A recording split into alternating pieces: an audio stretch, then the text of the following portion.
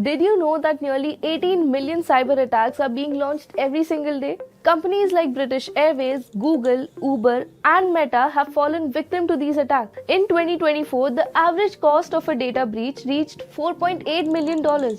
That's how expensive a single breach can be for businesses.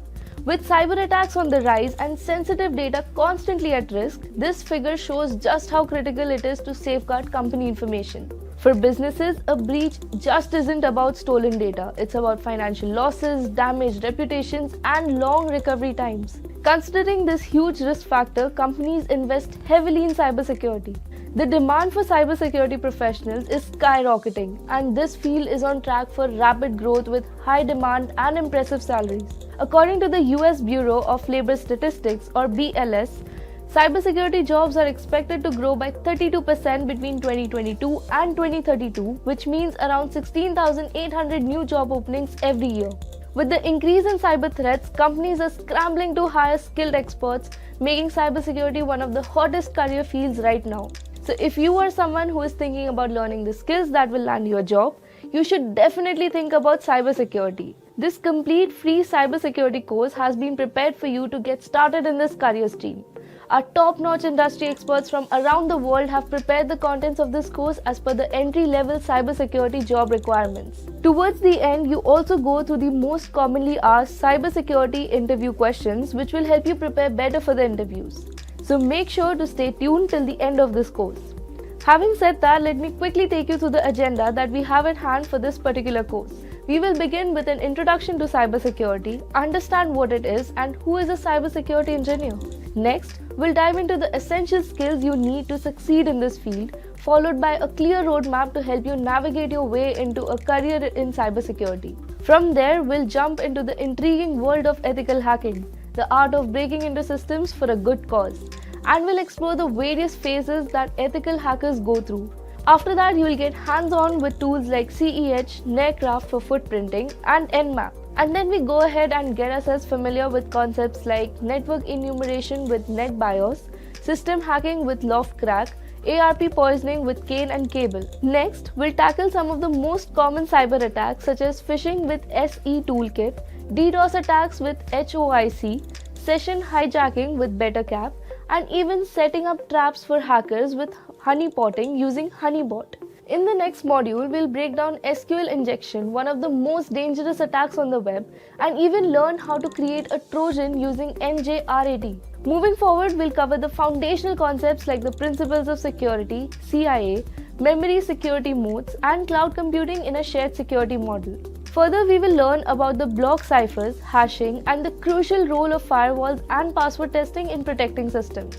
Finally, we'll wrap things up by looking at the programming languages you need to master and some common interview questions you might face.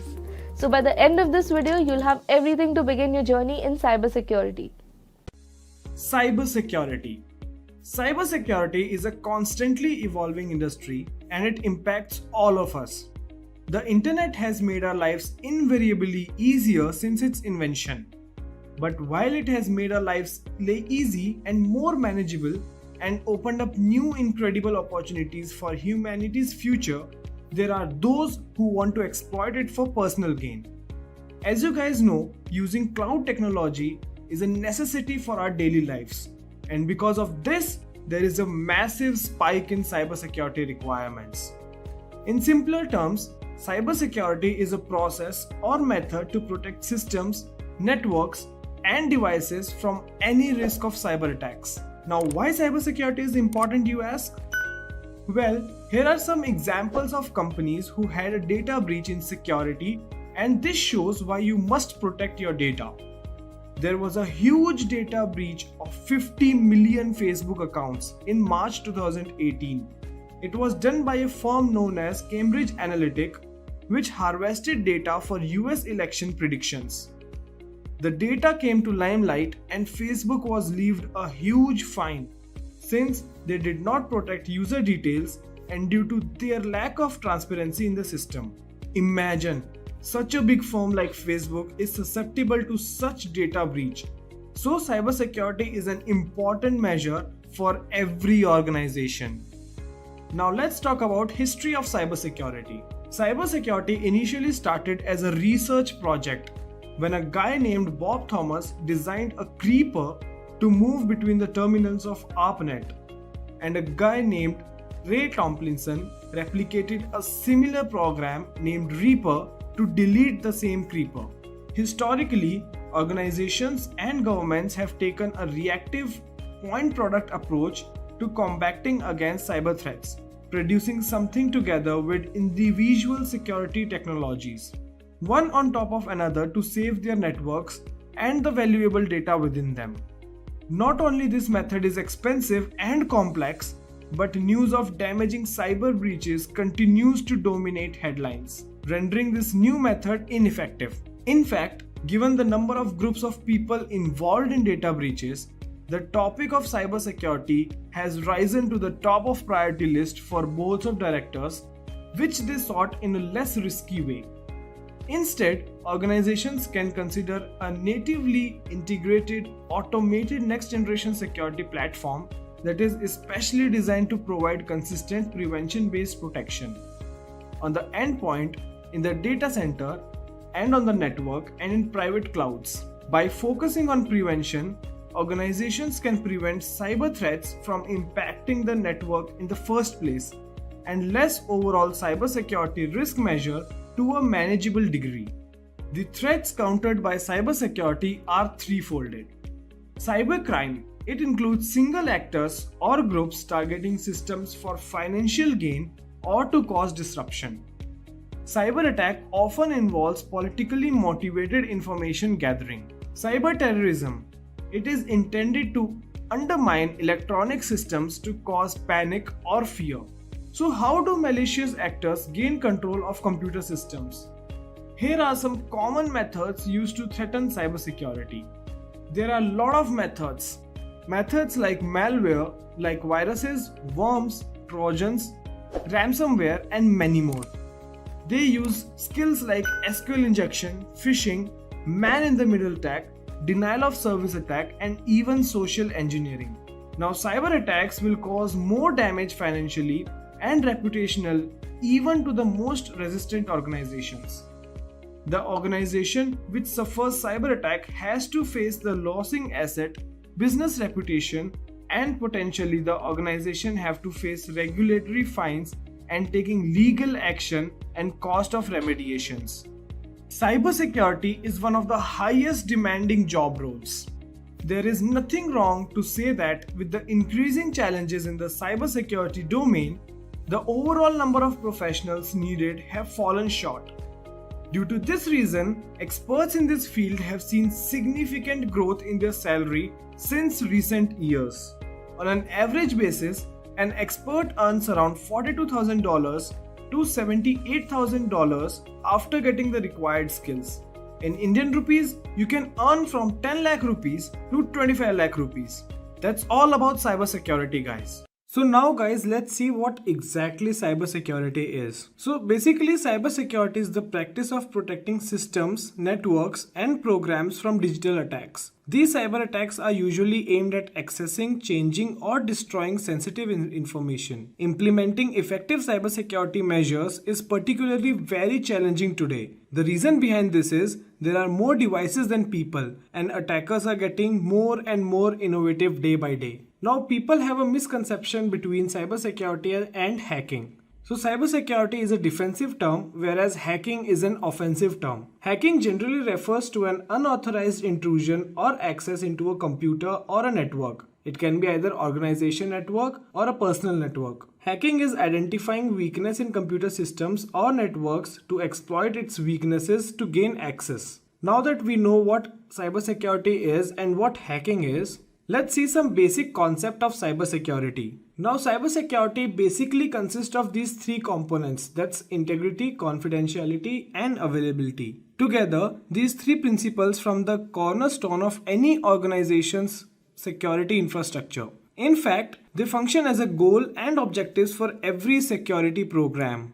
Let's have a quick quiz question, guys, and the question we have here is the common name for the crime of password stealing is called --.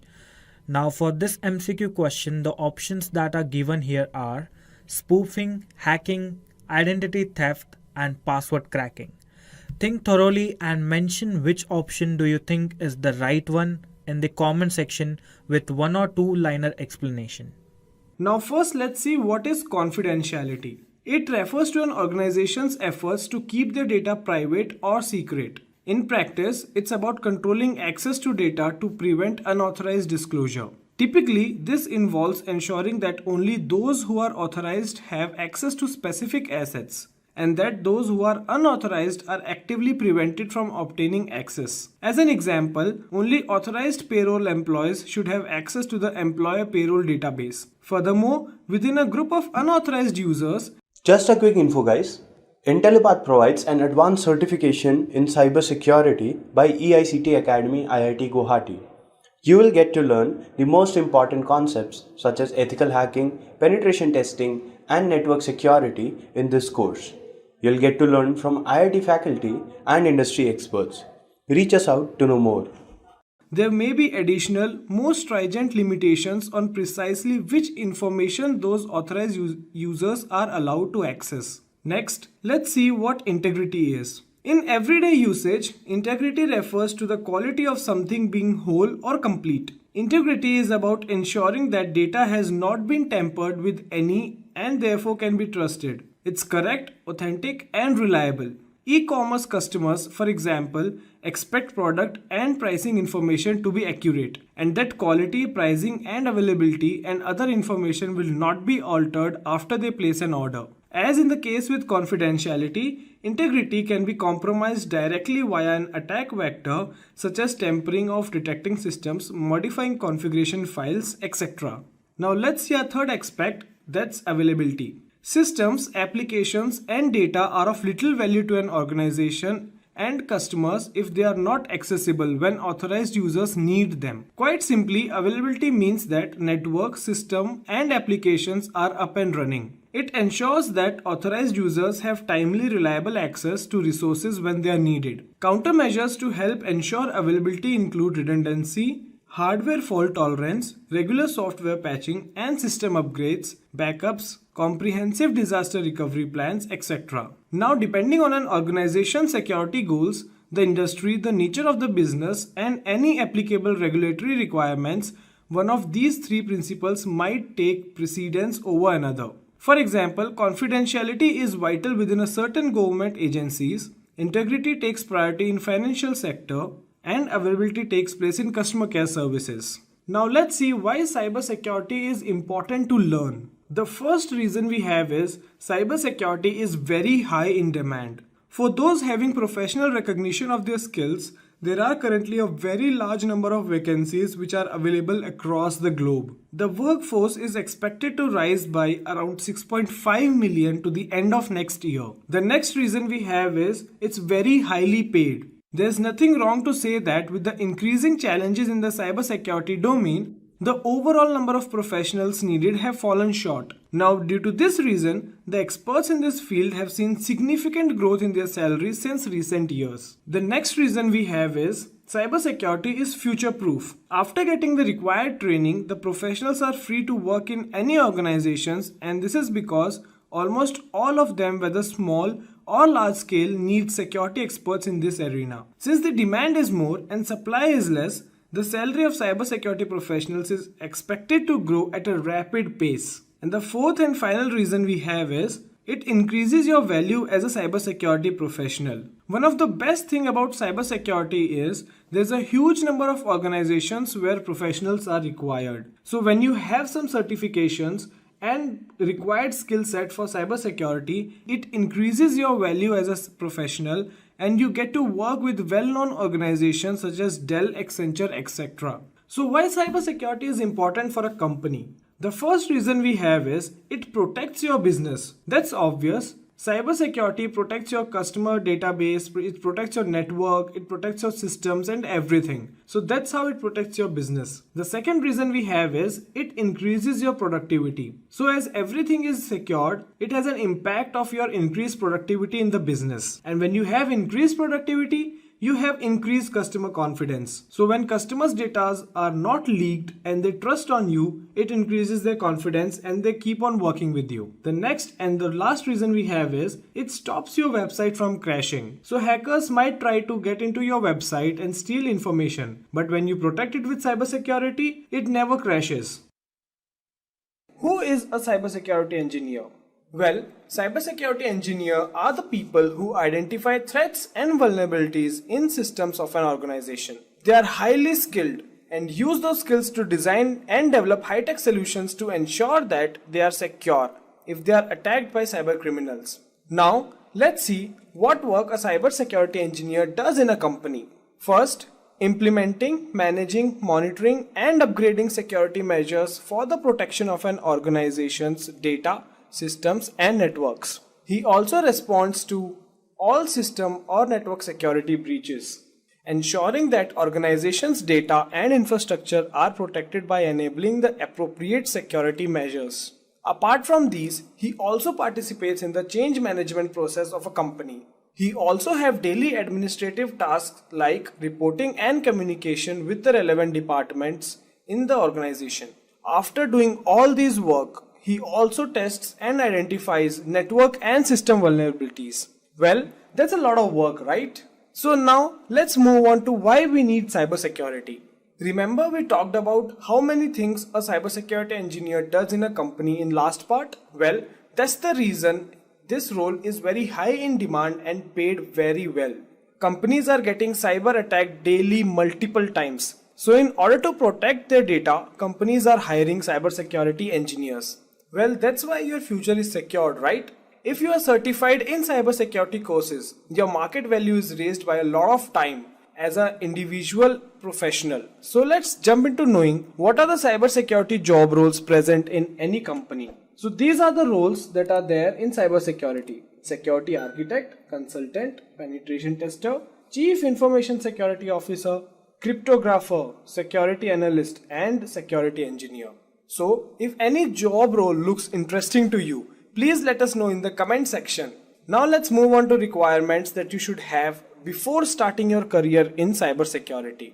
First, let me show you what companies require from the job roles of cybersecurity engineer. IBM is hiring for cybersecurity analyst. The candidate should have the knowledge of firewalls, IDS, IPS, security incident and event management. And even the languages that you require are also mentioned over there. The certifications that you have to do, CISSP, OSCP or any other technical certifications are also a requirement for cybersecurity analyst. You should also know the different models that companies run against cyber attacks. Now let's see one more company. Deloitte. Deloitte has a requirement for an experienced professional with 3 to 4 years of experience. We even see ARP security as well. The candidate must have the knowledge of models and tools that are shown. In addition, you must have experience in performing segregation of duties and mitigation risks. And you even have to work with the information security and risk management teams. Now that you have seen companies' requirements, let me summarize what companies are looking for. So, the first and most important requirement is you must have a graduate degree in computer science or cyber security or information science or any related field. Apart from these, you should understand the architecture, administration and management of operating systems like Linux, Windows, Mac, etc. You should be very good at vulnerability testing. It is a process that detects and classifies security loopholes in the infrastructure. You should also know basic networking like routers and switches. In other words, get to know and love things like firewalls and network load balancers. This also need to understand more common programming languages including C, C++, disassemblers, assembly language and scripting languages like PHP, Perl or Shell. Now these are the most famous tools about which you should have knowledge. Wireshark, Metasploit and Nmap are tools for Kali Linux used for testing and scanning. MySQL is a database language that will be helpful to understand data storage and how to secure it. Now we come to a phase where you will get to know how to kickstart your career in cybersecurity field. Now there are two main certifications that are required to get into cybersecurity. First, Certified Ethical Hacker, that is for beginners, and second, CCSP, that's Certified Cloud Security Professional for Advanced Professionals. We will look into these certifications one by one. CEH course is provided by EC Council. To start your career in cybersecurity, you have to write this certification. This course will teach you the latest hacking tools, techniques, and methodologies used by hackers and information security professionals to lawfully hack an organization. It's a 4-hour MCQ exam, and if you want to increase your value even higher, you can attempt for CEH practical exam. That's for 6 hours as well. And when you clear both of them, you will earn a CEH master degree. Now these are the job roles that you get after you do the certification. Now you notice that these are just the level 1 job roles that you get. When you are new to this technology, you will get basic job roles. You will get promotions and new job roles as you move up the ladder in a company. Now we have CCSP, that is for professionals. A CCSP applies information security expertise to a cloud computing environment. It also demonstrates competence in cloud security architecture, design, and operations. Now for this, candidates must have experience of 5 years into information technology or any other related field. Now if you have experience in other fields except this, then you are not qualified to get a certification in this. And these are the job roles that you have after you do these certifications.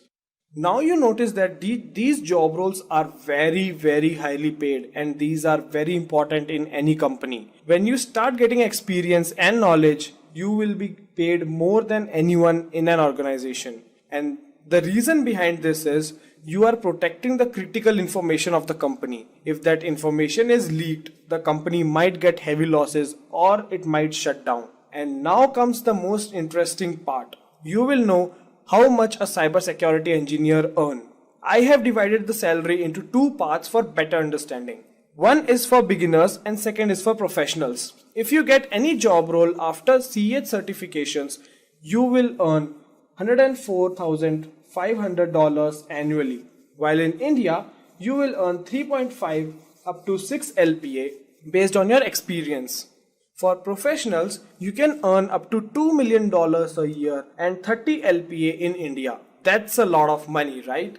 One more interesting thing is, these are the companies that are hiring for cybersecurity engineers. All these companies are very big, right? So getting a lot of money and working in such big companies really gets you excited. Most of you out there want to become a cybersecurity expert, but are not certain that what skills to learn or where to begin. These top skills will assist you in getting a good start in your cybersecurity career. So let us have a look one by one. The first skill on the list is computer networking and system administration, technical fundamentals. The third skill is cloud security, and the fourth skill is network security control, and the fifth one is operating systems. So let us dive further and look into these skills in detail. First one is networking and system administration. Computer networking is the most important skill to have in cybersecurity because it is the internet's backbone. To begin a career in cybersecurity, one needs to gain extensive expertise in computer networking. Let us know what is a network. A network is a group of connected devices. It is an approach done that understands how data between these devices is transmitted, transferred, and received. You need to understand and know various routing protocols and models such as TCP, IP, and OSI. Learning networking helps you to understand the technical aspects of data transmission that instead help you secure your information and personal data. For a strong networking basis, security certifications such as Security Plus and Cisco are the skills you can use to master the management of your networking system. The second skill we'll talk about is coding or technical fundamentals. C, C++, Python, SQL and JavaScript are the best programming languages to make your cybersecurity career worthwhile. Coding is one of the technical skills required for cybersecurity. To have a colorful career in cybersecurity, technical expertise is deemed necessary. You may be wondering if coding is vital to become a cybersecurity professional. Most cybersecurity professionals do not have or require code skills, but the knowledge of zero codings can limit your chances in the future. Knowing some languages in programming will help you identify the plan behind an attack and defend yourself against deadly hacking techniques. The first programming language you should master on is C++. C++ plays an important role as this is low-level programming language that have access on hardware and low-level IT infrastructure, which are most often vulnerable to hacking techniques. The second programming language is C. C is also known as the mother of other programming languages, and it is also a low-level fast programming language. It helps in gaining low-level access to memory and system process. Many security experts use C to simulate library hijacking attacks. The third language you should master on is SQL. Sql injection is a code injection technique used to attack data-driven applications. By knowing SQL, one can defend and overcome SQL injection attack. The other programming language is Python. Python is an advantageous programming language for cybersecurity because it can perform malware analysis, scanning, and penetration testing functions. Java is another high-level programming language that adds interactivity to web pages. A good advantage of knowing Java is that you can prevent cross-site scripting attacks from occurring. You can't lock yourself into one programming language in cybersecurity, and it is advisable to master a couple of programming languages. So the third skill on our list is cloud security. In the next few years, there will be a greater demand for cybersecurity specialists with cloud security abilities. Companies are on the lookout for security experts who have a basic knowledge of AWS and Azure, since these two are cloud-related techniques. Cloud security is the protection of data stored online via cloud computing platform from theft, leakage, and deletion. Now let us see Amazon Web how exactly AWS and Azure will help us in cloud security. Cloud security at AWS is the highest priority.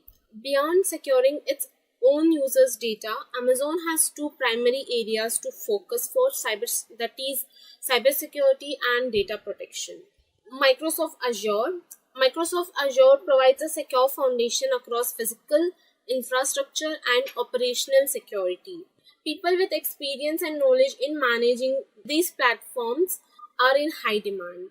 The fourth skill is knowledge of operating systems and virtual machines. The cybersecurity expertise must have a thorough understanding of multiple operating systems.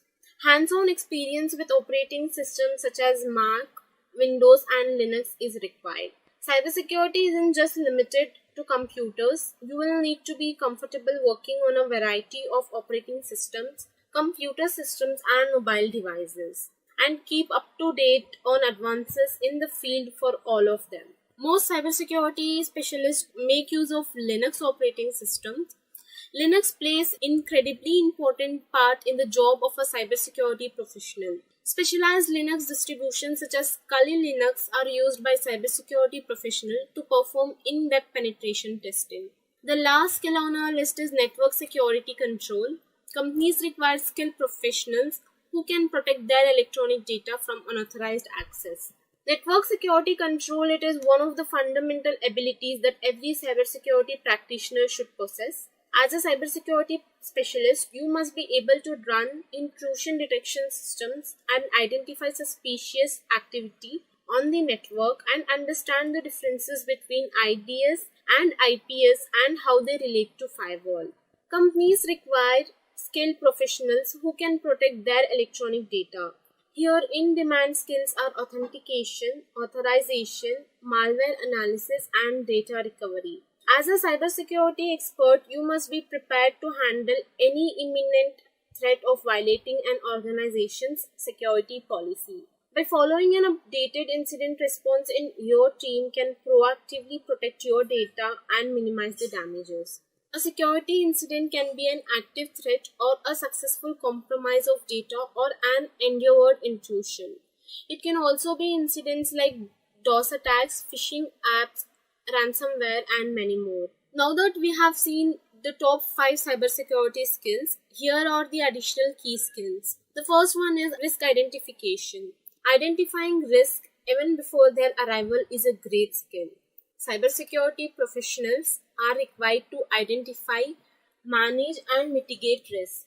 Risk management and mitigation is a skill set that is going to be highly in demand in the coming years. Blended with technical expertise and experience in cybersecurity, it helps them identify the most severe threats to their companies, and they can assign fewer resources successfully to provide the highest possible level of security. The second skill you must master on is DevOps. Having an understanding of DevOps helps a lot in cybersecurity. Organizations are seeking to add security considerations into the application design and development phase to ensure more secure apps. That requires security people with development and operation knowledge and experience. You must also have interpersonal skills. The cybersecurity function has become not only more critical with the rise of digital economy, it has become more prominent as well. That puts cybersecurity professionals in front of the C-suite, board members, and employees with greater frequency. So they must be able to collaborate, communicate, and consult with these various stakeholders. Communication is a key skill in cybersecurity. Introduction to ethical hacking. Now, before we actually get to all of that, we need to understand what hacking is, right? So, hacking by definition is defined as gaining unauthorized access to a computer, system, or a network. So, basically getting into some place where you don't have access by some illegal means or offhand means. And then to understand that diagrammatically, if you're a hacker and there's a target system that you need to hack, there will always be security measures in today's world placed between you and the target system. So you have two choices. The first way would be to bypass those security measures, and the second way would be crack those security measures. So that is how hackers operate all around the world. There are types of hackers, obviously. Not all hacking is illegal and unauthorized. So firstly, we have the black hat hacker. Now, the black hat hacker is a malicious hacker. This hacker could be after your money, could be after disrupting your day-to-day operations, or just in general, he means ill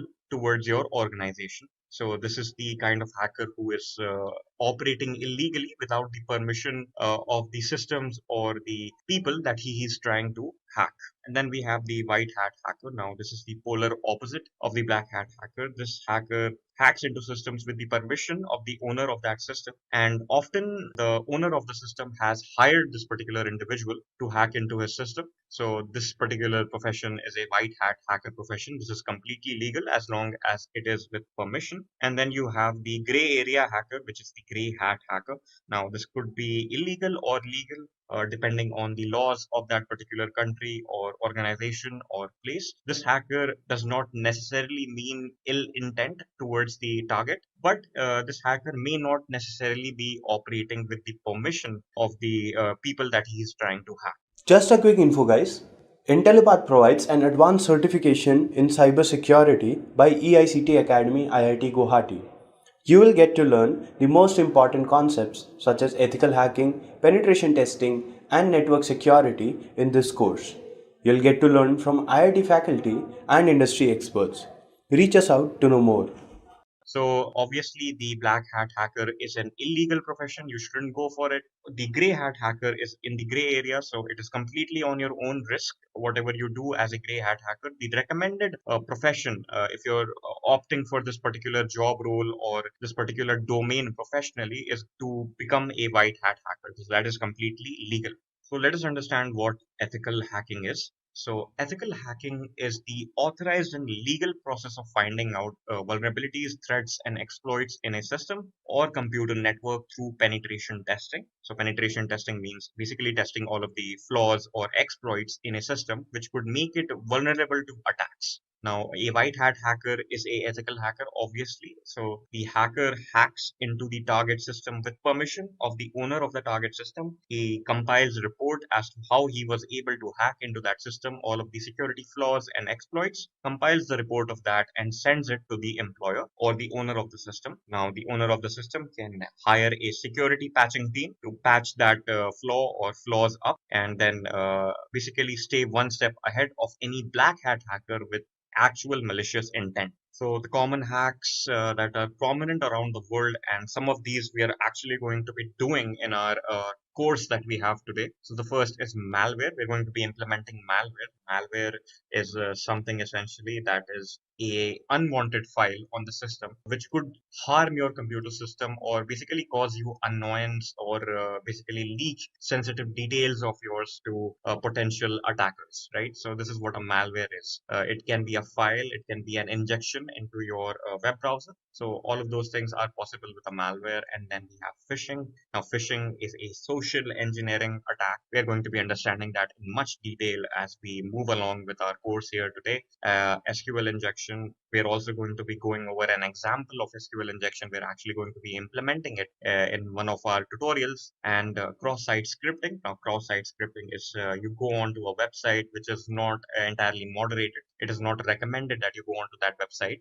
It is not a popular website. It's a very niche website. You go onto that, and then there's some pop-up, then there's some JavaScript that is running on that. So JavaScript is essentially an executable. So anything executable that runs on your web browser can potentially harm your system if it's not properly mitigated, or if your system is not properly protected against those sort of things, right? Because your web browser runs JavaScript code. So it's important that JavaScript code is not malicious, right? So whenever that code is malicious, that is called cross-site scripting. So it affects you on the client side, it runs on your browser, and it might affect your system in a harmful way. Then we have denial of service. Now, this is something we're going to be discussing here today. It's essentially when you attack a system in such a way that it is rendered useless for other consumers or users of that system. So essentially denying them service, right? And then there's the man in the middle. Now, man in the middle is somebody sends a message to somebody, right? And it is a encrypted format, or it may be non-encrypted as well, which is not recommended, by the way. So the man in the middle will basically take that message in between the path that it is traveling from the sender to the recipient, understands the meaning of that message, and then sends it or lets it go to the recipient. So basically, it was meant for only the recipient. The man in the middle got access to the confidentiality in that message. So these are the most common hacks that are prominent today, right? So we're going to be going over some of these in our tutorial as well. So there are phases involved in ethical hacking. So obviously anything has a process, right? So there are processes involved in a complex hacking sort of routine. So if the ethical hacker is trying to properly hack into a system, not just ethical hacker, any hacker essentially, he has to go through a method, right? But it is entirely recommended for an ethical hacker because he has to go through these methods to find out if any security vulnerabilities are in the system. So he has to follow all of these steps before he actually, generates a report or sends the details back to his employer. So firstly, there is a reconnaissance. Reconnaissance is exactly what it seems to be. It is also called as footprinting. This phase is dedicated to collecting information about the target, right? So this could be information pertaining to the people who are the target, could be information pertaining to the host system, which is the target system, or it could be information pertaining to the network where the systems or the people are running their computers, right? So gathering information as to the specifics of these particular things, like all of the details, all of the complex details that could be basically used to guess their passwords or used to guess their credentials, is called a reconnaissance. To basically understand what you're trying to hack into, basically understand the entire layout of the situation. And then you have scanning. Now, scanning is the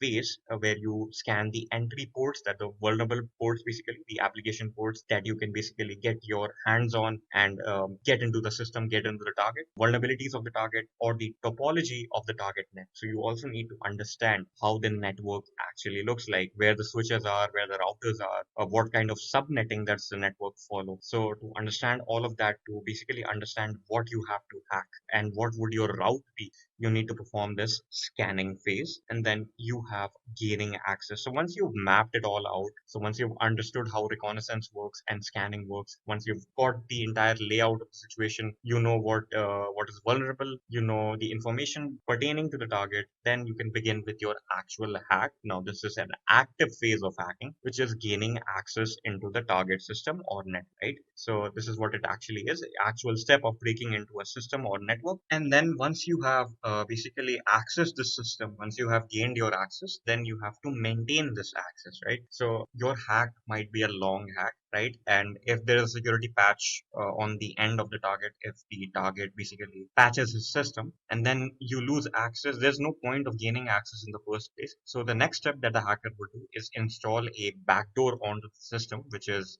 basically a point of re-entry. So even if the target system is patched up or updated, you still have the privileges to access that system because you've installed this little backdoor script or backdoor tool onto the target system. So you have permanent access to that system essentially until you get caught or somebody actually sees the backdoor in operation. And then finally, once you have finished your hack, it is essentially important for any hacker to avoid security liabilities. So the last step would be to clear the tracks of how you were able to hack. So it is also the job of an ethical hacker to ensure if he can successfully clear his track, right? So the job of the ethical hacker is also to basically ensure that if he is able to clear his tracks, he should basically write that down in his report that he was able to do it via this means, and then the security team can essentially ensure that an actual attacker cannot get away with that. So that is what clearing tracks, wiping any traces of your intrusion or hack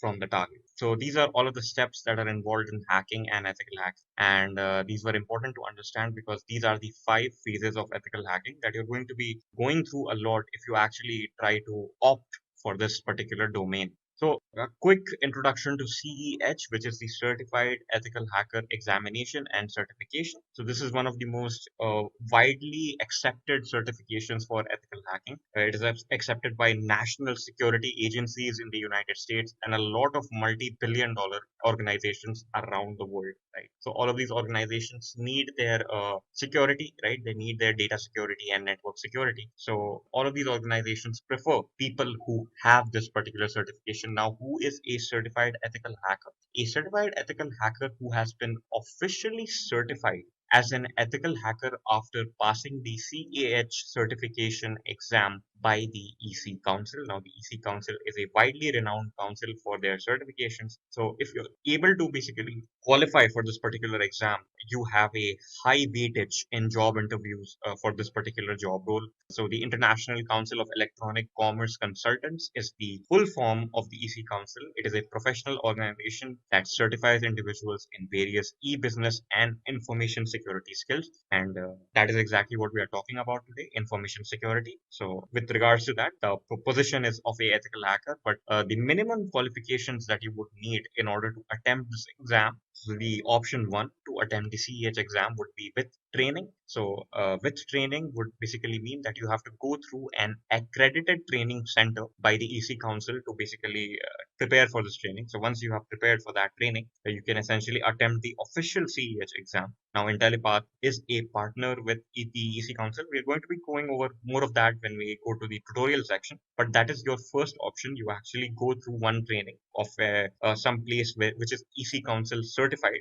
to basically attempt your CEH examination. The second option is without training. Now, without training would mean that you would need to have a minimum of 2 years of work experience in the information security domain, and this particular experience should be certifiable. So, you should have a proof that you have actually worked 2 years in the information security domain. That also makes you eligible for the CEH exam, right? So these are the 2 ways you can go about that. So what are the job roles that you can get after you've successfully completed your examination? You've passed it. So the first is the most basic one, the most common one actually, which is the cybersecurity analyst. This is also called the information security analyst. The job of this particular person is to basically list down all of the security flaws and basically have an entire view of the security architecture of an organization, particularly the organization that he is working for. That is the job of the cybersecurity analyst to analyze all of those things. The second is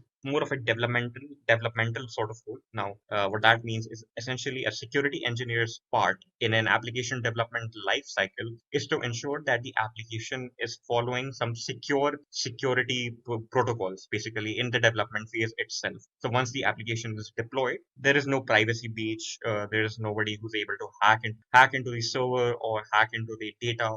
Basically, all of that. So, for instance, the job of the security engineer would be to ensure that the application is not susceptible to SQL injection attacks. So that is one of the things. And then finally, there is the penetration tester. Now, this is the exact job of an ethical hacker. Now, the only job that this particular person has is to hack into his own employer's system and generate a report for that. He doesn't have to concern himself with any of the security attributes.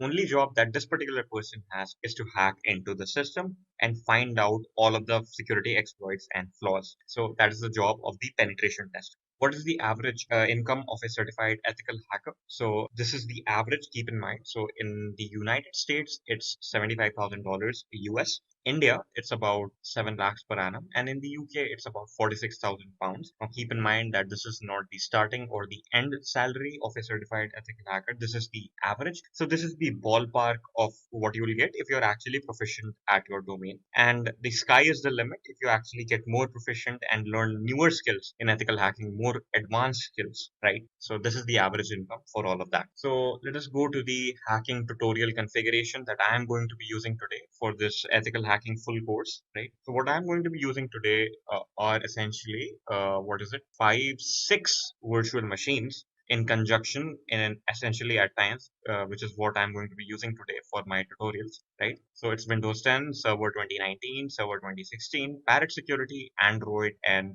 occasionally Kali Linux as well. So these upcoming tutorials have been executed on virtual machines. Now keep in mind, Parrot Security and Kali Linux are essentially the same thing, right? They are different operating systems, definitely, but they basically achieve the same thing when it comes to security domain, the information security domain. So what I'm going to be using today, because I cannot obviously run all of these virtual machines together simultaneously because my computer does not have those many resources. I only have 4 gigabytes of RAM. And to run all of these things together would mean that I would have to have a lot of computer resources. So I'm not going to be running them locally. So if you opt for a accredited training, essentially, if you opt for an accredited training for the CH certification exam, you get access to the EC Council iLabs, right? So I'm going to be explaining to you how that works in a bit. So since Intellipaat has partnered up with the EC Council, if you opt for the accredited training for the CEH certification exam at Intellipaat, you get access to iLabs, which is a cloud platform where you get all of these virtual machines already running without you having to actually run them on your own system, right? So this is basically what that is. You can complete your lab exercises and essentially practice on these cloud systems. So let's talk about iLabs for a second. iLabs is this really convenient utility that basically the EC Council provides to you as part of the package if you decide to opt for Intellipaat's CEH certification training. Now, instead of running all of these virtual machines that I talked about a little bit earlier on, like Windows Server 2019, Windows 10, Windows 2016, and your Linux and Android virtual machines all at once, it is really infeasible for any normal user grade computer to run all of those virtual machines together. So, what the EC Council provides to you is all of these virtual machines on cloud running simultaneously. So the advantage that you get with that is incredibly fast performance, and you can do all of your practice on this cloud environment, complete all of your practicals. So these are the practicals that would be part of the CEH V11 course. So these are all of the modules that you're going to be doing. These include a plethora of tools in a plethora of ways in which you can penetration test and test security vulnerabilities and hack into the systems to basically complete your course in ethical hacking. So I'll just show one of these particular implements by launching them and showing you how that works. So if I launch one of these, you can see that it checks the browser capabilities and just starts up all of the cloud virtual machines. It says it will be ready in about 1 minute 30 seconds. So let's wait. So after it opens up, this is what you sort of get, right? So you can see on the top, I have Windows 10 selected currently. If I click on that, you can see that there are other operating systems available as well. So all of these operating systems are currently running, currently active, and then you can experiment with all of these in a sort of environment, in a network environment, because you can find all of these. You can ping one operating system device from another operating system device. So that is the advantage that you get. So you can test all of your hacking implements, right? So this is the advantage of iLabs. So the most of these tutorials that I'm going to be doing today is going to be performed on iLabs, except some. But most of these have been feasible only because I have been using iLabs and I have a 4 GB computer. So first tutorial, footprinting with Nercraft. We discussed earlier on that the first phase is footprint. Understand one of the tools that helps us achieve that. So Nercraft is a provider of cybersecurity disruption services across a range of industries. The company provides web server and web hosting market share analysis, including web server and operating system detection. Now, keep the last line in mind because I'm going to be showing you exactly how that works. So essentially, Netcraft is a service, right? So you can either opt for the premium applications of the service to protect your organization against cybercrime, right? The second way is to actually use this particular website to understand how vulnerable is your website, right? So if you type in a website name in the little utility that Netcraft gives you, if you go to netcraft.com and type in a little name, right, for the website that you're trying to basically get the information out of, footprint that website essentially. So if you type the website name, you'll get all of the servers that are basically operating for that website. You can get all of the subdomains of that website and the parent organization of that website, the owner of that particular domain. So to basically track all of those things down, you can essentially enter the website name and the netcraft.com web browser. That is the utility of this. Now, this helps because you can get some personal information out of it. You can understand the location of the servers, and all throughout, you can get a layout. You can get a layout of how this entire organization is operating and how the web application is working. So, when you actually try to plan out your hack, you can keep all of those things in mind and then accordingly implement or script or basically go on with your hack. And the key draw factor of Netcraft is you can gauge the operating systems which are essentially running on the servers, right? So the website is hosted on servers and you can understand which operating systems are running on those particular servers.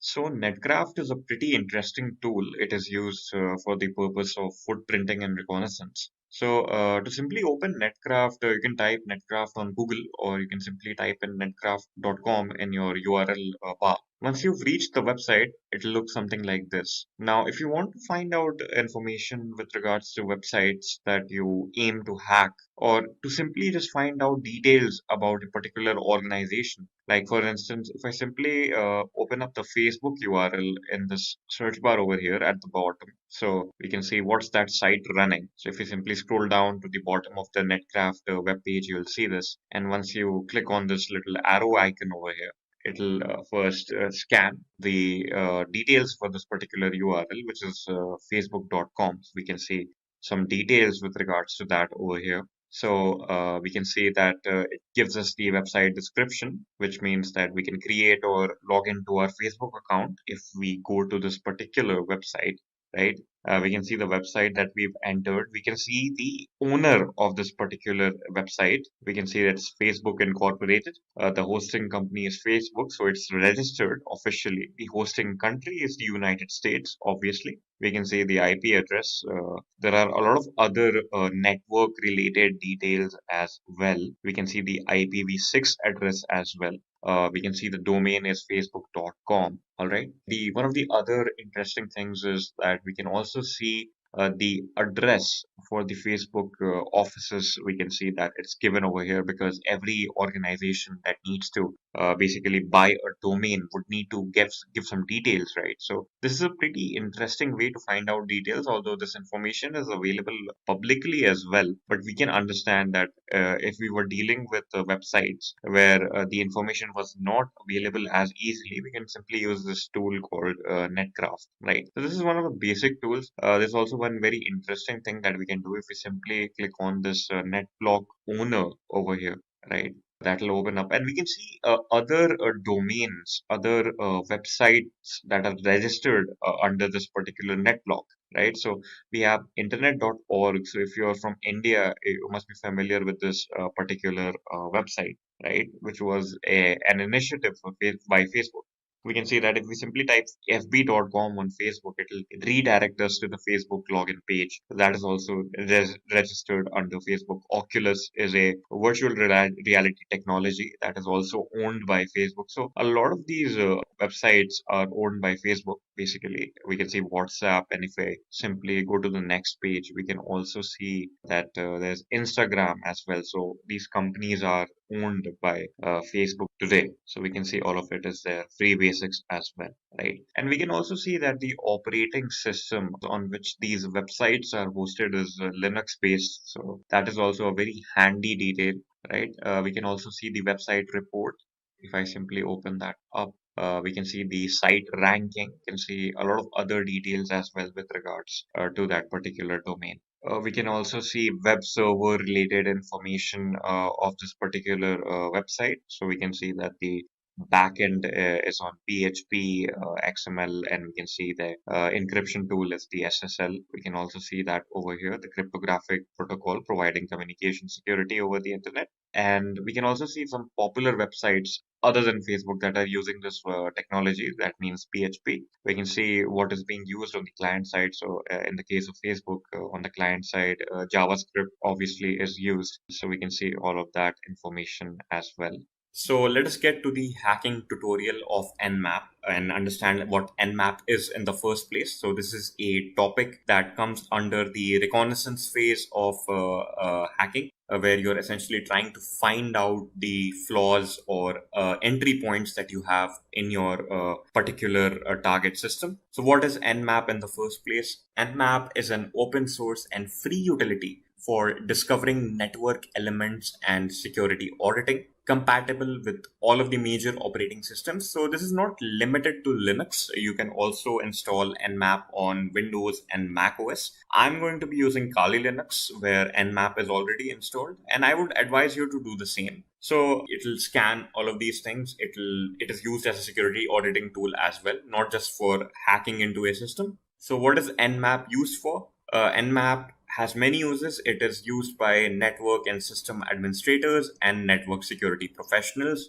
for various purposes. So it's used for network inventory to understand what elements are there in your particular network, to understand the topology of the network. It is used for that, and to understand if any unknown devices are present within your network as well. So that comes under intrusion detection. So when you're doing the network inventory, if you see something that is unknown, so that is definitely an intruder. Or you can do host monitoring with it. You can see what all services are running on the host system or the systems that are available on the network. You have service upgrade scheduling. So you can also see the versions of the services that are running on these host systems. So you can upgrade your services according to that and schedule them. And you have your service uptime. Now this alludes to how long have the services been running. You can also keep track of that as well. So what is the workflow of Nmap? So Nmap works in the simple request response basis. So Nmap sends out raw IP packets across a network to perform host discovery and get host related information like the services that the host is offering, the host's operating system, and a dozen more characteristics. So IP packets are sent out to all of the hosts that are available in the IP range in your network. And then after the IP packets are received by these hosts, they will send responses back, and that in turn will tell you all of the services that are available on these host systems. And you can then plan your hack or your security analysis accordingly. So let us now get to the hands-on section. So what we have here are two Linux-based operating within a virtual network that I have created. So currently I have a Windows system, and on top of the Windows system, I'm using virtual machine or VMwares to basically create these two Linux instances. So as we can see, the first instance is a Kali instance. So this is Kali Linux, and Nmap is pre-installed on Kali Linux. So we don't have to worry about installing it or anything. And on the second Linux instance, we can see that we have our Metasploitable 2 Linux. So this is the system that we are going to be hacking, right? So firstly, let us get some background information first before we actually start using Nmap. So let us see the IP of the Metasploitable Linux. So I'll simply type in ifconfig and press enter. So we can see the IP address within this virtual network of this Metasploitable 2 Linux is 192.168.160. So I'll just show you guys. If you simply see over here, you can see the IP, that is that 192.168.160. So that is the IP address of our Metasploitable 2 Linux instance. So let's first run the most basic command that Nmap provides to you. So let us just simply type in Nmap and the IP address of the target system. So 192.168.1.60, and I'll press enter. So it will start a scan and it will basically tell me whatever TCP ports are open on my target system and what services are those particular ports corresponding to. So as we can see, we have our scan report for our IP address, which is 192.168.160, which is of the target system. And we can see all of the ports that are open with all of the services that the ports are corresponding to. See now, if you want a really verbose output, as in output in much detail, as opposed to the one that we just got, you can simply add in a switch in your command. So if I simply type in clear the screen up, bring up the previous statement again, and just simply add a -v over here. It will give us the output in much detail, and I press enter. Then we can see that there are much more details associated to our output. So we're getting essentially the same thing with all of the ports which are open being informed to us. It also mentions the IP address where the ports are available, right? And on the bottom, we can see there are some other details available as well, which was the previous form of output that we got. So we can see how convenient it can get when we are using Nmap to basically map out the entire configuration and all of the services that are open on the target system. So let us do something new now. Alongside finding all of the open ports in our target system, let us also find the operating system of our target system. So for that, simply type in Nmap, give in the O switch. So I'll type in sudo before that, give in the O switch. And after you've given in the O switch, give the V switch again to get our normal information. And then give in the IP address 192.168.1.60. Press enter. So let us see now. We also have gotten the information about the Linux system that we are trying to get into. So if I simply scroll up, we'll look from the above. So firstly, we have all of the open ports that are available on the target system, right? We have our SIM scan for that. And next, we've initiated our OS detection as well. So once we've initiated that, the services are again shown, all of the open ports. We get the MAC address available for that particular target system. And then we can also see the Linux that is running on our target system as well, which is... Let's have a quick quiz question, guys. And the question that we have here is, instead of implementing single computer and its internet bandwidth, a -- utilizes various systems and their connections for flooding the target website. The options that we have here for this particular question are POS attack, DDoS attack, DOS attack, and denial of server attack. Think thoroughly and mention which option out of these 4 is the right one. Just a quick info, guys. Intellipaat provides an advanced certification in cybersecurity by EICT Academy IIT Guwahati. You will get to learn the most important concepts such as ethical hacking, penetration testing, and network security in this course. You'll get to learn from IIT faculty and industry experts. Reach us out to know more. Linux 2.6.9. We can see that raw data packets were sent, raw IP packets were sent to our target system as a request, and we got a response back as well.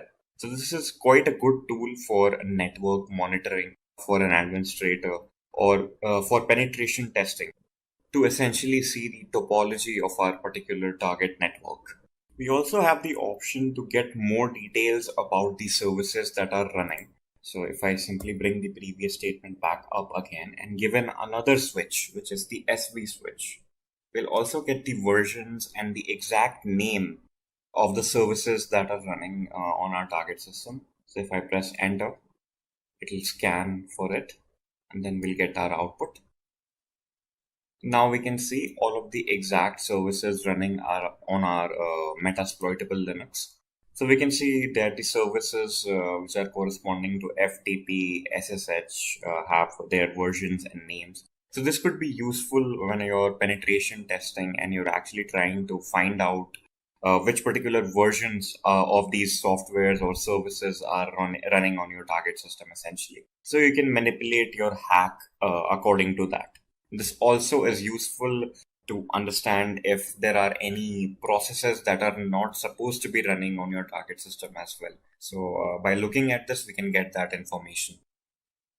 There are also options for you to get some details as well. Instead of getting these extensive details, we can also limit our output to a certain quantity. So for that, we'll simply type in firstly, just clear the screen up and simply type in sudo nmap. And let us just simply use a ping command, the nmap's version of ping command. So we'll basically send a raw data packet and get a response back with the basic information about our target host.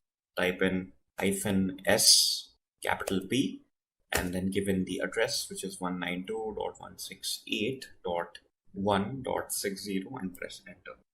Now we can see the MAC address associated to that target ping.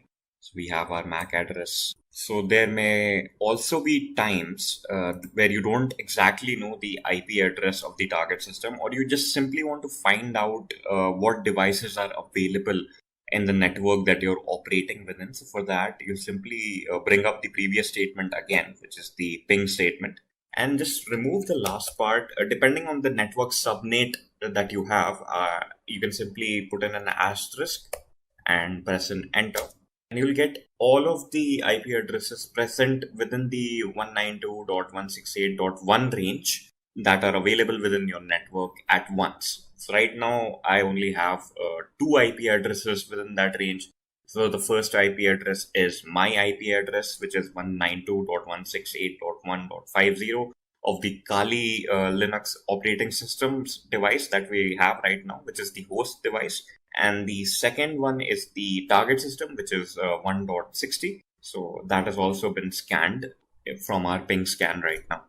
So what if there's a case where you want to find out what services are running on port 80 in all of the systems that are present within your network range? So for that, you can simply type in sudo nmap, given the option of -p80, so this will only scan the 80 port in all of the target systems. And then you can simply give in your IP range, which is 192.168.1. And when I press enter, it will give me what is available on port 80 on all of the systems in your network within this particular IP range. So as we can see for the IP address 192.168.160, we can see the HTTP service is open on port 80 on our target system. And for us as well on the host system, we also have the service of HTTP that is open. So port 80 is generally assigned to HTTP. So that is not a surprise. So we can understand from that this is working the way it is supposed to work. So let us look at another case where you have multiple ports that you want to scan. So for that, simply put in a comma after 80. So say if you want to scan the port 24, if you want to scan the port 28, 80, 80, 12, and simply press in enter after that. So this will basically scan all of the ports that I just mentioned. So we can see that the 24th port is closed, and it is basically reserved for private mail. And we can see that the 8080 is for the HTTP proxy, and our 80 again is for the HTTP.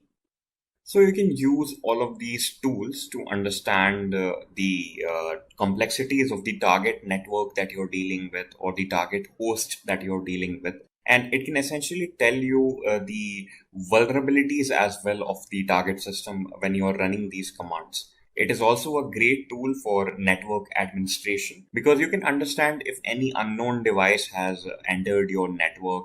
You can also understand what kind of services are running on that unknown device. So you can see that it is a very handy tool when we're dealing with hackers and attackers as such.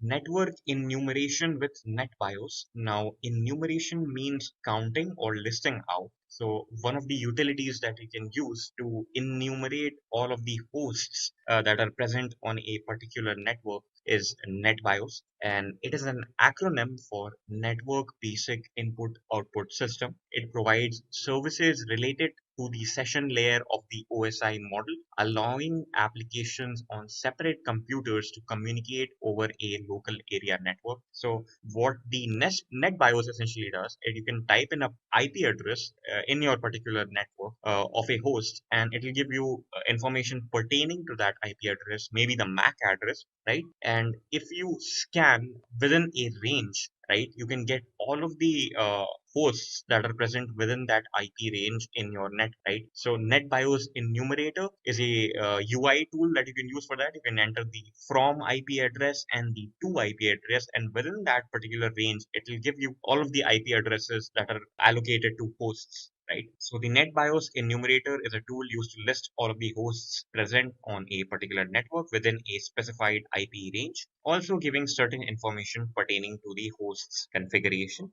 which include the username of that host. Say you log into your Windows computer, you enter a username. There's a username, and you enter the password for that. So it will give that information. The domain that your particular computer is registered to, the MAC, and the latency. So the MAC address and the latency, which means how long it takes for the target system to respond once the attacker system sends in the request, the ping essentially, for the latency. So let us understand how this works. So let us now understand how we can use the tool NetBIOS to perform network enumeration. So say you have multiple devices present on your network. How would you find out the information with regards to them? So simply open up your command prompt with administrative privileges if you're dealing with Windows computers, and then simply go to the terminal and type in nbt stat and given a hyphen a. This is the option which I'll explain later.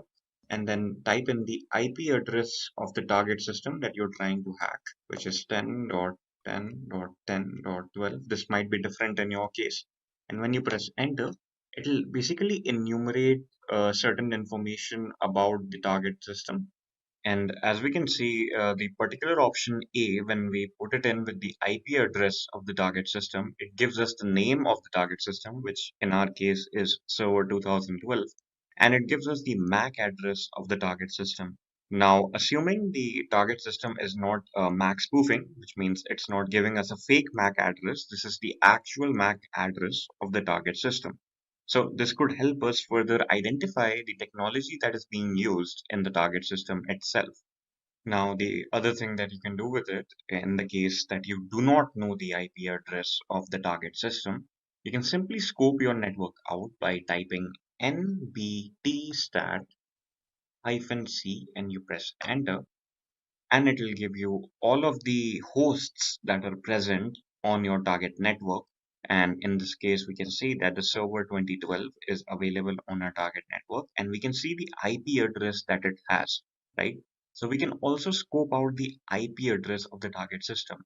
Now, the second step that we can do afterward is simply type in nbt stat and hyphen a, and given the IP address itself, and you press enter, then you can get further details about that particular host. There's another tool called the NetBIOS enumerator. In this, you can specify an IP range. For instance, if I specify something like 10.10.10.11 to 10.10.10.16, it will give me all the possible hosts that are available on this particular IP range if I simply go ahead and click on scan.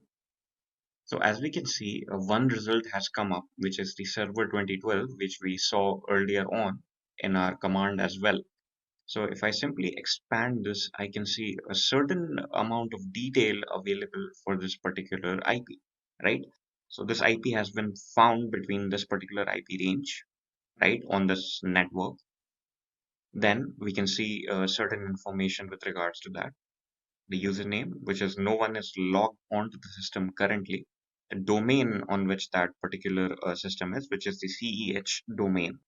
And as the name suggests, this is useful in enumerating the network, finding out all of the hosts that are present on the target network. Vulnerability analysis with Nessus. Now, Nessus is a tool. You can opt for the premium Nessus services, which is Nessus Professional, or you can go for the free version.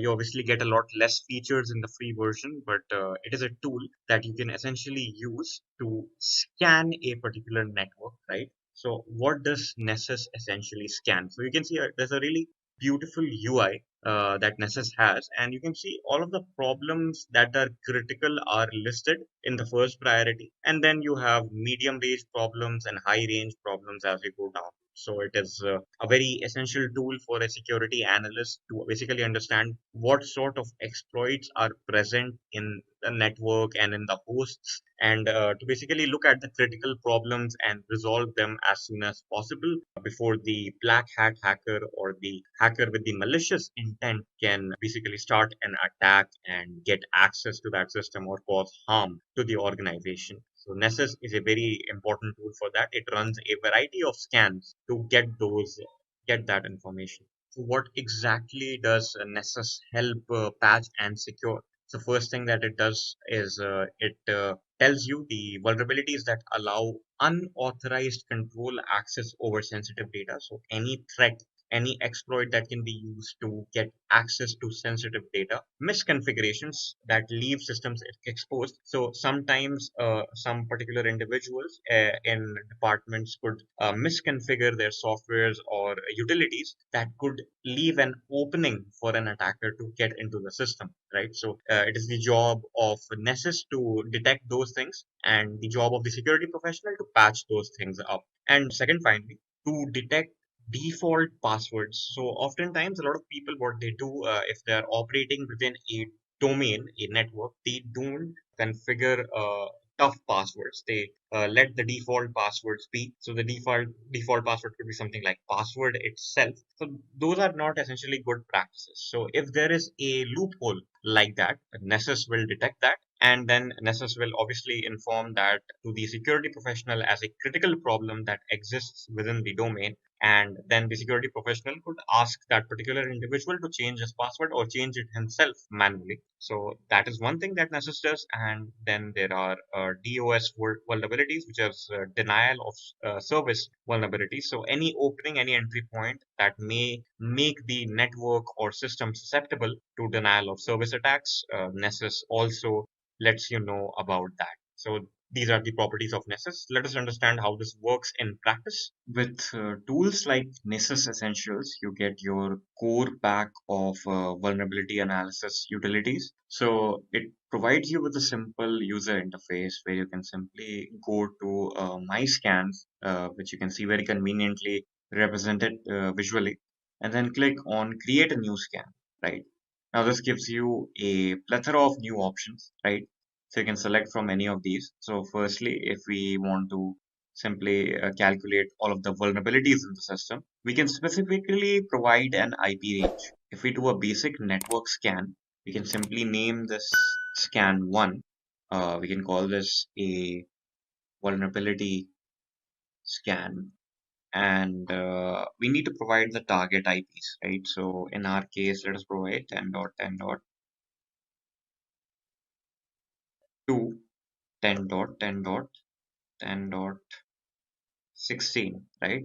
So within this IP range, which is 10.10.10.10 to 10.10.10.16, it will basically find all of the basic vulnerabilities. So if I simply click on save, right, and if I simply select this and click on launch, the scan will begin. So we can see that the scan is currently running. And after it has finished running, we'll see that icon over here.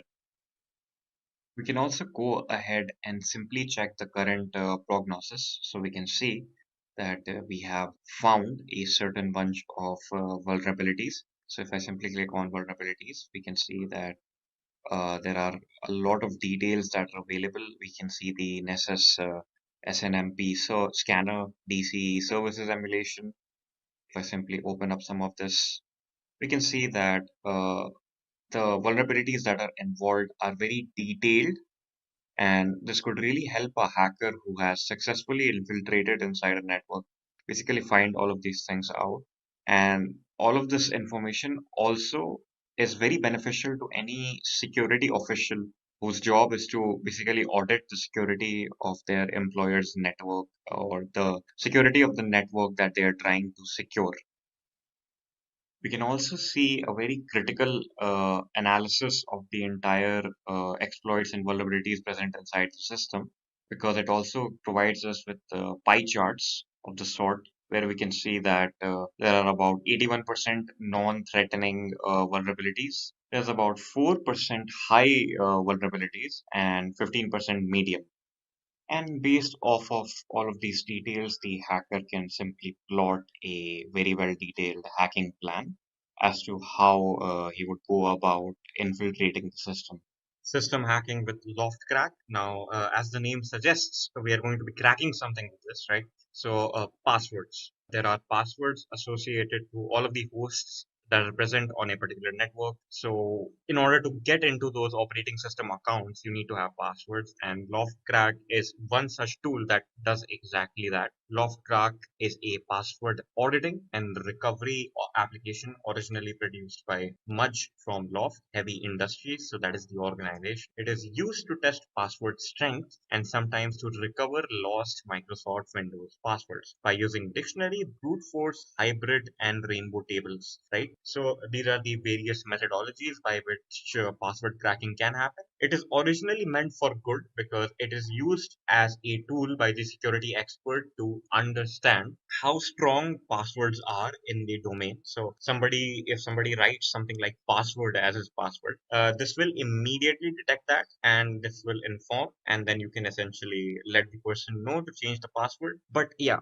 it also helps with recovering lost passwords because this is the tool for that. It uses a lot of methods to understand that. So dictionary method is one where there's a word list essentially, and the brute force attack will go through that word list and try various combinations of those words to guess the password. Then there's brute force, which means the system or the tool will essentially try combinations of all characters specified for that particular brute force attacks. So it's basically a permutation and combination attack where all of the possible combinations of those characters will be tried. So that is brute force. Then there's hybrid attacks, which is the combination of dictionary and brute force, where a lot of dictionary words can be jumbled up together to try those particular attacks. And then there's rainbow tables. So what does it do? Loftcrack retrieves the hash of a particular system logon. So there's hash files that are generated. What are hash files? Whenever you enter a password, the password is not entered into systems as plain text. So they are not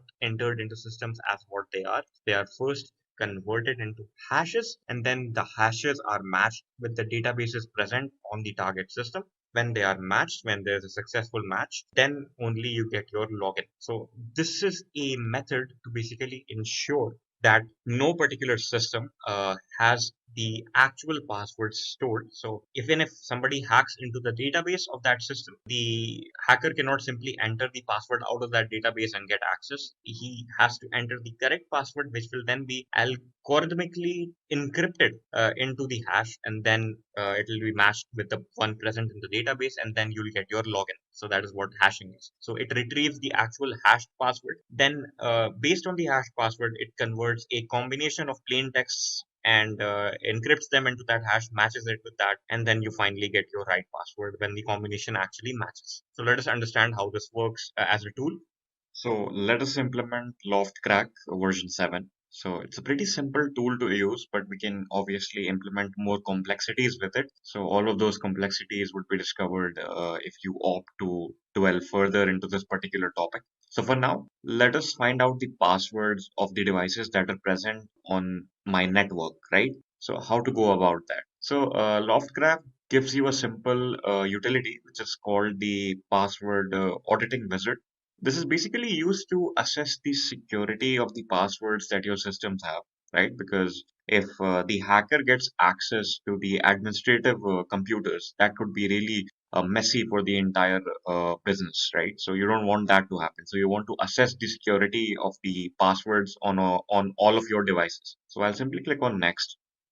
And then there are two options that I get. So one is for Linux and one is for Windows. So let us focus our hack currently on Windows systems. So we'll simply click Windows. We'll retrieve the password hashes from our Windows systems. And then I'll simply get a password hash. Now I can simply have a password dump from another tool such as this, a password auditing tool for that matter. Or I can simply use my own credentials, my own hashes from my own Windows system. For that, I'll simply click on the local machine. So I'll make sure I have administrative privileges so that I can actually use that. And once I have that option selected, I'll click on next. And then I'll simply use the use logged in user credentials instead of using specific user credentials because I am currently an administrator on the system, so I don't need specific user credentials.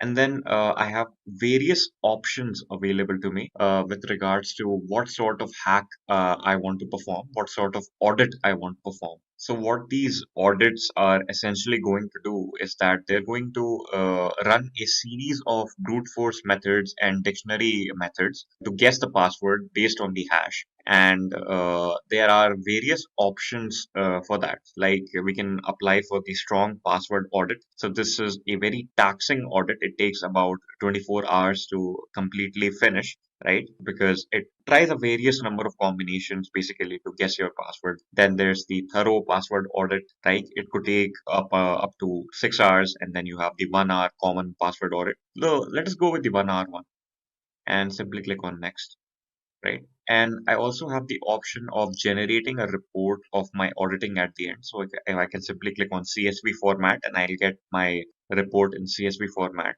in this particular location. I can simply specify that as well, right? And then I'll simply click on next. So once I click on next, it will basically give me the option to select when I want to run this particular audit. So I'll simply click on run this job immediately. And once I have that selected, I'll click on next. So it will give me all of the options to basically verify if I want to go with this. So you can check this, cross verify it, and then you can simply click on finish. So it will basically ask me for administrative privileges. So I'll click on yes. And it'll basically start running onto my network.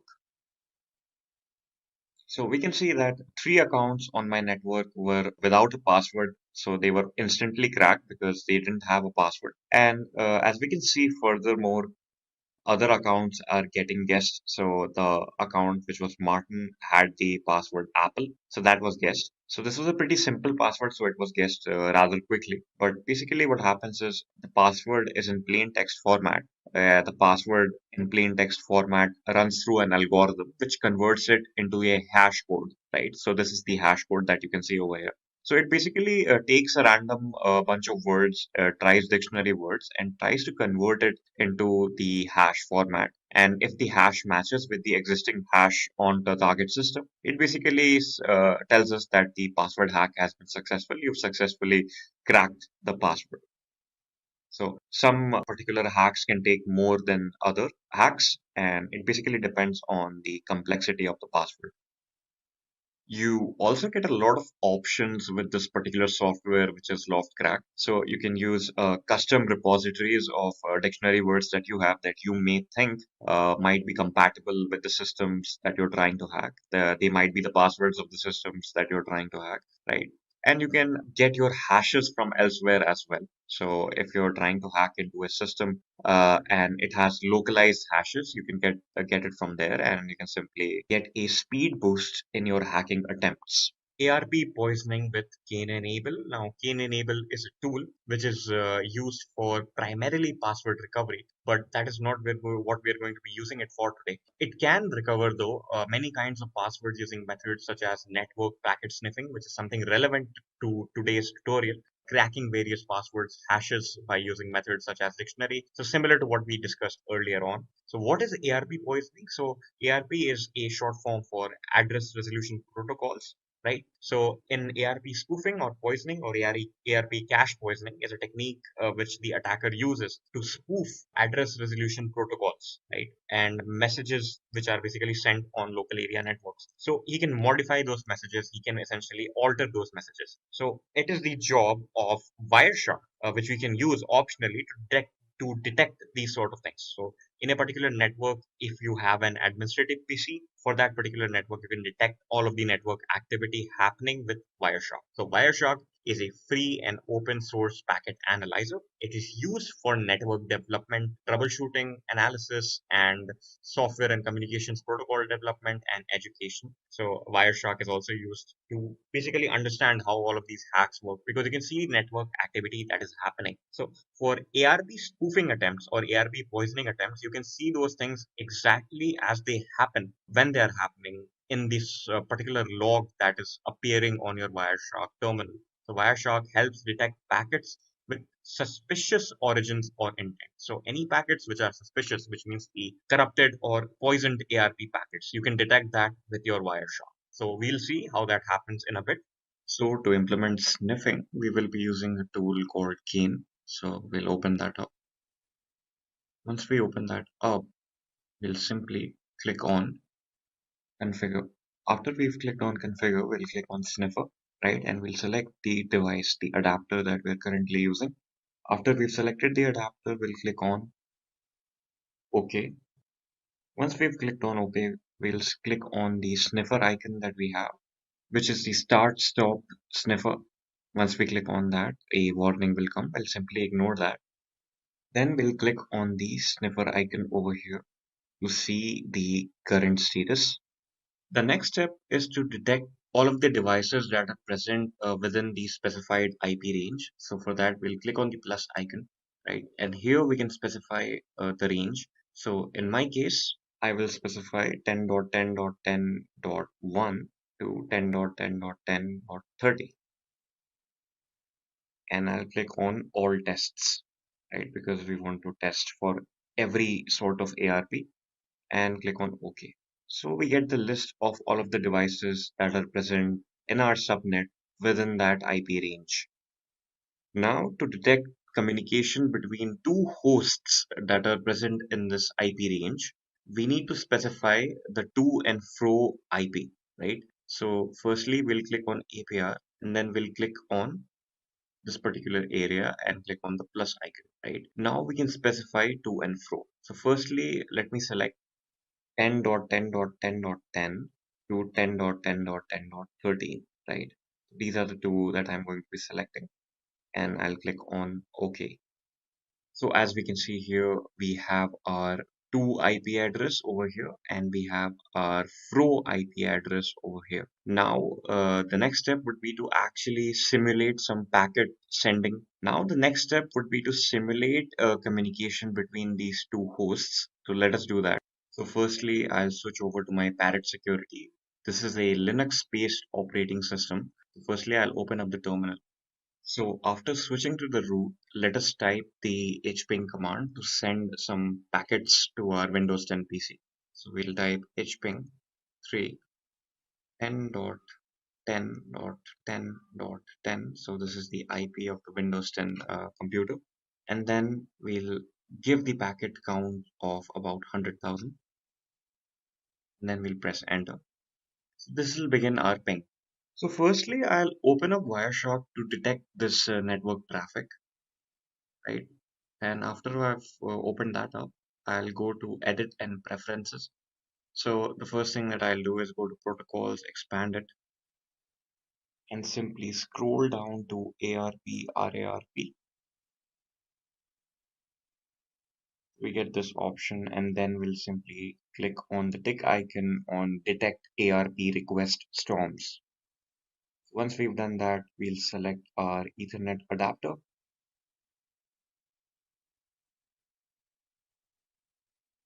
Now we will start poisoning our packets. So we'll click on start stop APR.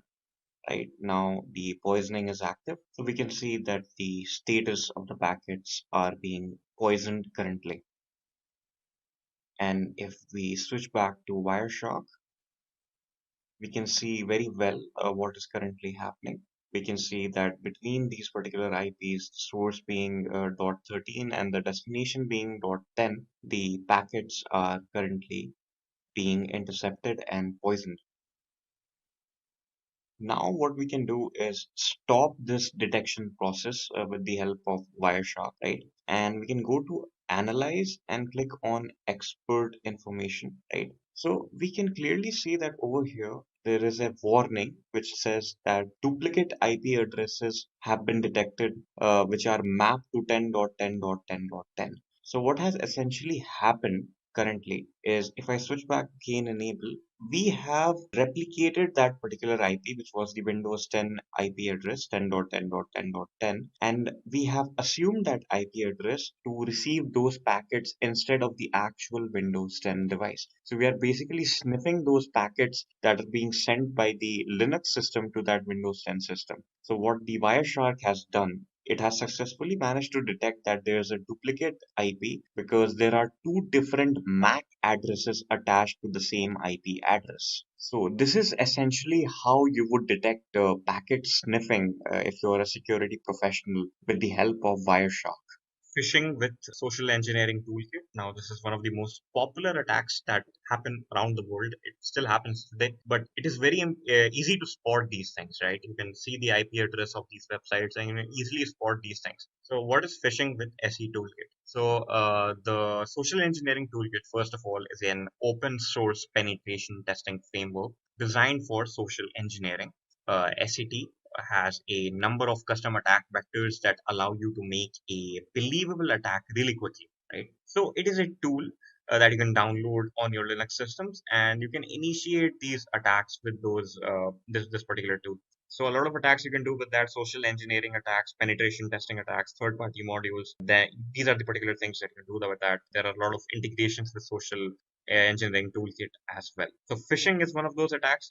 This is present in the social engineering attack section of the SE toolkit. Phishing is the process of creating a fake login page resembling an application identical or based on something that the target uses, sending the link to that page to the victim and extracting their login credentials in plain text format.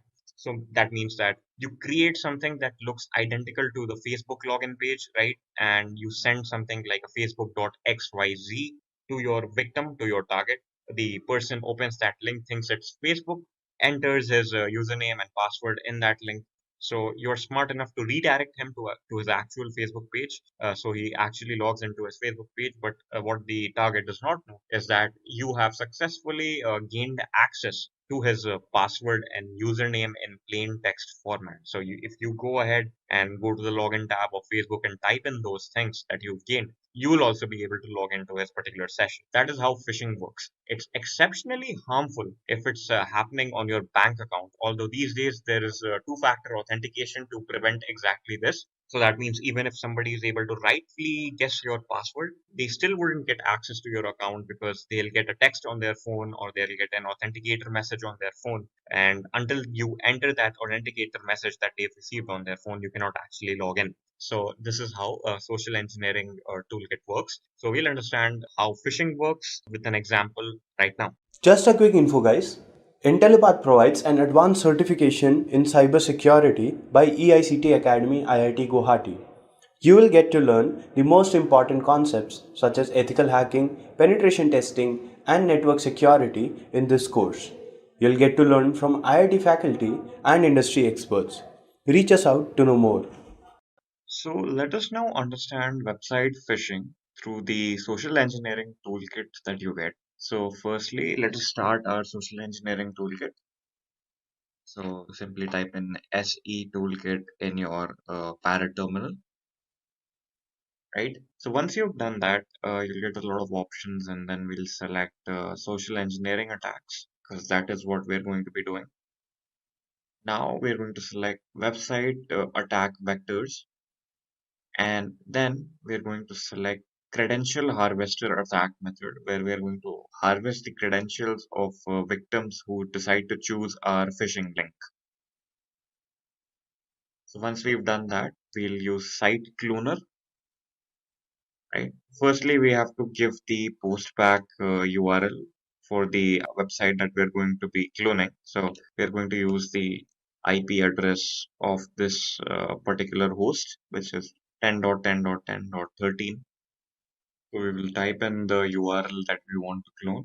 In our case, it's http www.moviescope.com. So it'll take a bit of time to actually clone the website. So let us now try to open that particular link. So http 10.10.10.13. So we can see that we've successfully opened up a cloned website now. If you actually hide this IP address behind a link that looks like it leads to the actual website, then you can successfully trick your victim into basically giving up their username and password that they would have normally entered when they were logging into this movie scope website. So let me show you how this works. So say I type in something like admin and I type in something like password and I press login, right? So I clicked on the login button, nothing happened. It could have happened as well if we had actually logged in, but let us see on our Parrot security as to what information we have obtained. So we can see that whatever the victim had written down, like for instance, the username had been admin and the password was password, right? So we got that in plain text format. So we can see how this could be useful for a hacker who's trying to gain access to their victims' bank accounts or social media accounts. Just by simply giving them a dummy link or a phishing link, they could fool that particular user into registering for a fake account and giving up their credentials. So this is how phishing works with the help of the social engineering toolkit. DDoS attacks with H.O.I.C, which is the high orbital ion cannon. Sounds like a pretty fancy name, but this particular thing has been developed by fancy people, which is Anonymous, the Hacktivist Collective. So it is a free open source network stress application developed by Anonymous, a hacktivist collective, and used for denial of service attacks. So it's not entirely intended for harm. It's basically used to test the proficiency of a network in handling high traffic. So, what is a denial of service attack? It is essentially an attack where a particular host or a particular server is flooded with requests. So, these particular web applications these days they work on a request response basis. So, the client sends a request to the server sends a response back. It goes on and on. That is how a website works. So in this particular case, what will happen is a lot of like thousands or to millions of requests would be sent to the web server at once. And then obviously the web server will slow down and it will crash at some instances, or it will slow down to the extent that none of the other users are able to use it, right? So that is essentially denying them the service. So that is why it's called denial of service, right? So DDoS, it it is exactly that, but at a much higher extent, where you're using these botnets, you're using these bots that are present all around the world.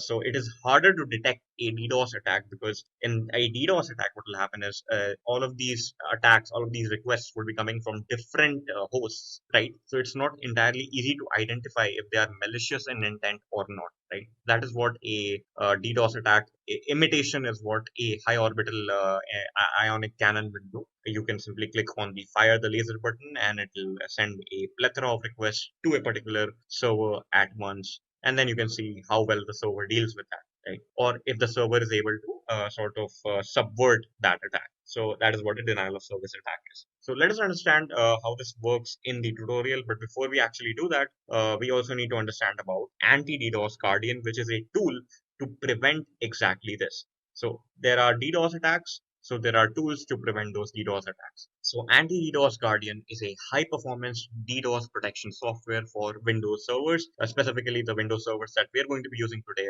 the Windows 2019 and 2016 server. It stops most DDoS or DOS attacks, including SYN attacks, IP flood, TCP flood, UDP flood, ICMP flood, slow HTTP DDoS attacks, layer 7 attacks, application attacks, Windows remote desktop brute force password guessing attacks. So a long list of things, but the DDoS Guardian is prepared for this, especially if you subscribe to their premium services as well. But even in non-premium mode, it works exceptionally fine. So anti-DDoS Guardian monitors the server and keeps a lookout for suspiciously large number of incoming requests and prevents a server overload by mitigating those requests. So say what this particular tool will do is it'll establish a baseline of activity for a particular web application. So if the baseline of activity is altered, if somehow there are a lot of requests suddenly, right? So obviously something is wrong. That should not be happening, because that is not on the baseline of activity,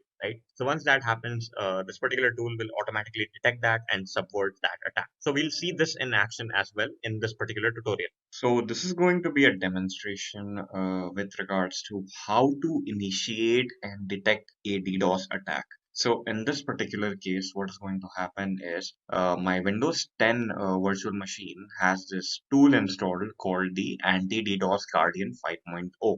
Right now, this tool is supposed to detect DDoS attacks. So any attack which has a lot of packets coming from one IP in general, this particular Guardian will stop that. So I have it installed and ready to be deployed. So let me switch to the attacker computer.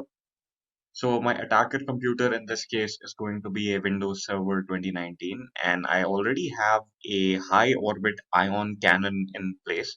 Now the name might sound fancy, it's just a replacement name for a DDoS attacker. This particular application will send a lot of packets to the target computer, in this case my Windows 10 virtual machine, at the same time, and effectively dismantle the services of that particular Windows 10 computer. So the first thing that I would do is select that particular IP. So I'll click on the plus icon and put in the IP address of the Windows 10 virtual machine. So I've put that in, and then I am going to increase the power of this particular orbital cannon attack to high. So this means instead of a low number of packets, a high number of packets will be sent, which means a higher load. And then I'll select the generic boost H.O.I.C attack, right? And I'll click on add. Just a moment, my IP was a little bit wrong. I'll edit that. So I'll also make sure that I put in the IP in the form of a URL. So HTTP. And after I've done that, put it to high and select the generic boost. Click on add. Now, as we can see, the status of this cannon is ready. I just have to simply click on this red button over here, which is fire the laser. So once I click on that, this particular DDoS attack will start. So let me begin. Right, so the status is engaging. Let me switch back to my Windows 10 PC and look at what is going on in the DDoS Guardian. So if I scroll down, I can see like right over here, I can see that there's a lot of activity in outgoing and incoming IP packets, right? So this is obviously an attempt to DDoS this computer, or it might just be suspicious. So we'll check it out. Right. So once we double click on that, we can see that a lot of IP packets are coming in. It's just swarming this computer with IP packets, right? So one simple thing I can do now that as a security specialist, I have detected that a computer or a IP is trying to hack into the system by causing a DDoS attack. I'll simply block this IP. So once I block this IP, we can see that it goes red, and it doesn't matter how many packets are being sent by that particular PC or virtual machine. It does not matter to us because we are simply hard blocking that particular IP.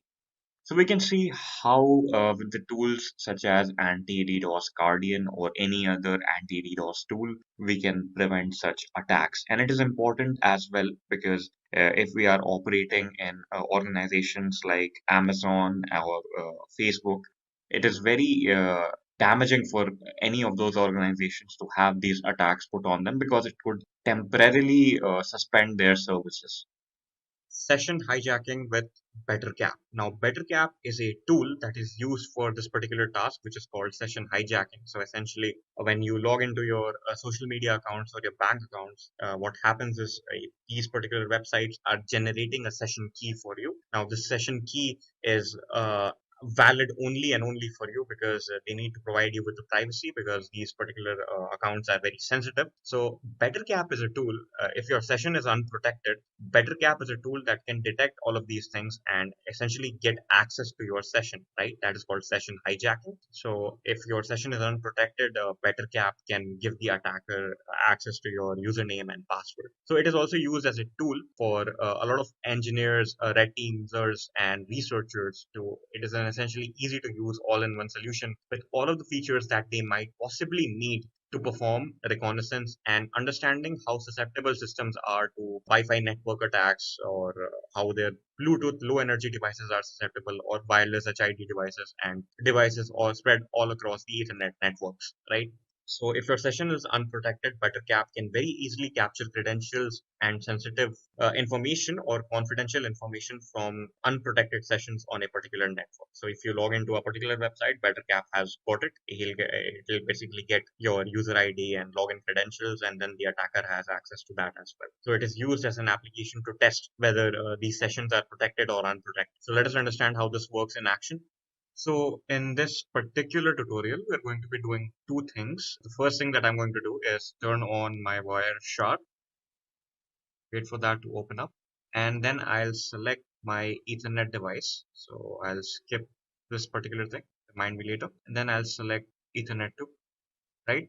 So I have begun monitoring Ethernet 2, right? So all of the packets that are being transmitted from one particular device to another in this particular network, I can monitor from this Wireshark outlet.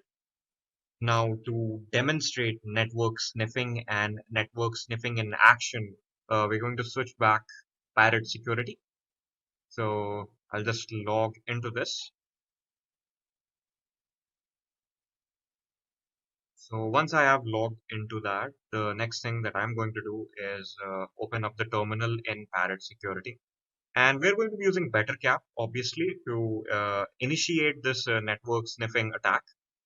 So firstly, I'm going to switch to the root user in this terminal of Parrot Security. So for that, I'll type in sudo su, and then I'll type in the password, and then I'll go back to the root directory. So now I am in the root directory. Now I can run BetterCap. But before we do that, actually, we need to find out the name of the Ethernet device, similar to how we found that out when we were using Wireshark in Windows 10. So I'll type in ifconfig. Right. So in ifconfig, we can see that this particular IP address is our IP address, and this particular Ethernet device name is ETH0 is the name of the Ethernet device that we're going to be using in Parrot Security. So let us begin with that. I'm going to clear this up. So now that I know the name, I'm going to type BetterCap hyphen iFace ETH0, which is the name of the device, and then I'll press enter. Now what we can do is type help, and it will give us all of the possible commands that we have for BetterCap. So we want three things on, which is netprobe, netrecon, and netsnif. So we're going to turn them on one by one. Netprobe on, netsnif, no, netrecon on, and netsnif on. So once we do that, it will start sniffing all of the network activity in the subnetwork, which consists of all of these virtual machines, right? So to see basically what is going on, we'll switch back to Wireshark and see what's going on. So let us switch back, go to Windows 10 again, right? Now we can see certain activity happening in Wireshark.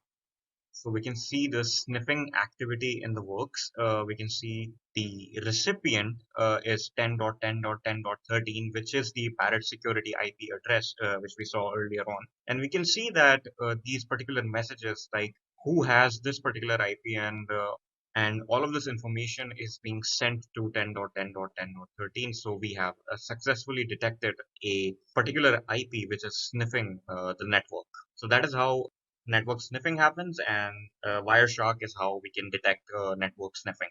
Honeypotting with HoneyBOT. Now, HoneyBOT is a tool used for honeypotting. What is honeypotting? We'll get to that. HoneyBOT is a medium interaction honeypot for Windows. It is a fake device occurrence on our local network. The device works as a target for hackers and to get what they want from a fake data on the device. This is great to learn how the attacker thinks and what his intent is. So essentially, you're creating a trap for the attacker. So the attacker will basically access that trap and might reveal something about how he attacks your system, or might reveal his own personal information as well. Because you're essentially baiting the hacker into hacking into your system by pretending that there is some information that is available, which is fake information, right? So how does it work? A honeypot is a device placed on a computer network specifically designed to capture malicious network traffic. The logging capability of a honeypot is far greater than any other security tool and captures raw packet level data, including the keystrokes and mistakes made by hackers. So essentially baiting the hacker into thinking your system is vulnerable and susceptible. The hacker will do whatever he needs to do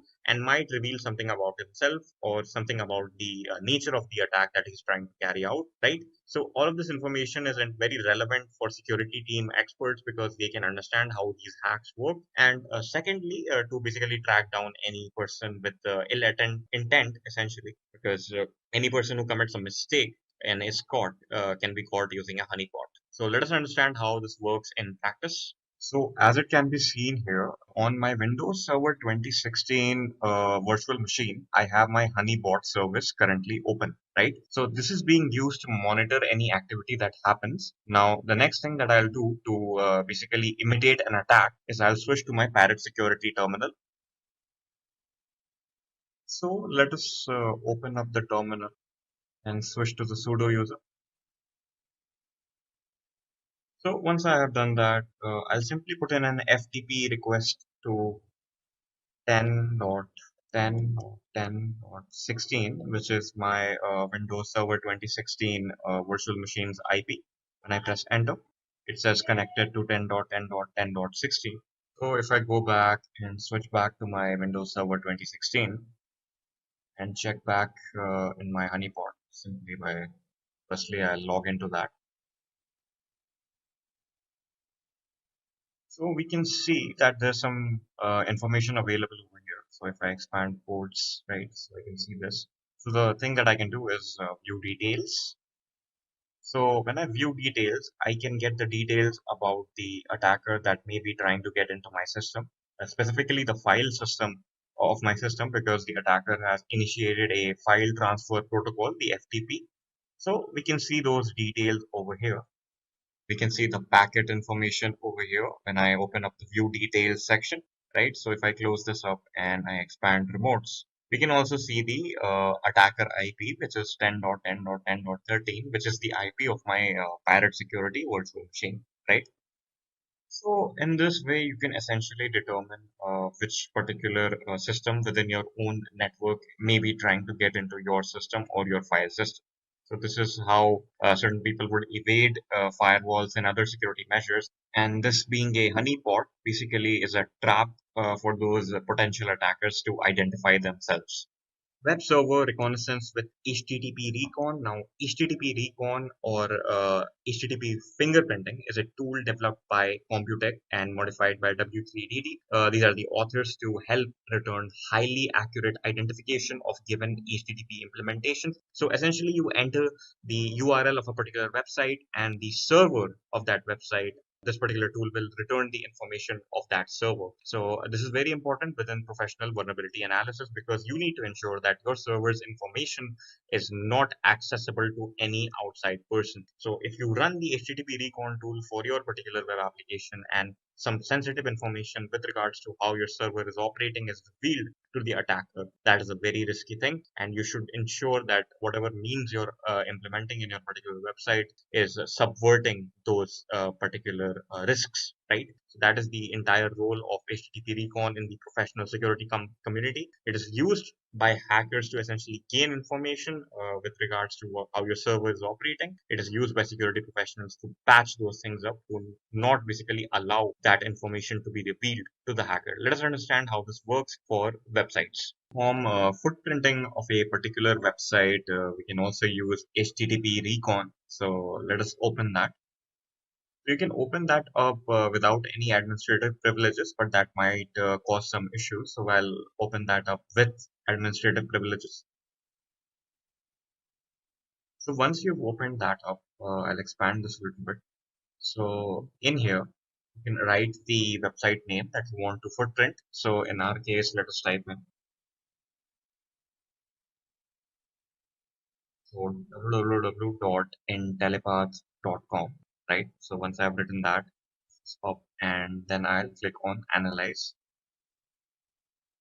So it will take a bit of time, but it will give us all of the footprinting details of this particular website.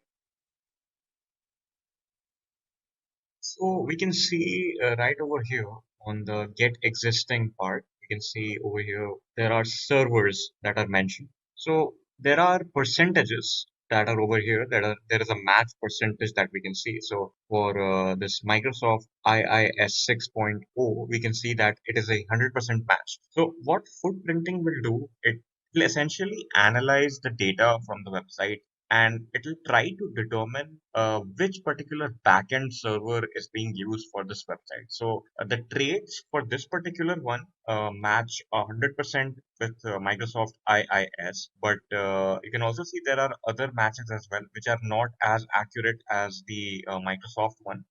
You have an AOL server, you have Apache, right? You have Zeus, you have Nginx, so on and so forth. You can see the match percentage is decreasing in descending order. So we have all of this. So right now we don't need to worry about it much because we already have 100% match. But in the cases where we don't get a 100% match, we have to go on probability. To see all of the get requests, I'll click on get long request, right? So over here we can see all of the get requests, right? The other thing that I can do is click on fingerprint details. So one of the most important details that we can see over here is that there's a protocol name and there's a protocol version which is 1.1. So hackers can essentially use these details in order to basically maneuver their hacks in accordance with the exploitations that are available for these particular protocol versions. So you can see if you are a hacker with a certain level of knowledge, you can manipulate all of this information to basically help you out in whatever hack you're planning to do. So this is a software utility in order to basically recon a particular website to perform footprinting and reconnaissance.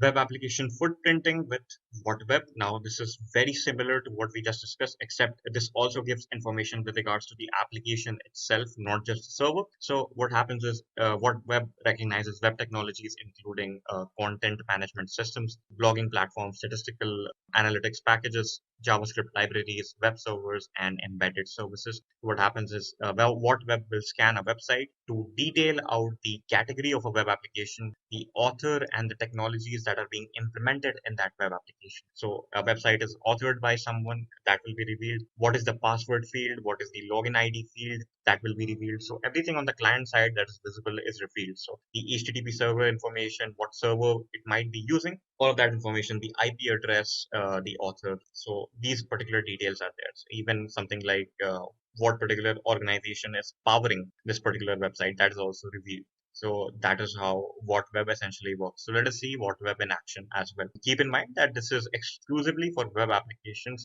For web servers, it is entirely recommended to go with HTTP recon.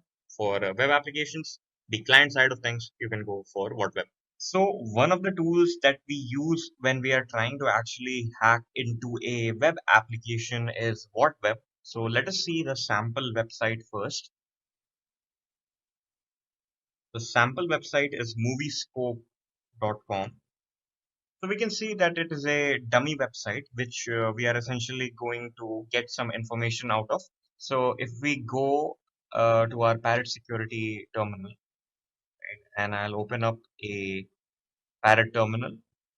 So I'll first switch to sudo mode. So for that, I'll simply type in sudo su and enter in the password for my sudo account, right?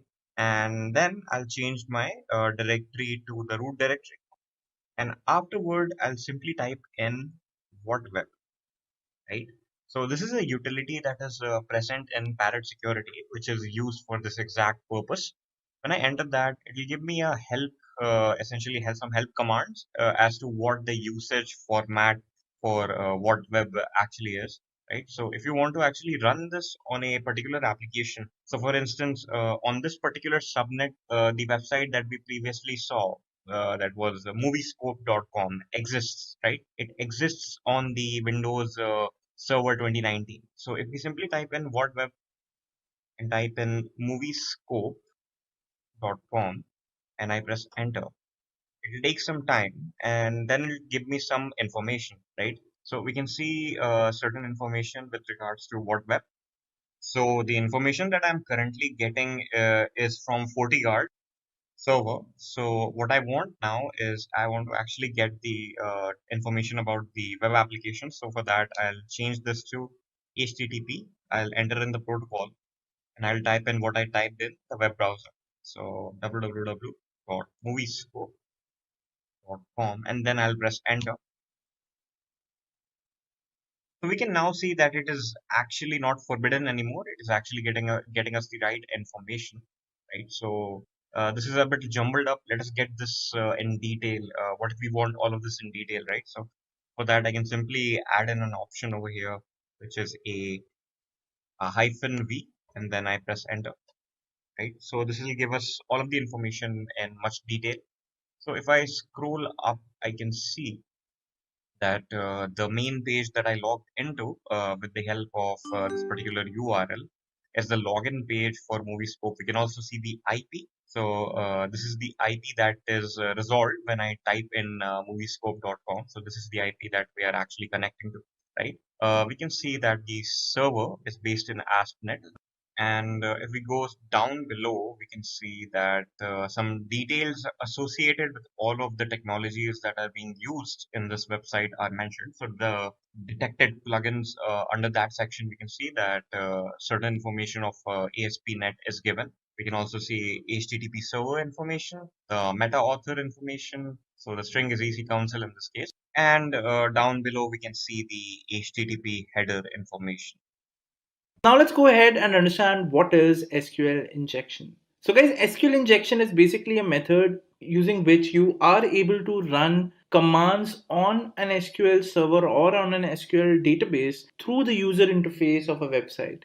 And then you are able to do malicious tasks such as logging into the website without even knowing the username, password of an account, or getting or retrieving the details of a particular account or all the accounts which are there on a website by running some SQL commands from the user interface, right? For example, in this session today, what we're going to do is we are going to have a look at a website like this, which is basically going to have the username and password fields. And we are basically going to check when we basically enter the username, we basically enter the password, then we are able to log in to the website.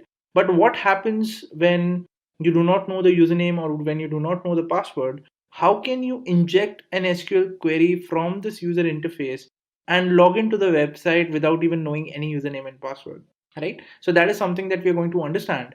And the method of passing SQL queries from a website into the database directly is basically called SQL injection. Okay, so now you might be wondering, how does it basically work? All right, guys, so let's go ahead and first understand how does a site basically work. So first thing that you have is a database, right? And inside the database you will have a table which will have all the usernames, which will have all the passwords, and this usernames and passwords will then be basically fetched by a website like this, right? So whatever username and whatever password you will be entering, right, it will be checked against the names and the passwords which are entered over here, right? If they are an exact match, that is that if the email, let's say if the username is Sam and if the password is QWERTY123, if this matches exactly, that means it's a correct input, and then in that case you will get a success message. In case the username is Sam but the password is something else, let's say the password is not matching what is there in the database, in that case the output or the input will be wrong, and with that even the output will be failed, right? So first of all, we will need an application which is going to work like this.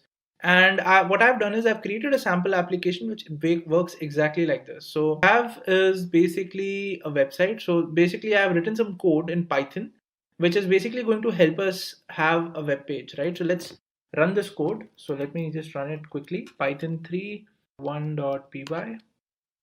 And with this, my code is now running. So if I go to my browser and if I go to localhost 5000, this is the website which I created. Now in this website, what I can do is I can enter some username, I can enter some password, and then I can sign in. I can check whether that username and password is correct or not. Okay. So what is the username and what is the password? It will be basically be picked up from MySQL. So this is the username, this is the password which I have in the database as of now. So if I enter a username which is Intellipaat and if its password is Intel123, in that case, I will get a success message over here. So let us try that. Let us enter Intellipaat and let us enter the password as Intel123. Let me click on sign in and you can see the messages. Login is successful. Similarly, if let's say I enter the username as Intellipaat, and now let's say I enter a wrong password. Let's say I enter Intellipaat123, let's say 4. So if I click on sign in that case, it is going to tell me login failed. Why? Because in my database for the username Intellipaat, the password is Intel123. So I can add more usernames over here. So let's say if I add a username, let's say insert into user, let me enter a username. Let's say the username is sample and the password for the same is going to be sample123. Let's say this is a query that I pass and I missed out on values over here, so let me enter that. Okay, so now if I check my database, so these are the 3 records that I have. So my username is sample and my password is sample123. So now if I go ahead and if I try this out, so if I enter the login name as sample and if the password is sample123, if I click on sign in, you can see the password is login is success, or the output is login is success. If I, let's say, enter some wrong password and if I click on sign in, it will say login has failed. So guys, with this, you now get to know that the website is working, right? And this is the prerequisite that you need in order to understand how SQL injection will work. Now, what we're going to do is we're going to spoof this website into believing that I am a correct username, or the username that I am entering and the password that I'm entering is correct. Let's see how we can go ahead, or how to do that. Let's go ahead and understand. But before doing that, you will have to know some basics about SQL injection. So let's understand those basics. So guys, these are some commands, or these are some syntax that you need to know in order to perform this attack, right? So first of all, what you need to understand is what is the meaning of hyphen hyphen. So whenever you enter hyphen hyphen in an SQL query, that basically means it's a start of a comment. What is a comment? A comment basically means in this Python code, if I want to make this line a comment, which when basically a comment is made, then basically that line is not processed or that code is ignored, right? So if I wanted to make this line a comment, what I can simply do is I can add a hash in front of it. And now you can see this code has now become gray, which basically means when I will be running this code now, this line will be ignored. So in SQL, if you want to add a comment, the line hyphen hyphen. So wherever you will write hyphen hyphen, all the commands after hyphen hyphen will be ignored. All right. Then you have something called as OR. Now what is the OR operator? OR operator basically means either of the inputs should be true. So if I'm using this website, either the username or the password should be correct. All right. To simulate this, let me just go to my database. So let's say I enter something like this. So if I enter select star from user where username is equal to Hemant, right? This is correct. The username is there, or password is equal to, let's enter something random. Then it should tell us whether this username is correct or not. This is a query. Let's hit enter. It says password in where clause. Okay, so not password, sorry. It will be pass. The column name is pass.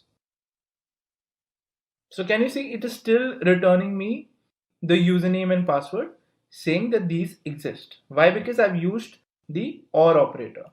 But this is not the correct output, or this is not the output that I want when I'm trying to log in. When I'm trying to log in, what I want to do is I want to see whether the username and the password are correct or not, right? So taking the same statement again, if I change this OR to be AND, then it will not give me any output, which means empty set, which basically means that there is no username with the name Hemant and the password this, and hence it will give me a wrong, or it will give me a empty set, which basically means that the user does not exist, and hence I will get a login failed on my website, right? This is the difference between OR and AND. So in OR, either of the input should be there in the database, and in AND, both the input should be present correctly in the database. Only then it will give us a successful message. What is 1 is equal to 1? 1 is equal to 1 is a statement which is always true, right? And what does that mean? Whenever I will write, let's say if I write when username is equal to Hemant and 1 equal to 1, which basically means that this statement is always going to be true in case the username is Hemant, because the second condition is always going to be true, which is 1 equal to 1, right? So this syntax basically means that the statement or the condition is true, and you can use it anywhere. You can use it while you are working with an SQL query, or when you basically want to go ahead and execute a statement. So now let's go ahead and try these out and understand how will this work when you're working with an SQL query using these syntaxes. Okay, so let's go ahead and write an SQL query and let's see what the output would be according to what we have just learned. So coming back to my MySQL shell. So let's say I go ahead and first show you all the records again, which I have in the table. So these are all the records that I have in the table, right? Now what I'll be doing is, let's say I type in select star from user where Hemant, username is equal to Hemant and 1 is equal to 1. Now what do you think will be the output of this? So let's try and analyze. So what did we learn? We learned that when we use AND, then both of the input should be true. So do we have username equal to Hemant in the user table? Yes, we do. And this is the condition which we are using. So this is true. Now let's see if this is true or not. And according to what we have learned, this condition is always true, right? Now if you try and execute this, you will get the username Hemant and the password Hemant123. And then if we type in, let's say I type in a query like select star from user where username equal to Hemant and password is equal to, let's say, a wrong password. Let's say it's 12345, right? So in this case, it will not return anything. Now let's try to edit this query and let's try to apply the syntax that we have just learned, right? So what we'll do is, first let's comment out the part which we don't need. So we don't need the the part over here.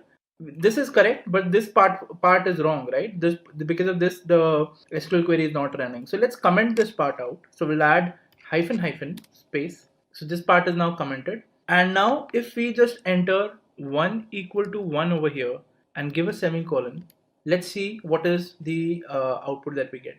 And now, as you can see, you were able to bypass what you just wrote, right? So you commented out whatever was there later, and you added 1 equal to 1 before that comment. And because of this, this query is just executing up till here, and whatever was there after and, you have commented it by adding hyphen hyphen, right? So this is the basics of an SQL injection. If you understand this, now it will be very easy for you to gauge what I'll be telling you later, right? So now let's, alright guys, so what we know of this website right now is that if I enter the username and let's say this is the correct username as I know, let me enter a wrong password over here. So what happens, let's see. So if I enter the wrong password and if I click on sign in, I get login failed. So I want to change this, or I want to achieve that I should get login success over here. So let's see how we can bypass this feature.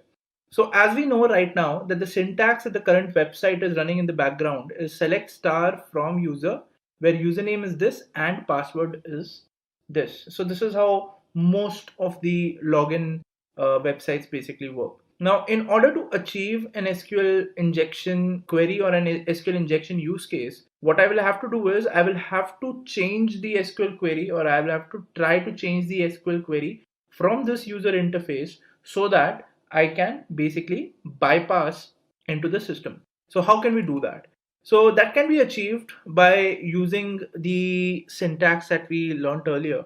And let me first show you how we can do it, and then I'll explain you what would have happened. So before, whatever string that I'm entering over here, that will have a that will have a apostrophe starting before it, or that will have an inverted comma starting before it. So let me close the inverted commas first, and then what I'll type in is I will type in or, and then I will type in the query which is also always going to be true, which is 1 equal to 1, right? And then I will going to close this statement. And after this, whatever is there, I'm going to comment it out by typing in hyphen hyphen and then space. Okay, so this is, the argument that I'm going to pass over here. And now let's click on sign in. So it says this field is required. No issues, you can fill this field. And now let's click on sign in. So now, as you can see, it says login success. Now, how do you think this would have happened? Let me go ahead and show you. So the query that we have in the code is select star from user, where username is equal to Hemant and pass is equal to some password. Okay, this is the query which is executing in the background. Now what I've done is I've replaced Hemant with a string which goes something like this. So I first entered inverted comma, then I entered a space, and then I said or 1 is equal to 1 semicolon space comment sign and then space. Now see what has happened. This query has now changed to this query, and I've commented the rest of the part out. Now if you execute this query, what will you get? You will get all the usernames and you will get all the password. Let me hit enter. Can you see? I've got all the usernames and I've got all the password. And because this is something which is not an empty set, the website is now telling me that the login is successful. So guys, this is a very simple and this is a very dangerous SQL injection that we have just done, because not only you have got access to the website, not only you have spoofed the website, but in case you are able to get this result set out through some method, you will be able to get all the usernames and all the passwords that are there on the database of this website, right? So guys, this is how you do SQL injection. Now that we know, let's have a quick quiz question, guys. And the question we have here is, a DDoS with 20 to 40 Gbps is enough for totally shutting down the majority network infrastructure. Is this statement false, true, both 1 and 2, or can't say? Think thoroughly and mention which option do you think is right one in the comment section below with 1 or 2 liner explanation as well. Just a quick info, guys. Intellipaat provides an advanced certification in cybersecurity by EICT Academy IIT Guwahati. You will get to learn the most important concepts such as ethical hacking, penetration testing, and network security in this course. You'll get to learn from IIT faculty and industry experts. Reach us out to know more. Injection is done, let's go ahead and understand, is it really important to prevent SQL injection? So you might be wondering now, whatever I've told you, not a lot of people will be knowing about it, right? And that is actually true. Not a lot of people know about how to hack websites, or what would be the purpose of someone hacking your website. So probably it just happens to big companies like Sony, like LinkedIn, like Twitter, right? So why should you be worried about it? So that's a valid point. But imagine right now if you're doing a startup, right? Probably right now the need is not there. But if something like this happens to your website, because as we are growing towards a more technological world, a world which is more online, more and more people are getting the skill sets to work online or use the internet. And with that, if let's say somehow somebody targets your website, it is going to be a huge loss to your business, because the users which were using your website will not trust your website anymore. So to sum up, what is it important to prevent SQL injections? The point is that yes, the prevalence is going to be very less. The attack might be happening to your website, or it might not be. The chances of it happening is very less, because there are very less individuals in the world out there who can do SQL injections, right? And who would want to target a very small company that you have just started? But does this mean that you should ignore it? Well, no, because the ease of exploitation for this particular subject that we just discussed is very easy, right? And with that, in the future, as and when we are going into the future, more and more people will get aware about this particular concept, this particular technology, and hence the chances of even somebody playing around with your website is going to get you a huge business loss, right? And that's why the impact of this is going to be devastating. So that's why it is very important to prevent SQL injections, be it a very small company, be it a medium-sized company, and it is important for large companies, obviously, right? And that's why you should learn all the best practices for development. You should include people in the team who are cybersecurity experts. You should have test cases in your development team, which is basically going to go and help you out in understanding if your code is safe or not. Because it does not matter if your code is just working, your code has to be safe as well. And this is why the demand for ethical hackers, the demand for security specialists is now increasing day by day, because companies have now started to recognize that yes, this is a threat, yes, this is something that needs to be addressed. Okay, so with that said, how to prevent SQL injections? Now you will say, okay, so it's very important to prevent SQL injections, but how should you go ahead and advise a company so that they can prevent SQL injections? So let's understand that. So first thing is, you should use the principle of least privilege, which basically means, let's say this website is able to insert or select data out of the database. So this website should have a username which has the least privileges allotted to it, so that it can only do what it is supposed to do. For example, we just saw that if we use this website, we are able to list all the usernames and all the passwords which are there in the table. So probably that should be a permission which should not be allowed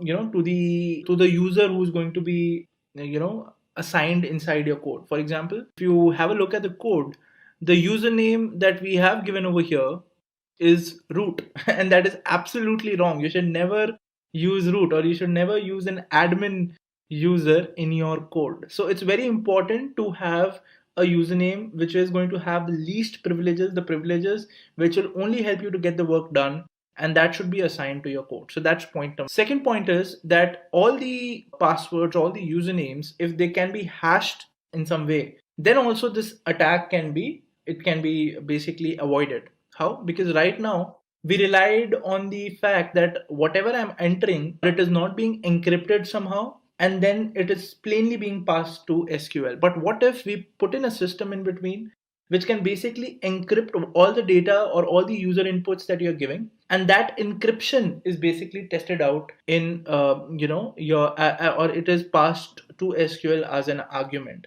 So in that case, what is going to happen is you will not be able to run any SQL query, right? So that is also a possible preventive measure that you can take. And third thing that you can do is you can always employ third party authentication. So you would have seen that a lot of websites now have options like login with Facebook, login with Google, right? So all these big companies, they have gone through a lot of workx, they have been through a lot of situations, they have a lot of people who are working on the security aspect of their website, and you can be rest assured that you as a owner or you as a manager of a tech team, if you apply your brains and try to create a model which is cannot be spoofed, obviously that is not going to help you out, because the kind of feedback which Facebook and Twitter as a company gets, because they have a lot of people like you, right, who probably would be able to test the application before it goes on to production, test out with different kind of scenarios, right? And with that fact, their application obviously is more mature, right? So it's always a good idea if let's say you do not want to go ahead and just make your application secure, because otherwise your thought would be just in making your application secure, whereas your stakeholders would want more features in your application, right? So if you have to balance both of them, why not use things which are already available? And with that fact, why not use the third party authentication tools which are already available out there, right? So this would be some of the methods that you can use to prevent SQL injections, and obviously there are more ways as well. So you can go ahead and practice the best practices of coding. For example, instead of concatenating the arguments like we just did in the code, you can also pass them as arguments, and that is a topic for a separate discussion altogether. But majorly, if you follow all these 3 points, they should be enough to prevent a SQL injection. Creating a Trojan with njRAT. So there are a lot of ways you can actually create a Trojan with, but what we are going to be doing today is creating a remote access Trojan with the help of a tool called njRAT.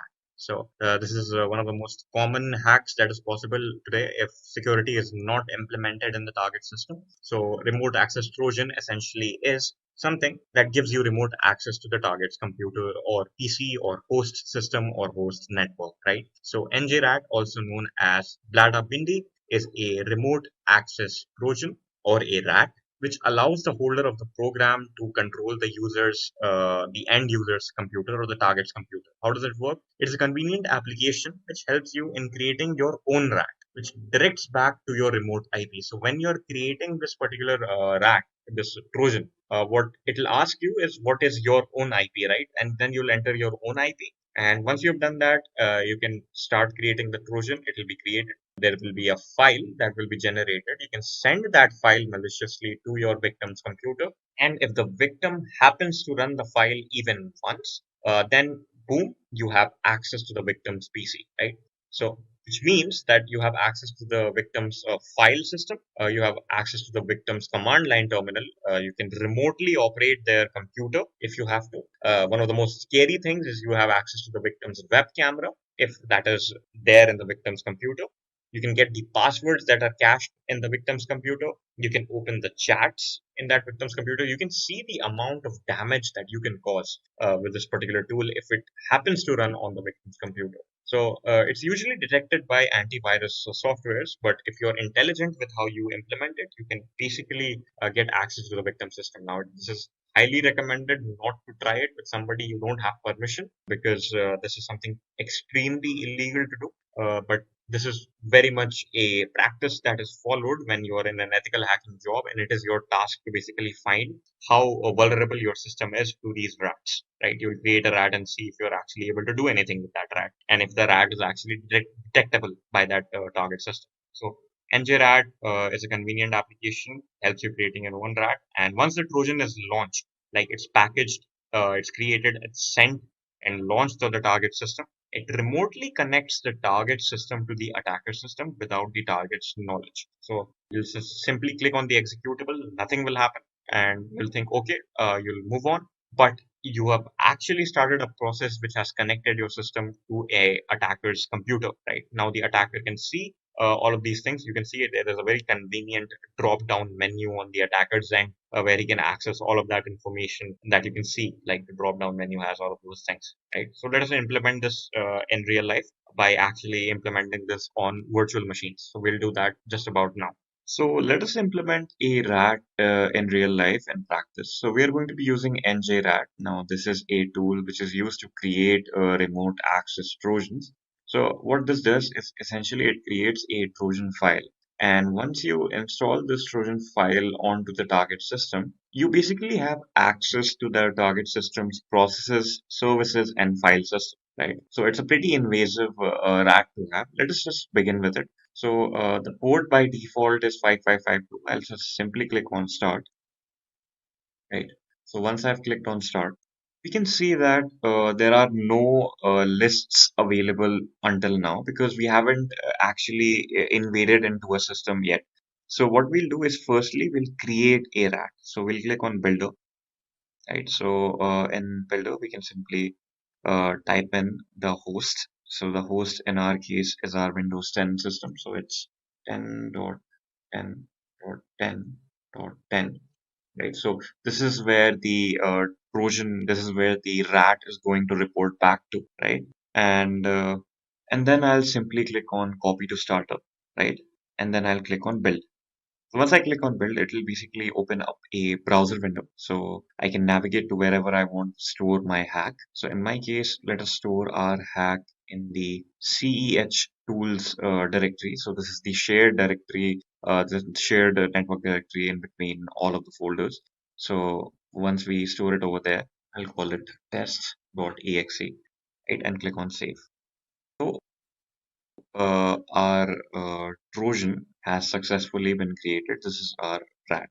Now all we have to do is run this RAT on the target system, right? So let us get along with that. So currently I am on my Windows Server 2016 and we can see that we have that file available to us, right? So if I simply open up this file, we can see that absolutely nothing happens. Now, this is where the hacker gets you, right? So, according to you, the file did not work, right? But if we switch back to our Windows 10 machine, we can clearly go back and check our status. And we can see that we've hacked the Windows Server 2016 computer, right? So, I can expand this and elaborate on this.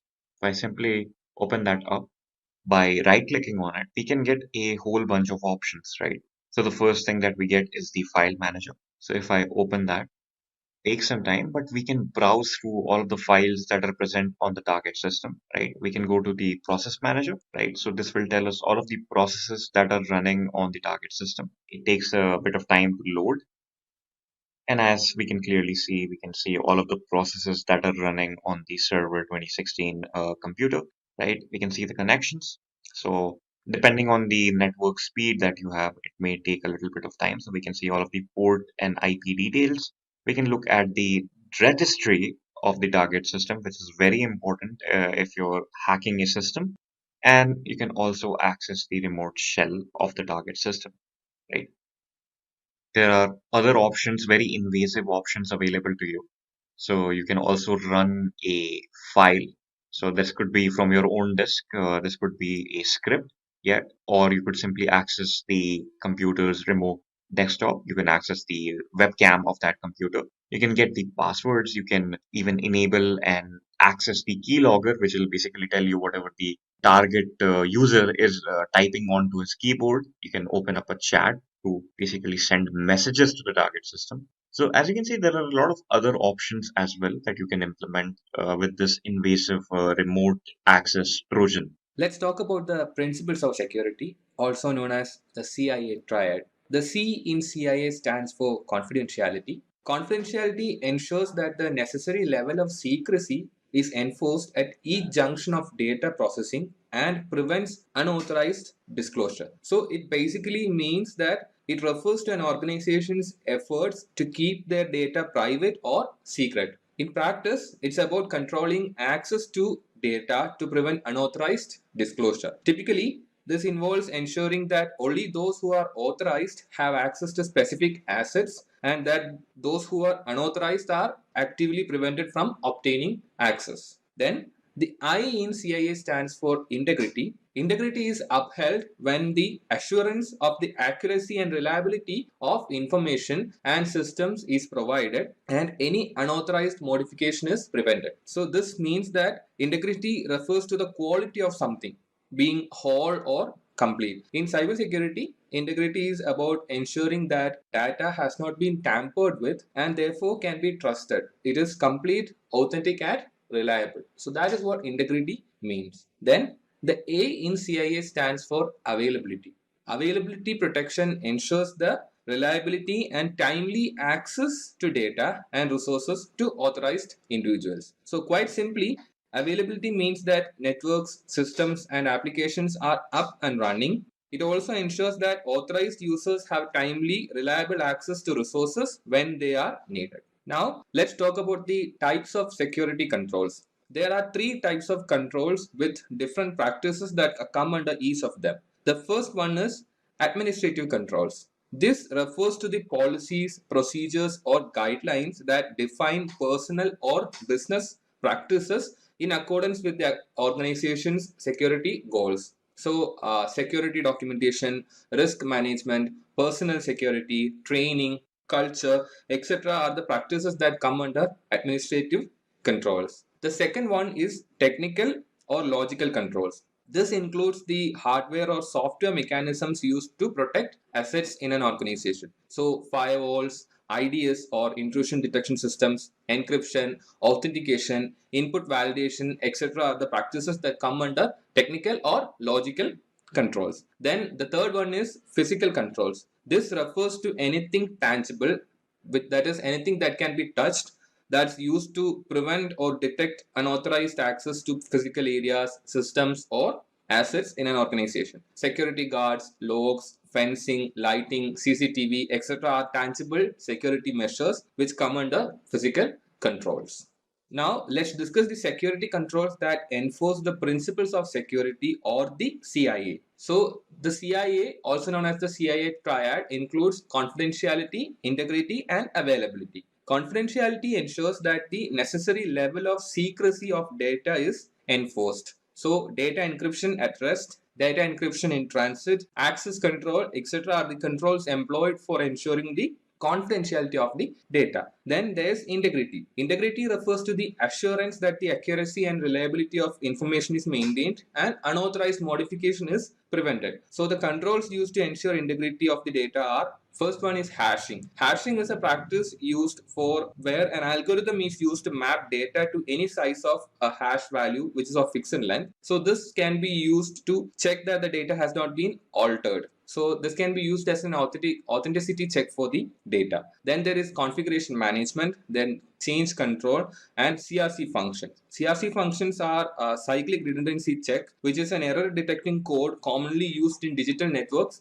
and storage devices to detect accidental changes to raw data. Then there's availability. Availability ensures reliability and timely access to data and resources to authorized individuals. So clusters, load balancing, RAID, which stands for redundant array of independent disks, which is a way of storing the same data in different places on multiple hard disks or solid state drives to protect data in the case of a drive failure. Then backups, co-location, etc. are the practices that come under availability to ensure the smooth availability of all the systems. So these controls work together to provide a healthy, safe, and productive environment.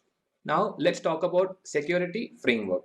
So framework refers to the basic structure underlying any system. So a security framework, when done properly, will allow an organization to more intelligently manage their information security risks. So the framework is actually a compilation of the policies and practices that are used to ensure the security of critical infrastructure. A security program is a framework. Organizations are free to plug in different types of technologies, methods, and procedures to accomplish the necessary protection level for their environment. So a framework can include different programs, different methods, different technologies, whichever are necessary for the security scenario that the organization requires. Now let's talk about ITIL, which stands for Information Technology Infrastructure Library. ITIL is the de facto standard of best practices for IT service management. The ITIL is actually a framework designed to standardize the selection, planning, delivery, maintenance, and overall life cycle of IT services within a business. So the ITIL was created because of the increased dependence on information technology to meet business needs. Now let's see what security governance is. So security governance is actually the set of responsibilities and practices exercised by executives with the goal of providing strategic direction, ensuring that objectives are achieved, ascertaining that risks are managed appropriately, and verifying that the enterprise's resources are used responsibly. So basically, security governance is the means by which you control and direct your organization's approach to security. So when done well, security governance will effectively coordinate the security activities of your organization. So security governance always flows from top to bottom, and it should always cut across all the business verticals so that it is functioning properly. Now let's talk about what is third-party security governance. Third-party governance is the system of oversight that may be mandated by law, regulation, industry standards, contractual obligation, or licensing requirements. This generally involves an outside investigator or auditor designed by a governing body or the consultants hired by the target organization. Another aspect of third party governance is the application of security oversight on third parties that your organization relies on. So these parties need to stay in compliance with the primary organization's security stands. Otherwise, they present additional risks and vulnerabilities to the primary organization. Let's discuss standards, guidelines, and procedures. So first of all, standards. So standards define some compulsory requirements for the use of hardware, software, technology, and security controls. So these standards are basically documents that say how these methods should be accomplished so that the goals required for security principles can be achieved. So standards are mandatory courses of action or rules that are needed to accomplish for certain security practices to be completed. Then there are baselines. So these baselines are a minimum level of security that every system throughout the organization must meet. So it's like a threshold that every system has to meet. The baseline establishes a common secure state on which all additional security measures can be built. Then there are guidelines. So guidelines are recommendations on how standards and baselines are implemented. So guidelines say how the above mentioned standards and baselines has to be put in place. Then guidelines are also flexible that it can be customized in unique cases or condition. And finally, there are procedures. So procedures are detailed step by step how to documents that describes the exact actions necessary to implement a specific security mechanism, control, or solution. Now let's see what is threat modeling. So threat modeling is a security process where potential threats are identified, categorized, and analyzed. It can be performed as a proactive measure during design and development or as a reactive measure once the product has been deployed. There are different types of identifying threats, and they are: the first one is identifying threats focused on assets. So this method uses asset valuation results and attempts to identify threats that are valuable to these or threats that are focused on these valuable assets. Then there are identifying threats focused on attackers. So sometimes it is possible to identify potential attackers and the threats they represent based on their goals or the procedures that they use. So these procedures are known as TTP or technique procedures. Then there are threats that are focused on software. If an organization develops a software and it can consider potential threats against its specific features and input mechanisms. Now let's see what is risk management. So risk management is the process of identifying and assessing risk and then reducing that risk to an acceptable level. So there is no such thing as 100% secure environment. Like we cannot say there is all the risk can be completely removed. So what risk management does is it identifies and reduces risk and then ensures that risk is maintained at the level that is not harmful. Then information syst risk management policy. We'll see what is the information systems risk management policy. The first one is It includes the objectives of the information system risk management team. Then it has information about the level of risk the organization will accept. Then it has formal processes of risk identification. It has the responsibilities of teams and individuals. It has the mapping of risk to internal controls, and it also has key indicators to monitor the effectiveness of controls. Now, what are the steps involved in the risk management process? So the first step is framing the risk. Then the second step is assessing the risk. We have identified the risk and now we are assessing the risk. The third step is we'll be responding to the risk with the tools that we have. And finally, we'll monitor the risk and keep it at the stable level.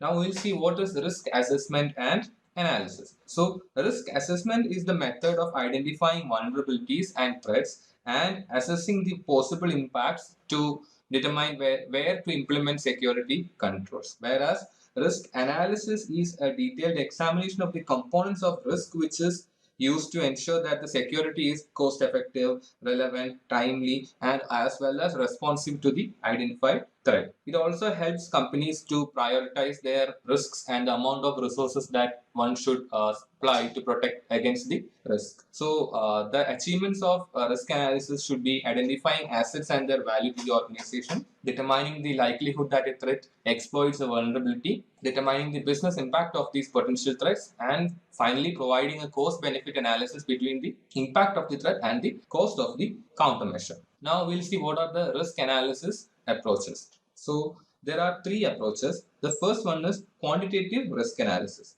A quantitative risk analysis is used to assign monetary and numeric values to all the elements of the risk analysis process. So here a numerical or monetary value is given to every component of the risk analysis process. So each element within the analysis like asset value, threat frequency, severity of vulnerability, impact damage, safeguard cost, safeguard effectiveness, uncertainty, and probability items, etc. is quantified to determine the total and residual risks. Whereas in qualitative risk analysis, a qualitative risk analysis does not quantify the data or assign numeric values. Instead, it is more opinion and scenario based and uses a rating system to relay the risk criticality levels. Then there is also automated risk analysis. So collecting all the necessary data that needs to be plugged into risk analysis equations and properly interpreting the results can be all if done manually. So what we can do now is several automated risk analysis tools are available which will make the task much easier and more accurate.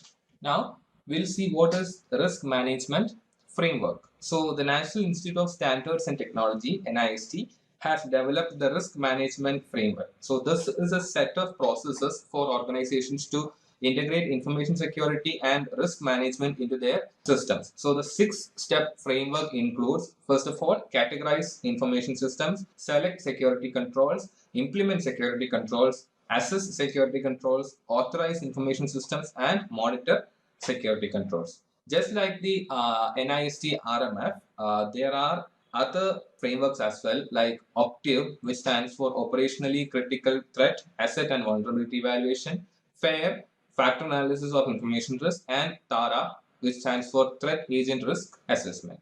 Now, what is supply chain risk management?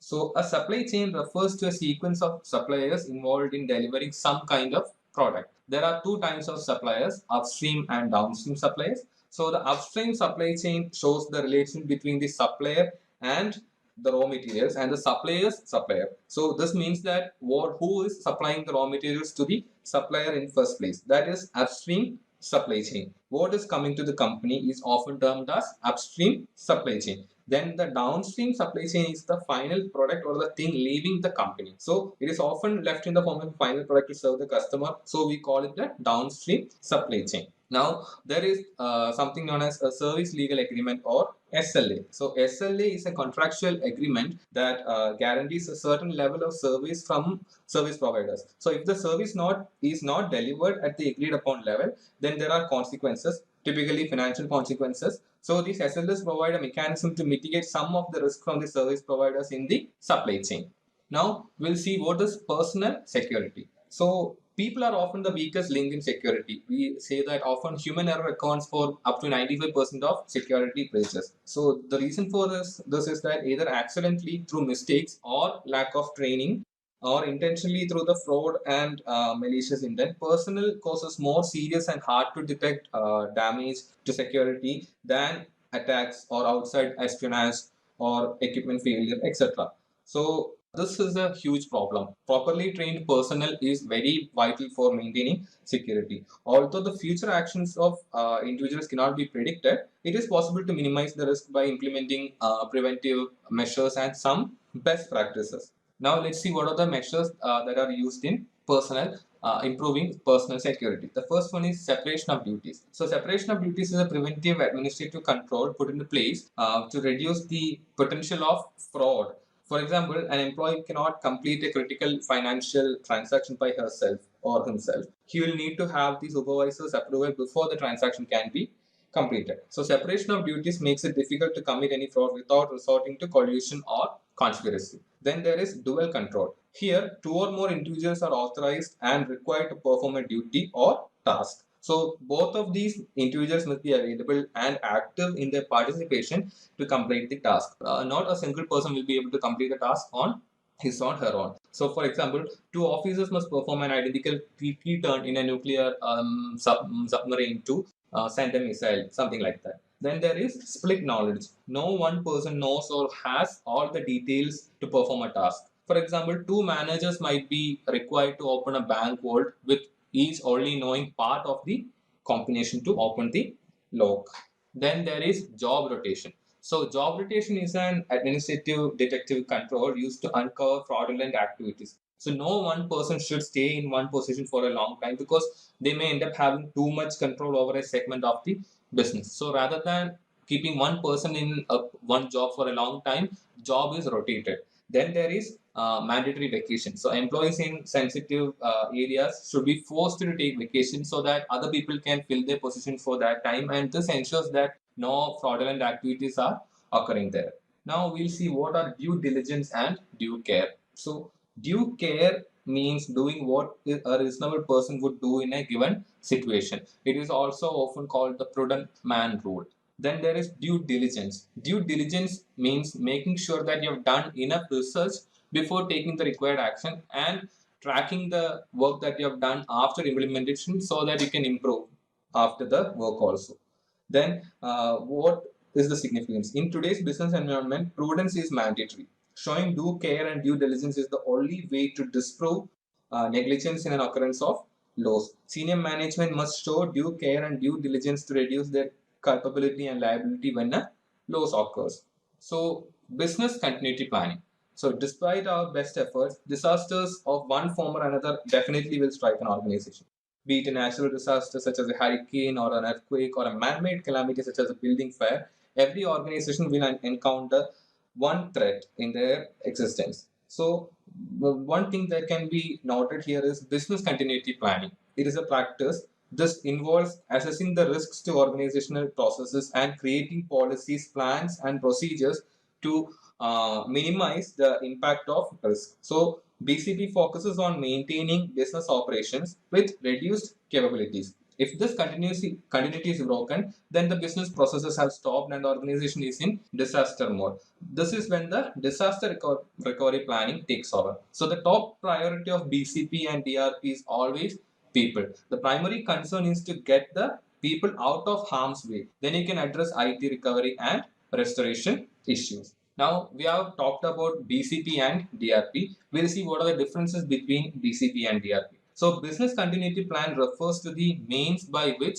loss of business may be avoided, and it ought to define the business requirements for continuity of operations. It also defines the business requirements for a disaster recovery plan. Disaster recovery plan, on the other hand, deals with the restoration of computer systems with all attend software and connections to full functionality under a variety of damaging or interfering external conditions. Essentially, disaster recovery plan DRP addresses the procedures to be followed during and after the loss, whereas BCP is the preemptive process put in place in preparation for handling the disaster. The overall goal of BCP is to provide a quick, calm, and efficient response in the event of emergency and to enhance the company's ability to recover from a disruptive event promptly. So now let's talk about in detail about the PCP process. So the PCP process has 4 main steps. They are project scope and planning, business impact assessment, continuity planning, and finally approval and implementation. Now let's talk about the laws that are connected to cybersecurity. The first one we are talking about are criminal laws. So criminal laws are laws that are put in enforcement by the police or the law enforcement agencies so that people are prohibited against acts such as murder, assault, robbery, etc. These laws also make sure that penalties are paid to the court or the government for committing these crimes. There are also a number of criminal laws that are put in place to serve the society against computer-based crime also. Then there are civil laws. So civil laws form the bulk of our body of laws. So civil laws basically maintain the order of our society. So it governs matters that are not crimes but that require an impartial arbiter to settle between individuals and organizations. So examples include contract disputes, real estate transactions, employment matters, etc. Usually, law enforcement authorities do not become involved in matters of civil law. Then there is administrative law. Laws and legal principles created by administrative agencies to address a number of areas including international trade, manufacturing, environment, immigration, etc. come under this administrative law. But when talking about laws related to computer crime, earlier computer crime prosecutions were attempted under traditional criminal law, and many cases were dismissed because judges thought that applying traditional law to this modern type of crime was too far of a stretch. Legislators responded by passing specific statutes that define computer crime and laid out specific penalties for various crimes. So these acts were created because of the lack of laws pertaining to computer crimes, and they are Computer Fraud and Abuse Act, Computer Security Act of 1987, Federal Information Security Management Act. Now let's talk about the 3 categories of computer crime. So the first one is computer assisted crime. This is a crime where a computer was used as a tool to help carry out the crime. So the examples include attacking financial systems to carry out theft of funds and or sensitive information, obtaining military and intelligence material by attacking military systems, carrying out industrial spying by attacking competitors and gathering confidential business data. Then there are computer targeted crimes where a computer was specifically the victim of an attack. So the examples include distributed denial of service attacks, capturing passwords for or other sensitive data, installing malware with the intent to cause destruction, etc. Then there is crimes where the computer is incidental. So here the computer is not necessarily the attacker or the victim, but just happen to be involved in the crime. So an example would be an attacker gathering information about his victim using a laptop. So that is an example for a computer incidental crime. Now let's discuss what a copyright is. So copyright law guarantees the creators of original works of authorship protection against the unauthorized duplication of their work. So broad categories of these works qualify for copyright protection, and they are literary works, musical works, dramatic works, choreographic works, sculptural works, motion pictures works, architectural works, etc.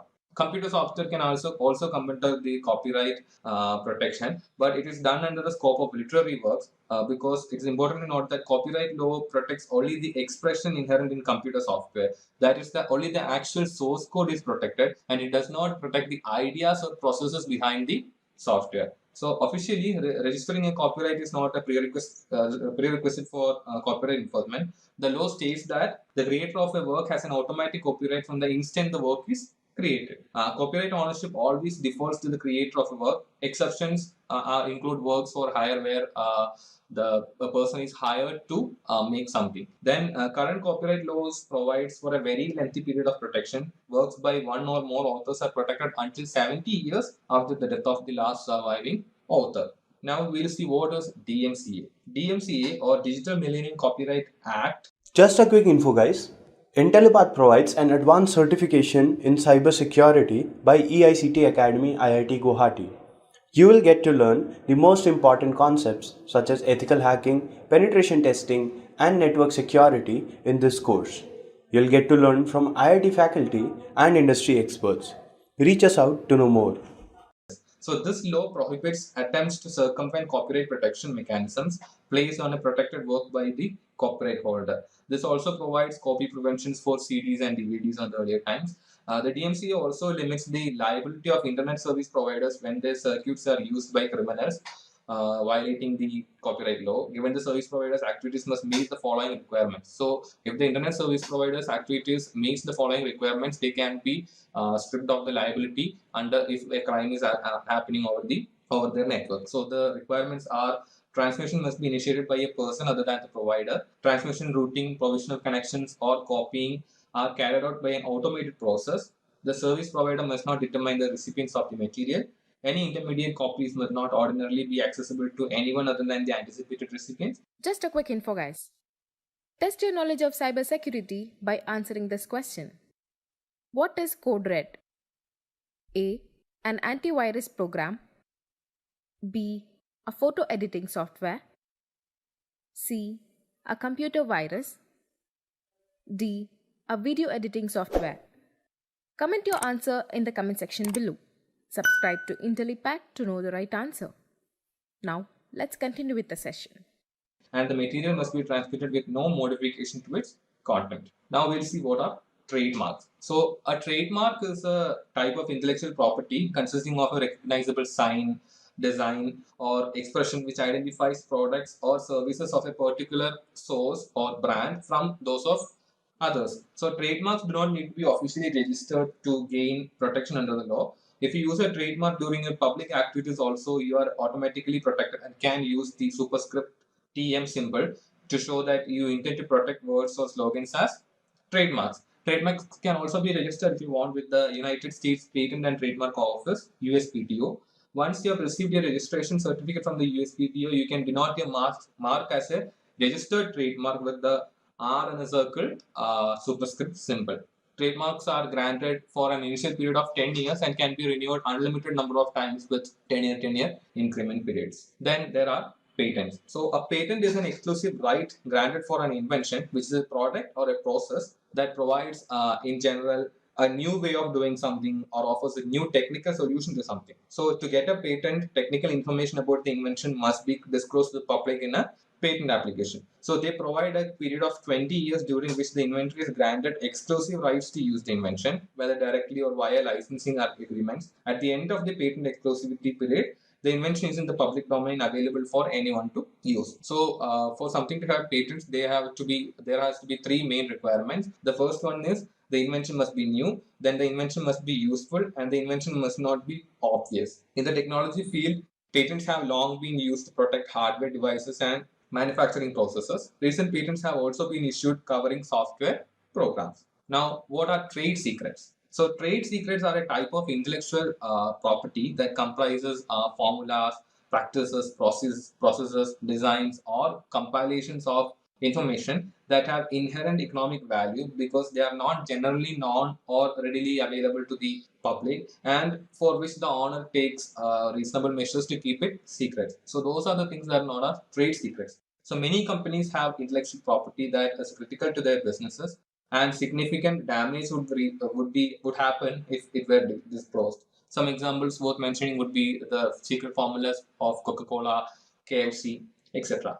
Copyrights or patents could be used to protect trade secrets, but the catch here is that the trade secrets would have to be publicly disclosed for the all the details of the work has to be publicly disclosed, and copyrights or patents would only provide protection for a limited period of time. So protecting trade secrets with copyrights or patents is not a very good idea. So to preserve trade secret status, organizations must implement adequate controls to ensure that only authorized personnel with a need to know the secrets have access to them. Also, trade secret protection is one of the best way to protect computer software. This is the technique used by large software development companies like Microsoft to protect its core base of intellectual property. The US government recognized the importance of protecting trade secrets and enacted the Economic Espionage Act of 1996. Now we'll see what is software licensing. The common types of licensing agreements in use today are: the first one is contractual license agreements. So this uses a written contract between the software vendor and the customer, outlining the responsibilities of each. These agreements are commonly found for high-priced and or highly specialized software packages. Then there are shrink-wrap license agreements. So these are agreements written on the outside of the software packaging. They commonly include a clause stating that the user acknowledges agreement to the terms of the contract simply by breaking the shrink-wrap seal on the package.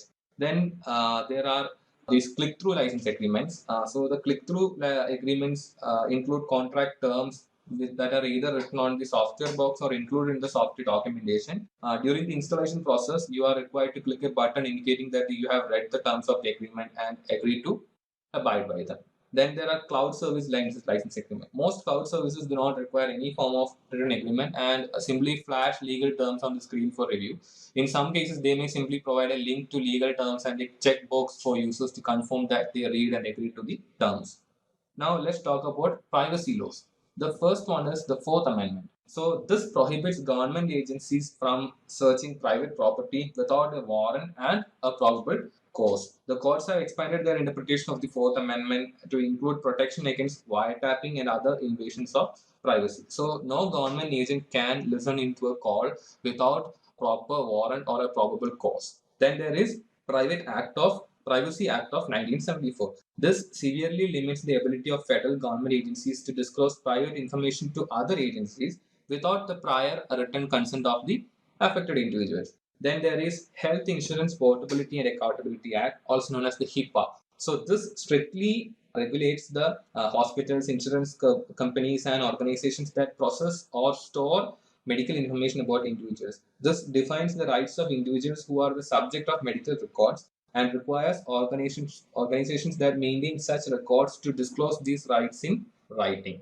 Then the European Union Privacy Law. This law creates a balance between the interest of data holder and the interest of the data subject. The directive outlines key rights of individuals about whom data is held and or processed, like right to access data, right to know the data's source, right to correct inaccurate data, right to withhold consent to process data in some situations, right of legal action should these rights be violated.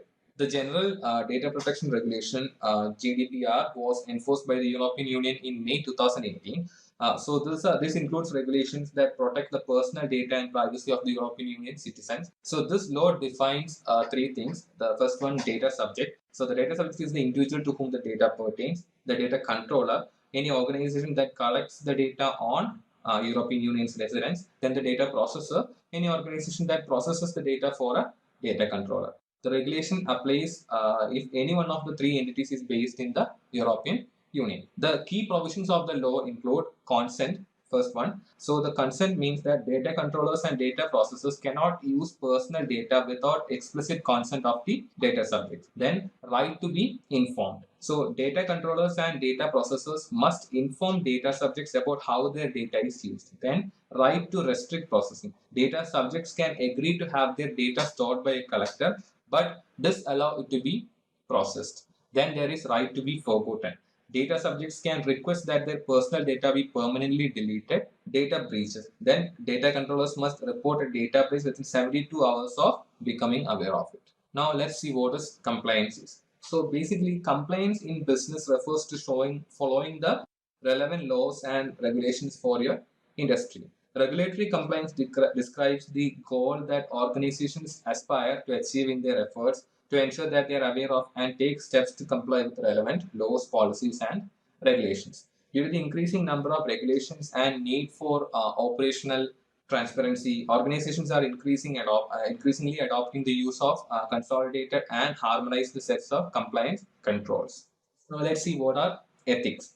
So there is actually a code of ethics preamble which states that the safety and welfare of society and the common good, duty to our principles and to each other, requires that we adhere and be seen to adhere to the highest ethical standards of behavior. Therefore, strict adherence to this code is a condition of the certification. The International Information System Security Certification Consortium, or the ISC Square, requires all certified system security professionals to commit to fully supporting the code of ethics. If a CISSP intentionally or unknowingly violates this code of ethics, he or she may be subject to a peer review panel which will decide whether the certification should be revoked. The code of ethics includes The first one, protect society, the common good, necessary public trust and confidence, and the infrastructure. Act honorably, honestly, justly, responsibly, and legally. Provide diligent and competent service to principals. Advance and protect the profession. Most often, laws are based on ethics and are put in place to ensure that others act in an ethical way. However, those do not apply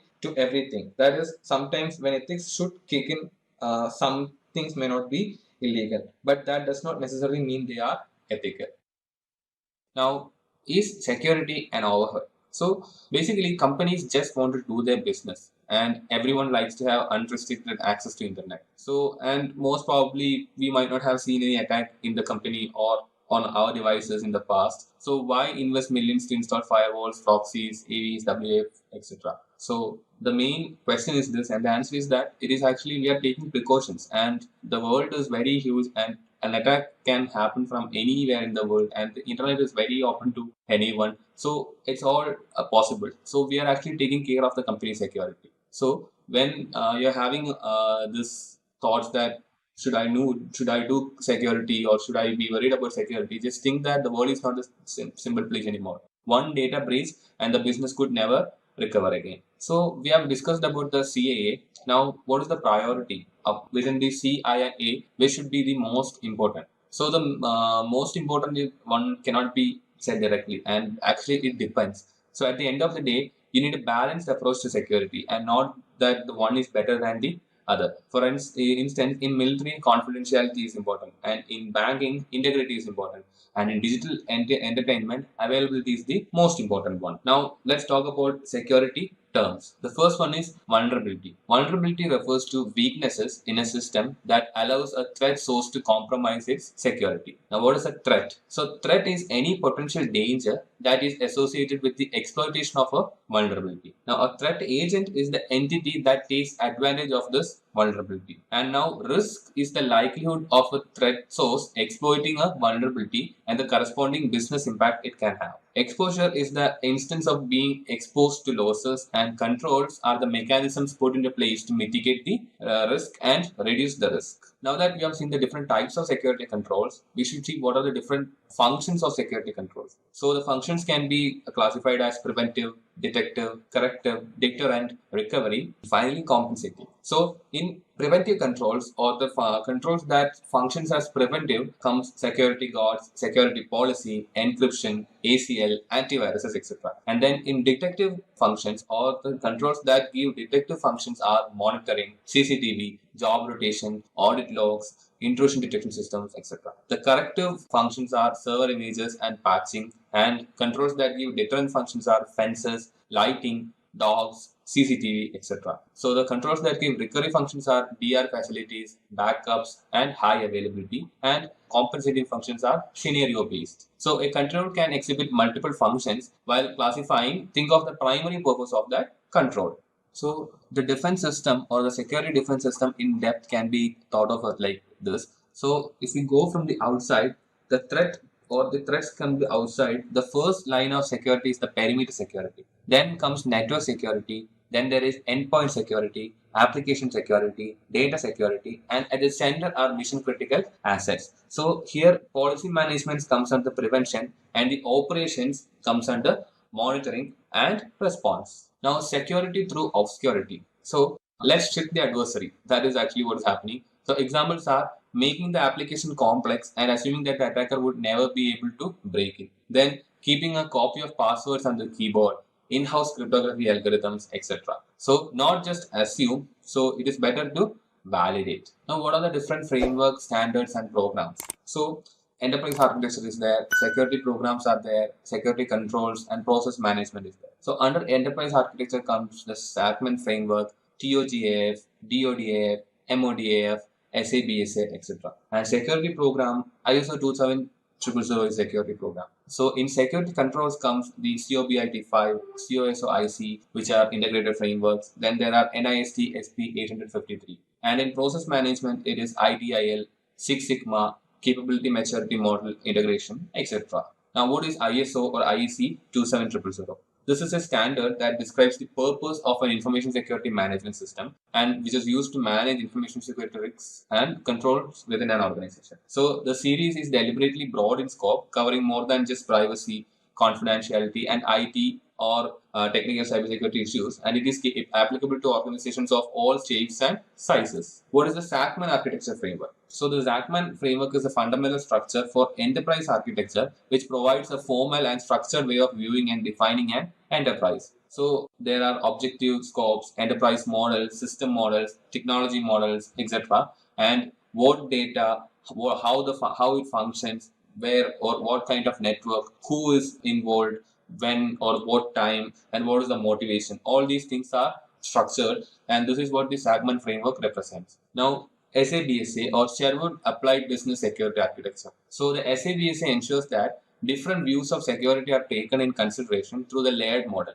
and as different stakeholders will need to be differently informed about what it means to them, while still allowing for traceability across the stack. So the recipe for success are strategic alignment, business and enablement, process enablement, and security effectiveness. Now the COBIT or control objectives for information related technology. So the control objectives for information related technology is a framework for governance and management developed by ICACA, Information Systems Audit and Control Association.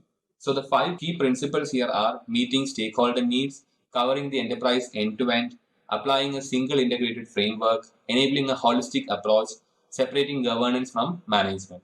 At any point in our IT governance or management process, we should be able to ask the question, why are we doing this? And we led to an IT goal that is tied to an enterprise goal, which is in turn tied to a stakeholder goal. Now, what is the COSO? The COSO or International Control Integrated Framework, HOPE, it was derived from the COSO actually. So, and is developed by the Committee of Sponsoring Organizations that sponsored the Treadway Commission in 1985 to deal with fraudulent financial activities and reporting. So, the COSO-IC framework is a model for corporate governance and COBIT is a model for IT governance. So, the COSO-IC deals more at strategic level while the COBIT focuses more at the operational level. And the COBIT or COBIT is a way to meet many of the COSO objectives, but only for the IT perspective. And the COSO-IC deals with non-IT items also, as in company culture, financial accounting principles, board of director responsibility, and internal communication structures. Now, what is the CMMI or Capability Maturity Model Integration?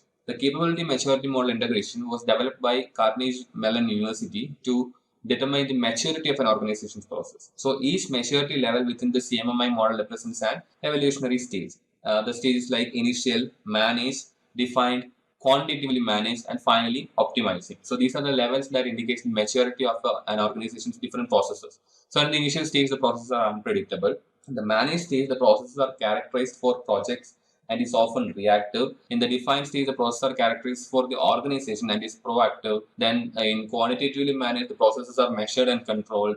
And in the optimizing level, the focus is on process improvement. Now, security and business. So in a business, when you're considering a business like a car, security is like brakes in a car and it gives you confidence to go faster. So security should always work towards business enablement and align with the organization's mission, goals, strategy, and objectives. So a well-defined business case should always exist for any security-related initiative. Security management is a responsibility of upper management and should always be supported by senior executives. Now, what is documentation review? So this is the process of reading the exchanged materials and verifying them against standards and the expectations. So if the exchange documentation is sufficient and meets the expectations, then an on-site review will be able to focus on compliance with the stated documentation. And if the documentation is incomplete, inaccurate, or otherwise insufficient, the on-site review is postponed until the documentation can be updated and corrected. Now, what is security management planning? So the different planning ways are, the first one is strategic planning. So this is a long-term plan that is fairly stable and it defines the organization's security purpose and aligns to its goals, mission, and objectives. Then there are tactical plans, which is a mid-term plan developed to provide more details on accomplishing the goals set forth in the strategic plan or can be crafted ad hoc based upon unpredicted events. And finally, an operational plan is a short-term, highly detailed plan based on the strategic and tactical plans. Now, security policies. So a security policy is a document produced by senior management that states how a company plans to protect its assets, functions, and people. So the features of security policies are that they are generic, then they are non-technical, they are reviewed periodically, and they align with the business. Now, what are the common security policies? The common security policies are access control policies, computer security policy, environmental design policy, data protection policy, physical security policy, remote access policy, and user account policies. And more organizations opt to use well-defined security templates. Now, what is threat modeling? The DFD and reduction analysis. So, DFDs helps in understanding of the relationships of resources and data flow and identify attacks that could be targeted at each element of the diagram. Some key elements are trust boundaries, data flow paths, input points, and privileged operations. And in reduction analysis, it is decomposing the application, system, or environment to understand logic of the product and its interaction with external elements. So breaking down a system in its constituent parts makes it easier to identify the components of each element as well as take notice of vulnerabilities and points of attack. Now, threat modeling STRIDE. So this is a model developed by Microsoft for identifying and categorizing threats. So the threats can be spoofing, tampering, repudiation, information disclosure, denial of service, or elevation of privilege. And the desired property that is being protected here are authenticity, integrity, non-repudiation, confidentiality, availability, and authorization. And now threat modeling DREAD. So DREAD rating system is designed to provide a prioritization solution that is based on the answers to 5 main questions about each threat. So the questions or aspects that are being rated here are damage potentiality, that is how bad would an attack be, then reproducibility, that is how easy is it to reproduce the attack, exploitability, which shows how much work it is to launch the attack, affected users, how many people will be attacked or impacted, and then the discoverability, that is how easy is it to discover the threat. Now, what are value of information and assets? An asset can have both quantitative and qualitative measurements assigned to it. The actual value of an asset is determined by the importance it has to the organization as a whole. So, what is the cost to maintain and protect the particular asset? Value of the asset to owners and users, value of the asset to the adversaries, and the cost to replace the asset if it is lost, the operational and production activities affected if the asset is unavailable, and the liability issues if the asset is compromised. Now, what is a delayed loss? So, the delayed loss is a secondary in nature and takes place well after a vulnerability is exploited. It may include damage to the company's reputation, loss of market share, accrued late penalties, civil suits, etc., and the delayed collection of funds from customers and the resources required to or reimage the compromised systems, etc. Now let's talk about quantitative risk analysis. So the first one here is asset value, which corresponds to the value of the assets that we need to protect. Then exposure factor, which is the percentage of loss realized or percentage of loss the realized threat could have on a certain asset. Then single loss expectancy, SLE, which is the cost associated with a single realized risk against a specific asset, which is calculated as the product of asset value and exposure factor. Then there is analyzed rate of occurrence, ARO, which is a value that represents the estimated frequency of a specific threat taking place within a year. The range can be from 0.0 never to 1.0 once a year to greater than 1 several times a year and anywhere in between. Then there is analyzed loss expectancy, ALE, which corresponds to the possible yearly cost of all instances of a specific threat realized against a specific asset. ALE is the product of SLE and ARO. Now, what is quantitative risk analysis? Examples. So, let's take a scenario. Here, the risk of a hurricane to a company's data center. The asset value is around 1 million.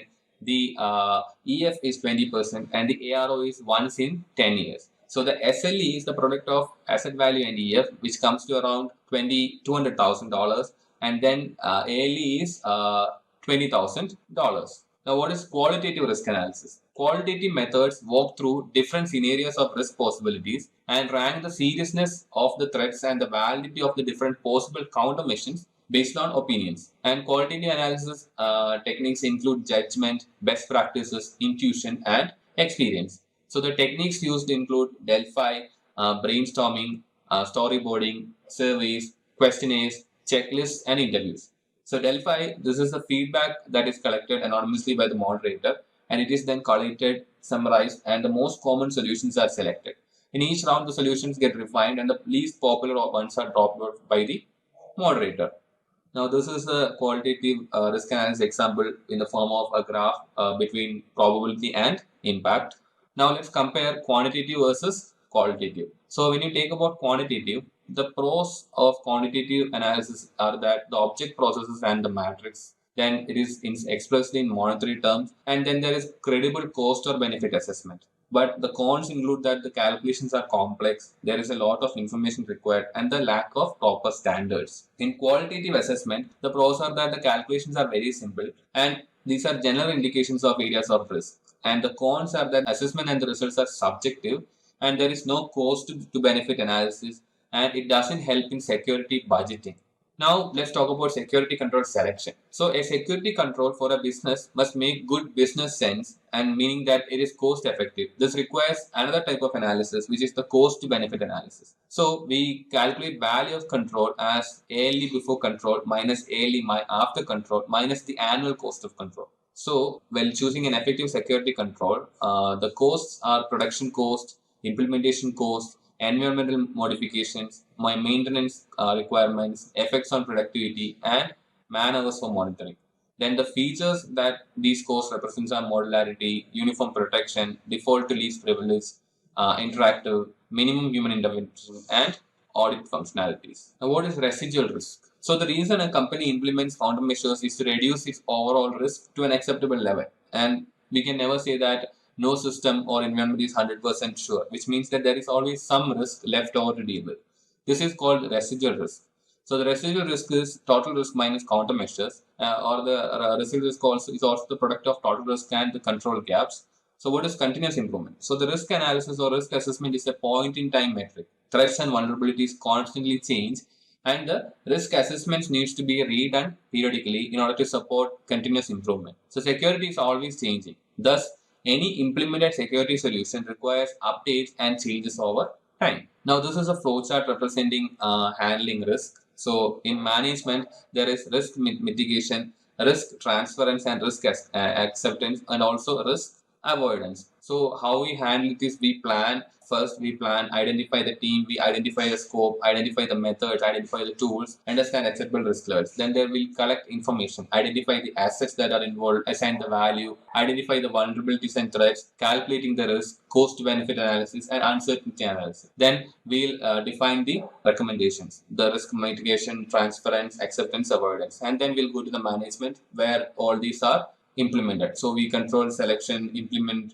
monitor, then purchase insurance, risk. If there is a risk acceptance, we do nothing. And then in avoidance, we'll discontinue the activity. Now let's see about the hiring practices for personal security. So the first one is job description. So this describes or defines the roles to which an employee is assigned to perform their work tasks. It should define the type and extent of access the position requires on the secured resources. Then there is candidate screening, which is background checks, references, education verification, and security clearance. These are which are essentially proving that a candidate is adequate, qualified, and trustworthy. Then employment agreement, which a new hire should sign an employment agreement which outlines the rules and restrictions of the organization, the security policy, the acceptable use and activities policies, details of the job description, violations and consequences. There may be other security related documentation like a non-disclosure agreement, etc. And an NDA is used to protect the confidential information within an organization. Then there is employment termination, which is essential for a secure environment when a disgruntled employee must be removed from the organization. So this makes sure that the employee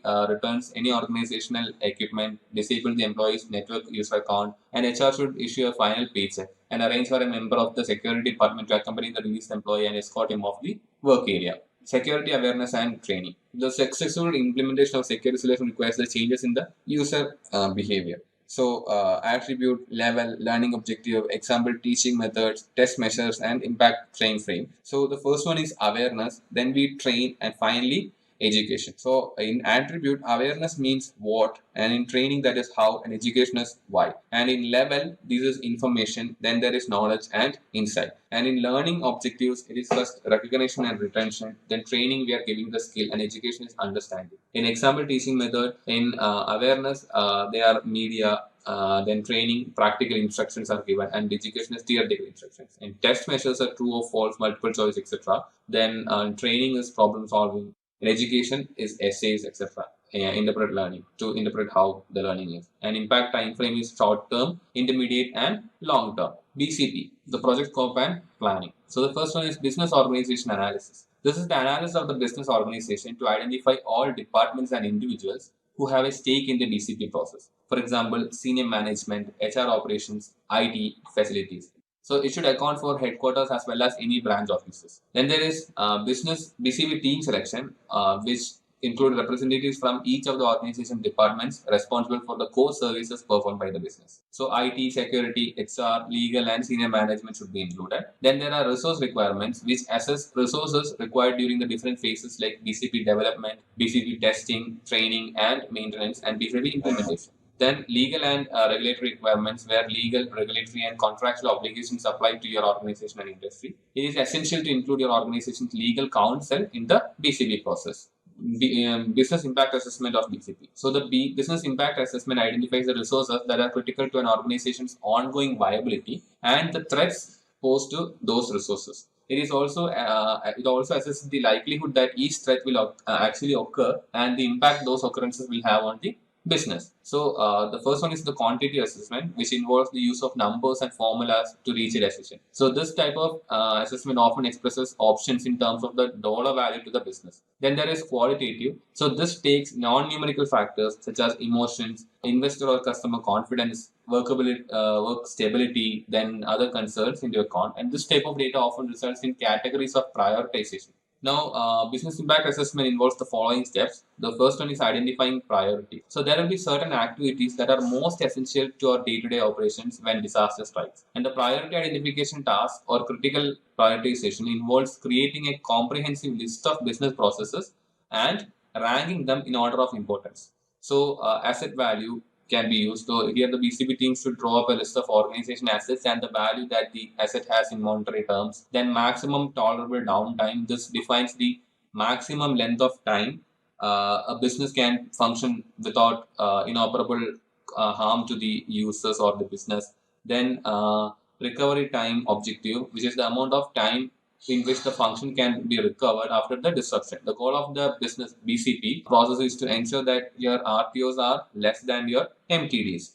Now, risk identification. So this is the second step, and the risk comes in two forms. So natural risk and man-made risk. So natural risk can be hurricanes, earthquakes, etc., and man-made risk can be fires, theft, terrorism, etc. So the risk identification of the process is purely qualitative in nature. At this point in the process, the BCP team should not be concerned about the likelihood that each type of risk will actually materialize or the amount of damage such an occurrence would inflict upon the continued operation of the business. So the likelihood assessment is expressed in terms of an annualized rate of occurrence, ARO.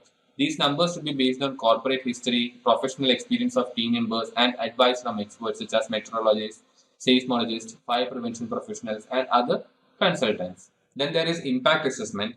Here, we analyze the data gathered during risk identification and likelihood assessment and attempt to determine what impact each one of the identified risks would have on the business if it were to occur. So, in quantitative, we calculate metrics like EF, SLE, ALE, etc. And in qualitative, we calculate reputation loss, customer loss, etc. Here, we do resource prioritization, which is prioritize the allocation of business continuity resources to the various risks that you identified and assessed in the preceding tasks of the business impact assessment. Now let's talk about continuity planning.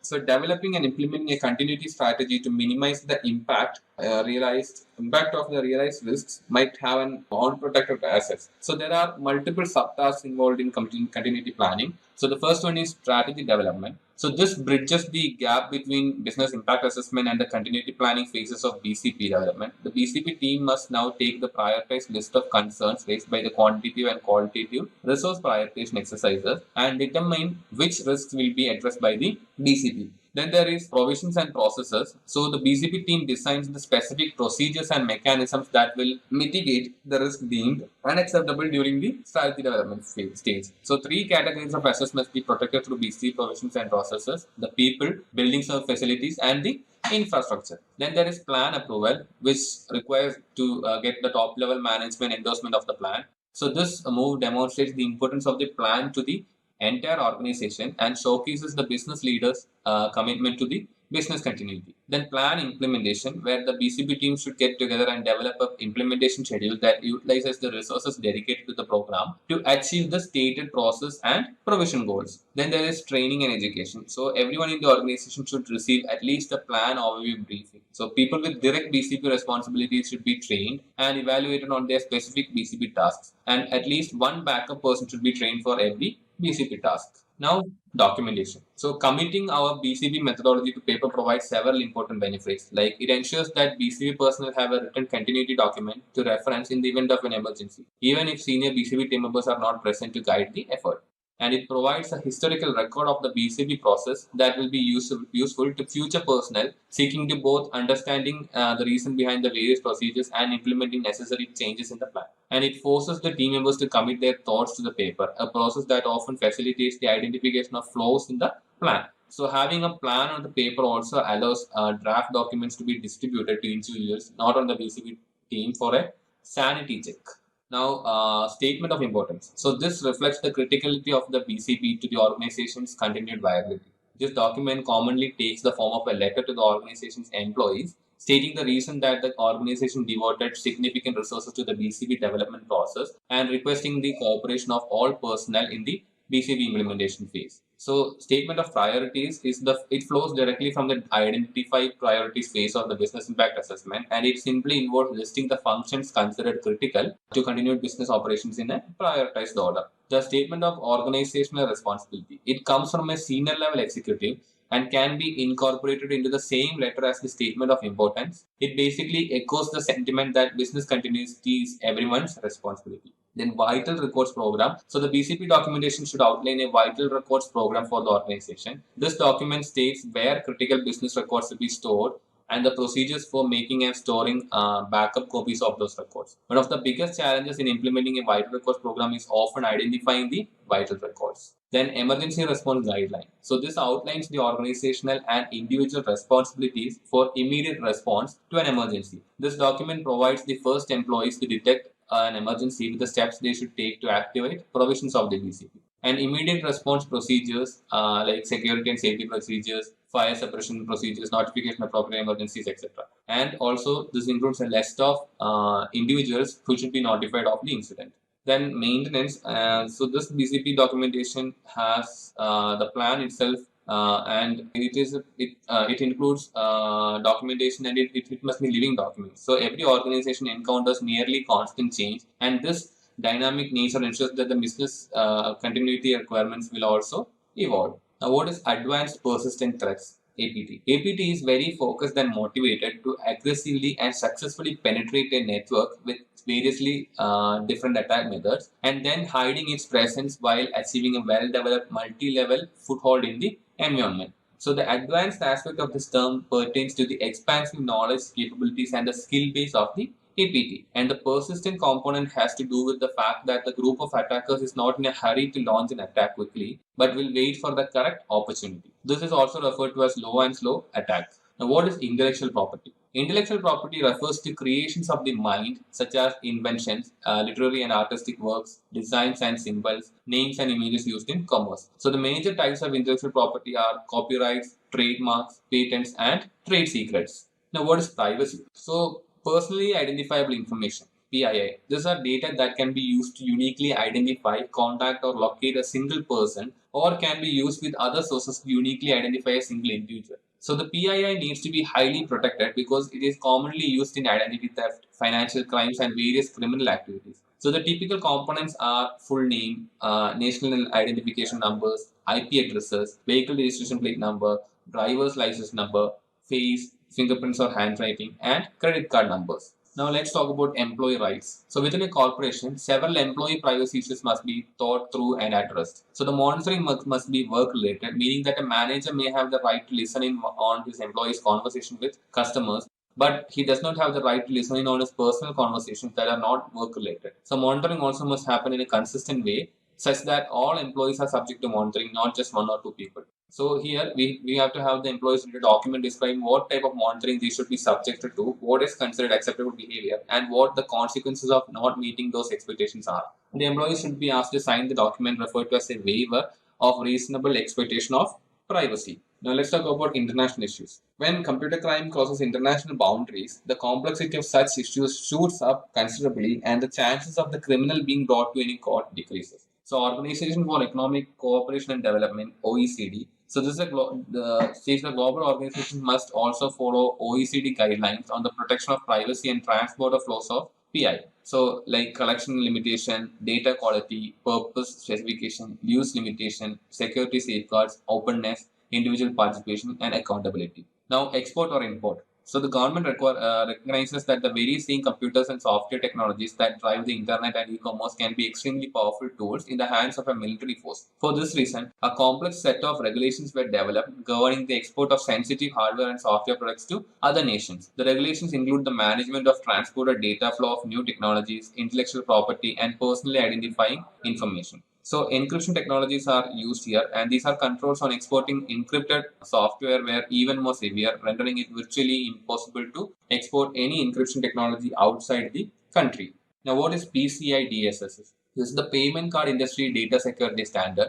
This is a set of security standards formed in 2004 by Visa, MasterCard, Discover Financial Services, JCB International, and American Express. This is governed by the Payment Card Industry Security Standard Council, and the compliance scheme aims to secure credit and debit card transactions against data theft and fraud. The PCI DSS has no legal authority to compel compliance. It is a requirement for any business that processes credit or debit card transactions. And PCI certification is also considered the best way to safeguard sensitive data and information, thereby helping business build long-lasting and trusting relationships with their customers. Asset security. Now, what is information classification? Information classification is a process in which organizations assess the data that they hold and the level of protection it should be given. So, data classification helps ensure that data is protected in the most cost-effective manner. So, asset classification is used to store or process information should be as high as the classification of the most valuable data in it, like media, laptop, phones, paper prints. Now, what are the classification criteria? Once the scheme is designed, the organization must develop the criteria it will use to design what information goes into which classification. Following are the parameters. So, they are usefulness of data, value of data, age of data, level of damage that could be caused if the data were disclosed, level of damage that could be caused if the data were modified or corrupted, legal, regulatory, or contractual responsibility to protect the data, lost opportunity cost that could be incurred if the data were not available or were corrupted. So the classification rules must apply to data no matter what format it is in, digital, paper, video, fax, etc.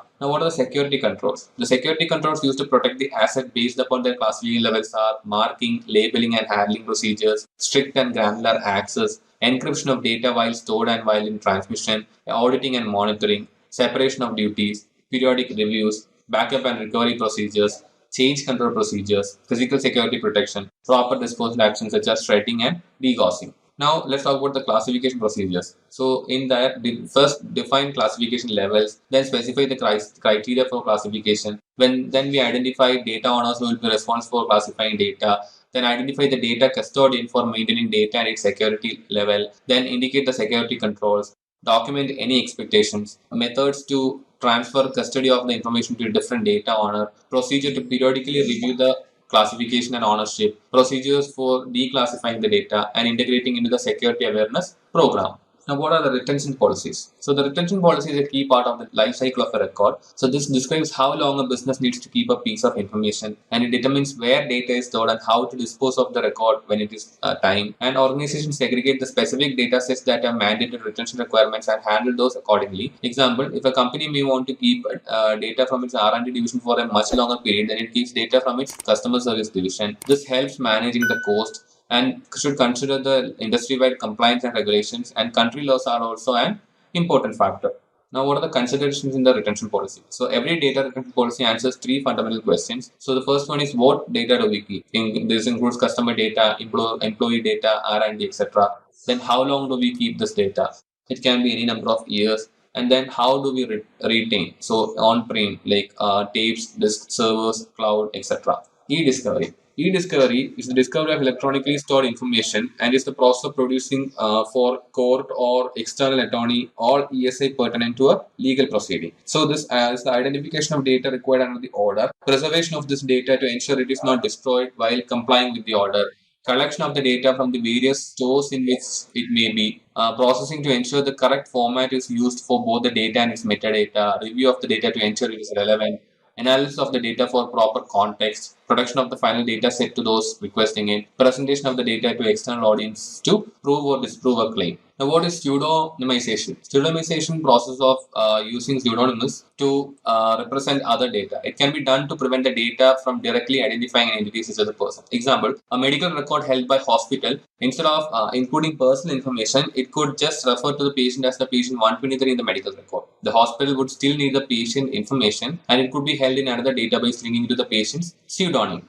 Now, what is anonymization? Anonymization mechanism is used to convert identifiable data into anonymized data in a manner where the anonymized data cannot be transferred back to the original personal data. Example, PII collected as part of a survey should be anonymized and only required statistics are maintained. Let's see what an asset is. An asset is anything of worth to an organization. A more formal definition would be that an asset is a resource with economic value that an individual or an organization owns or controls with the expectation that it will provide a future benefit. This includes people, partners, equipment, facilities, reputation, and information. So, information is typically the most valuable asset to an organization, and it lies at the heart of every system. So, in information security, asset security domain focuses on collecting, handling, and protecting information throughout its life cycle. A primary step in this domain is classifying information based on its value to the organization. Now, let's see what is information lifecycle.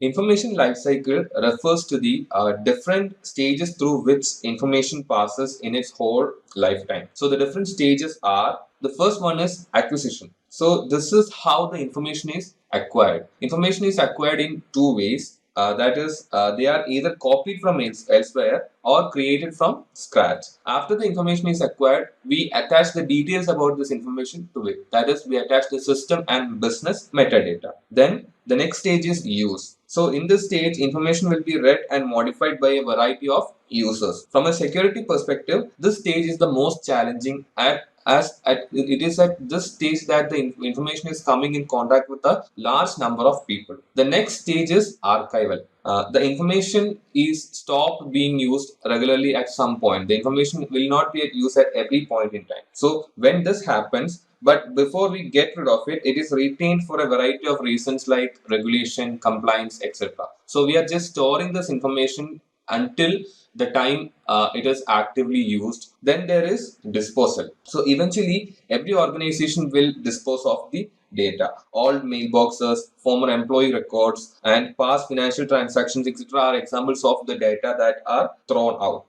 Now let's see what are the differences between sensitivity and criticality. So information can be classified by sensitivity or criticality. So sensitive data refers to information that should be protected from unauthorized access or disclosure due to its secretive nature. This might include proprietary information that a business or company wouldn't want its competitors to find, or personally identifiable information about patients or clients, etc. The disclosure of this kind of sensitive information would mean loss to an organization if the information was revealed to unauthorized individuals. It also can directly affect the trust and reputation of the organization. Then, on the other hand, data criticality refers to the level of importance of the data is to the success of a process or business. For some, that might be research data, customer addresses, contacts, or even employee records. Data that is critical to a business is information that typically helps them operate or earn money. So the disclosure of this kind of critical data could directly affect the availability of vital business function. So both these factors are absolutely critical for the business and must be carefully assessed, keeping in mind the compliance and regulation which the business needs to abide. Now let's talk about the classification levels in data. So there aren't actually any rules that specify the conditions for classifying information. It's up to the organization to classify their information based on its importance. So the common classification levels in a commercial setup are confidential, private, sensitive, and public. And the classification levels in a military setup are usually top secret, secret, confidential, sensitive but unclassified, and finally unclassified. Now let's see what are data roles. So many people within an organization manage, handle, and use data. Although each role is important to the overall security of an organization, some specific roles must be clearly defined. So the first one is data owners. So these are the people who have the ultimate organizational responsibility for the data. Typically, these people are the heads of the departments or the CEO or the president. So they identify the classification of data and ensure that the data is labeled properly. They also ensure that the data has adequate security controls based on the classification. Then there are system owners and administrators. So the system owners are people who owns the system that have the sensitive data or that processes the sensitive data. Typically, the same person is the data owner, or they can be different as well. So they are also responsible for ensuring that the data processed on the system remains secure. Also, they identify the highest level of data and ensures that the best security controls are applied on the data. Then about administrators, they are responsible for granting the appropriate access to the people working in the organization or the personnel. Administrators are also the person who assigns permissions based on the principles of least privilege or the need to know. Then there are data custodians. So data custodians work under the data owners, and they delegate the day-to-day tasks for the custodian. So these people help protect the integrity and security of data by ensuring it is properly stored and protected. An example is that custodians would ensure the data is backed up in accordance with the backup policy. And finally, there are users. So users are any person who accesses the data to accomplish work tasks. So users should be given periodic security awareness training, and users are often the weakest link in the data hierarchy. Now let's see what goes into protecting the privacy of the personnel in an organization or the people working in an organization. For that, organizations needs to identify personally identifiable information as well as protected health information and handle them in a secure manner. So what is personally identifiable information? Personally identifiable information, or PII, is any data that could potentially be used to identify a particular person. So examples like full name, social security number, driver's license, biometric data, telephone number, etc. are all personally identifiable information. They can also include medical, employment, financial, or educational records. Then there are protected health information, or PHI. So protected health information under the US law is any information about the health status, provision of healthcare, or payment for healthcare that is created or collected by a covered entity, and this can be linked to a specific individual. This also includes medical payment history or records of a patient. Let's talk about the necessary actions to be taken while data handling. All classified information and assets must be marked and labeled. So now let's see what are labeling and marking. First of all, labeling. So labeling is a process in which a mark or a label is placed on different data sets to identify their classification level. So depending on the different classification level to which a data belongs to, we mark the data according to them. So a top secret label informs that the information is of utmost sensitivity. Also, labels should be used even for unclassified equipment and media, as this reduces the chances of omission or mishandling of classified data. Then there is marking. Physical labels for data stored on media or process system, which means physical labels are used for data that are stored on systems or media. Digital marking is used for pages, or is digitally marked using watermarks or headers, etc.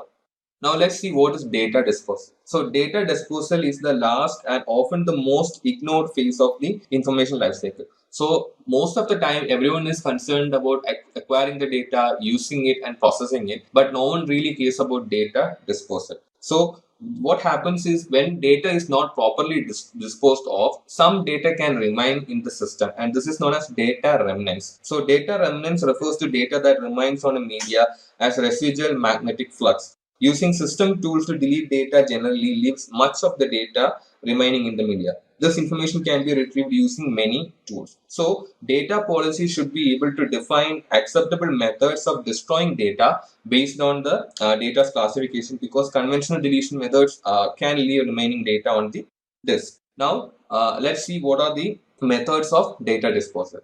The first one is erasing. So erasing means simply performing a delete operation against a file, a selection of files, or the entire media. In most cases, deletion or removal process removes only the directory or the catalog linked to the data. This means the actual data remains on the drive. Then there is clearing. Clearing or writing is a process of preparing media for reuse and assuring that the cleared data cannot be recovered using traditional recovery tools. So when media is cleared, unclassified data is written over all the addressable locations on the media. Then there is degaussing. So a degausser creates a strong magnetic field that erases data on some media in a process called degaussing. So this is done so that the data that is remaining in the magnetic drives can be removed. Technicians commonly use degaussing methods to remove data from a magnetic tapes with the goal of returning the tape to its original state. Then there is encryption. So data stored on the medium is encrypted using a strong key.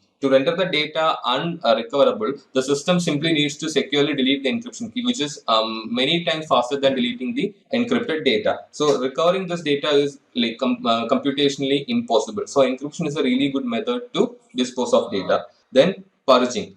Purging is the more intense form of clearing that prepares media for reuse in a less secure environment. A purging process will repeat the clearing process multiple times and may combine it with other methods such as degaussing to completely remove the data. Then there is sanitization. So sanitization is a combination of processes that removes data from a system or from media. It ensures that the media cannot be recovered by any means. When a computer is disposed of, sanitization includes ensuring that all non-volatile memory has been removed or destroyed. Then finally there is destruction. So destruction is the final stage in the life cycle of media and is the most secure method of sanitizing media. When destroying media, it's important to ensure that the media cannot be reused or repaired and that the data cannot be extracted from the destroyed media. Now let's see what are the data security controls. The controls that we use for securing our data does not only depend on the value of the data, it also depends on the dynamic state in which the data exists. And data can exist in one of three states, that is either it can be at rest, it can be in motion, or it can be in use. So let's see the security controls used for data in rest. So first of all, what is data at rest? So data that resides in external or auxiliary storage devices such as hard disks, solid state drives or optical disks or even on magnetic tapes are called data at rest. So the data in this state is very vulnerable not only to threat actors attempting to access it, but also to anyone who can gain physical access to the device. So the solution to protecting data in such scenarios is encryption. So encryption is every major operating system now provides means to encrypt individual files or entire volumes in a way that is most transparent to the user. So the examples of encryption services are like BitLocker on Windows, DMCrypt in Linux, etc. Then let's see what are the security controls for data in motion. So what is data in motion? So the data that is moving between computing nodes over a data network such as the internet is called data in motion. This is perhaps the riskiest time for our data as it is going through a multiple number of places. So the best way to protect data in motion is to use a VPN or a virtual private network. TLS or IPsec, which stands for Internet Protocol Security, can be used for encrypting the data in motion in a virtual private network. Now let's see what are the controls for data in use. So data in use refers to data residing in primary storage devices like the volatile memory, RAM, memory caches or CPU registers. So when a process is using a data, it is typically stored in the primary storage devices for a short period of time. The common issues that can happen in this period is buffer overflow attack, which can happen when a program, while writing data to a buffer, overwrites the buffer and overwrites the adjacent memory locations, memory leaks, or side channel attacks. So the best protection for data in use is secure software development practices. Now let's see what is security baselining. So baselining provides a starting point and ensures a minimum security standard. So the practices used in attaining this security baseline are, the first one is imaging. So what we do here is we'll configure a single system with desired settings, capture its image and then deploy the image to other system. After deploying the systems in a secure state, auditing process can be periodically done to check the systems to ensure that they remain in a secure state. But we should always remember that a single set of security controls does not apply to all situations, and organizations can select the set of baseline security controls based on its needs. Then there is scoping. So what we do here is we review the baseline security controls and select only those controls that apply to the scope of our organization. Then there is tailoring. So tailoring is the modifying the baseline security controls so that it will align with our needs, or it will align with the mission of our organization. Now let's talk about data loss prevention. So data loss prevention comprises the actions that organizations should take to prevent unauthorized external parties from gaining access to sensitive data. The real challenge here is taking a holistic view of our organization, and the perspective must be to incorporate our people, processes, and then our information. So the data loss prevention technology features sensitive data awareness, policy engines, interoperability, and accuracy. Now the different types of DLP are: the first one is network DLP. So this is where we apply DLP to data in motion. Normally, this is implemented as dedicated appliances at perimeter. So it will not protect data on devices that are not on the organization network, and high cost probably force the organization to deploy only at network choke points. Let's have a quick quiz question, guys. And the question we have here is, through which system we can detect SQL injection attacks? Now, for this MCQ question, the options that we have here are attack detection system, injection detection system, intrusion prevention system, and intrusion detection system. Think thoroughly and mention which out of these four options is the right answer for this particular question. Just a quick info, guys. Intellipaat provides an advanced certification in cybersecurity by EICT Academy IIT Guwahati. You will get to learn the most important concepts such as ethical hacking, penetration testing, and network security in this course. You'll get to learn from IIT faculty and industry experts. Reach us out to know more.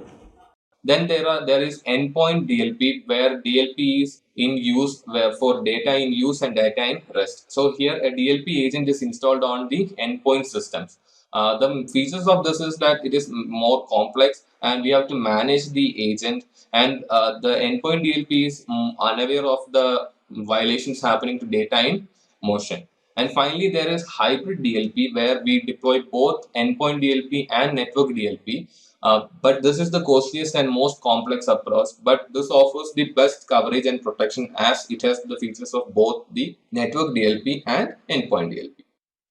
Security architecture and engineering. Now, what is secure by design? So security is best if it is designed and built into the foundation of anything we build, and not added as an afterthought. So once security is integrated as an important part of the design, it has to be engineered, implemented, tested, evaluated, and potentially certified and accredited. So the security of a product must be evaluated against the availability, integrity, and confidentiality it claims to prove. Now, what are registers in CPU architecture? The CPU has various types of registers containing information about the instruction set and data to be executed. There are general registers which are used to hold variables and temporary results as the ALU works through its execution steps. Then there are special registers which hold information such as the program counter, stack pointer, and the program status word PSW. The program counter registers contains the memory address of the next instruction to be fetched, and the program status word PSW holds different condition bits. One of the bits indicates whether the CPU should be working in user mode or privileged mode. Now, what are the different modes? The first one is user mode. This is a lower privileged mode, and most applications and user-owned processes run in this mode, and this cannot directly communicate with the kernel. Then there is the kernel mode, which is the highest privilege level, and all trusted processes operate in this mode, and all processes in this mode can communicate directly with the kernel, and this is extremely robust and secure by design. Now, what are the execution types in CPU architecture? First one is multi-programming. So this is the concurrent residency of more than one program in the main memory, and it is referred to as multi-programming. Once the currently executing program finishes its execution, the next program is dispatched for its consumption. Then multi-processing. When one system is connected to more than one processor which collectively work for the completion of the task, it is called multi-processing. So there are symmetric multiprocessing where the operating system here resides on one processor and the other processor run user's program. Then asymmetric multiprocessing, the OS runs on any available processors. All the processors simultaneously run the user programs. Then there is multi-threading. So multi-threading is a programming paradigm where a process is divided into several sub-processes called threads. Each thread is independent and has its own path of execution with enabled inter-thread communication. So thread is a lightweight process and each thread has its own program counter, stack and register. Then there is multitasking. So this is the capability of OS to accept more than one task per user, and this is termed as multitasking. So multiple jobs are executed by the CPU simultaneously by switching between them.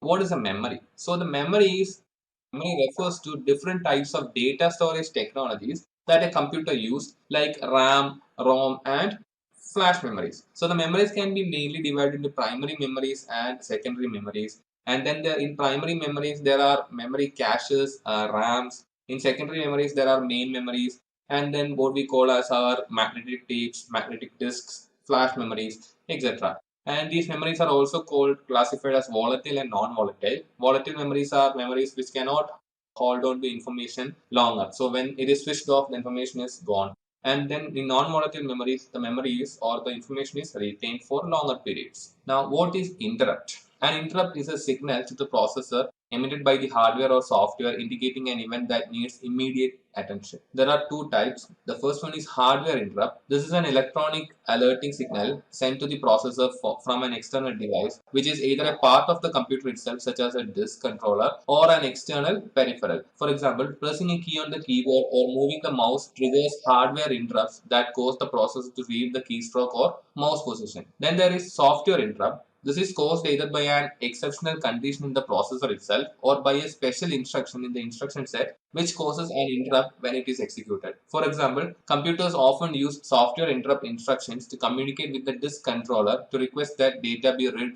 or written to the disk. Now, let's talk about the ring model. The OS has several protection mechanisms to ensure processes do not negatively affect the critical components of the system. One of the security mechanisms is a ring-based architecture. So they are containers and provide an execution environment for processes to carry out their functions, and barriers in that the different processes are walled off from each other based upon trusts the operating system has in them. The OS components that operate in ring 0 have the most access to memory locations, peripheral devices, system drivers, and sensitive configuration parameters. Because this ring provides much more dangerous access to critical resources, it is the most protected. And applications usually operate in ring 3, which limits the type of memory, peripheral device, and driver access activity, and is controlled through the operating system services and system calls. The less trusted processes that are working in ring 3 send their communication request to an API provided by the operating system. Now, what are security modes? The US government designated 4 approved security modes for systems that process classified information. They are dedicated mode, system high mode, compartmented mode, and multi-level mode. So there are 3 specific elements that must exist before security modes are deployed. They are hierarchical MAC environment, total physical control over which subjects can access the computer console, and total control over which subjects can enter the same room as the computer console. Now we'll see what are the clearance and access approval I need to know in the dedicated mode, system high mode, compartment mode, and multi-level mode. In dedicated mode, the clearance are that the subject must have clearance to access all the information processed by the system, and access includes that the subject must have access approval for all the information, and in need to know is that the subject must have valid need to know. In system high mode, the subject must have clearance to access of all the information, must have access approval for all the information processed by the system, and it must have valid need to know for the some information processed by the system. In compartmented mode, the subject must have clearance to all information. It must have access approval for any information they will have access to on the system, and it have valid need to for all information they will have access to on the system. And in multi-level mode, some subject may not have clearance to access all the information processed by the system, and access is provided if the subject's clearance level dominates object classification. And they must have access approval for any information they will have access to on the system, must have valid need to know for information they will have access to on the system. Now, what is virtualization? So, virtualization is a technology that enables running multiple operating systems side by side on the same processing hardware. The benefits include efficiency, higher availability, and lower cost. So, There are different types. The first one is hypervisor, which is a software which is installed to virtualize a given computer. Then there are host machine, a computer on which a hypervisor is installed, and a guest machine, which are every virtual machines. So type 1 hypervisors run directly on the host machine's hardware. Example, Microsoft Hyper-V hypervisor, VMware, ESX or ESXi. Then there are type 2 hypervisors which run within an existing operating system environment. Example, VMware Workstation, VirtualBox, etc. Now, what is a trusted computing base or TCB? The trusted computing base is a collection of all the hardware, software, and firmware components within a system that enforces the system's security policy. The components that make up the trusted computing base provide extra layers of protection around these mechanisms to help ensure they are not compromised, so the system will always run in a safe and predictable manner. The trusted path is a communication channel between the user or program and the TCB, and the TCB provides protection resources to ensure this channel cannot be compromised in any way. The trusted shell means that the processes in that shell, command interpreter, cannot bust out of it, and other processes cannot bust into it as well. A reference monitor. The reference monitor is an abstract machine that mediates all access subjects have to objects, both to ensure that the subjects have the necessary access rights and to protect the objects from unauthorized access and destructive modification. So for a system to achieve a higher level of trust, it must require subjects to be fully authorized prior to accessing an object. A subject does not be allowed to use requested resource until the subject has proven it has been granted access privileges to use the requested object. So access control is made up of rules which specify what subjects can communicate with which objects and what operations can be performed on them. Now let's talk about security models. A security model maps the abstract goals of the policy to information system terms by specifying explicit data structures and techniques necessary to enforce the security policy. The security model is usually represented in mathematics and analytical ideas, which are mapped into system specifications then developed by programmers through programming code. Security policy outlines goals without regard to how they will be accomplished. A model is a framework that gives the policy form and solves security access problems for particular situations. Now let's talk about the state machine model. So state is the snapshot of the system at one moment in time. Current permissions and current instances of subject accessing object must be captured. The state machine model is a mathematical model that groups all possible system occurrences called states. So every possible state of a system is evaluated, showing all possible interactions between the subject and object. And if every state is proven to be secure, the system is proven to be secure.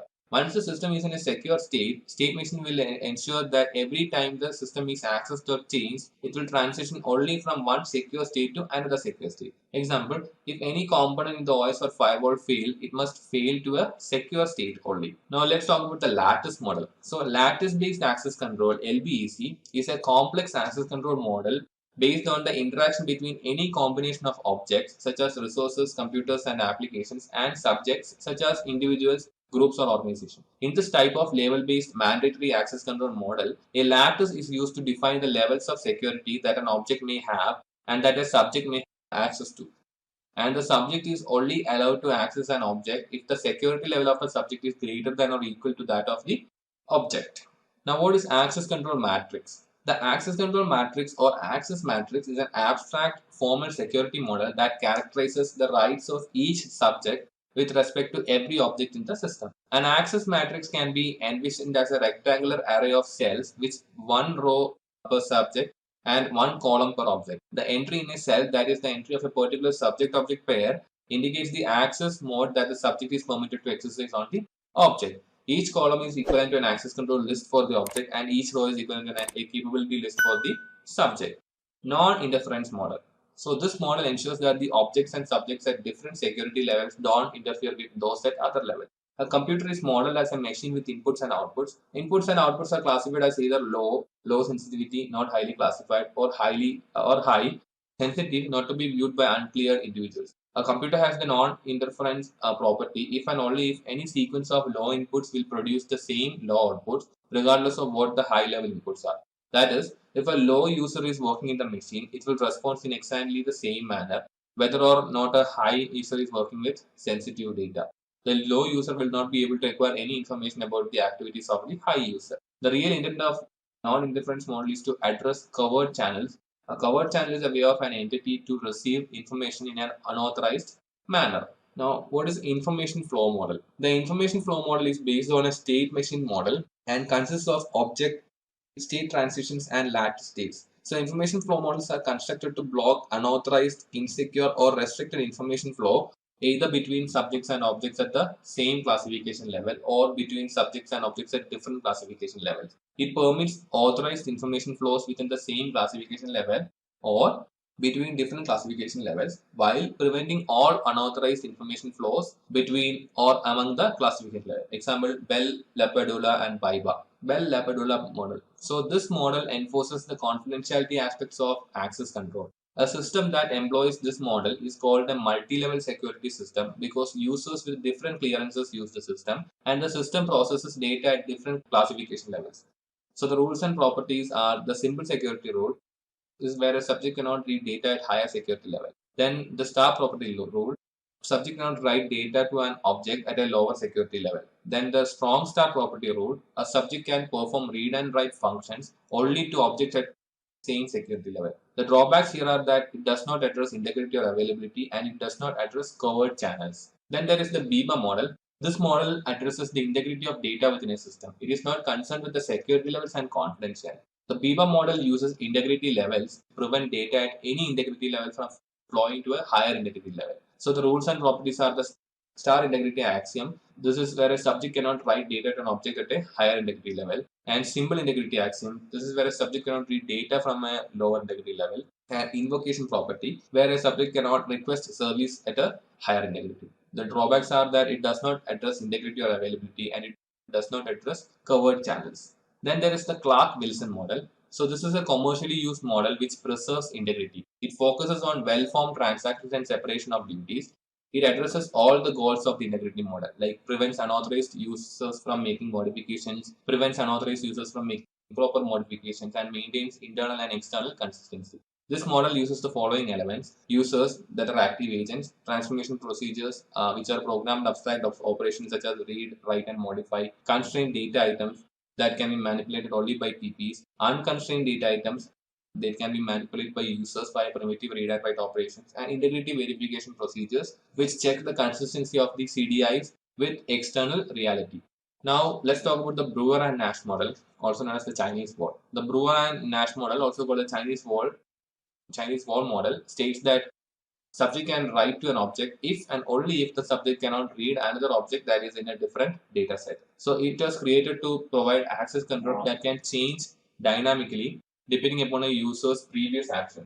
The main goal of the model is to protect against conflicts of interest by users' access attempts. Now, what is the Graham-Denning model? So, this model defines basic rights in terms of commands that a subject can execute over an object. It has 8 protection rights that detail how these functionalities should take place securely. So, how to securely create an object, how to securely create a subject, how to securely delete an object, how to securely delete a subject, how to securely provide the read access right, how to securely provide the grant access right, how to securely provide the delete access right, how to securely provide the transfer access right. So the model is based on access control matrix model.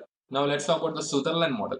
The Sutherland model is an integrity model. It focuses on preventing interference in support of integrity. So it is formally based on the state machine model and the information flow model. However, it does not directly indicate specific mechanisms for protection of integrity. Instead, the model is based on the idea of defining a set of system states, initial states, and state transition. Through the use of only these predetermined secure states, integrity is maintained and interference is prohibited. A common example of the Sutherland model is its use to prevent a covered channel from being used to influence the outcome of a process or activity. Then take grant model. So this employs a direct graph to detect how rights can be passed from one subject to another subject or an object. So this defines the following rules like take rule, which allows the subject to take rights over an object, grant rule, which allows the subject to grant rights to object, create rule, which allows the subject to create new rights, and remove rule, which allows the subject to remove rights it has. Now let's talk about the composition theories. So systems are usually built by combining smaller systems, and security of components must be considered when these components are combined into larger ones. So this is based on the notion of how inputs and output between multiple systems relate to one another, which follows how information flows between systems rather than within an individual system. So types of composition theories are cascading, which where input for one system come from the output of another system. Then there is feedback, where one system provides input to another system, which reciprocates by reversing those roles. So that system A provides input for system B, and then system B provides input to system A. Then there is hookup, where one system sends input to another system but also sends input to external entities. Now what is a covert channel? So this is a type of attack that creates the capability to transfer information objects between processes that are not supposed to be allowed to communicate by the computer security policy or by the usual communication channel. So covered channel storage is there. This communicates by modifying a storage location such as a hard drive, and occurs when out-of-band data is stored in messages for the purpose of memory reuse.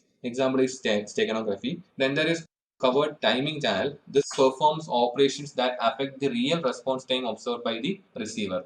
The methods are knowing when data is transferred between parties and monitoring the timing of operations. Security evaluation. Security evaluation examines the security relevant parts of a system, that is the TCP, access control mechanism, reference monitor, kernel, and the protection mechanism. The relationship and interaction between these components are also evaluated in order to determine the level of protection required and provided by the system. The purpose of security evaluation is to measure the security of protected systems, provide a common mechanism to evaluate vendor products, publish the findings of the product, and give level of security assurance to the product, and assure or allow customers to select products based on the evaluation results. The techniques used are TS-SEC, ITSEC, and common criteria.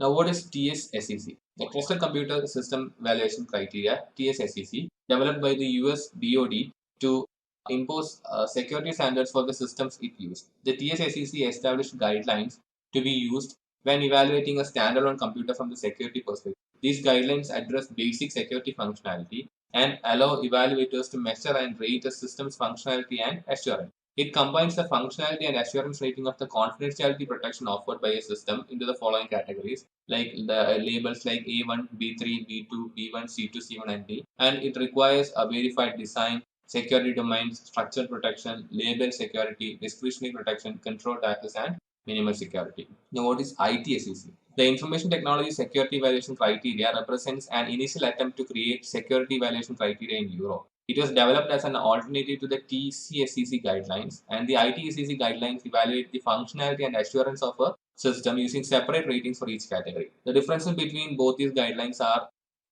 TCSEC concentrates exclusively on confidentiality, while ITSEC addresses some concerns about the loss of integrity and availability also. The ITSEC does not rely on the notion of a TCP, and it doesn't require a system security components to be isolated within a TCP. Unlike TCSEC, which required any change system to be re-evaluated anew, be it operating system upgrades, patches, or fixes, application upgrades or changes, and so forth, the ITSEC includes coverage for maintaining targets of evaluation after such changes without requiring a new formal evaluation. Now, what's the common criteria? The common criteria for information technology security evaluation is the official name for the international standard, that is ISO/IEC 15408. It is an international set of specifications and guidelines developed for evaluation of information security products. The thorough evaluation of computer security products is assured by rigorous evaluation of the process of implementation, specification, and testing of computer security products. Evaluated products are assigned evaluation assurance levels, or EAL, and these addresses functionality and assurance. The ISO/IEC 15408 is used as the basis for evaluation of security properties. The 15408 1 is introduction and general evaluation model, 2 is the security functional components, and 3 security assurance components. Now, what is the process involved in the common criteria? So, the common criteria uses the following specific terms. The first one is protection profile. So, for a particular category of systems or products such as firewalls or IDS, protection profile is an independent set of security requirements and objectives. Then, target of evaluation. This is the target product or system whose evaluation has to be done. Security target, the document that describes the target of evaluation, which includes security requirements and operational environment. And evaluation assurance level, which is the degree or score of evaluation of the tested system or product. Now, what are the different levels in the common criteria? The common criteria has 7 assurance levels. The range is from EAL1, where functionality testing takes place, to EAL7, where thorough testing is performed and the system design is verified. So, the different levels that come in between are the EAL2, where the structurality is tested or is structurally tested, then EAL3, where methodically tested and checked, EAL4, methodically tested, designed and reviewed, EAL4 semi-formally designed and tested, EAL6 semi-formally verified, designed and tested. Now, what is shared security in cloud computing? So, the shared responsibility model for security in the cloud defines what should be the user's responsibility and what should be the cloud provider's responsibility. So in the given table, the things given in the red font are the customer's responsibility or the user's responsibility, and those given in gray are the cloud security provider's responsibility. So if you see in the case of on-premises system, for reference, everything is the users or the customer's responsibility, like user access, data, applications, operating system, network traffic, hypervisor, infrastructure, physical, all comes under the customer's responsibility. But in cloud, for IaaS, that is infrastructure as a service, platform as a service, and software as a service, different things are comes under customer's responsibility and provider's responsibility. Infrastructure as a service, user access, data, applications and operating system, network traffic comes under customer responsibility, where hypervisor, infrastructure, physical comes under cloud provider's responsibility. In platform as a service, user access, data and applications comes under customer responsibilities, while operating system, network traffic, hypervisor, infrastructure and physical comes under cloud provider's responsibility. In software as a service, user access and data comes under customer responsibility, whereas applications, operating system, network traffic, hypervisor, infrastructure, and physical comes under cloud provider's responsibility. Now let's talk about Industrial Control Systems, ICS. So the first one is Programmable Logic Controller, PLC. These are small industrial computers originally designed for factory automation and industrial process control. These can be programmed as per the process that needs to be controlled, and they are used as the primary controllers in smaller systems configuration, and they are extensively used in almost all industrial processes. Then there are distributed control systems, or DCS. These monitor and control distributed equipments in process plants and industrial processes. Unlike the PLC, which is standalone, DCS consists of dividing plant or process control into several areas, each managed by its own controllers, with the whole system connected to form a single entity. Supervisory control and data acquisition, SCADA. So this monitor and control a plant or equipment industries such as telecommunications, water and waste control, energy, oil and gas refining, etc. And they consist of remote terminal units spread geographically for the collection of data and are connected to this master station for centralized data acquisition via any communication system. The SCADA has remote terminal units, which are endpoints that connect directly to the sensors or actuators, data acquisition service that are backends that receive all data from endpoints, and human machine interface, HMI, that users in charge of controlling the systems interact with. Now, what is the Kirchhoff's principle? So, August Kirchhoff published a paper in 1883 stating that only secrets involved with the cryptography system should be the key. He claimed that the algorithm should be publicly known. He asserted that if security were based on too many secrets, there would be more vulnerabilities to possibly exploit. Making an algorithm publicly available means that many more people can view the source code, test it, and uncover any type of flaws or weaknesses. But everyone does not agree with it. Governments around the world create their own algorithms that are not released to the public. Their stance is that if a smaller number of people know how the algorithm works, then a smaller number of people will know how to possibly break it. So it is basically the same as the open source versus compiled software debate. Now, what is the strength of a crypto system? The strength of a crypto system depends on its algorithm, the secrecy of the key, the length of the key, and the initialization vector. The term that is used here is work factor, which is used to define the cryptographic strength, which is an estimate of the effort and resources it would take an attacker to penetrate a crypto system.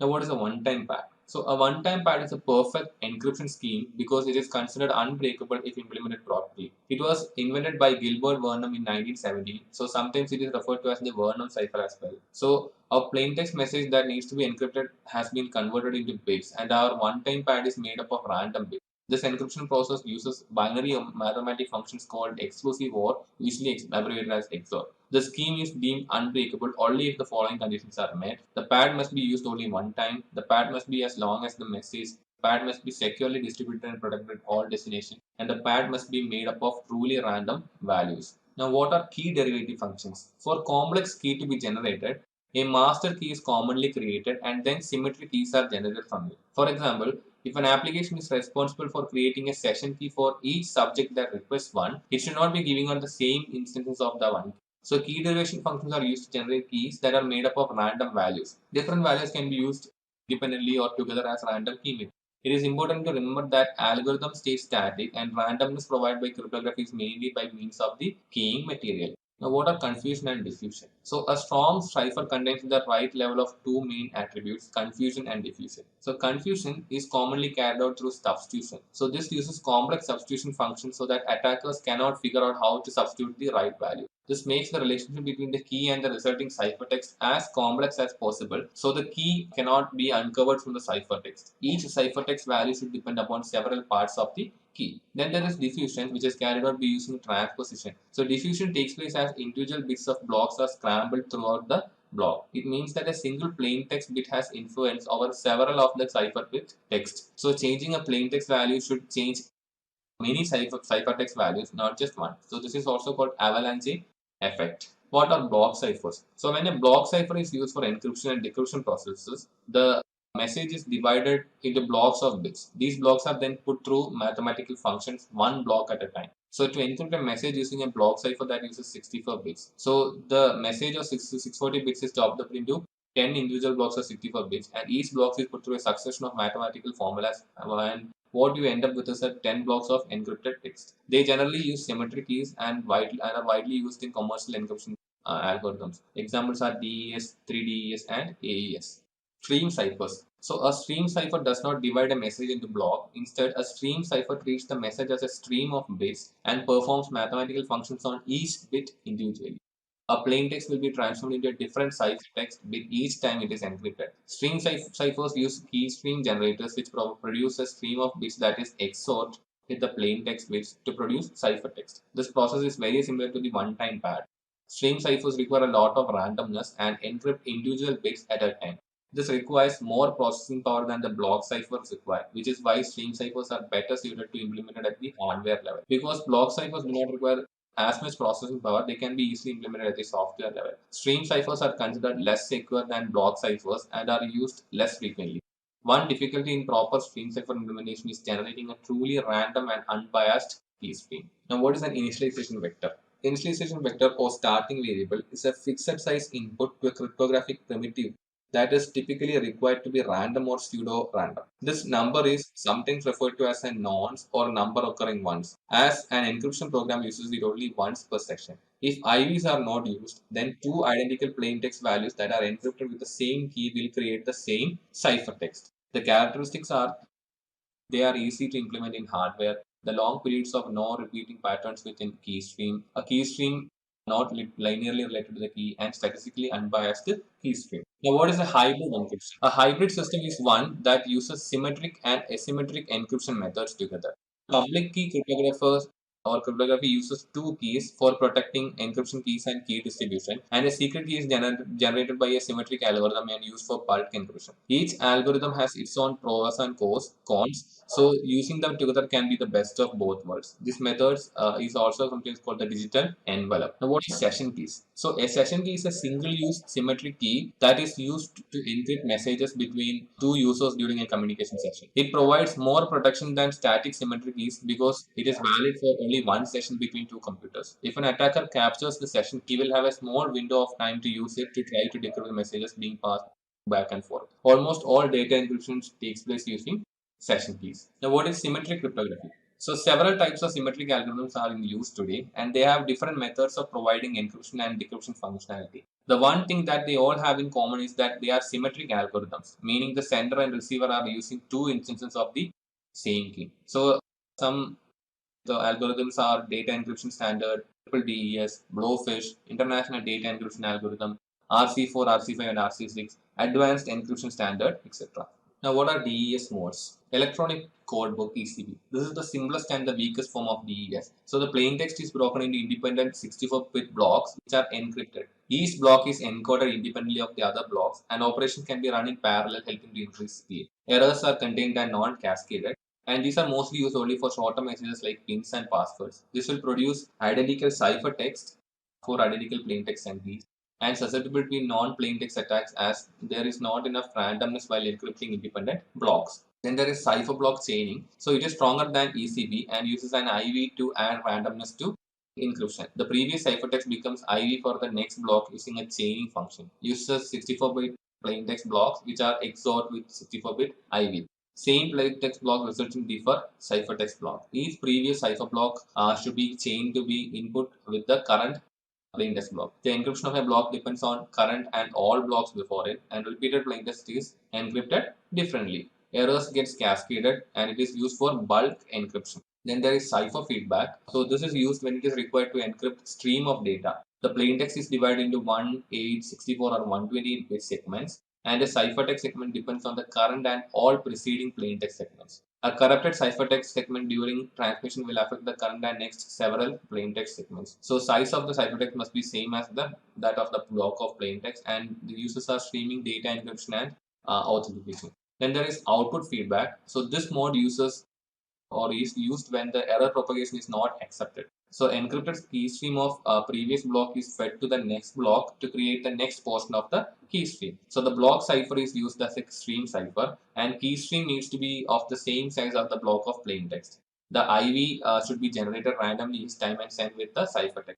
The uses are streamed encryption over noisy channels, digital video and audio signals. Then there is counter. So this uses 64-bit random data blocks counter as the first IV and uses an IV counter that increments for each plaintext block that needs to be encrypted. So like stream cipher, the encrypted counter values generate a key stream which is then XORed with the message stream. This can be any function which produces a sequence which is guaranteed not to repeat for a long time. There is no chaining involved, and uses are high-speed network encryptions, encrypting ATM cells, IPsec, and wireless 802.11i. The strengths of this counter are random access to encrypted data blocks. Blocks can be processed in parallel, and simple and fast encryption or decryption.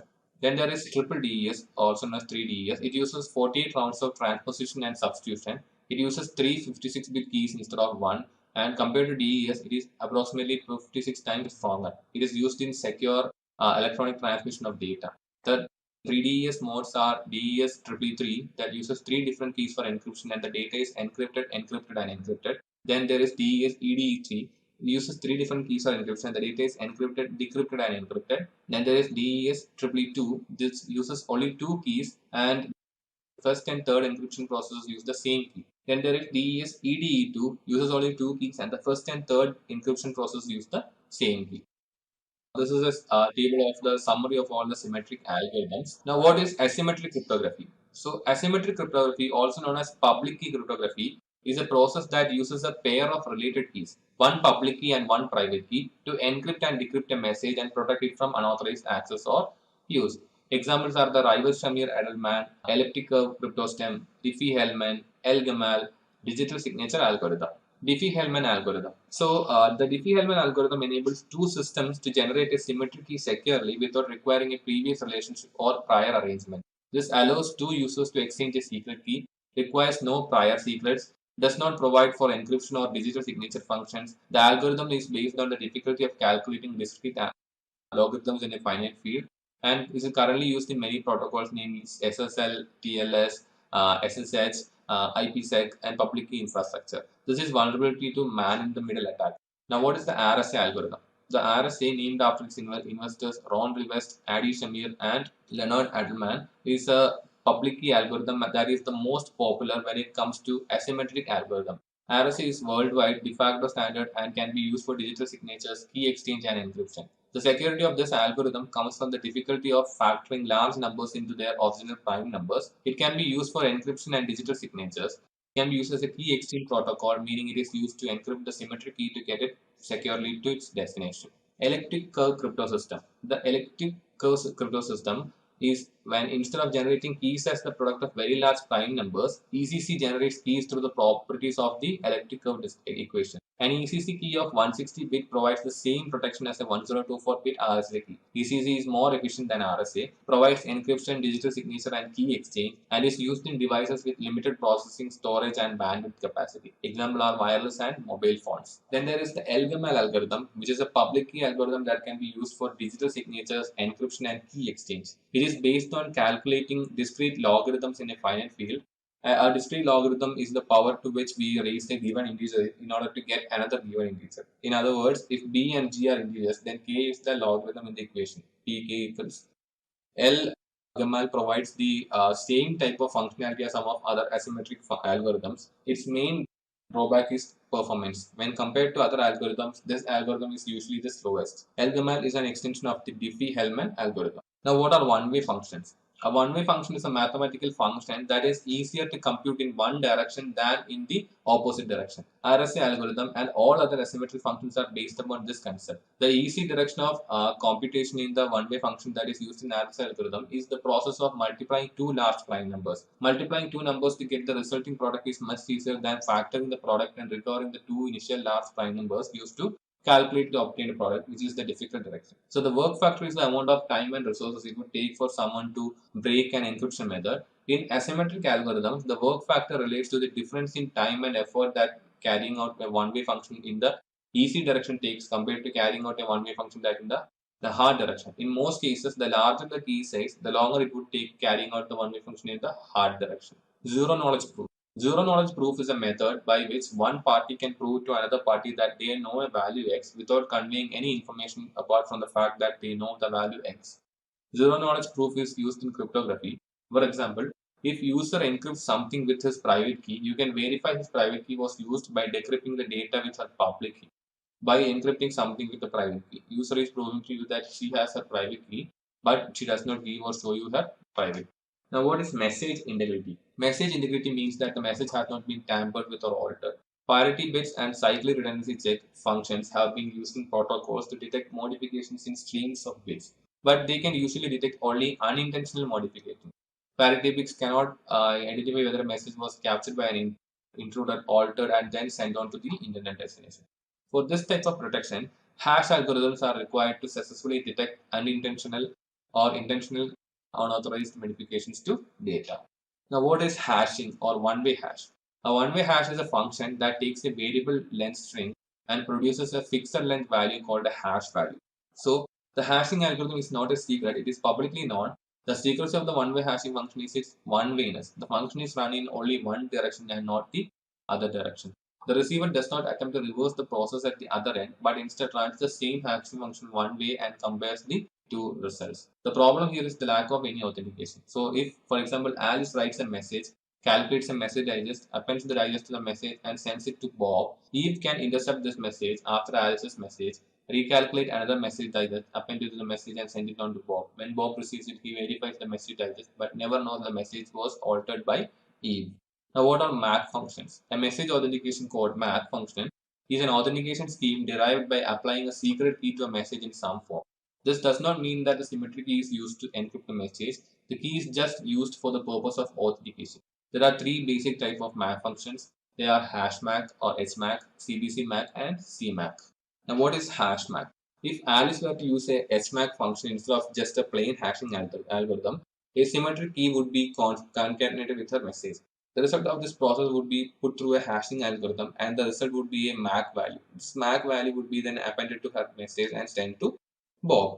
So if he were to intercept the message and modify it, he would not have the necessary symmetric key to create the MAC value that Bob will attempt to generate. Then what is CBC MAC?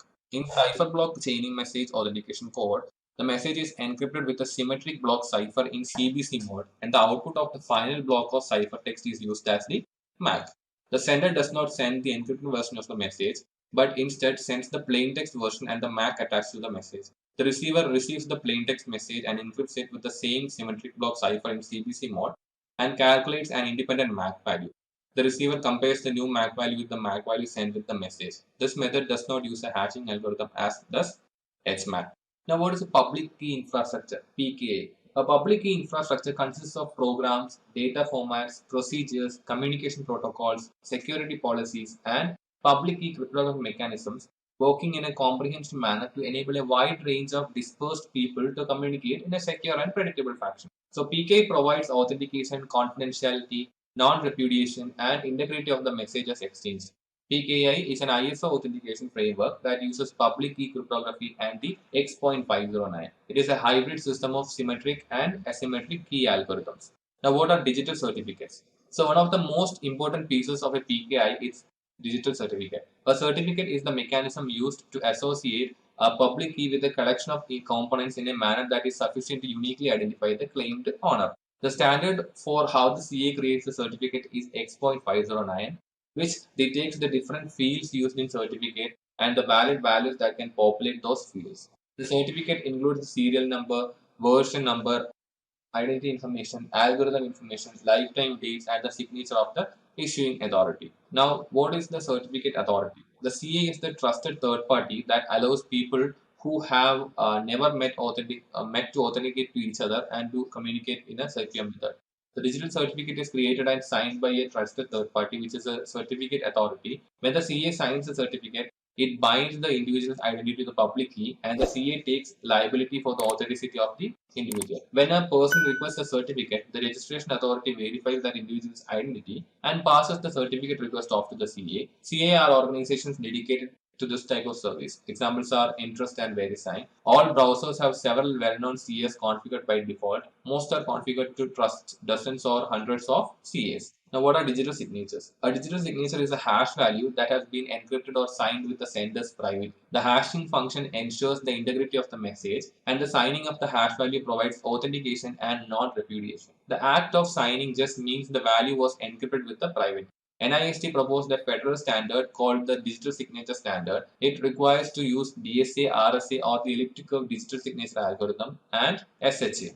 Now, what is key management? Key management is the most challenging part of cryptography and also the most crucial. It is one thing to develop a very complicated and complex algorithm and key method, but if the keys are not securely stored and transmitted, it does not really matter how strong the algorithm. The key management principles are: key should be stored and transmitted by secure means, key should be extremely random, and the algorithm should use the full spectrum of the key space. The key's lifetime should correspond with the sensitivity of the data it is protecting. The more the key is used, the shorter its lifetime should be. Key should be backed up or escrowed in any case of emergencies, and key should be properly destroyed when their lifetime comes to an end.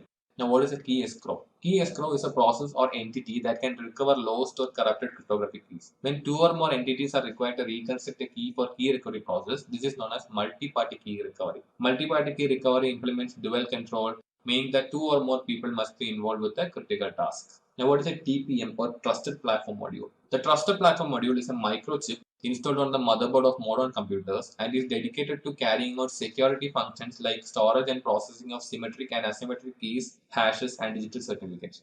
The use of a dedicated and encoded hardware-based platform drastically improves the root of trust of the computing system. The most common usage scenario of the TPM is to bind a hard disk drive, where the content of a given hard disk drive is affixed with a particular computing system. The content of the hard disk is encrypted, and the decryption key is stored away in the TPM chip. And another application of the TPM is sealing system state to a particular hardware and software configuration. Sealing a computing system through TPM is used to deter any attempts to tamper with the system's configuration. Digital rights management. This refers to a set of methods that is applied to control access to copyrighted data. DRM mostly makes use of cryptographic technologies. DRM technologies are also used to protect documents. Adobe, Amazon, and Apple all have their own approaches to limiting the number of copies of an ebook that you can download. And another approach to DRM is the use of digital watermarks, which are stenographically embedded into the file and can document details such as the owner of the file, the license, and the date of purchase. An approach to DRM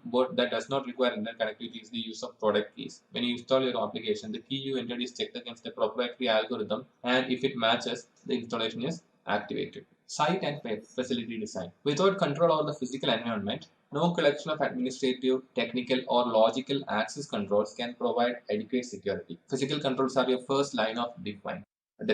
The first thing is a secure facility plan. A secure facility plan outlines the security needs of your organization and emphasizes methods or mechanisms to employ to provide security.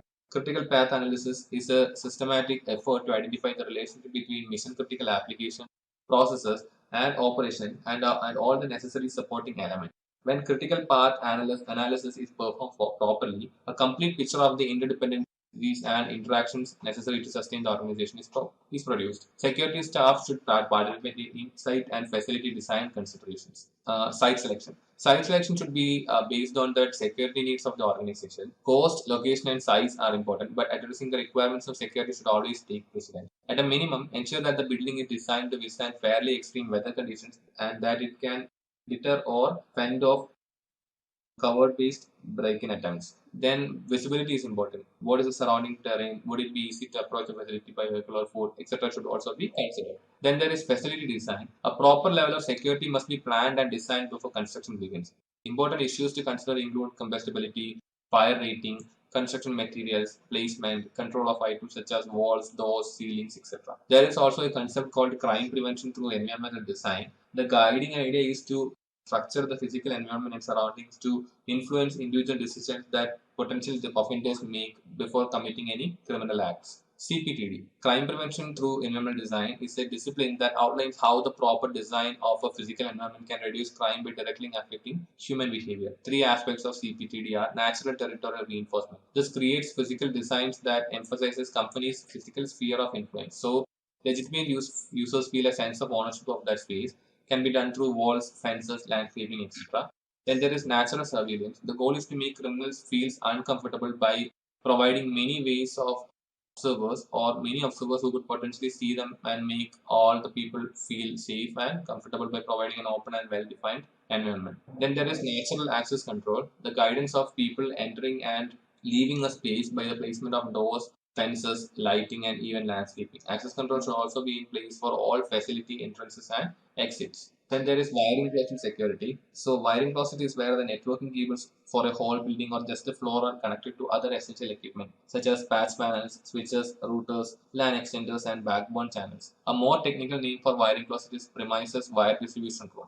In a multi-story configuration, the wiring closets are often located directly above or below each other on their respective floor. The ground rule for wiring closet security are never use the wiring closet as a general storage area, have adequate locks, keep the area tidy, do not store inflammable or flammable items in the area, set up video surveillance for monitoring activity, using door open sensors to log entries, not giving keys to anyone except the authorized administrator, regular physical inspections, and ensuring the environment control and monitoring as well as detect damaging conditions such as flooding or fire. Media storage. Media storage facilities should be designed to securely store blank media, reusable media, and installation media. Whether hard drives, flash memory devices, tapes, etc., media should be controlled against theft and corruption. So, media should be stored in locked cabinets or safe, have librarians or custodians who manage them, use check-in and check-out process to track who is coming.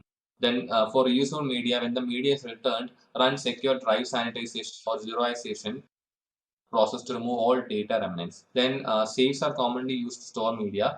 Passive locking can be used for where safes can detect if someone attempts to tamper with it, in which extra internal boards will fall into place to ensure it cannot be compromised. Thermal locking safes can identify temperature changes and implement additional locks. Then there is evidence storage. So as cybercrime events continue to increase, it is important to retain logs, auditories, and other records of digital events. It also may be necessary to retain image copies of drives or snapshots of virtual machines for future analysis. So, secure evidence storage needs to employ the following: a dedicated storage system distinct from the production network, keeping the storage system offline, blocking internet connectivity to and from the storage system, tracking all the activities in the system, calculating hashes for all the data sets stored in the system, limiting access to the security administration and legal counsel, and encrypting all data sets stored on the system. Now, what is physical access abuse? Physical access controls can be abused. Masquerading can be used to using someone else's security ID to enter a facility. Backing can be used is where following someone through a secure gate or door without being identified or authorized person. The prevention techniques can be turnstile, which is a form of gate that prevents more than one person at a time from gaining entry and often restricts movement in one direction. Man traps can be used, which are double set of doors that is often protected by a guard or some other physical layout that prevents piggybacking and can trap individuals at the discretion of security personnel. CCTV monitoring and recording of the movement of personnel can also be used. And what is emanation security? So, electrical devices emanate signals or radiation that can be intercepted by unauthorized individuals. With the right equipment, an adversary can interpret them to extract confidential data. Safeguards should be used to protect against emanation attacks, and they are known as Tempest. So, Faraday cage can be used, which box, mobile room, or entire building designed with an external metal skin, often a wire mesh. This acts as an EMA absorbing capacitor that prevents electromagnetic signals from exiting or entering the area. Then white noise, which is broadcasting false traffic at all times to mask and hide the presence of real emanation. Then there is control zones, which is the implementation of either a Faraday cage or a white noise generator or generation, or both to protect a specific area in an environment. The rest of the environment is not affected. So what is HVAC? HVAC stands for heating, ventilation, and air conditioning. So the temperature and humidity should be maintained within reasonable limits. Positive pressure and drainages should be employed. Recommended humidity levels should be between 40 to 55%. Low humidity causes static electricity, and high humidity may cause corrosion. So recommended temperature range for a data center is 68 to 77 Fahrenheit.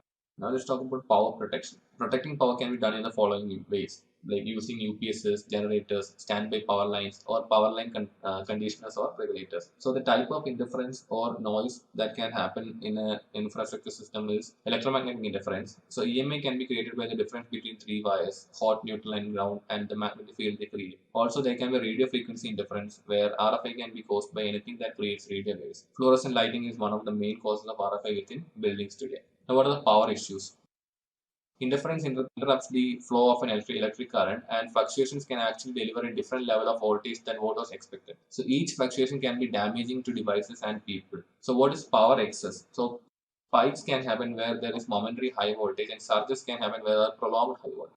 Then power loss can happen where faults where momentary power outage can happen, and blackouts where prolonged complete loss of electric power can happen. Then there is power degradation, sag or dip, which is a momentary low voltage condition from one cycle to a few seconds. Brownouts, which are prolonged power supply that is below normal voltage, and inrush current, which is initial surge of current required to start a load. Then fire. What are the prevention, detection, and suppression methods? Fire prevention, detection, and suppression is a must for protecting personnel from harm, and this should be always important goal of any security protection system. In addition, protecting other assets and materials, especially the IT, should also be a priority. The three corners of the triangle represents fire, heat, and oxygen. The center of the triangle represents the chemical reaction among these three elements. So different suppression mediums address different aspects of the fire. Water suppresses the temperature, soda acid and other dry powder suppress the fuel supply, CO2 suppresses the oxygen supply, halon substitutes and other non-flammable gases interfere with the chemistry of the combustion and or suppresses the oxygen supply. The four primary stages of fire are stage 1, the incipient stage. At this stage, there is only air ionization but no smoke. Then there is stage 2, the smoke stage. In stage 2, smoke is visible at the point of ignition. Then the stage 3 of the flame stage. This is when a flame can be seen with the naked eye. And the stage 4 is the fire. This is considerably further down the time scale to the point where there is an intense heat buildup and everything in the area burns. Now let's talk about fire extinguishers. There are several types of fire extinguishers. Understanding what type to use on various forms of fire is essential to effective fire suppression. So the classes are A, B, C, D, and the types are common combustibles, liquids, electrical, and metal. So in common combustibles, the suppression methods are water, water or soda acid. In liquids, CO2, halon, soda acid can be used. For electrical, we can use CO2 or halon, and in metal, we use dry powder. Then there are water sprinklers, so typically simpler and less expensive but can cause water damage. So wet pipe systems, also known as closed head system, is always full of water. Water discharges immediately when suppression is triggered. Then there are dry pipe system which contains compressed air.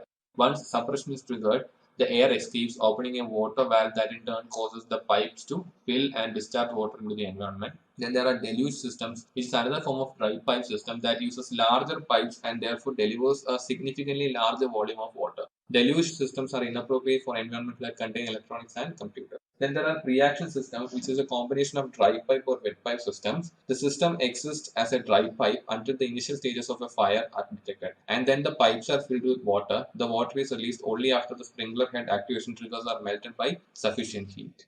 Then there are gas discharge systems, usually more effective than water discharge system. However, gas discharge systems should not be used in environments with which people are located. Halon is an effective fire suppression compound, but it degrades into toxic gases at high temperatures and hence was banned. Owing to issues with halon, it is often replaced by more ecologically friendly and less toxic mediums like FM200, CE410 or CA3H8, NAF-S3, Fe13, argon or argonite, and energen.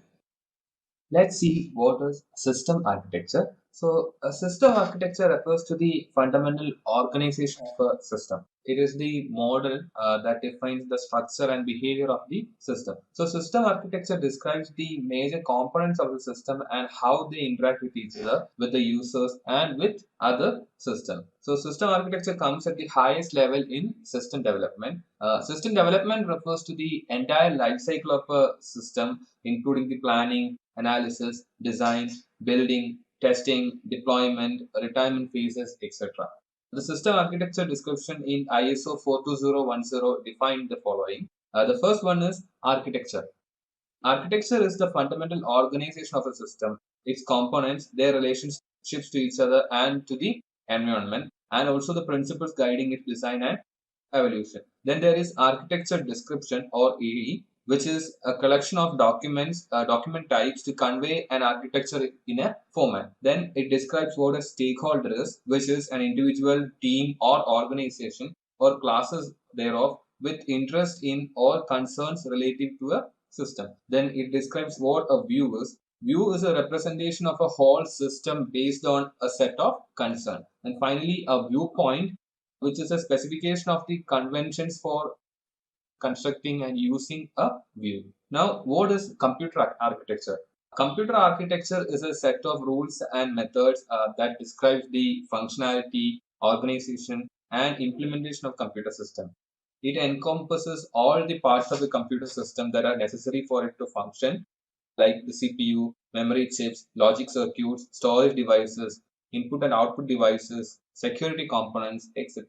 The relationship between these components can be complex, and it is necessary they all function together to get a secure computer system. Now, let's see what is CPU architecture. A CPU is the electronic circuitry within a computer, carries out the instructions of a computer program by performing the basic arithmetic, logical, control, and input-output operations specified through instructions. So the central processing unit is the brain of the computer, and in the most general description possible, it fetches instructions from the memory and executes them. So the CPU contains registers that point to memory locations that contain the next instructions to be executed.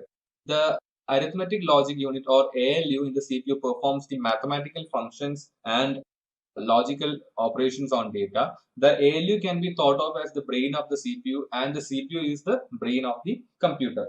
Then the control unit manages and synchronizes the system while different applications, code, and operating system instructions are being executed. So the ALU and the control unit forms the CPU. Let's see what are process states. At any point in time, there will be many number of processes happening in a system, and they can be in the following states. So the processes can be either in the ready state where the process is waiting to send instructions to the CPU. It can be in the running state where the CPU is executing the instructions that the process or the program has given it. It can also be in the blocked or waiting state where the process is waiting for some data to be input. It can be in the supervisory state where the process must perform some actions that requires the privileges that are not in its current set of privileges. Then it can be finally in the stopped state where the process has completely given all the instructions to the CPU and the CPU has completed all the instructions and the process is finished or terminated. Now we have seen that the processes can be in the different states and multiple processes can run at the same time. So process isolation is something that needs to be discussed here. Process isolation is the fundamental function of most operating systems where it isolates or protects the system integrity by preventing one process from interacting or interfering with another, so that the processes do not interfere with each other or the system's code or data, and prevents untrusted code from accessing protected resources. So process isolation is necessary to ensure that processes do not communicate in an insecure manner or negatively affect each other's productivity.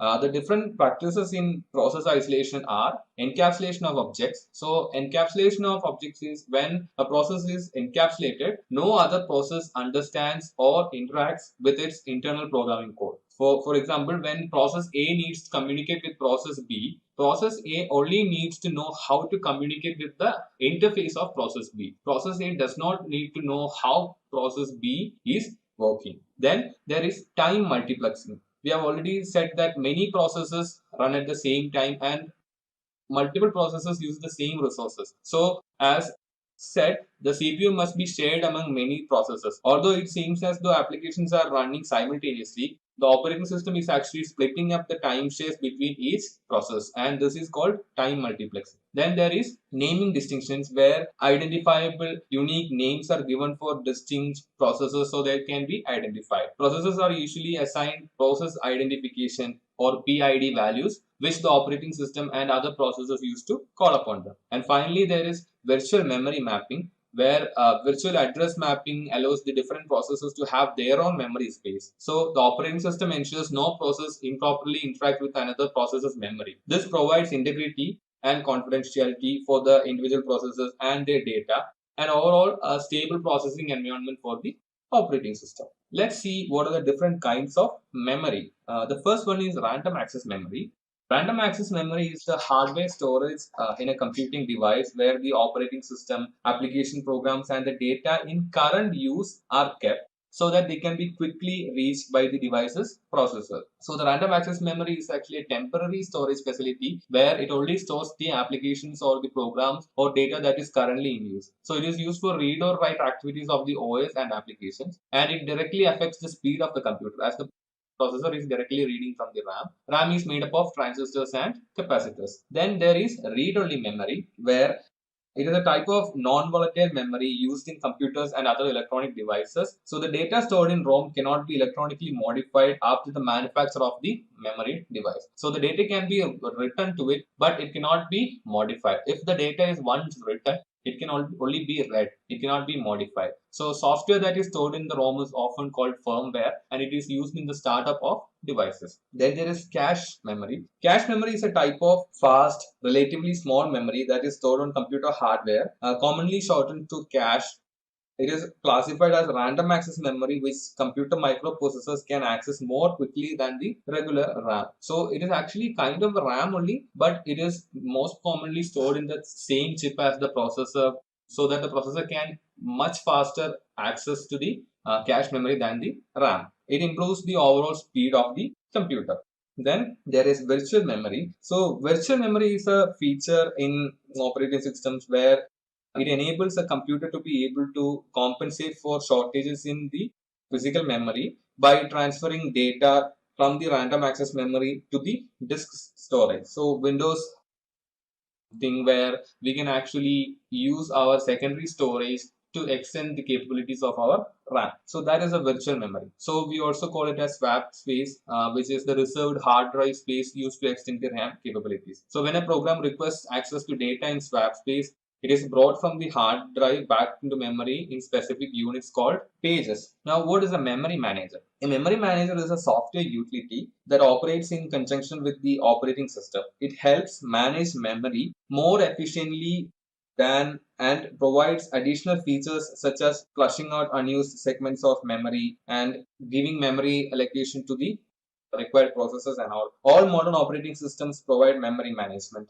So following are the responsibilities of memory manager. So the first one is relocation, where it maintains the ability to swap memory contents from memory to secondary storage as needed. Then there is protection, where it provides a control to memory segments and restricts what processors can write to memory. Then there is sharing, where the manager allows the sharing of information based on the user's level of access. Then there is logical organization, where it provides for the sharing and support of dynamic link libraries. And finally, physical organization, which provides for the physical organization of memory. Now, memory protection. So memory protection is a way to control memory access rights on a computer, and it is a part of the most modern instruction set architectures and operating systems. The main purpose of memory protection is to prevent a process from accessing memory that has not been allocated yet. The different practices followed to achieve this memory protection are segmentation, which refers to the dividing of a computer's memory into segments. A reference to memory location includes a value that identifies a segment and an offset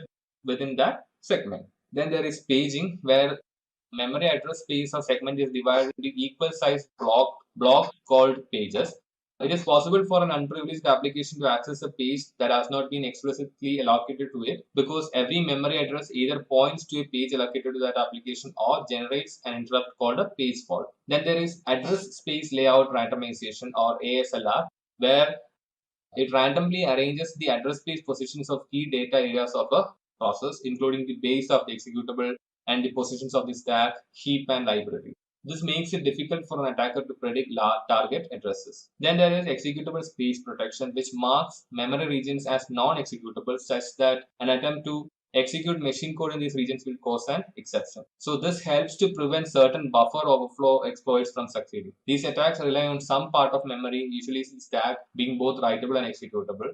If it is not, the attack fails. Now, what is system security architecture?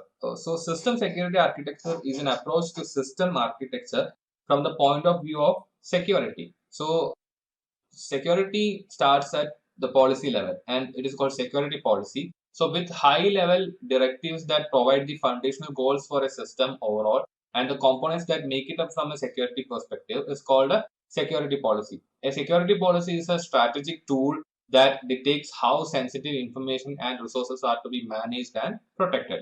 So the security policy describes discretionary access control based operating system. It provides role based access control functionality. It has the capability of protecting data classified at public and confidential levels. It does not allow unauthorized access to sensitive data or critical system function. It enforces least privilege and separation of duties. So in the 1972, the US government released a report that outlined foundational security requirements of computer systems. This resulted in the Trusted Computer System Evaluation Criteria, which shaped the security architecture of almost all the systems in use today. So some of the core tenets of these requirements were the trusted computing base, security perimeter, reference monitor, and security kernel. Now, what is a security perimeter? So a security perimeter is basically a boundary that divides the trusted from the untrusted. For the system to stay in a secure and trusted state, communication standards must be developed to ensure that when a component within the TCP or the trusted computing base needs to communicate with a component outside the TCP, it cannot expose the system to unexpected security compromise. This type of communication is handled through interfaces. So CPU architects provides various rings for this, and the most trusted components go inside ring 0 and the less trusted components would go into the other rings. So strict and controlled communication has to be put into place to make sure the less trusted component does not compromise the more trusted component. And this control is usually happening through APIs. Now, what is a security kernel? So a security kernel refers to the central part of a computer security measures or the hardware, firmware, and software that implements the basic security procedures for controlling access to system resources. So the security kernel mediates all the access and functions between its subjects and objects. It is the core of the trusted computing base and is the most commonly used approach to building trusted computing systems. So the security kernel has three main requirements. The first one is that it must provide isolation for the processors carrying out the reference monitor concept, and the processors must be tamper-proof. It must be invoked for every access attempt and must be impossible to circumvent. Thus, the security kernel must be implemented in a complete and foolproof way. Then it must be small enough to be tested and verified in a complete and comprehensive manner. Now, what is trust and assurance? So, trust is like a belief that a computer entity or system will do what it should do to protect resources and be safe from attack. So, a system is set as trustworthy if there is sufficient credible evidence saying that the system will meet a set of given requirements. So this is more intended to define the functionality of the system. Whereas assurance is the degree of confidence that a system meets its security requirements based on specific evidence provided by the application of assurance techniques. It is much deeper than trust and states the system will work in a correct and predictable manner in each and every computing situation. This is more intended to define quality. So trust defines functionality and assurance defines quality. Now let's see what is certification and accreditation. So certification and accreditation is the process used to evaluate and approve a system for use. So first of all, what is certification? So certification is the technical review that assesses the security mechanism and evaluates their effectiveness. It may use processes to safeguard evaluation, risk analysis, verification, testing, and auditing techniques. So the goal is to ensure that the system is right for the customer's purpose. And the certification is often an internal verification and is trusted only within the organization. Then what is accreditation? Accreditation is the formal declaration by the designated approving authority, DAA, that an IT system is approved to operate in a particular security mode using the given set of safeguards at an acceptable level of risk. Once accreditation is performed, management can formally accept the adequacy of the overall security performance of an evaluated system. Now let's see what is open system versus closed system. First of all, open system. So open systems are built upon standards, protocols, and interfaces that have published specifications. So the specifications are public or known to a large portion of the public, and it provides interoperability between products created by different vendors. And it also provides interfaces that enable each system to easily communicate with others and add-ons to hook to the system easily, which means that we can add our own separate devices that function with the system or which has much easier compatibility with the system. And in open systems, most of the systems in use today are open systems. Then there are closed systems. So closed systems use an architecture that does not follow industry standards. And due to this, interoperability and standard interferences are not employed to enable easy communication between the different types of system. And this also means that we cannot add compatible hardware or add-ons to the system. So these closed systems are proprietary, meaning the system can only communicate with the systems of similar architecture. And it can potentially provide more security to the system because it may operate in a more secluded environment than open environment.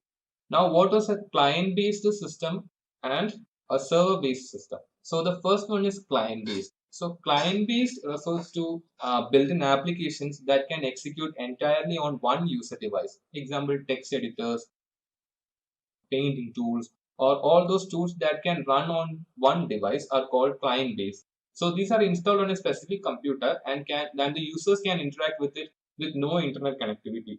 The application may still reach out for updates or some form of social connectivity or something, but none of its core features require remote processing.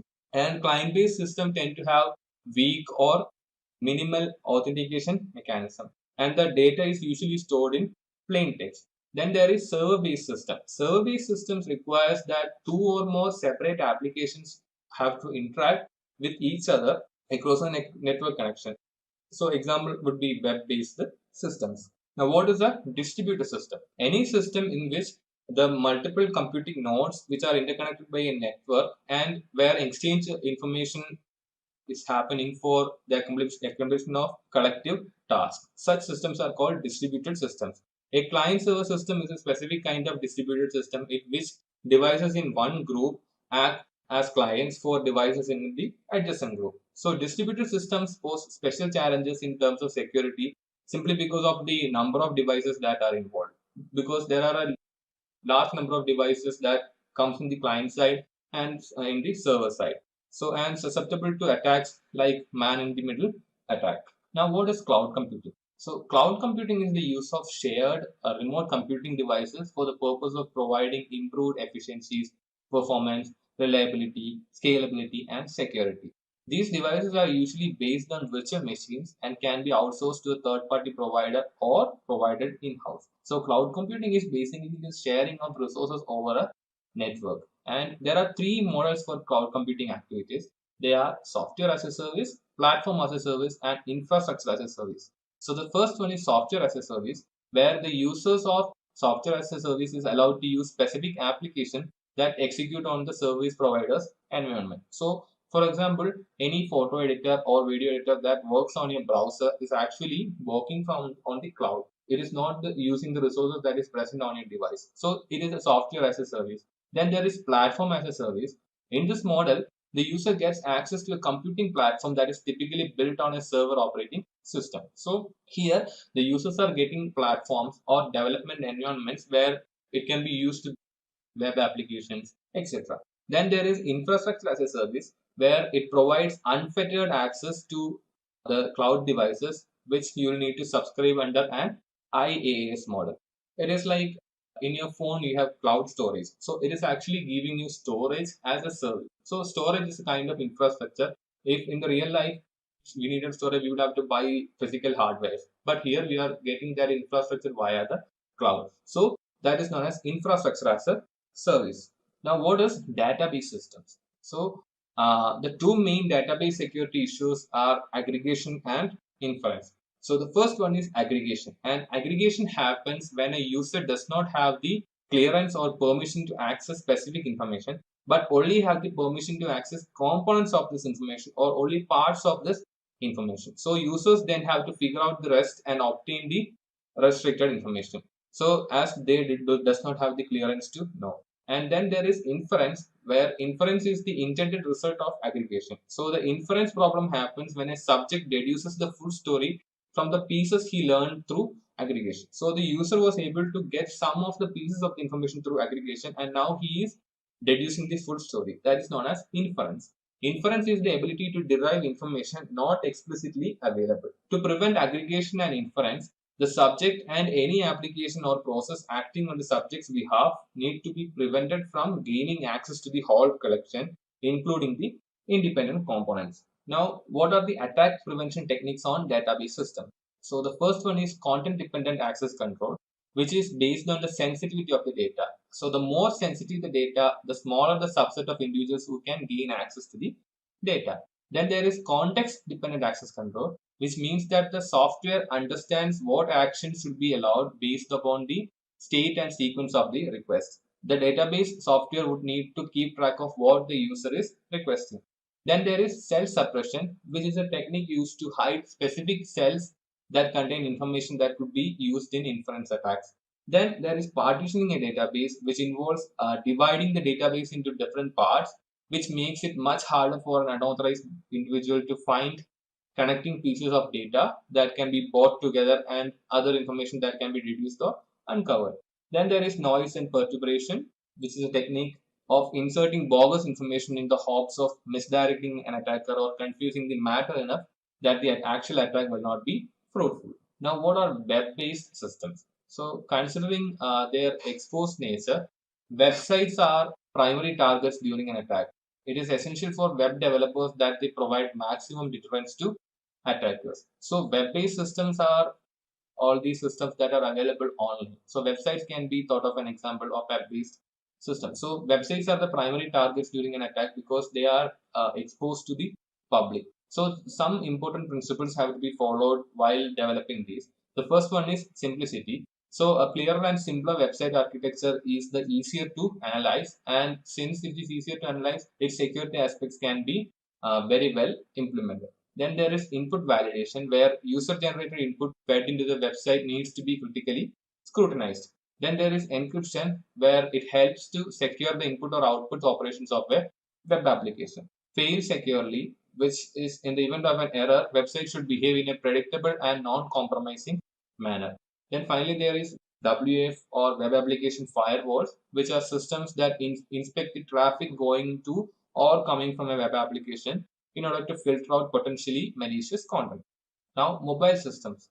Since mobile devices are basically small computers, most of the same security vulnerabilities, threats, and risks apply to them also. So they can be compromised by malware, sensitive data which can be stolen from them, denial of service attacks can take place, etc.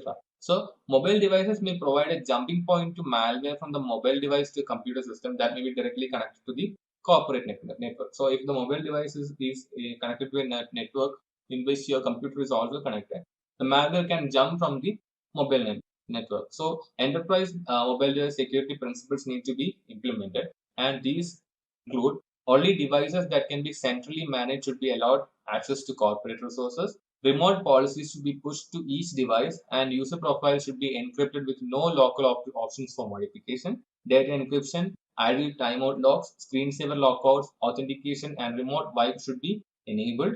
Bluetooth capabilities should be locked down. Only allowed applications should be installed. Camera policies should be enforced, and restrictions for social media sites should be implemented. Then endpoint security should be expanded to mobile endpoints, and 802.1x should be implemented on wireless voice over Internet protocol clients on mobile devices. Now, what is embedded systems? Embedded systems are usually built around microcontrollers, which are specialized devices that consist of a CPU, memory, and peripheral control interfaces. So microcontrollers have a very basic operating system, and the computing device most probably are embedded to a mechanical or electrical device or system. Examples are digital thermometers, washing machines, traffic lights, etc. The main challenge in securing these systems is that ensuring the security of the software that drives them. Many vendors build their embedded systems around commercially available microprocessors but use their own proprietary code that is difficult, if not possible, for a customer to audit. Now let's talk about Internet of Things or IoT. The Internet of Things is the global network of connected embedded systems which has a large number of devices ranging from smart bulbs to even vehicles. In IoT, each node is connected to the internet and is uniquely addressable. Most visible aspect of this explosion is in the area of smart homes, in which lights, furnaces, and even refrigerators collaborate to create the best environment for the residents. So since all these things are connected to a network, there are a lot of security issues also which can come with them. The security issues are authentication. Most IoT devices are very poor authentication. Then there is encryption. So cryptography is typically expensive in terms of processing power and memory, both of which are very limited in IoT devices. So the fallout of this is that data at rest and data in motion can be vulnerable in many parts of the IoT. And finally, updates. Many IoT vendors does not provide functionality to automatically update their software and firmware when patches are available. Let us see what are industrial control systems or ICS. Industrial control systems consist of information technology that is specifically designed to control the physical devices in an industrial process. So these ICS exist on every factory floor to control conveyor belts, industrial robots, etc. They also exist in the power and water infrastructures to control the flow of these utilities. But unlike other information technology systems, these systems can directly cause physical harm to humans, and because of this, external attacks on these systems should be prevented.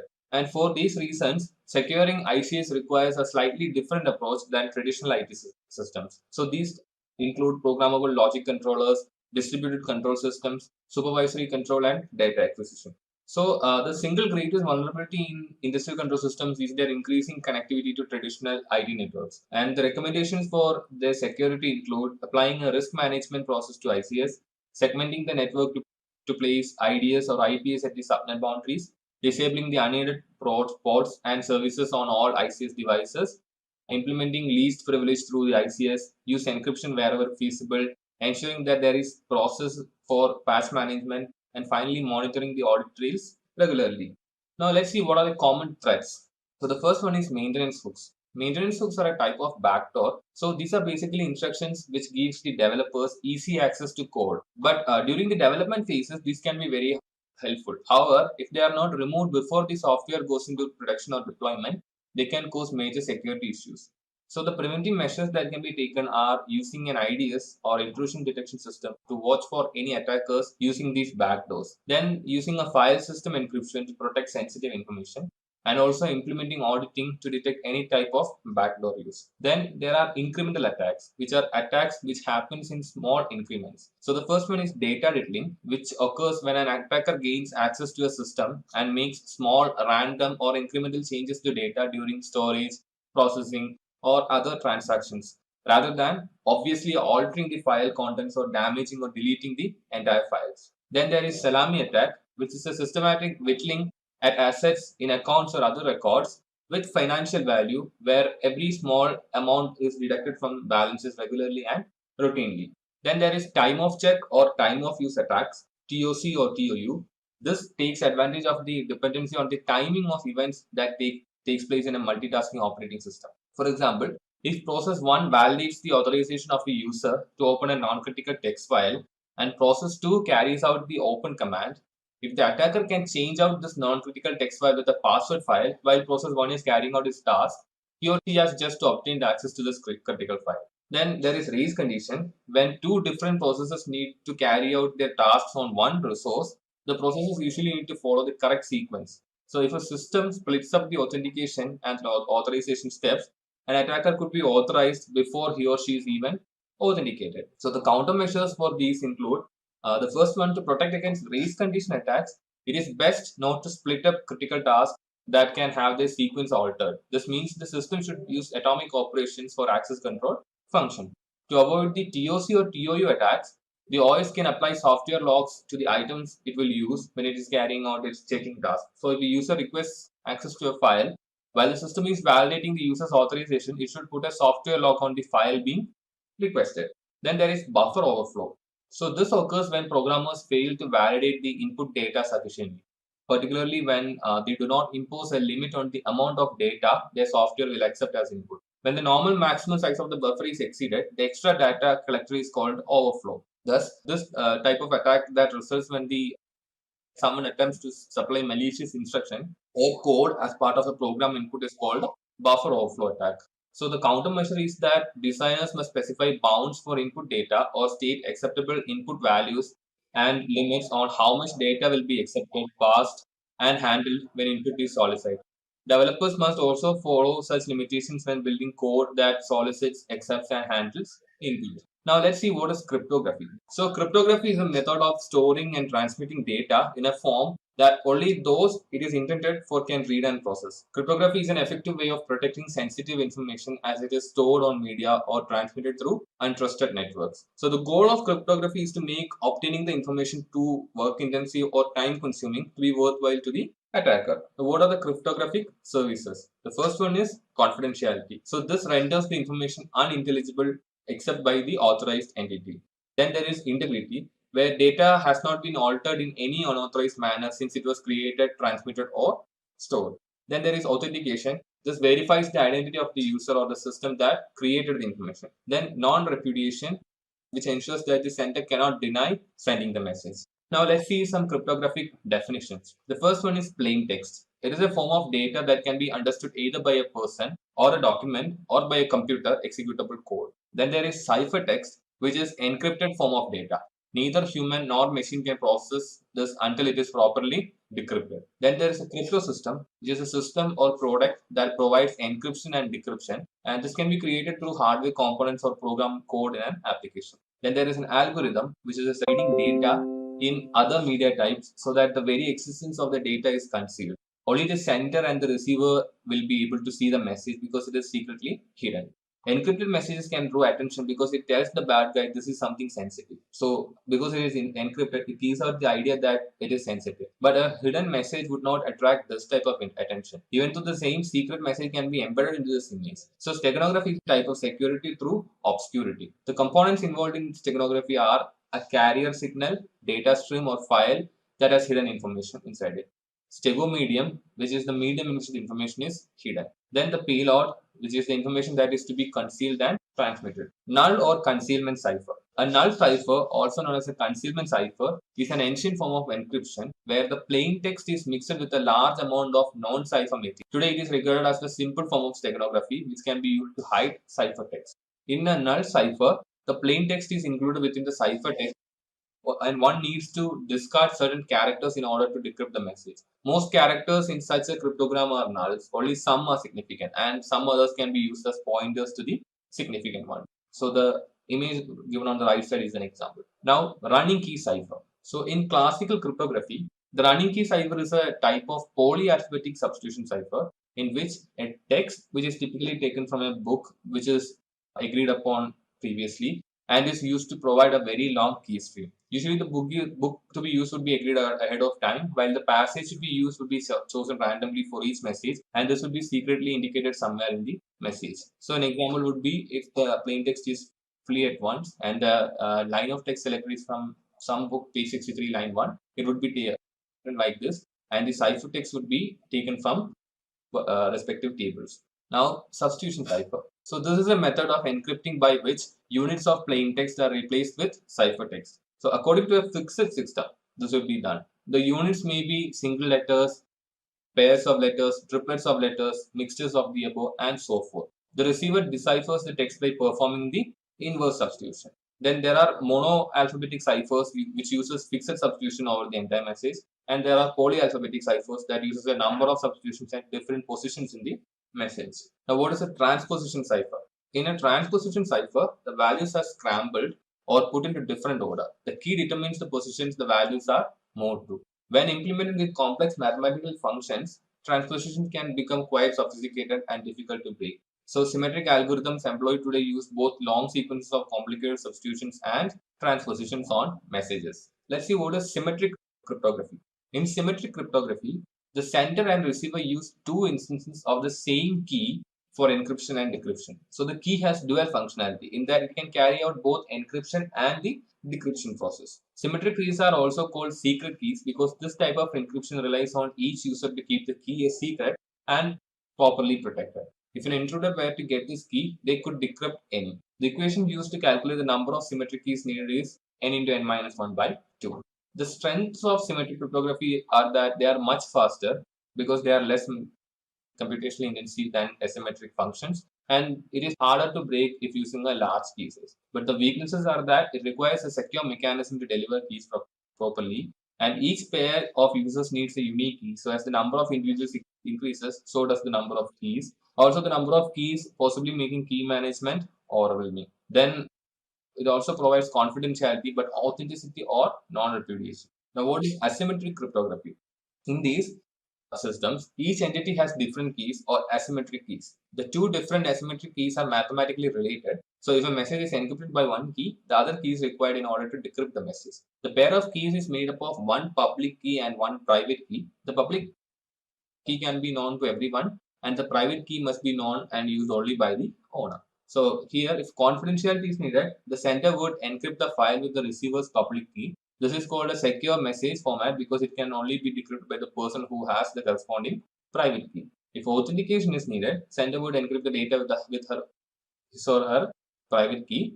This provides assurance to the receiver that the only person who would have encrypted the data is the individual who has the private key. This is called open message format.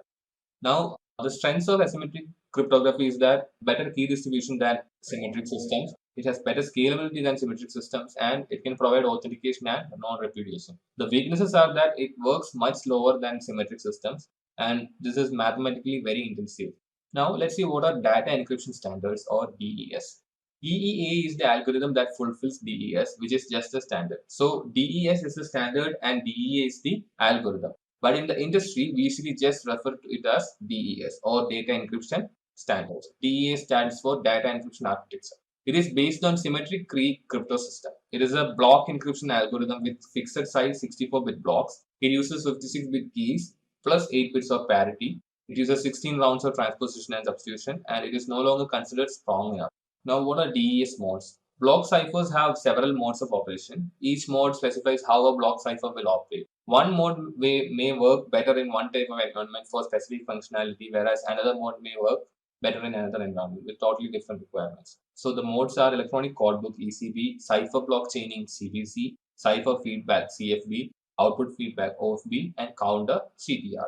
Now let's see what are advanced encryption standards or AES. After the DES was used as an encryption standard for over 20 years, it was cracked in a relatively short time. So NIST came with a new standard called the Advanced Encryption Standard or AES. So here the block sizes that AES supports are 128, 192, and 256 bits. The number of rounds depends upon the size of the block and the key length. Both the key and the block sizes are 128 bits. There are 10 rounds. If both the key and the block sizes are 192 bits, there are 12 rounds. If both the key and the block size are 256 bits, there are 14 rounds. So this architecture works well when implemented in software and hardware in a wide range of products and environment. It has low memory requirements and has been constructed to easily defend against timing attacks. Now let's see what are the other symmetric algorithms. The first one is IDEA, International Data Encryption Algorithm. Stands for the algorithm which uses 64-bit blocks, 128-bit key, and 8 rounds of computation. These are used in email encryption software and pretty good privacy or PGP. Then there is Blowfish, which uses 64-bit block size, 32 448 bits in steps of 8 bits key size, and 16 rounds of computation. Then there is Twofish, which is a modification of Blowfish using 128-bit blocks and uses variable key length up to 256 bits. RC4, which is a type of string cipher. It has a variable key size and is used in the SSL and WE. RC5, which uses block sizes of 32, 64, or 128 bits with key length up to 2040 bits. And this is created as a candidate algorithm for AES. RC6, which uses key size of 128, 192, and 256 bits and has a block size of 128 bits. And this is based on RC5 and was also a candidate for AES. Now let's see what are hashing algorithms. So first of all, what is hashing? So hashing is actually matching data to a long string of numbers. So the goal of using a one-way hash function is to provide a fingerprint for the data or message. So strong cryptographic hash algorithm features are hashing algorithm should be collision free. It does not create the same hash value for 2 or more messages. The hash should be completed or over the entire message. The hash should be a one-way function, so messages are not disclosed by their values. And given a message and its hash value, computing another message with the same hash value should be impossible. The function should be resistant to birthday attacks. Now, what are the hashing? algorithms. MD4, which is a one-way hash function that produces a 128-bit message digest value. It was used for high-speed computation in software implementations and was optimized for microprocessors, but it is no longer considered secure. Then there is MD5, which is the newer version of MD4. It still produces a 128-bit hash, but the algorithm is more complex, which makes it harder to break. Recent research has shown MD5 to be subject to collision attacks. Then there is SHA. SHA1 produces a 160-bit hash value or a message digest. This is then inputted into an asymmetric algorithm which computes the signature of a message. SHA1 was found to be vulnerable to collisions. Newer versions of this algorithm, collectively known as the SHA2 and SHA3 families, have been developed and released. They are SHA256, SHA384, and SHA512. Now, what is a birthday attack? So, a strong hashing algorithm does not produce the same hash for two different messages. If the algorithm does produce the same value for two different messages, this is called a collision. An attacker can attempt to force a collision, which is referred to as a birthday attack. This attack is based on the mathematical birthday paradox that exists in standard statistics. So, for example, how many people must be in the same room for the chance to be greater than even that another person has the same birthday as you? The answer is 253. And how many people must be in the same room for the chance to be greater than even that at least two people share the same birthday? The answer is 23. So there is a high probability of finding two people who share a birthday than of finding another person who shares your birthday. Or stated another way, it is easier to find two matching values in a sea of values than to find a match for just one specific value. Now let's see what are the attacks on cryptography. Ciphertext of the attacks. So here the attacker has the ciphertext of several messages. So each of these messages have been encrypted using the same encryption algorithm. The attacker's goal here is to discover the key used in the encryption process. This is the most common type of attack because it is very easy to get ciphertext by sniffing someone's traffic. And the hardest attack to be successful because the attacker has little to no information about the encryption process. Then there are non-plain text attacks. Here the attacker has the plain text and the corresponding ciphertext for one or more messages. The goal here is to discover the key that is used to encrypt the messages so other messages can be deciphered and read. Messages usually start with same type of beginnings and close with the same type of ending. The attackers has some of the plain text and capture an encrypted message. The rest is accomplished by reverse engineering, frequency analysis, and brute force attempts. Then there are chosen plaintext attacks. Here the attacker has the plaintext and the ciphertext, but can also choose the plaintext that gets encrypted to see the corresponding ciphertext. So how is this carried out is that the attacker can email a message to you that you thinks not only will believe but will also panic about, encrypt and send to someone else. Meanwhile, attacker is sniffing your traffic and now has a copy of the plaintext of the message because he wrote it and a copy of the ciphertext. Then there is chosen ciphertext attacks. Here the attackers can choose the ciphertext to be decrypted and has access to the resulting decrypted plaintext. This is a harder attack to carry out compared to the previously mentioned attacks, and the attacker may need to have control of the system that contains the crypto system. Then there is differential cryptanalysis. This is an attack that looks at ciphertext pairs generated by encryption of plaintext pairs with specific differences and analyzes the effect and result of those differences. Turned out to be an effective and successful attack against DES and other block algorithms. Since the attacker chooses the different plaintext messages for this attack, it is considered a type of chosen plaintext attack. Then there is linear cryptanalysis. The attacker here evaluates the input and output values for each S box. He evaluates the probability of input values ending up in a specific combination. He also identifies the specific output combinations. This allows him to assign probability values to different keys until one shows a continual pattern of having the highest probability. Then there are side channel attacks. In cryptography, we can review facts and infer the value of an encryption. So here an attacker could measure power consumption, radiation emissions, and the time it takes for certain types of data processing. With this information, he can work backward by reverse engineering the process to uncover an encryption key or sensitive data. The idea is that instead of attacking a device head on, just watch how it performs to figure out how it works. And finally, there is meet in the middle attacks. This term refers to mathematical analysis used to try and break a math problem from both ends. It is a technique that works on the forward mapping of a function and the inverse of the second function at the same time. So the attacker works by encrypting from one end and decrypting from the other end, thus meeting in the middle. Let's see what is physical security. The purpose of physical security is to protect against physical threats. So the following physical threats are among the most common. They can be either natural or man-made. The first one is natural, and the threats include fire and smoke, flood, earthquake, storms, etc. Then there are man-made threats like vandalism, explosion or destruction, utility loss, personal loss, etc. What is server room security? Server rooms or data centers are restricted and protected rooms where your mission critical servers and network devices are housed. So, centralized server rooms need not be human compatible. Server rooms should be designed to support optimal operation of the infrastructure and to block unauthorized human access or intervention. Server rooms should also be located at the core of the building. Server rooms should be located away from water, gas, and sewage lines. And the walls of your server rooms should also have 1 4 minimum fire rating. Now let's see what is work area security. The design and configuration of internal security, including work areas and visitor areas, should be considered carefully. So areas that contain assets of higher value or important should have more restricted access. For example, anyone who enters the facility should be able to access the restrooms without going into sensitive areas.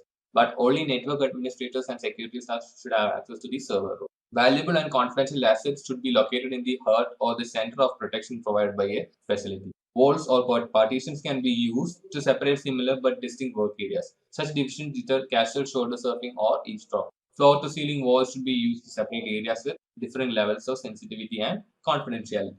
Now, what is physical access control? So, a variety of technical controls are used as access control mechanisms to manage physical access. The first one is smart cards. So, these are credit card size IDs with an embedded magnetic strip or integrated circuit chip. They contain information about the authorized bearer that can be used for identification or authentication purposes.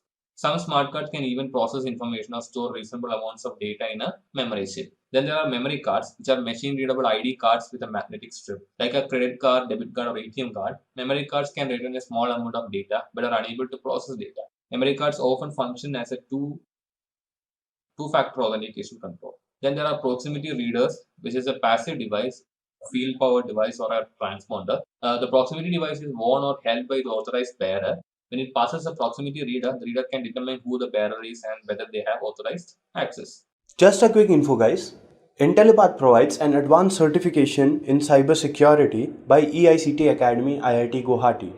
You will get to learn the most important concepts such as ethical hacking, penetration testing, and network security in this course. You'll get to learn from IIT faculty and industry experts. Reach us out to know more.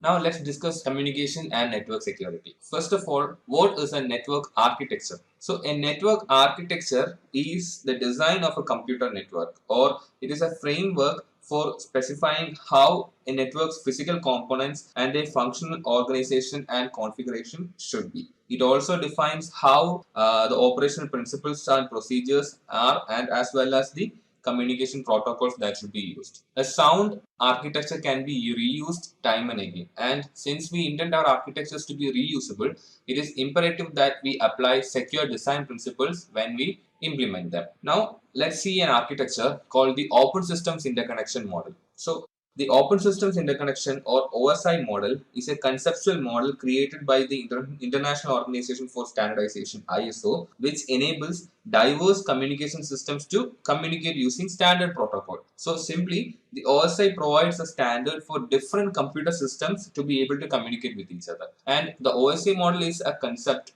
where all the working of the internal components are divided in abstract layers, and this abstraction layers subdivide the communication systems further into smaller manageable parts. So the OSI model's goal is to help others develop products that will work within an open network architecture, and this reference model was described by the ISO standard 7490. So these are actually protocols that work in every layer, and a protocol is a standard or set of rules that determines how systems will communicate across the networks. So the first layer is the application layer. So this is the layer that works closest to the user and provides file transmission, message exchanges, terminal sessions, etc. And this layer does not include the actual applications, but rather the protocols that support the applications. So this layer processes and properly formats the data and passes it down to the next layer within the OSI model.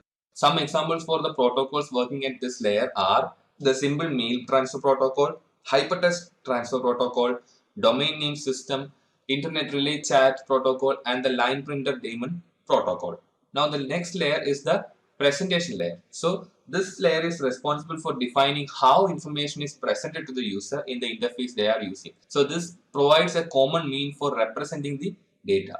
This layer is concerned with the meaning of the data, but with the syntax and is not concerned with the meaning of the data, but with the syntax and format of the data. So the common functions used here are protocol conversion, data translation, compression, encryption, character set conversion, etc. Usually, no protocols work at this layer. Example are ASCII, BMP, GIF, JPG, WAV, AVI, and MPEG formats. Now, session layer. So this layer is responsible for establishing a connection between the two applications, maintaining it during the data transfer, and controlling the release of this connection. So there are three different modes or three different types of connections. The first one is a simplex connection, where the communication only takes place in one direction, though in practice this is very seldom, which happens very rarely. Then there are half duplex connection, where communication takes place in both directions, but only one application can send information at a time. Here, so communication is taking place in both the direction, but information will be going in one direction at a time. Then there are full duplex, where communication takes place in both directions and both applications can send information at the same time. And some protocols that work at this layer are the password authentication protocol, point-to-point tunneling protocol, network basic input-output system, and remote procedure called.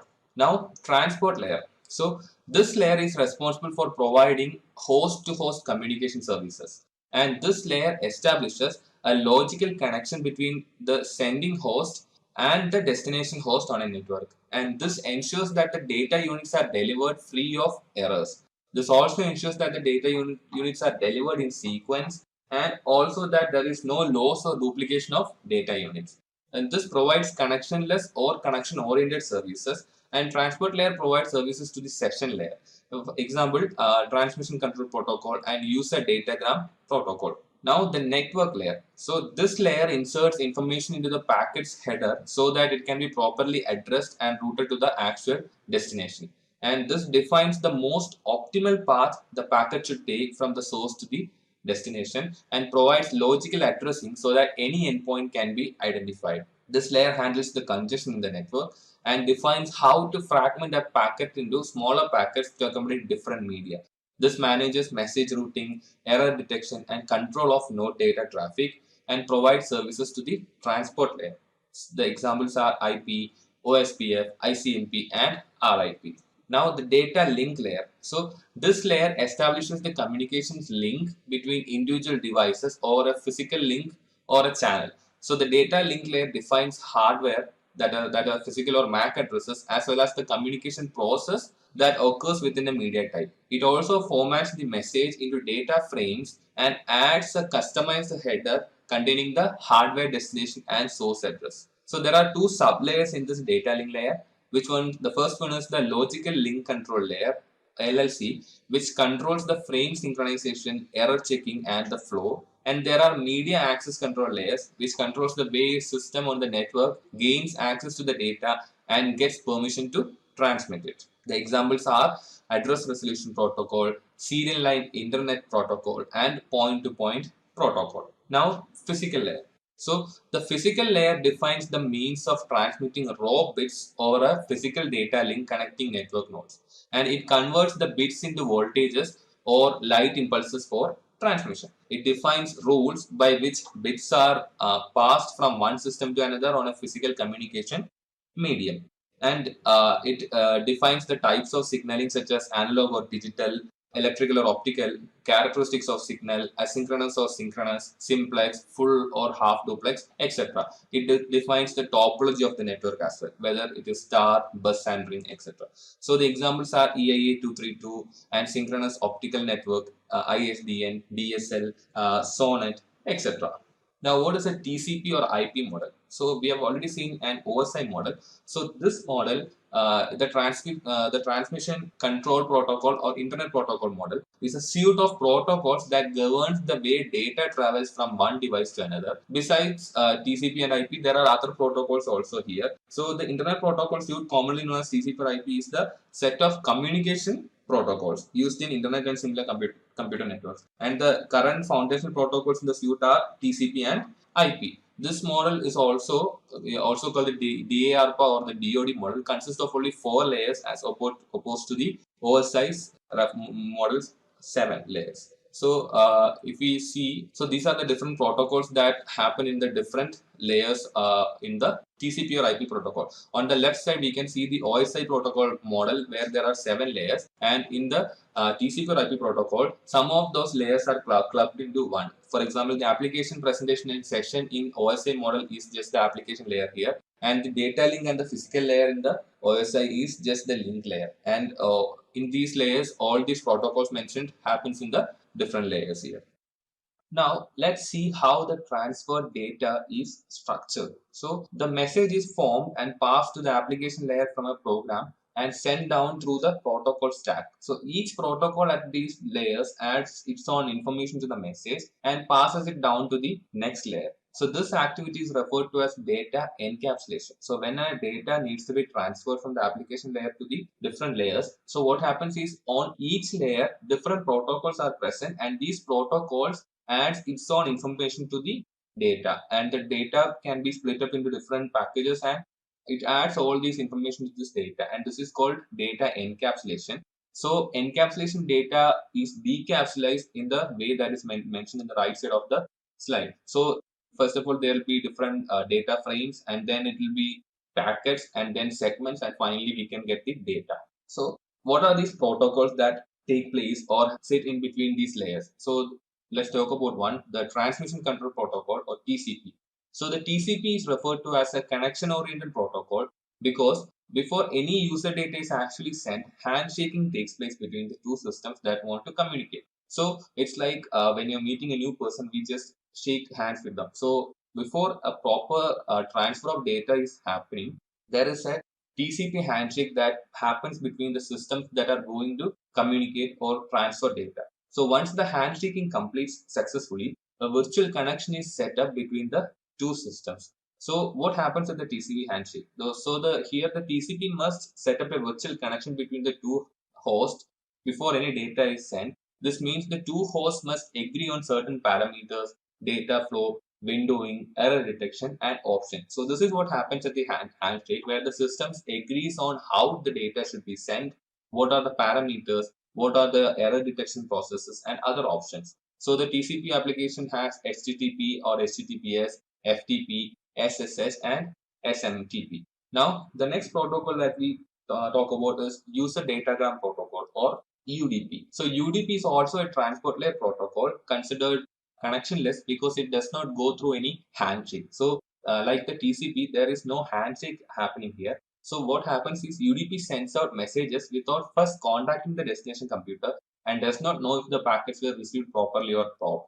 Whereas in a TCP connection or TCP setting, the computers will very well know if the data is reaching there because they are already agreeing on how the data will be reached and all those things. So the UDP application has DNS, DHCP, SNMP, and NTP. So we'll compare the differences between a TCP and UDP. So the properties that we are going to compare are reliability, connection, packet sequencing, congestion control, usage, and speed.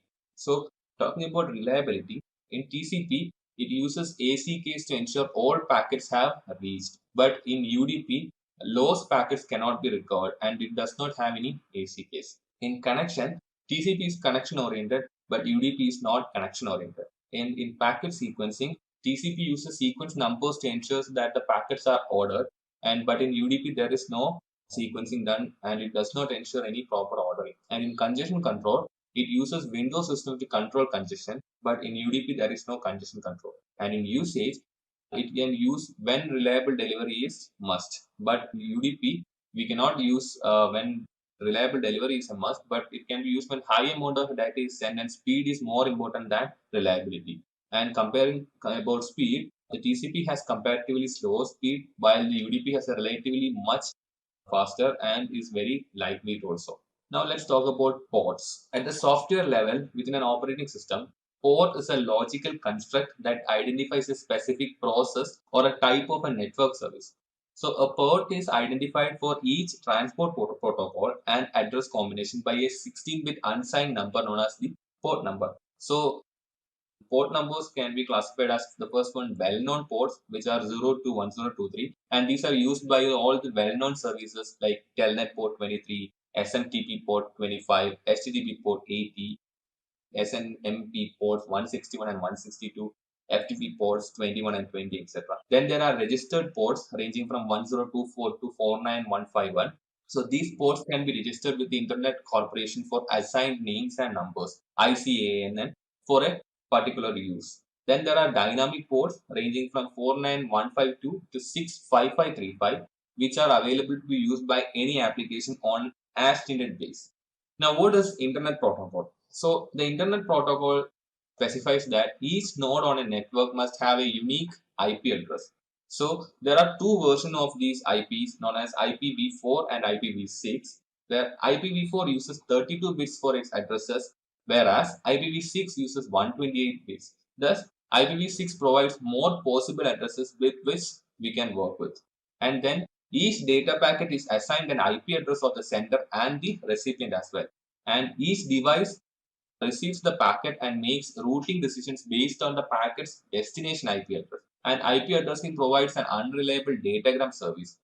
And IP addresses also includes network and the host as well. Now let's talk in detail about IPv4. So IPv4 network addresses are in 32 bits length and are expressed as dot decimal. For example, 198.168.0.100.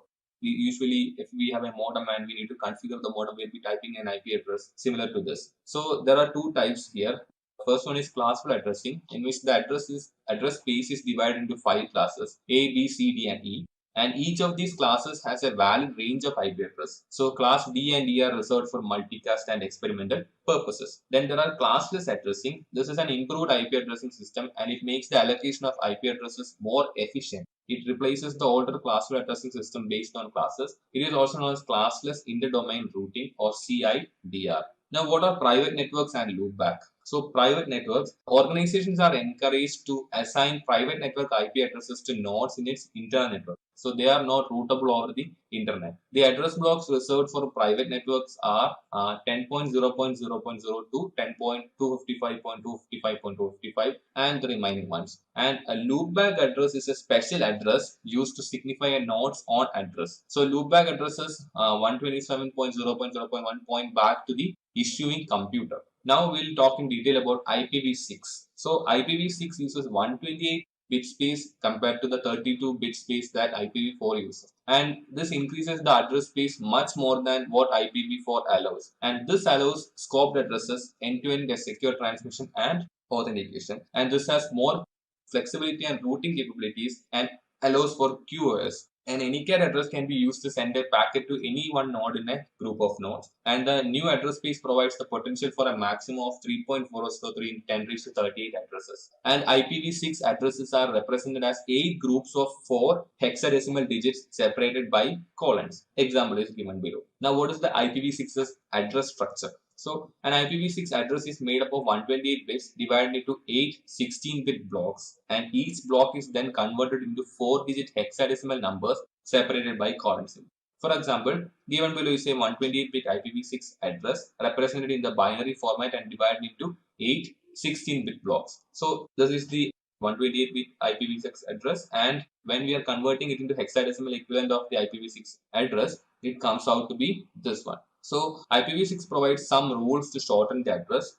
The rule 1 is discard leading zeros. So in block 5, if you see there is 0063. So here the leading 2 zeros can be omitted and it can be just written as 63. Rule 2, if 2 or more blocks contain consecutive zeros, omit them all and replace with double colon sign as shown. So if there are consecutive zeros, then they can be omitted and they can be replaced with a double colon sign. So if you see here, you can see that after the 0063, there are consecutive zeros coming, so they are replaced with double colons. And in rule 3, if there are still blocks of zeros in the address, they can be shrunk down to a single zero. So if there are groups of further zeros remaining, they can be shrunk down to a single zero. So this second block will be shrunk down to a single zero. Now, what are the different IPv6 address types? So, following are the major categories of IPv6 address. The first one is global unicast address. So, here a unique IPv6 address is assigned to a host interface, and these addresses have a global scope and essentially the same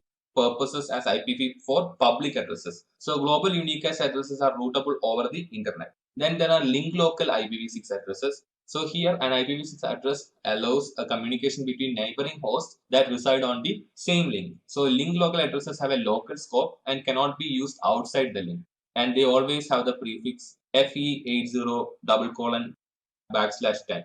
And then there are loopback IPv6 addresses. So here an IPv6 address used on a loopback interface is called a loopback IPv6 address, and the IPv6 loopback address is 0:0:0:0:0:0:1, which can be noted as :1/128. And then there are unspecified addresses, which are IPv6 unspecified address, which are denoted with a couple of zeros, and it can be noted as :128. Now we'll discuss about the coexistence of IPv6 and IPv4. So the transition from IPv4 to IPv6 will not be something that is done overnight. So it will take some time, and a number of mechanisms have been developed to make the transition easy. So dual stack, where each device on the network is configured with both an IPv4 and an IPv6 address, is called dual stack. And the idea is that once all the devices have implemented IPv6, the IPv4 part of the network will be deprecated. Then there is 64 tunneling. So here it assigns a block of IPv6 address spaces to any host or network that has a global IPv4 address and encapsulates the IPv6 packets inside IPv4 packets for transmission over an IPv4 network using 6 in 4. So, and also routes traffic between 6 to 4 and native IPv6 networks. Then there is translation. So here a host with IPv4 address sends a request to an IPv6 enabled server on the internet that does not understand IPv4 address. So when the IPv4 host sends a request packet to the IPv6 server, the NATPT device or router strips down the IPv4 packet, removes the IPv4 header and adds IPv6 header and passes it to the internet. Now, what are multi-layer protocols? So, not all protocols fit nearly within the layers of the OSI model. So, this is particularly evident among devices and networks that were never intended to interoperate with the internet. The lack of these robust security features to protect the availability, integrity, and confidence of data is visualized here. So, the distributed network protocol or the DNP3 is where communication protocols designed for SCADA systems, particularly those within the power systems, and these are not general purpose protocols like IP, nor does it incorporate routing functionality. Instead of using the OSI model, it uses a simple 3-layer model called the enhanced performance architecture that roughly corresponds to layers 2, 4 and 7 of the OSI model. Then there are controller area network bus or CAN bus, and this allows microcontrollers and other embedded devices to communicate with each other on a shared bus and used in different automobiles. So these devices can control functions including steering, braking and throttling. So a CAN bus was never meant to communicate with anything outside the vehicle except for a mechanic's maintenance computer. So there never appeared to be a need for security features. Now what are converged protocols? So converged protocols are those that started off independent and distinct from one another but over time converged to become one. So the first one is fiber channel over Ethernet, FCOE. So here, and this is an encapsulation method that allows fiber channel frames to ride over Ethernet networks. And nowadays, FCOE is used in some storage area network. Then there are multi-protocol labeling features, MPLs. MPLs are used to create VPNs over a variety of layer 2 protocols and is referred to as a layer 2.5 protocol. And this is considered as a converged protocol because it can encapsulate any higher layer protocol and tunnel to over a variety of links. Then Internet Small Computer System Interface. So this ISCSI is a technology that allows peripherals to be connected to computers. So the problem with this was that it has limited range.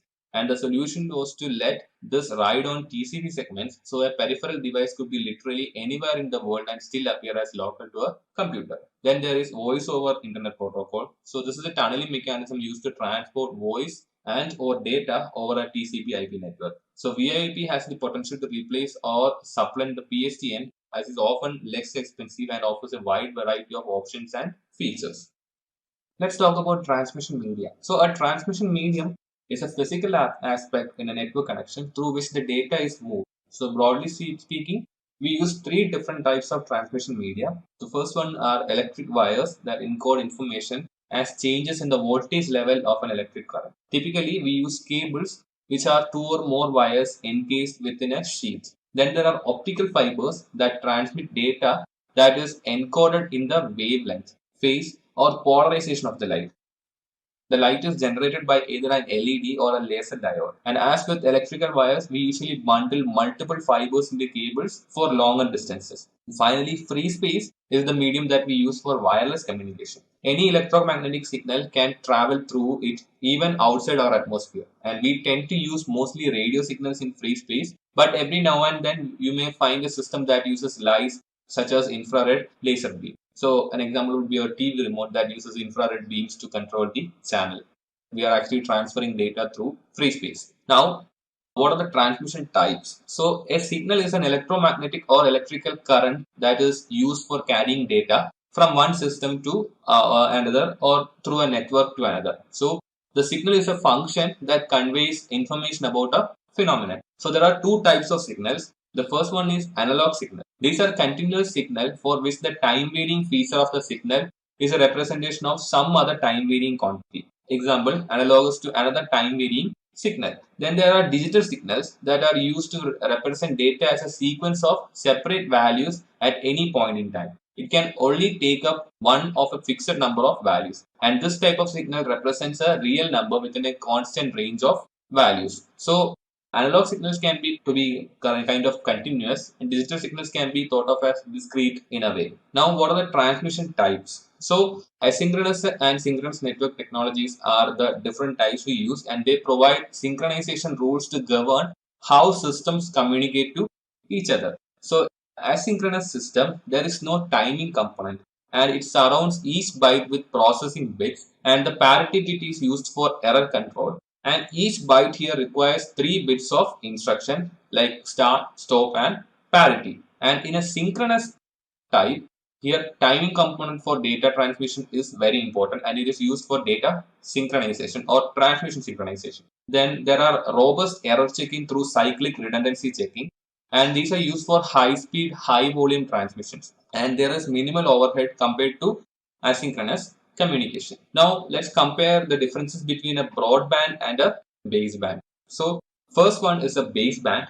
So these are typically used for digitally signaling over a single wire, and the digital signal used in a baseband transmission occupies the entire bandwidth of the network media to transmit a single data signal, and it is bidirectional. However, the sending and receiving function cannot occur at the same wire at the same time. And Ethernet networks use baseband transmission. For example, are 10 base T or 10 base FL. And using baseband, it is possible to transmit multiple signals on a single cable by using multiplexing. And broadband uses time division multiplexing, which divides a single channel into time slots. And then there is broadband. And broadband uses analog signals in the form of optical or electromagnetic waves over multiple transmission frequencies. And for signals to be both sent and received, the transmission media is split into two channels.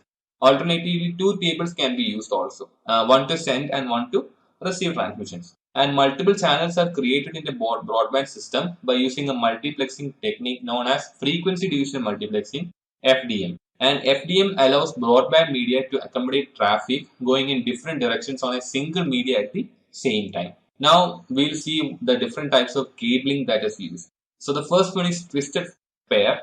Here it consists of two insulated wires that are arranged in a regular spiral pattern. So here the wires can be shielded or unshielded, and it can span up to 100 meters, and then we need amplifying devices that are used to amplify the signals.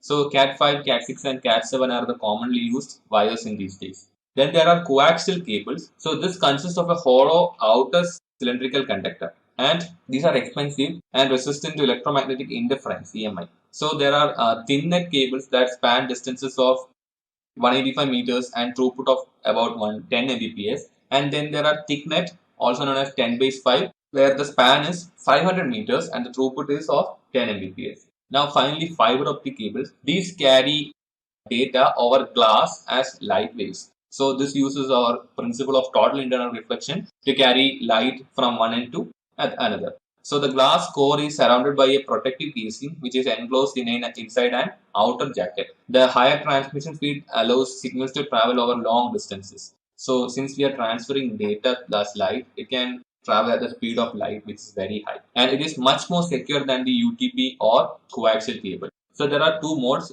The first one is single mode, where a small glass core is used to transfer data over a long distance. This is less susceptible to attenuation. And then there are multiple modes, where a large glass core can transfer more data, but only up to a shorter distance, because attenuation can happen here.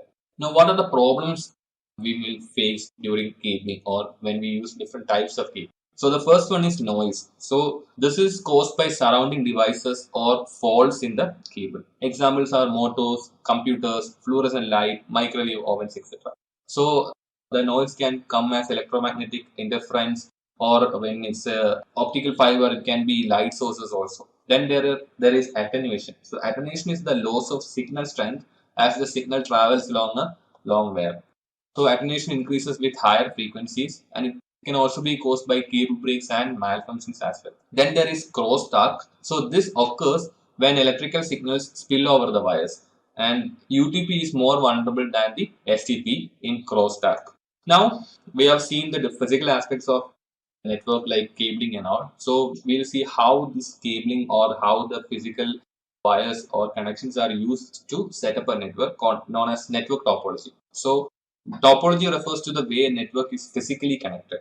And a difference actually exists between physical network topology and logical topology. A network can be configured as a physical star, but work logically as a ring, as in a token ring technology. So the first one is ring topology. Here, a series of devices are connected by unidirectional transmission links. And these links form a closed loop and do not connect to a central system. And each node is dependent upon the preceding nodes. And if one system fails, all other systems should negatively be affected because of this interdependence.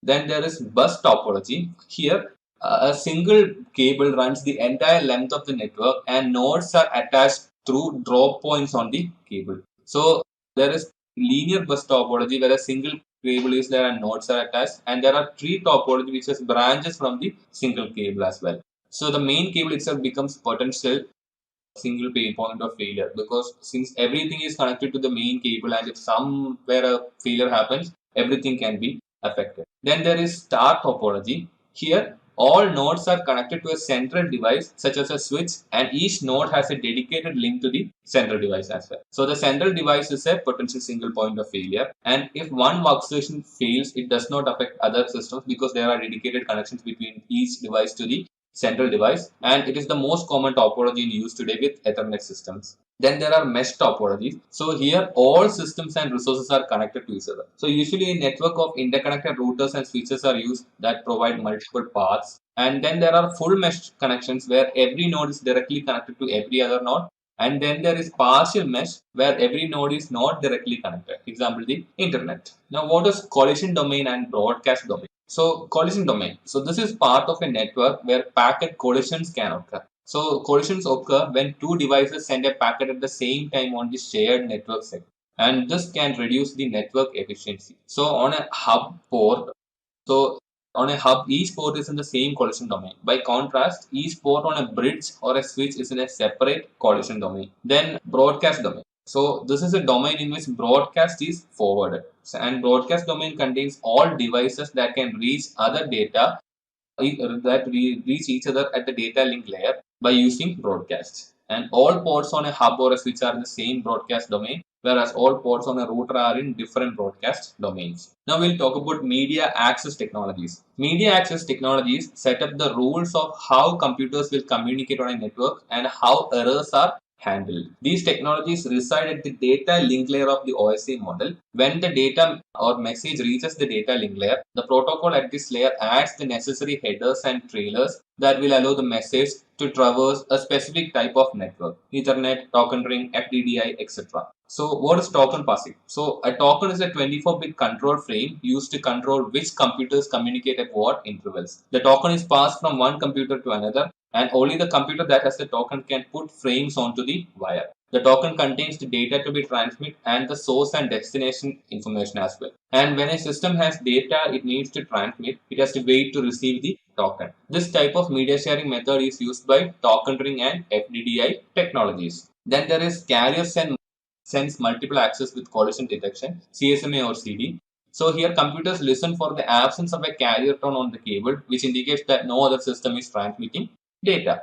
So if two computers sense this absence and transmit data at the same time, but a collision can take place. So if a computer observes collision, it will abort its transmission and alert all other stations. And all stations will execute a random collision timer to force a delay before they attempt to transmit data. This random collision timer is called the back-off algorithm, and Ethernets usually use CSMA or CD for media access. Then there is carrier sense multiple access with collision avoidance. So here each computer signals its intent to transmit data, and this tells other nodes to transmit data right now. So once the system identifies that the media is clear and it can put its data on the wire, it sends out a broadcast to all other systems telling them it is going to transmit the information. So here each system will wait a period before attempting to transmit data to ensure collisions do not take place. The wireless LAN technology 802.11 uses CSMA or CA for its media access functionality.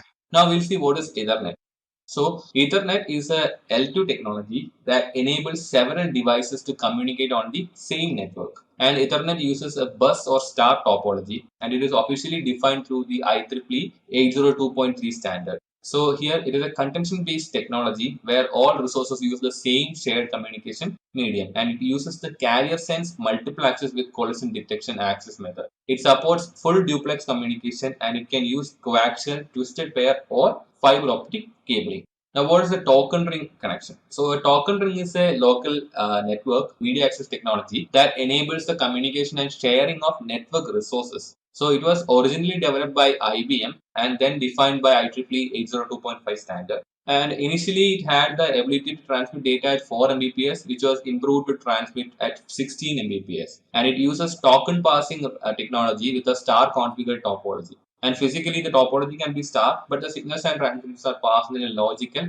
ring. And each computer is connected to a central hub called a multi-station access unit. Now, what is a fiber distributed data interface? FDDI. So, this is a high-speed token passing media access technology with data transmit speeds of up to 100 Mbps. And this is usually used as a backbone network using fiber optic cabling. And FDDI also provides fault tolerance by offering a second counter-rotating fiber ring. And each node on the FDDI network has relays that are connected to both the rings. So if a break in the ring occurs, the two rings can be joined.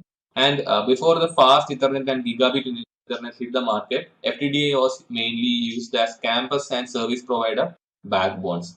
And because the FDDI can be employed for distances up to 100 kilometers, it was often used in MANs as well. And a version of FDDI, copper distributed data interface, can work over UTP cabling also. Let's talk about network devices. Several types of devices are used in our local networks and wide area networks to provide intercommunication among computers and networks. And the different network devices vary according to their functionality, capabilities, intelligence, and the network placement. So some of the commonly used devices are bridges, switches, routers, and firewalls. So let's see what are bridges. So a bridge is a local area network device and works at the data link layer, therefore works with MAC addresses. And when a frame arrives at a bridge, the bridge determines the MAC address and forwards the frame to the correct port. So what is a forwarding table? So a bridge starts to learn how the network's environment is as soon as it is powered on and as the network changes. And it does this by examining frames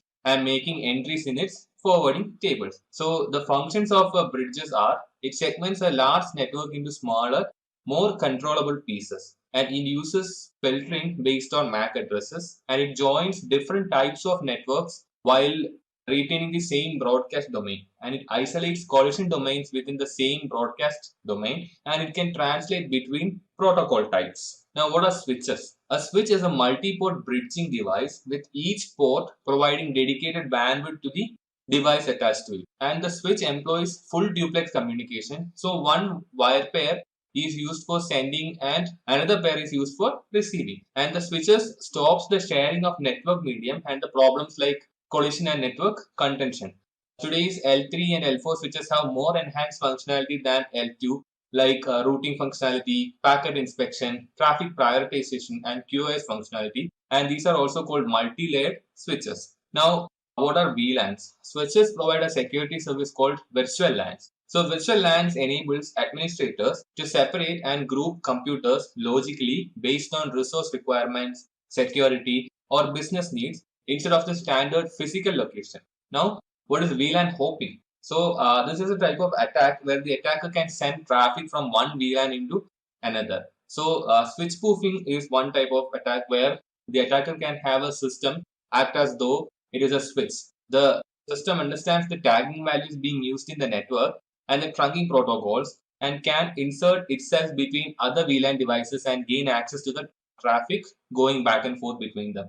Then there is double tagging, where an attacker can also insert VLAN tags to manipulate the control of traffic at the data link layer.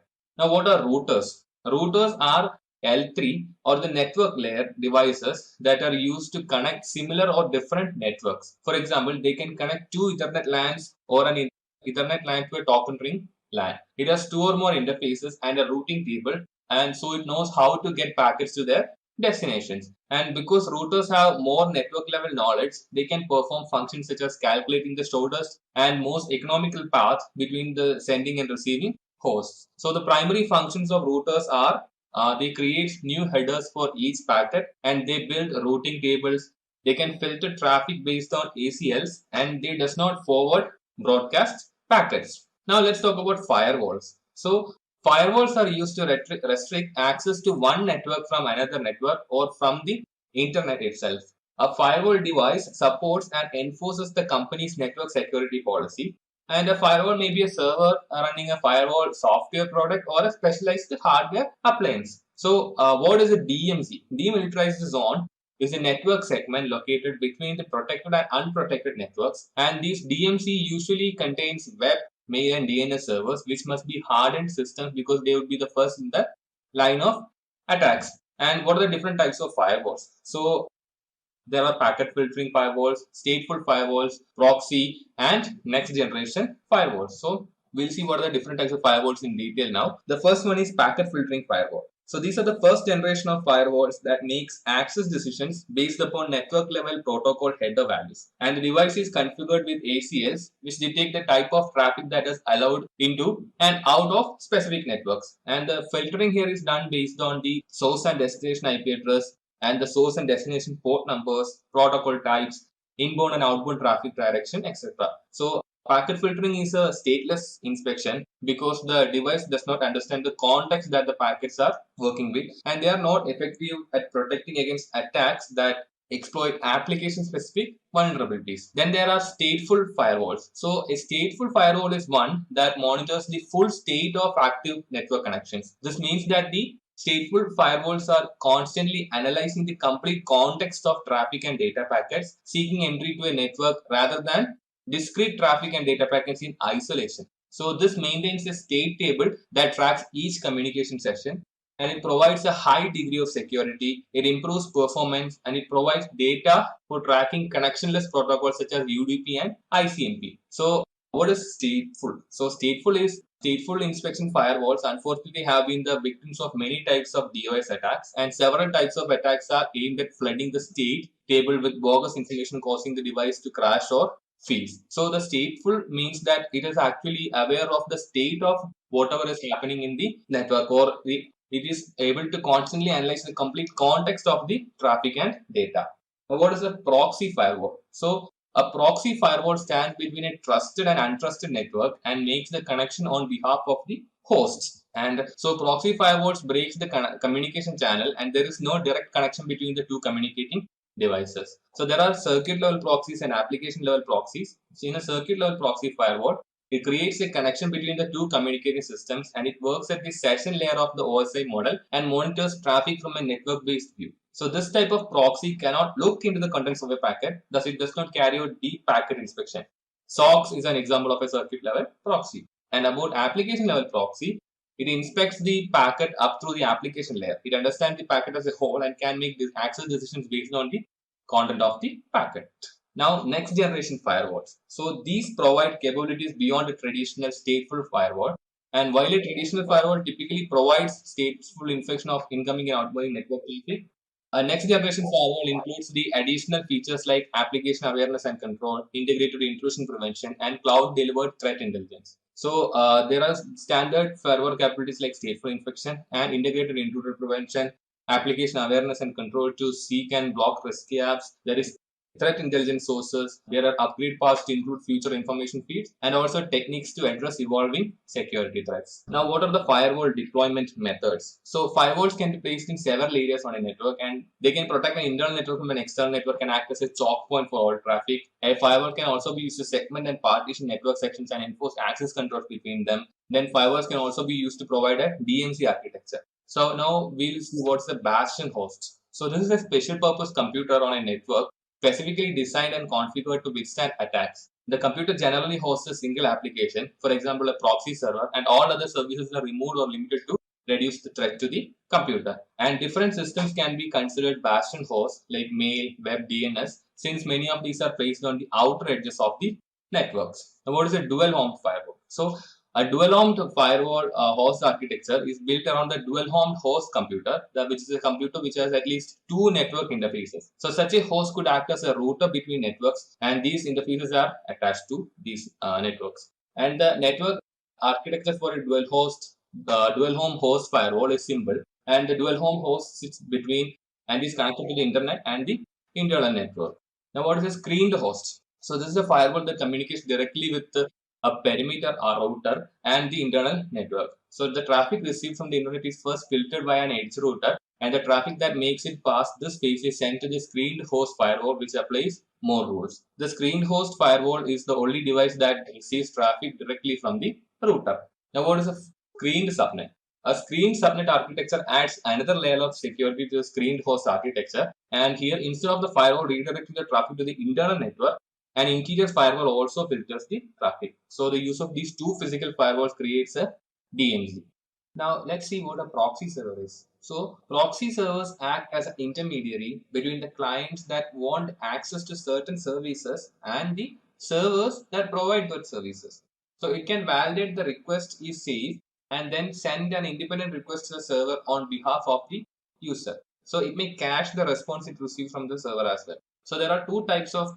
The first one is forward proxy, which is the one that allows the client to specify the server it wants to communicate with. And then there is reverse proxy, which appears to the clients as the original server.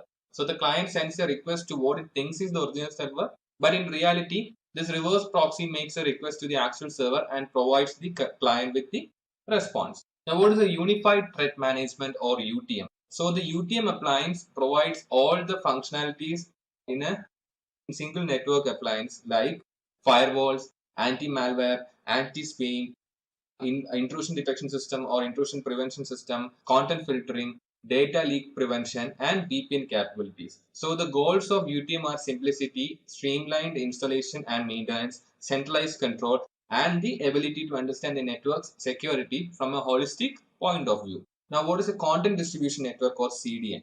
So, a content distribution network CDN consists of multiple servers distributed across a large region, each of which provides content that is optimized for users closest to it. So, the different features of this content distribution network are performance. So, the shorter distance to users will not only reduce latency but also minimize the packet loss, resulting in a much better performance. Then there is availability. So here the requests are always routed to the nearest available location. So if one server is not available, requests are automatically sent to the next available server. Then there is security. So most CDNs should protect content providers and users by mitigating against a wide array of attacks, including DDoS attacks. And then there is intelligence. CDN can also offer valuable analytical information to discover trends about end user connectivity, device types, and browsing experiences across the globe. This data can give critical actionable insights and intelligence into their user base. Now let's talk about endpoint security. So an endpoint is any computing device that communicates through a network and whose principal function is not to mediate communications for other devices. So examples are desktops, laptops, servers, smartphones, tablets, POS terminals, IoT devices, etc. So endpoint security is the concept that each individual device must maintain a local security, whether or not its network or telecommunication channels also provide or offer security. So every system should have an appropriate combination of local host firewall, anti-malware scanners, authentication, authorization, auditing, spam filters, and intrusion detection systems or intrusion prevention systems. Now, what is a honeypot? So a honeypot is a network device intended to be exploited by attackers with the administrator's goal being to gain information on the attack tactics, techniques, and procedures. So these honeypots would be having files which might seem to the attackers are very sensitive information, but would be actually diplomatic information placed by the administrator so that the attackers will be slowed down. And while they are trying to attack this, administration will be able to gain more insight about the attackers. So it usually sits in the DMC and attempts to lure attackers to it instead of to actual production computers. And to make it alluring to attackers, administrators may enable services and ports that are popular to exploit. Now, a honeynet is when two or more honeypot systems are used together, and honeypots needs to properly segmented from any other live systems on the network. Now, what is network access control, NAC? With exponential growth of mobile devices, it is critical to have the tools that provide the visibility, access control, and compliance capabilities. An NAC system can deny network access to non-compliant devices, place them in a quarantined area, or give them only restricted access to computing resources, thus keeping insecure nodes from infecting the network. So the benefits of an NAC are the first one, profiling, which recognizes and profiles users and their devices before malicious code can cause damage. Then there is guest access, where it can manage guests through a customizable self-service portal that includes guest registration, guest authentication, guest sponsoring, and a guest management portal. Then there is security posture check, which evaluates security policy compliance by user type, device type, and operating systems. And then there is also incident response, where it mitigates network threats by enforcing security policies that block, isolate, and repair non-compliant machines without administrator attention. Now, what is NAC 802.1x? So the IEEE 802.1x is an IEEE standard for port-based network access control, which is PNAC. It provides an authentication mechanism to devices wishing to attach to a LAN or WLAN. The IEEE 802.1x defines the encapsulation of Extensible Authentication Protocol EAP over IEEE 802, which is known as the EAP over LAN or EPOL. The EPOL was also modified for use with IEEE 802.1aE and IEEE 802.1ar to support service identification and optional point-to-point encryption over the internal LAN segment. 802.1x authentication involves three parties, which are the supplicant, the authenticator, and the authentication server. Now, let's see what is a software-defined networking is. So, SDN is an architecture designed to make a network more flexible and easier to manage. And SDN centralizes management by abstracting the control plane from the data forwarding function in the discrete networking devices. So there are two parts, which are the controller that enables centralized management, control, automation, and policy enforcement. And then there are APIs or protocols that relay information between the controller and the individual network devices. So the benefits of an SDN are simplifying operations, agile, programmable networks, and intent-based networking. Now, what are network protocols? So a network protocol is a set of rules followed by the network, and network protocols are formal standards and policies made up of rules, procedures, and formats that define communication between two or more devices over a network. Now let's see what is the address resolution protocol, or ARP. So the ARP is a communication protocol used for discovering the link layer address, such as a MAC address associated with a given internet layer address, typically an IPv4 address. The ARP broadcasts a frame requesting the MAC address that corresponds with the destination IP address. And each computer on the broadcast domain receives this frame and odd, but the computer that has the requested IP address ignores it. So the computer that has the destination IP address responds with its MAC address. Then what is ARP cache poisoning? So an attacker broadcasts false ARP messages over a LAN in order to link an attacker's MAC address with the IP address of a legitimate computer. Once the link has been established, frames meant for the original destination are sent to the hacker's computer first.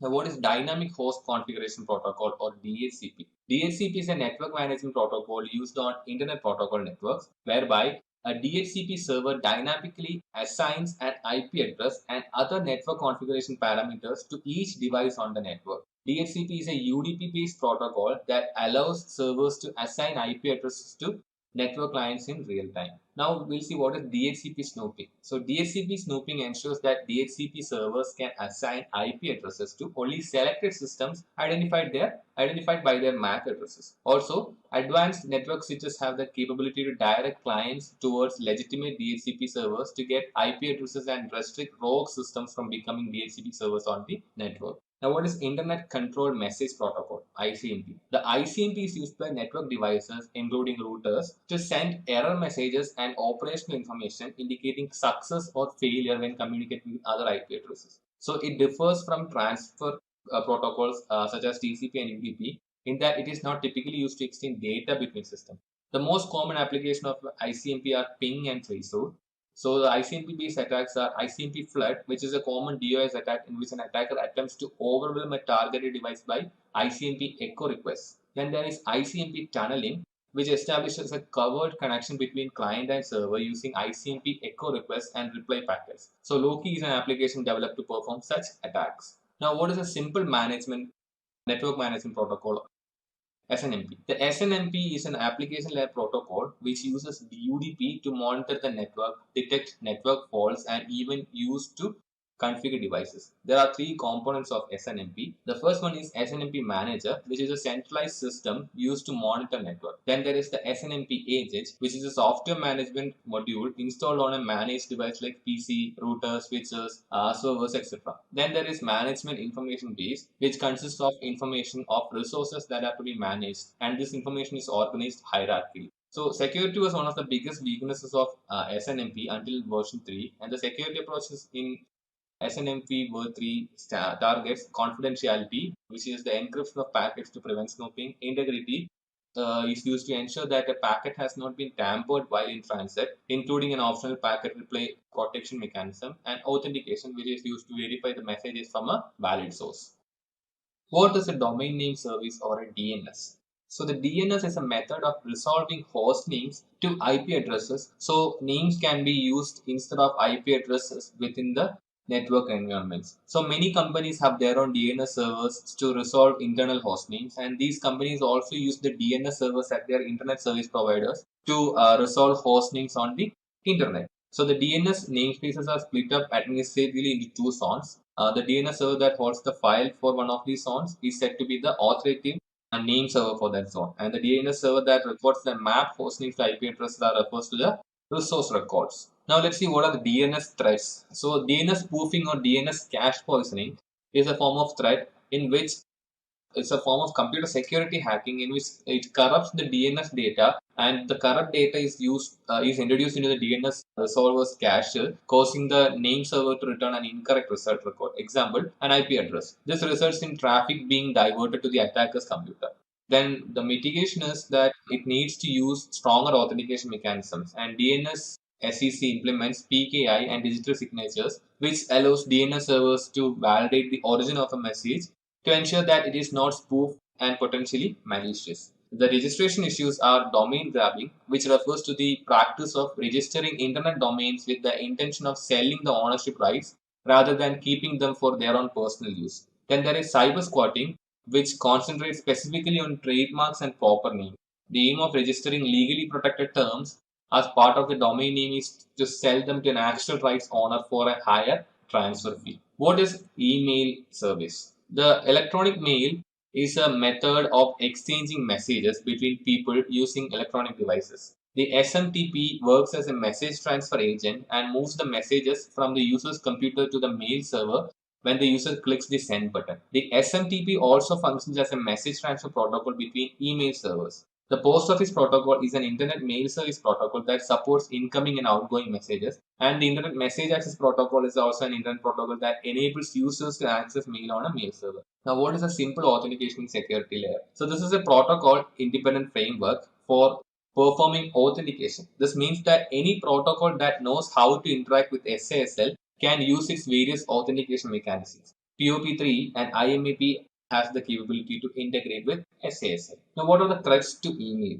The first one is email spoofing, where it is a creation of email messages with a forged sender address. The core email protocols do not have any mechanism for authentication, making it common for spam and phishing emails to use such spoofing to mislead or even prank the recipient. Then there is email spam. While ordinarily spam is simply considered a nuisance, the true danger lies in the malware that can be delivered by spam. So the mitigation measures are SMTP authentication, which is developed to provide an access control mechanism. This comprises an authentication feature that allows clients to authenticate to the mail server before an email is sent. Then there is Sender Policy Framework, which is an email validation system designed to prevent email spam by detecting email spoofing by verifying the sender's IP address. The SPF allows administrators to specify which hosts are allowed to send email from a given domain by creating a specific SPF record in DNS. Then there are domain keys identified by mail, which allows email servers to digitally sign messages to provide a measure of confidence for the receiving server that the message is from the domain it claims to be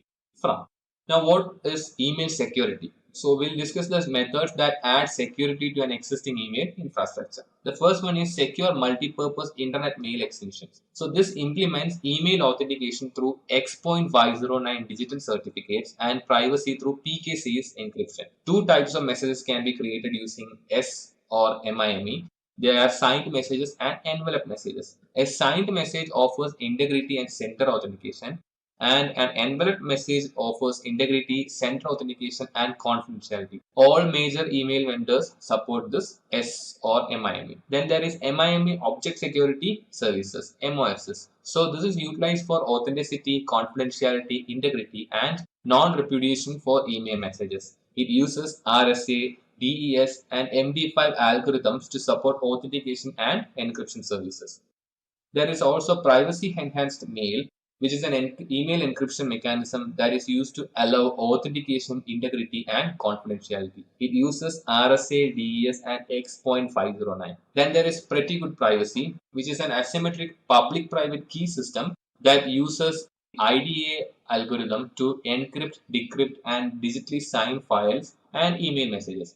It is not standard, but is widely supported on the internet. Now, what is network address translation or NAT? So, organizations that use private IP addresses have the advantage of using a private addressing in a network while using the internet at the same time using NAT. So, the private ranges from addresses shown here. So, the different types of NAT are static NAT, which is a one-to-one mapping of a private IP address to a public IP address. Static NAT is useful when a network device inside a private network needs to be accessible from the internet. Then there is dynamic NAT, which is a mapping of a private IP address to a public IP address from a group of public IP addresses called a NAT pool. So dynamic NAT establishes a one-to-one mapping between a private IP to a public IP. Then there is port address translation, which is a type of dynamic NAT which can map multiple private IP addresses to a single public IP address by using a technology known as port address translation. Now, what are the routing protocols? So, a routing protocol specifies how routers communicate with each other to distribute information that enables them to select routes between any two nodes on a computer network. So there are two types of routing protocols. The first one is static routing protocol, which requires the administrator to manually configure the router's routing table. So if a link goes down, routers cannot tune themselves to use better route. Then there is dynamic routing protocol, which can discover routes and build a routing table. So routers use these tables to make decisions on the best route for the packets they receive. It can adjust routing table and based on the changes that take place to different routes. Now, what are the techniques used in routing protocols? The first one is distance vector routing protocol. This makes their routing decisions based on the distance and a vector, that is the number of hops and direction. It takes these variables and uses them to determine the best route for a packet. So RIP is an example of a distance vector routing protocol. Then there is link state routing protocol. This builds a more accurate routing table because they build a topology database of the network. So these protocols look at more variables than just the number of hops between two destinations. They use packet size, link speed, delay, network load, and reliability as the variables in their algorithms to determine the best routes for the packets to take. OSPF is an example of a link state routing protocol. Now, what are the different types of routing protocols? There are two types. They are interior routing protocols and exterior routing protocol. In interior routing protocols, they are divided into two further. The first one is routing information protocol, RIP, which is considered a distance vector protocol, which means it calculates the shortest distance between the source and destination, and it is considered a legacy protocol because of its low performance and lack of functionality. Then there is open shortest path first protocol, which uses link stage algorithms to send out routing table information. The use of these algorithms allows for smaller, more frequent routing table updates to take place. Authentication can take place with clear text passwords or hashed passwords, or you can choose to configure no authentication on the routers. Then there is exterior routing protocols, which are connecting different AS. The first one is Border Gateway Protocol, which enables routers on different ASs to share routing information to ensure effective and efficient routing between the different AS networks. Border Gateway Protocol is commonly used by internet service providers to route data from one location to the next on the internet. The BGP uses a combination of link state and distance vector routing algorithms. Now, what are intranets and extranets? So, an intranet is a private network that allows employees and staff in an enterprise to securely share knowledge and information easily within the company or organization. So, information, tools, directories, and services available on the company's intranet are typically unavailable on the general public network. Then there is extranet, which is a private network that leverages internet technology and public telecommunication system to share part of a business information or information operations over a secure system with suppliers, vendors, partners, customers, or other businesses. An extranet is often considered part of a company's intranet that is extended to authorized users outside of the organization. Now, what is a wide area network? A WAN is a network that extends over a large geographical area for the primary purpose of communication. They are often established with leased telecommunication net circuits. So there are different networks based on topologies and technologies. Topologies, there are point-to-point and hub and spoke and mesh. And then there is, based on technologies, there are dedicated lines, frame relay, ADM, SDLC, and MPLS. Now, what is channel service unit or data service unit? So they are required when digital equipment are used to connect a LAN to a WAN. A CSU or DSU is necessary because the signals and frames can vary between the LAN equipment and the WAN equipment used by service providers. The DSU device converts digital signals from routers, switches, and multiplexers into signals that can be transmitted over the service provider's digital lines. The CSU connects the network directly to the service provider's line. Now, what are leased lines or point-to-point links? So, it is a single link that is pre-established for communications between two destinations. It is dedicated, meaning only the destination points can communicate with each other. They provide reliable and fast transmission, but are expensive than other WAN technologies. So, there are two types. The first one is T&D carrier, which are dedicated lines that can carry voice and data information over trunk lines. These lines use time division multiplexing. This was first used to digitize the voice over dedicated point-to-point high capacity connection line. Then there are optical carriers, which are high speed fiber optic connections measured in optical carrier transmission rates. And the transmission rates are defined by rate of the bit stream of the digital signal and are designated by an integer value of the multiple of the basic unit of rate.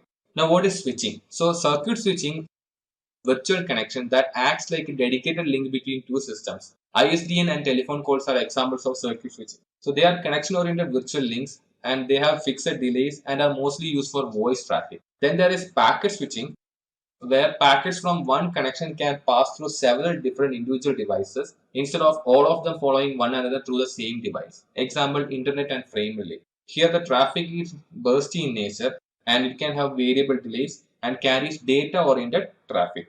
Now, what is frame relay? So, frame relay is a WAN technology that operates at the data link layer. It is a WAN solution that uses packet switching technology to let multiple companies and networks share the same WAN medium, devices, and bandwidth. This is an obsolete technology and is not much in use today. So, there are virtual circuits and the types are permanent virtual circuit and switched virtual circuit. In permanent virtual circuit, it works like a private line for a customer with an agreed upon bandwidth available. When a customer decides to pay for the CIR, a PVC is programmed for that customer to ensure it will always receive a certain amount of bandwidth. Then in a switched virtual circuit, a circuit must be built dynamically and on demand. Once the connection is no longer needed, the circuit is torn down and the switches forget it ever existed. Now, what is an ATM? ATM stands for asynchronous transfer mode and it is another switching technology that uses cell switching method. So, ATM is a high-speed network technology used for LAN, WAN and service provider connection. So ATM is a connection-oriented switching technology and creates and uses a fixed channel. Here data is segmented into fixed size cells of 53 bytes instead of variable size packets, and this provides for more efficient and faster use of the communication paths. And ATM sets up virtual circuits which act like dedicated paths between the source and the destination. And the ATM technology is used by carriers and service providers and is the core technology of the internet. The ATM was the first protocol to provide true QoS. Now, what is a point-to-point protocol? PPP. So, PPP is a data link protocol that carries out framing and encapsulation for point-to-point connections. PPP carries out several functions, including the encapsulation of multiple protocol packets. So, they include link control protocol that establishes, configures, and maintains the connection, network control protocols that are used for network layer protocol configuration, password authentication protocol, challenge handshake and authentication protocol, extensible authentication protocol, etc. that provides authentication. Now, what is multi-protocol label switching? MPLS is a routing technique in telecommunication networks that directs data from one node to the next based on short path labels rather than long network addresses, thus avoiding complex lookups in a routing table and speeding traffic flows. The labels identify virtual links between distant nodes rather than endpoints. MPLS can encapsulate packets of various network protocols, hence the multi-protocol reference on its name. The MPLS supports a range of access technologies including T1 or E1, ADM, frame relay, and DSL. Now, what is SD-WAN? One, the traditional wide area network architecture was limited to enterprise, branch, and data centers. With cloud-based application in the form of software as a service, infrastructure as a service, the wide area network architecture experiences an explosion of traffic accessing applications distributed across the globe. So, the wide area network expenses can rise with inefficient use of dedicated and backup circuits. The SD-WAN can deliver routing, threat protection, efficient offloading of expensive circuits, and simplification of the wide area network management. The benefits of it are better performance, improved security, and simplified management. Now let's talk about voice communication. So the different types of voice communication are public switch telephone network. So the regular phone system is based on a circuit switch voice centric network, and the PSTN uses circuit switching instead of packet switching. The signal system 7 protocols is what takes care of the connection and signaling. Then there is voice over internet protocol or VoIP. These are a group of technologies for the delivery of voice communication and multimedia sessions over internet protocol network. It employs the session initiation protocol which sets up and breaks down the call session. It is a packet-oriented switching technology and hence latency delays are possible. It can support video and data transmissions to allow video conferencing and remote collaboration. And the components are an IP telephony device, call processing manager, a voicemail system, and a voice gateway. Now, what are VoIP attacks and threats? The first one is phishing, which is a fraudulent practice of making phone calls or leaving voice messages purporting to be from reputable companies in order to induce individuals to reveal personal information. Then there is spam over internet telephony, VoIP spam or SPIT, which is an unsolicited automatically dialed telephone call over VoIP. Then there are phreaking attacks. A phreaker is someone who breaks into the telephone network illegally, typically to make free long distance phone calls or to tap phone lines. So the tools used are black boxes, which are used to manipulate line voltages to steal long distance services, and they are often just custom built circuit boards with a battery and wire clips. Then there are red boxes that are used to stimulate tons of coins being deposited into a payphone. These are usually just small tape recorders. And there are blue boxes that are used to simulate 2600 Hz tones to interact directly with telephone network trunk systems. This could be whistle, a tape recorder, or a digital tone generator. And white boxes, which are dual tone multi-frequency generators, and it can be custom built devices or one of the pieces of equipment that most telephone repair personnel use. Now, what is VoIP security? So, VoIP security keeps patches updated on each network device involved with VoIP transmission. So, they call the call manager server, the voicemail server, and the gateway server, and identify unidentified or rogue telephony devices and implement authentication so only authorized telephony devices are working on the network, and install and maintain stateful firewalls, VPN for sensitive voice data, and intrusion detection system. It disables unnecessary ports and services on routers, switches, PC, and IP telephones, and it employs monitoring that looks for attacks, tunneling, and abusive call patterns through IDS or IPS. Now, what is remote access. Remote access covers several technologies that enable remote and home users to connect to networks that will grant them access to resources needed for them to perform their tasks. For many corporations, remote access is a necessity because it enables users to access centralized network resources.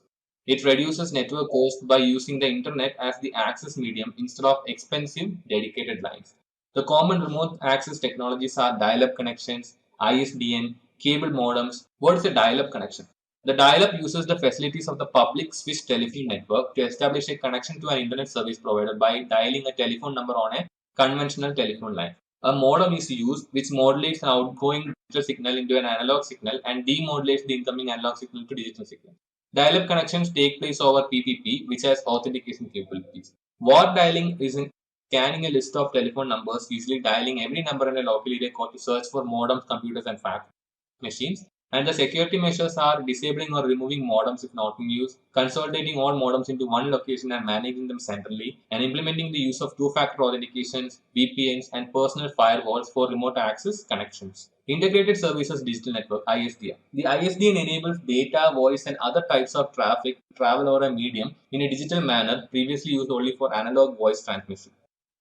If a computer using a modem was configured to utilize ISDN, it would not need to convert the data from digital to analog, but would keep it in a digital form. It provides a digital point-to-point circuit switched medium and establishes a circuit between the two communicating devices. There are two kinds: the basic rate interface, which has two B channels for data transfer, and one D channel that provides call setup, connection management, error control, and caller ID. It has a bandwidth of around 144 kilobytes per second. Then there is a primary rate interface (PRI), which has 23 B channels and 1 D channel. Now, what is a digital subscriber line? The DSL is a modem technology that uses existing telephone lines to transport high bandwidth data such as multimedia and video to service subscribers. The DSL provides dedicated point-to-point network access. DSL connection is typically between a service provider central office and the customer side, or on local loops created either within buildings or campuses. The term XDSL covers a number of similar yet competing forms of DSL, including ADSL. The ADSL stands for asymmetric DSL, which allows more bandwidth for downstream than upstream data flow.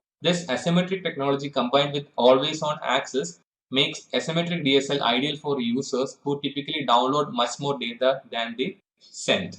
Now, what is a virtual private network? So this is an encrypted connection over the internet from a device to a network. The encrypted connection helps ensure that sensitive data is safely transmitted, and it prevents unauthorized people from eavesdropping on the traffic and allows the users to conduct work remotely. So the different types are site-to-site that connects the corporate office to branch offices over the internet. Site-to-site VPNs are used when distance makes it impractical to have direct network connections between these offices, and dedicated equipment is used to establish and maintain a connection. Then there is remote access, which securely connects a device outside the corporate office.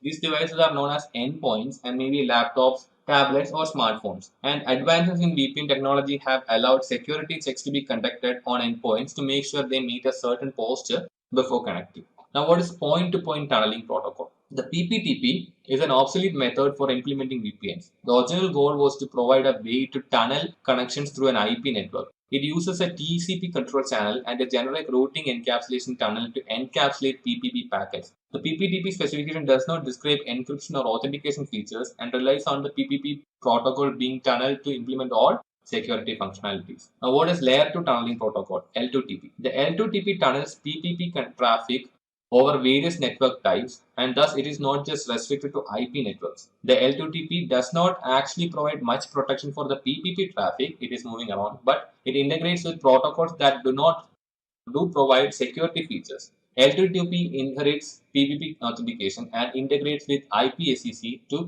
provide confidentiality, integrity, and potentially another layer of authentication. Now, Internet Protocol Security. Internet Protocol Security is a suite of protocols that was developed to specifically protect Internet Protocol traffic. The IPv4 does not have any integrated security. So, IPsec was developed to bolt onto IP and secure the data protocol transmit. So, the Security Association is a unidirectional agreement between the VPN participants regarding the methods and parameters to use in securing a communication channel. Through the Security Association, and IP security tunnel can provide the following security functions like privacy, content integrity, center authentication, and RON repudiation. Now, what are the IP security protocols? The main protocols that make the IPsec suite and their basic functionality are authentication header, which provides data integrity and authentication, encapsulation security payload, which provides confidentiality, Internet Security Association and Key Management Protocol, which provides a framework for security association creation and key exchange, and finally Internet Key Exchange, which provides authenticated keying material for use with the Internet Security Association and Key Management Protocol. Now let's see Internet Protocol security modes. The Internet Protocol security protocols like AHE and ESP can be implemented in a host-to-host transport mode as well as in a network tunneling mode. So in a transport mode, only the payload of the IP packet is usually encrypted or authenticated, and the routing is intact since the IP header is neither modified or encrypted. And in tunnel mode, the entire IP packet is encrypted and authenticated, and it is then encapsulated into a new IP packet with a new IP header. And tunnel mode is used to create virtual private networks for network-to-network communication. Now, what is TLS or Transport Layer Security? TLS is a widely adopted security protocol designed to facilitate privacy and data security for communications over the internet. And it is primarily used to encrypt the communications between web applications and servers, and it can also be used to encrypt other communications such as emails, messaging, and via IP or voice over internet protocols. And the TLS evolved from a previous encryption protocol called the Secure Socket Layer (SSL), which was developed by Netscape. And HTTPS is an implementation of TLS encryption on top of the HTTP protocol. And the functions of TLS are encryption, which hides the data being transferred from third parties; authentication, which ensures that parties are what they claim to be; and then integrity, which verifies that the data has not been forged or tampered with. Now, what is a TLS handshake? So, for a website or application to use TLS, it must have a TLS certificate installed on its origin server. And when a TLS connection is initiated, it uses a sequence known as the TLS handshake, where when a user navigates to a website that uses TLS, the TLS handshake begins between the user's device and the web server. And what happens using this handshake is they agree upon the protocols they will be using, what kind of data will be shared, how it will be shared, and all those things. And during the TLS handshake, the client and the web server specify which version of TLS they will use, decide on the ciphers they will use, authenticate the identity of the server using the server's TLS certificate, and generate session keys for encrypting messages between them after the handshake is complete. Now, what is network encryption? So the first one is link encryption, where encrypts and decrypts all traffic at every point, not just the endpoints. So here, all data is in encrypted state while travels on its communication path. However, when it reaches a router or another intermediate device, it gets decrypted for routing purposes. And they are usually applied by service providers and is incorporated into network protocols. Then there is end-to-end encryption, which is a system for secure transfer of information where data is encrypted and decrypted only at the endpoints. So this prevents potential eavesdroppers like telecoms, ISPs, and even the companies running the specific communication service. The headers, addresses, routing information, and trailer information are not encrypted, enabling attackers to learn more about a captured packet and where it is headed. Now, what are the advantages of link encryption? So here all data is encrypted, including the headers, addresses, and routing information. And users do not need to do anything to initiate it. It works at a lower level in the OSI model. And it is usually faster as it can be implemented in hardware. Then for end-to-end encryption, it provides more flexibility to the user in choosing what gets encrypted and how. And each hop device on the network does not need to have a key to decrypt each packet. And this provides better overall security and less vulnerable points. Now, encryption at different layers. So end-to-end encryption happens within the applications. TLS encryption takes place at the session layer. PPTP encryption takes place at the data layer, and link encryption takes place at the data link and physical layers. Now let's talk about authentication protocol. Password authentication protocol, or PAP. So PAP is used by remote users to authenticate over PPP connections, and it provides identification and authentication of the user. The password and username credentials are sent over the network to the authentication server, and the authentication server has a database of user credentials. So PAP is one of the least secure authentication methods because the credentials are sent in clear text. Now, Challenge Handshake Authentication Protocol, CHAP. It uses a challenge or response mechanism to authenticate the user instead of passwords. So the client sends the authentication server a logon request, the server sends the client a challenge or nonce. So challenge is encrypted with the use of a predefined encryption key, and the encrypted challenge values returned to the server. The authentication server also uses the predefined encryption key to decrypt the challenge value. If the two results are the same, then the authentication is successful. So CHEP continues this challenge or response activity throughout the connection, and hence are not vulnerable to man-in-the-middle attacks. Now, Extensible Authentication Protocol, or EAP. So EAP is a framework to enable many types of authentication techniques to be used when establishing network connections. It extends the authentication possibilities from the norm PAP and CSAP to other methods such as one-time passwords, token cards, biometrics, Kerberos, digital certificates, etc. EAP is in wide use today. Example, in IEEE 802.11, the WPA and WPA2 standards have adopted IEEE 802.1x with various EAP types as the canonical authentication mechanism. Now, what is wireless communication? So, wireless communication involves transmitting information via radio waves through the air and space. So, these signals are normally described in terms of frequency and amplitude. The frequency of a signal dictates the amount of data that can be carried and how far the data can be carried. The higher the frequency, the more data the signals can carry, but this comes only to a shorter distance. And in wireless, each device must instead share the allotted radio frequency spectrum with all other wireless devices, and this spectrum of frequencies is finite in nature. Wireless LAN technology uses CSMA or CSA, which is collision avoidance. Then there is spread spectrum. So these are methods by which an electromagnetic signal generated with a particular bandwidth is deliberately spread in the frequency domain, resulting in a signal with a wider bandwidth. So the purpose is to establish secure connections, increase resistance to natural interference, noises, jamming, etc., and preventing detection. So first one, frequency hopping spread spectrum. So this splits the total amount of bandwidth into smaller subchannels. FHS's algorithm determines the individual frequencies and their order, known as hop sequence. A hopping approach makes it difficult for eavesdroppers to listen, and this is used in first wireless standard, the 802.11, and can provide only 1 to 2 Mbps of throughput. Then there is direct sequence spread spectrum, DSSS. So this applies subbits to a message to generate a different format of data before it is transmitted. The receiving end uses these subbits to reassemble the signal into the original data format. And the subbits are called chips, and the sequence of how subbits are applied is called chipping code. The signal appears as random noise to anyone who does not know the chipping sequence. DSSS sends data across all frequencies at once, and it has a higher data throughput than FHSS, used in 802.11b, and provides a data throughput of up to 11 Mbps. Then there is orthogonal frequency division multiplexing, OFDM. So here it's a digital multi-carrier modulation scheme that modulates signals orthogonally or perpendicularly. OFDM is officially a multiplexing technology and not a spread spectrum technology, but it is used in a similar manner. Let's have a quick quiz question, guys. And the question we have here is SQL injection is a dash dash dash. Now for this MCQ question, the options that are given here are option 1, SQL injection is an object penetration technique. Option 2, SQL injection is a function penetration technique. Option 3, SQL injection is a database penetration technique. Option 4, SQL injection is a code penetration technique. Now think thoroughly and mention which option do you think is the right one, and do put it out in the comment box below as well. Just a quick info, guys. Intellipaat provides an advanced certification in cybersecurity by EICT Academy IIT Guwahati. You will get to learn the most important concepts such as ethical hacking, penetration testing, and network security in this course. You'll get to learn from IIT faculty and industry experts. Reach us out to know more. Then it is used for several wideband digital communication types such as digital television, DSL, 4G mobiles, etc.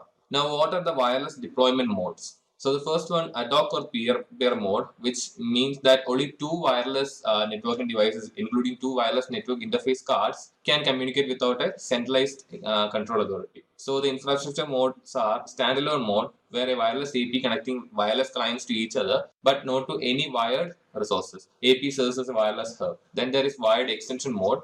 Here, a wireless AP acts as a connection point to link the wireless clients to the wired network. Then there is enterprise extended mode, where multiple wireless APs are used to connect a large physical area to the same wired network. and bridge mode, which wireless connection is used to link two wired networks. This often uses dedicated wireless bridges and is used when wired bridges are inconvenient, such as when linking networks between floors or buildings. Now, service set identifier SSID. SSID is a sequence of characters that uniquely names a wireless local area network. An SSID is sometimes referred to as a network name. This name allows stations to connect to the desired network when multiple independent networks operate in the same physical area. The types are basic SSID, which is the name of a wireless network when used in an ad hoc or peer-to-peer mode communication, when a base station or WP is not used, and the value of BSSID is usually same as the MAC address of the AP. Then there is extended SSID, ESSID, which is the name of a wireless network when a wireless base station or WAP is used, which is the infrastructure mode. So how can we secure the SSID? So we can change the default SSID, we can use hidden SSIDs and use reliable authentication mechanisms.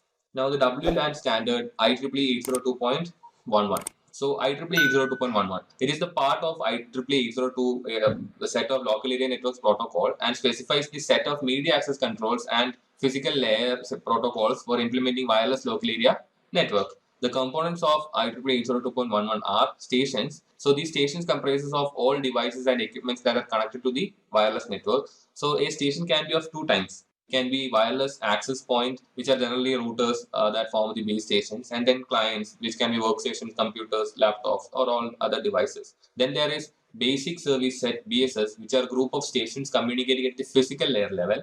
And then there are extended service sets, which are set of all connected BSS, and the distributed system, which connects access points in the ESS. Now, wired equivalent privacy, WEP. So WEP is a security algorithm for original IEEE 802.11 standard, and its intention was to provide data confidentiality comparable to that of a traditional wired network. So the authentications are open system authentication, where the client does not provide credentials to AP during authentication. Any client can convert with AP, connect with AP. In effect, no authentication occurs. Subsequently, WEP keys can be used for encrypting data frames. At this point, the client must have the correct keys. Then there is shared key authentication, SKA. The WP key is used for authentication in a four-step challenge response handshake, and the WP key is also used for encrypting the data frames using RC4. The major problems with WP is that use of static encryption keys, ineffective use of initialization vectors, and the lack of packet integrity sequence. The WP is now considered insecure and is kind of obsolete. Now, Wi-Fi Protect Access, WPA. So WPA was developed by the Wi-Fi Alliance to provide more sophisticated data encryption and better user authentication than WP. The improvements of WPA over WP are temporal key integrity protocol, which is adopted for WPA. So the WEP used a static encryption key that does not change, but the temporal key integrity protocol employs a per packet key, which is dynamically generated for each packet and thus prevents the types of attacks that compromise WEP. Then there is message integrity check, which is included in the WPA, which is designed to prevent an attacker from altering and resending data packets. And WPA also integrates 802.1x both authentication and EAP authentication methods. It still uses RC4 algorithm for the encryption purpose. Wi-Fi protected access to WPA2. WPA2 is also known as 802.11i and is presently the de facto standard for WLAN security. It provides encryption protection with the use of the AES algorithm in counter mode with CBC MAC. And WPA2 defaults to CCMP but can switch down to TKIP and RC4 to provide backward compatibility with WPA. WPA2 supports EAP and allows for mutual authentication between wireless clients and servers. And the users can be authenticated by using passwords, tokens, OTPs, certificates, smart cards, or Kerberos. Bluetooth. So Bluetooth is a wireless technology standard used for exchanging data between wireless devices over short distances using radio waves. It works at the frequency of 2.4 GHz and the range is between 10 to 30 meters. So the attacks that can happen in Bluetooth are bluejacking, which allows an attacker to transmit SMS-like messages to your device. Blue bugging, which grants hackers some remote control over the features and functions of a Bluetooth device. And then there is blue snuffing, which allows hackers to connect with your Bluetooth devices without your knowledge and extract information. The countermeasures are to update the default pin that we use, then not leaving our devices in discover mode, and turning off Bluetooth whenever not in use. Now, what are the wireless standards? So, the wireless networking equipment available supports various levels of industry communication standards. So, the standards range from 802.11a to 802.11b, 11G, 11N, and 11AC. And the frequency range are 5 GHz, 2.4 GHz, 2.4 GHz, and 5 GHz, and then 5 GHz. The throughput also ranges from 54 megabytes to 1.3 Gbps, and the range also can change for different standards. Now, what are the WLAN attacks? So, first one is packet sniffing. So, since wireless traffic is sent over the air, it is very easy to capture. Encrypted data can be captured as well, but it is obviously much harder for an attacker to decipher the encrypted data packets. So, this is packet sniffing. Then there is man-in-the-middle attack, where it is possible for hackers to trick communicating devices into sending their transmissions to the attacker's system. Then there is rogue access point. When an unauthorized access point appears on a network, it is referred to as a rogue access point. This can facilitate in other attacks like ARP poisoning, packet captures, and denial of service attacks. Then evil twinning. So evil twin is a fraudulent Wi-Fi access point that appears to be legitimate but is set up to eavesdrop or on wireless communications. Then war driving, which is basically people driving around looking for vulnerable APs to attack, and people may even use drones to try and hack APs on higher floors of a building. Then MAC spoofing, which is spoofing a MAC address and bypassing the filtering control. Then WP or WP attacks, which are older encryption standards, and these are extremely vulnerable, so it is pretty easy to gain access to code in this case. So what are the best practices in WLAN? So change the default SSID, and each AP comes with a pre-configured default SSID value, so this should be changed. Then implementing WPA2 and 802.1x to provide centralized user authentication using separate VLANs for each class of users, just as we would do on a wired LAN. Then deploying a wireless intrusion detection system, physically putting the AP at the center of the building, logically putting the AP in a DMZ with a firewall between the DMZ and the internal network, allowing the firewall to investigate the traffic before it gets to the wired network, configuring the AP to allow only non-MAC addresses into the network, and carrying out penetration tests on the WLAN. Now, what are the network attacks? So the first one is denial of service, which is a cyber attack in which the perpetrator seeks to make a machine or network resource unavailable to its intended users by temporarily or indefinitely disrupting service. So the different types of flooding. So this approach is simply to overwhelm the target computer with packets until it is unable to process legitimate user requests. For example, ping flood, SYN flood, etc. Then there is malformed packets, which are when trigger some abnormalities by sending malformed packets, example ping of death. Then there is distributed denial of service, which is identical to denial of service attack, except the volume is much greater. The attacker chooses the flooding technique they want to employ and then instructs an army of hijacked or zombie computers to attack at a specific time. Then there is ransomware, where the attacker encrypts all the user files in the target. The victim receives a message stating that if they want their files back, they have to pay a certain amount. So when the victim pays, they receive the encryption key together with instructions on how to decrypt their drives. Then there are sniffing or eavesdropping, which corresponds to theft or interception of data by capturing the network traffic using a sniffer.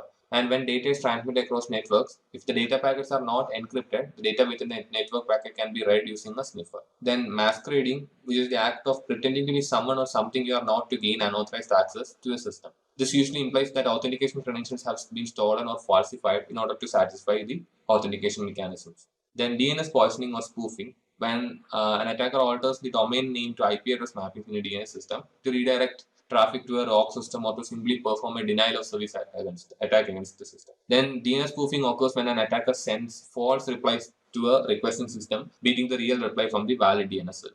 And replay attacks, which are an offshoot of impersonation attacks and are made possible through capturing network traffic via eavesdropping. So replay attacks attempt to re-establish a communication section by replaying captured traffic against the system. You can prevent them by using one-time authentication mechanisms and sequenced session identification. And now drive-by download. So this occurs when a user visits a website that is hosting malicious code and automatically gets infected. This kind of attack exploits the vulnerabilities in the user's web browser. So the user visits the site and is redirected to wherever the attacker has his malicious code. This code will probe the user's browser for vulnerabilities and craft an exploit and payload for that user. Once infected, the malware goes into work, turning the computer into a zombie, harvesting user information and uploading it to the malicious site, or encrypting the contents of the hard drive in the case of a ransomware attack. So drive-by downloads are one of the most common and dangerous attack vectors because they require no user interaction besides visiting a website. So to protect users from this type of attack, ensure that all plugins are patched and they are disabled by default. Let's discuss Module 5, Identity and Access Management. Now, what is the IAM policy? IAM stands for Identity and Access Management Policy. The purpose of this policy is to define required access control measures to all organizations, systems, and applications to protect the privacy, security, and confidentiality of information technology resources. The policy defines the way users and programs are granted access, the roles and responsibilities, the governance process, and the ramification if there are any violations. Now, what is the IAAA? The IAAA stands for Identification, Authentication, Authorization, and Accountability and forms the pillars of access control. So, the first one is identification. This is the method by which a subject, user, program, or process claims to have a specific identity, that is a username, account, or email address. Then there is authentication, which is the process by which a system verifies the identity of the subject, usually by requiring a piece of information that only the claimed identity should have. Example, passwords, pins, etc. Then authorization, which is a function of specifying access rights or privileges of the subject to resources. And then finally there is accountability, the way to ensure subject is uniquely identified and the subject's actions are required. Now, what are directories? So, enterprises have some type of directory that contains information pertaining to the company's network, resources, and users. So, directories follow a hierarchical database format based on the X.500 standard and protocols like Lightweight Directory Access Protocol that allows subjects and applications to interact with the directory. In a Windows environment, user logins to a domain control which has a hierarchical directory in its database. The database is running a directory service, Active Directory, which organizes the network resources and carries out user access control functionality. Registration and proofing of identity. The process of verifying and authenticating identity of individuals is called registration and proofing of identity. It uses knowledge-based user attributes, document verification, wallet-based factors, ID verification, and national identity systems to confirm that a person logging in is who they say they are. So the registration is complex with more secure authentication method. Example, with biometric methods, registration may include capturing user fingerprint. Within an organization, new employees prove their identity with appropriate documentation during the hiring process. For online sites such as bank, a user first creates an account. The bank will ask the user to provide information that is known to the user and the bank, such as account numbers and personal information about the user, such as social security number. Then authoritative system or record. The ASO acts as a source of truth or the location where the identity information originates and is maintained. Now let's see what a token device is. The token device is usually a handheld device that has an LCD display and possibly a keyboard. The token device and authentication service must be synchronized and in some manner to be able to authenticate a user. Synchronizes with the authentication service by using time synchronization or counter synchronization. Asynchronous is when it employs a challenge or response scheme to authenticate the user. The authentication server sends the user a challenge, a random value, also called a nonce, and the user enters this random value into the token device, which encrypts it and returns an OTP. Now, what are memory cards? So, memory card is only a card that has the capability to store information, usually in magnetic stripes. It cannot process any information. So, the user needs to enter a PIN and then swipe the memory card against the reader. The memory card contains the user's password. This combination of the PIN and the password is verified by the authentication server. This is a two-factor authentication process, as the correct user needs to have the card and needs to remember the correct PIN. The memory cards are mostly used for entering a company's building or facility and are also commonly used in ATMs. Now, let's see what are the techniques used in biometrics. Biometrics can be fingerprints, which are visible patterns on the fingers and thumbs, face scans, which are geometric patterns of faces for detection and recognition, retina scans, which focus on the pattern of blood vessels in the back of the eye. This is the most accurate form of biometric and the least acceptable biometric method, as it can reveal medical conditions such as high blood pressure and pregnancy. Iris scans, this focus on the colored area around the pupil. So this is the second most accurate form of biometric authentication, more acceptable than retina scans because they don't reveal personal medical information. Iris remains almost same throughout the lifetime. Then there can be palm scans called palm topography. So this scans the palm of the hand for identification. Then hand geometry, which recognizes the physical dimensions of the hand. This includes the width and length of the palm and fingers. Voice pattern recognition, which relies on the characteristics of a person's speaking voice, known as a voice print. Signature dynamics, this recognizes how a subject writes a string of characters. And keystroke patterns, known as keystroke dynamics, measures how a subject uses a keyboard by analyzing flight time and dwell time. Now, what are the error ratings in biometrics? The most important aspect of a biometric device is its accuracy. So the errors in biometric devices can be classified as type 1 error, This occurs when a valid subject is not authenticated, which is a false negative. The false rejection rate is a ratio of type 1 errors to valid authentications. When a biometric device is too sensitive, type 1 errors are more common. Then there are type 2 errors, which occurs when a valid subject is authenticated, an invalid subject is authenticated. So this is false acceptance or false positive, and the false acceptance rate is the ratio of type 2 errors to valid authentications. When biometric devices are not sensitive enough, type 2 errors are more common. So there are something known as crossover error rates, which describes the point where FRR and FRA are equal. It describes the overall accuracy of a biometric system. Now, what is single sign-on? Single sign-on (SSO) is an authentication process in which a user is provided access to multiple resources by using a single set of login credentials. SSO components are identity provider, a source of truth which stores and manages user credentials and other identifying information. Then service provider, which provides service but rely on identity providers to assert the identity of a user. Now, how is SSO works? So the user requests access to desired application or website, and that application or website is from the service provider. So the service provider redirects the SSO request to identify or identity provider for authentication, and the identity provider sends back the SSO response to the service provider.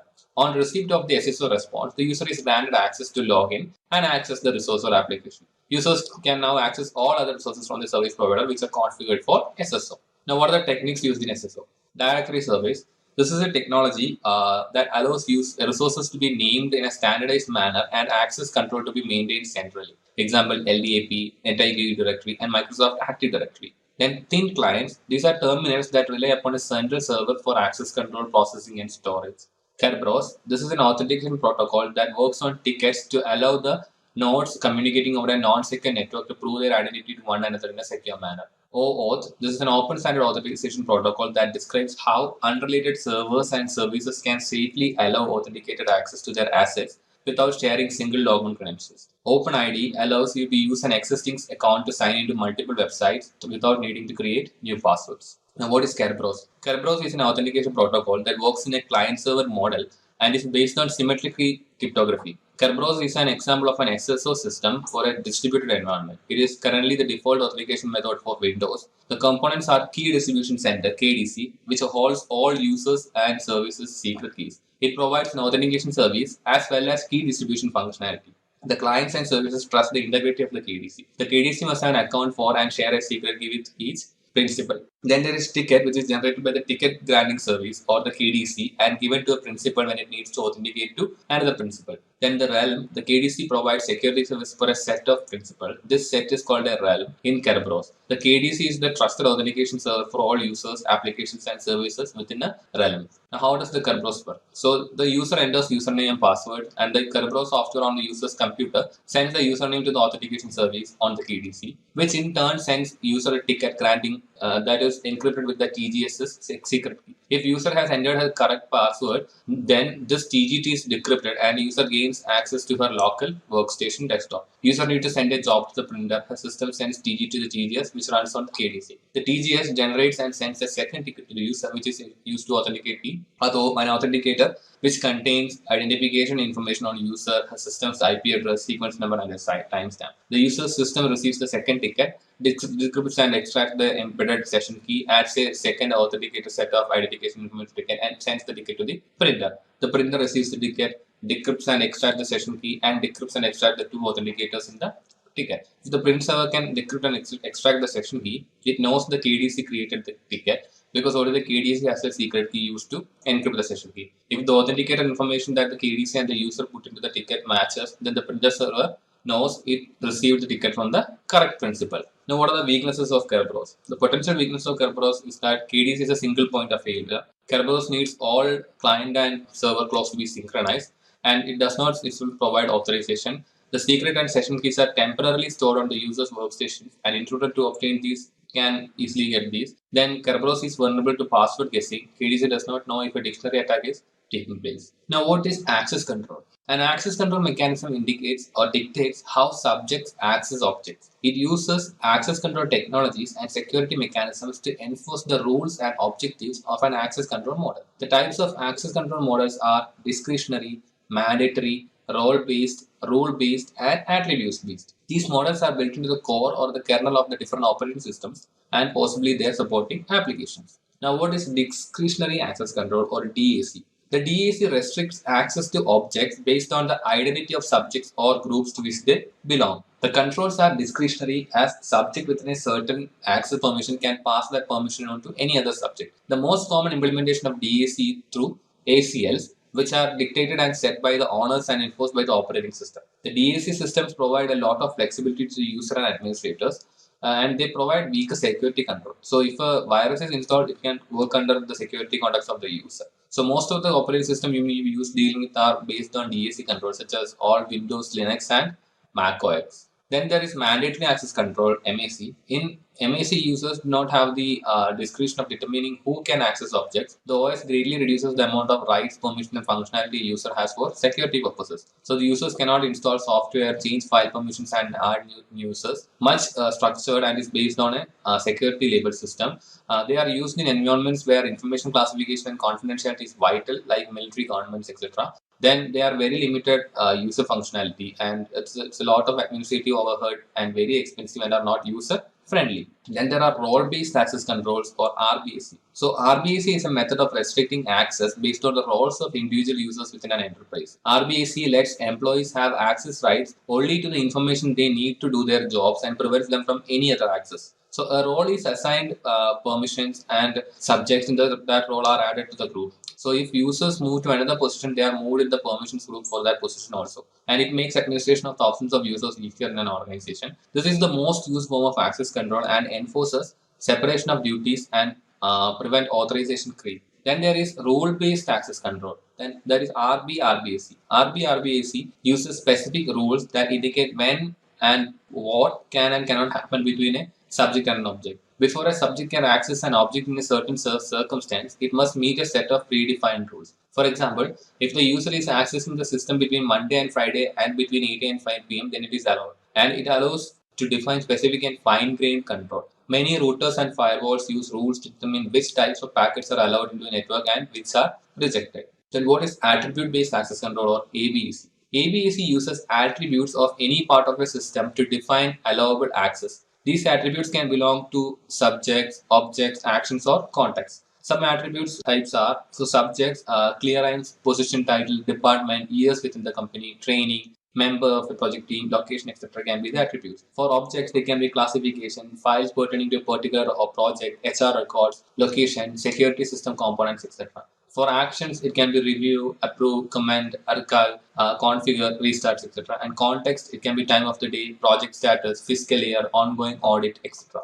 Now, what is access control mechanism? Access control mechanisms can be designed and designed to adhere to the properties of the model by machine implementing using protocols, architecture, or formal languages such as program code. Methods are access control matrix, capability tables, access control list, content-dependent access control, constrained user interfaces, etc.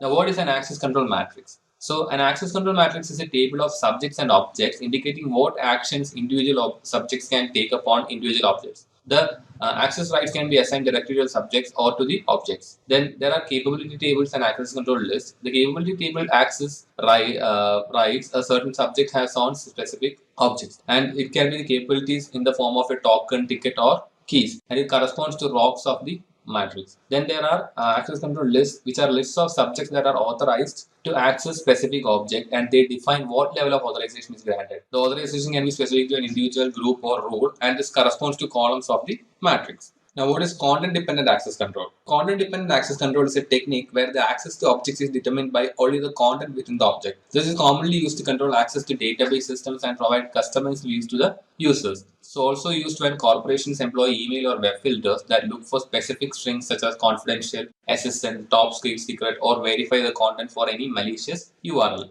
Now, context-dependent access control. So, if access to an object is controlled based on certain contextual parameters such as location, time, sequence of responses, access history, and so on, then it is known as context-dependent access control. In this type of control, the value of the asset being accessed is not the only primary consideration. Example, a stateful firewall receives a SYN or ACK and there was not a previous SYN. The firewall understands this is not right and discards the packet. Constrained user interface. Constrained user interface restricts the user's abilities by not allowing them to request certain functions or information or to have access to specific system resources. Types are menus and shells, database views, physically constrained interfaces, etc. Now, remote access control protocols. There are certain protocols which have been developed to allow remote access control for the subjects by providing all services like authentication, authorization, and accounting. They usually provide a centralized way to control AAA across the organization. Commonly used remote access protocols are Radius, TACACS, and Diameter. Now, what is Radius? So, remote authentication dial-in user service is a networking protocol that provides centralized authentication, authorization, and accounting management for users who connect and use a network service. It operates on the port UDP 1812, and it is an open protocol that any vendor can use. The steps used are: user initiates authentication to the network access server, NAS prompts for username and password, user replies with the credential, Radius client sends the credential to the Radius server, and the Radius server responds with accept, reject, or challenge. Now, what is TCACS? The Terminal Access Control System is a family of protocols handling remote authentication and related services via centralized server. The TCACS uses either TCP or UDP port 49 by default. The XTACACS separates the AAA functions out into the separate process. The TCACS Plus is an entirely new protocol. It uses TCP and encrypts username, password, and authorization accounting details, supports MFA, and is Cisco proprietary. Now, what is Diameter? So, Diameter is an authentication, authorization, accounting protocol for computer networks and evolved from the earlier Radius protocol. So, Diameter is not backwards compatible but provides an upgrade path for Radius. The main features in Diameter but that Radius lacks are support for SATP, capability negotiation, application layer acknowledgements, and extensibility. So, in an applications, Diameter are used for Diameter mobile IP for applications, Diameter network access server applications, Diameter extensible authentication protocol applications, and Diameter session initiation protocol applications. Now, what is federated identity management? Federated Identity Management (FIM) is an arrangement between multiple enterprises to let subscribers use the same identification data to obtain access to the resources of all the enterprises in the group. Users can authenticate to one domain and then access the resources in the other domain without having to perform a separate login process. So, single sign-on is an important component of identity federation, but it is not the same as identity federation. What is the working of federation? So, the high-level flow of identity federation is the user navigates to the application of the service. The service provider requires the user to be authenticated at the IDP. The unauthenticated user is redirected to the login page of the IDP, and the user authenticates with the IDP. If the user credentials are properly validated, the user is authenticated and provided an access token. The user goes back to the application with the obtained access token, and the application allows the user to access the application. Languages and protocol for IDM. A challenge with multiple companies communicating in a federation is finding a common language. They often have different operating systems, but they still need to share a common language. The federated identity system solves this problem by making use of the following: security assertion markup language. This is an open standard for exchanging authentication and authorization data between parties such as identity provider and service provider. Service provisioning markup language (SPML). This is used for exchanging user, resource, and service provisioning information between cooperating organizations. Service provisioning markup language. The SPML is a framework based on XML designed for exchanging user information for federated identity single sign-on processes. It is based on the directory service markup language, which can display LDAP-based directory service information in an XML format. When a new employee is hired at the company, that employee usually needs access to a wide range of systems, servers, and applications. SPML allows for all these accounts to be set up and managed. HTML is made up of three main entities: the requesting authority (RA), the entity that is making up the request to set up a new account or make changes to an existing account, the provisioning service provider, the software that responds to the account request, and the provisioning service target, the entity that carries out the provisioning activities on the requested system. Now, security assertion markup language (SAML). SAML is an XML standard that allows the exchange of authentication and authorization data to be shared between security domains. SML transactions use extensible markup language for a standardized communication between the identity provider and the service provider. Now, what is Simple Object Access Protocol or SOAP? SAML data is transmitted using Simple Object Access Protocol. SOAP is a messaging protocol specification for exchanging structured information in the implementation of web services in computer networks. Its purpose is to provide extensibility, neutrality, verbosity, and independence. OpenID. OpenID is an open standard for user authentication by third parties. It is a lot like SAML, except that the user's credentials are maintained not by their company but by a third party. OpenID 1.0 defines three roles: end user, who wants to be authenticated in order to use a resource; relying party, a server that owns the resource that the end user is trying to access; and OpenID provider, IDP, example Google, in which the end user already has an account and which will authenticate the user to the relying OAuth 2.2. OAuth is an open standard for authorization, not authentication, to third parties. If you ever signed up to a new application and agreed to let it automatically secure source new contacts via Facebook, then you have likely used OAuth 2.0. It defines 4 roles: clients, so the processes that request access to a protected resource. It could also be a web service like LinkedIn that makes requests from another web service like Google. Resource server, the server that controls the resource that the client is trying to access. Authorization server, the system that keeps track of which clients are allowed to use which services or resources and issues access tokens to those clients. Then the resource owner, who owns a protected resource and is able to grant permissions for others to use it, typically an end user, but could be an application or service as well. OpenID Connect. OpenID Connect, OIDC, is an authentication layer built on the OAuth 2.0 protocol. It allows transparent authentication and authorization of client resource requests. It is used to allow a web application to authenticate an end user using a third-party IDP, but also get information on that user from that IDP. Identity as a service. IDaaS is a type of software as a service used to provide SSO, federated IDM, and password management services. Most IDaaS vendors are focused on cloud-centric systems. It is also possible to use on-premises solutions as well. On-premises IDaaS or IDM system is one in which all needed resources remain under your physical control. This makes sense in cases where networks are not directly connected to the internet, such as those of some critical infrastructure and military organization. Then there are cloud-based IDaaS. These are IDM systems which are cloud-native and are commonly used by corporates and smaller businesses. Example, Azure AD, Okta, OneLogin, etc.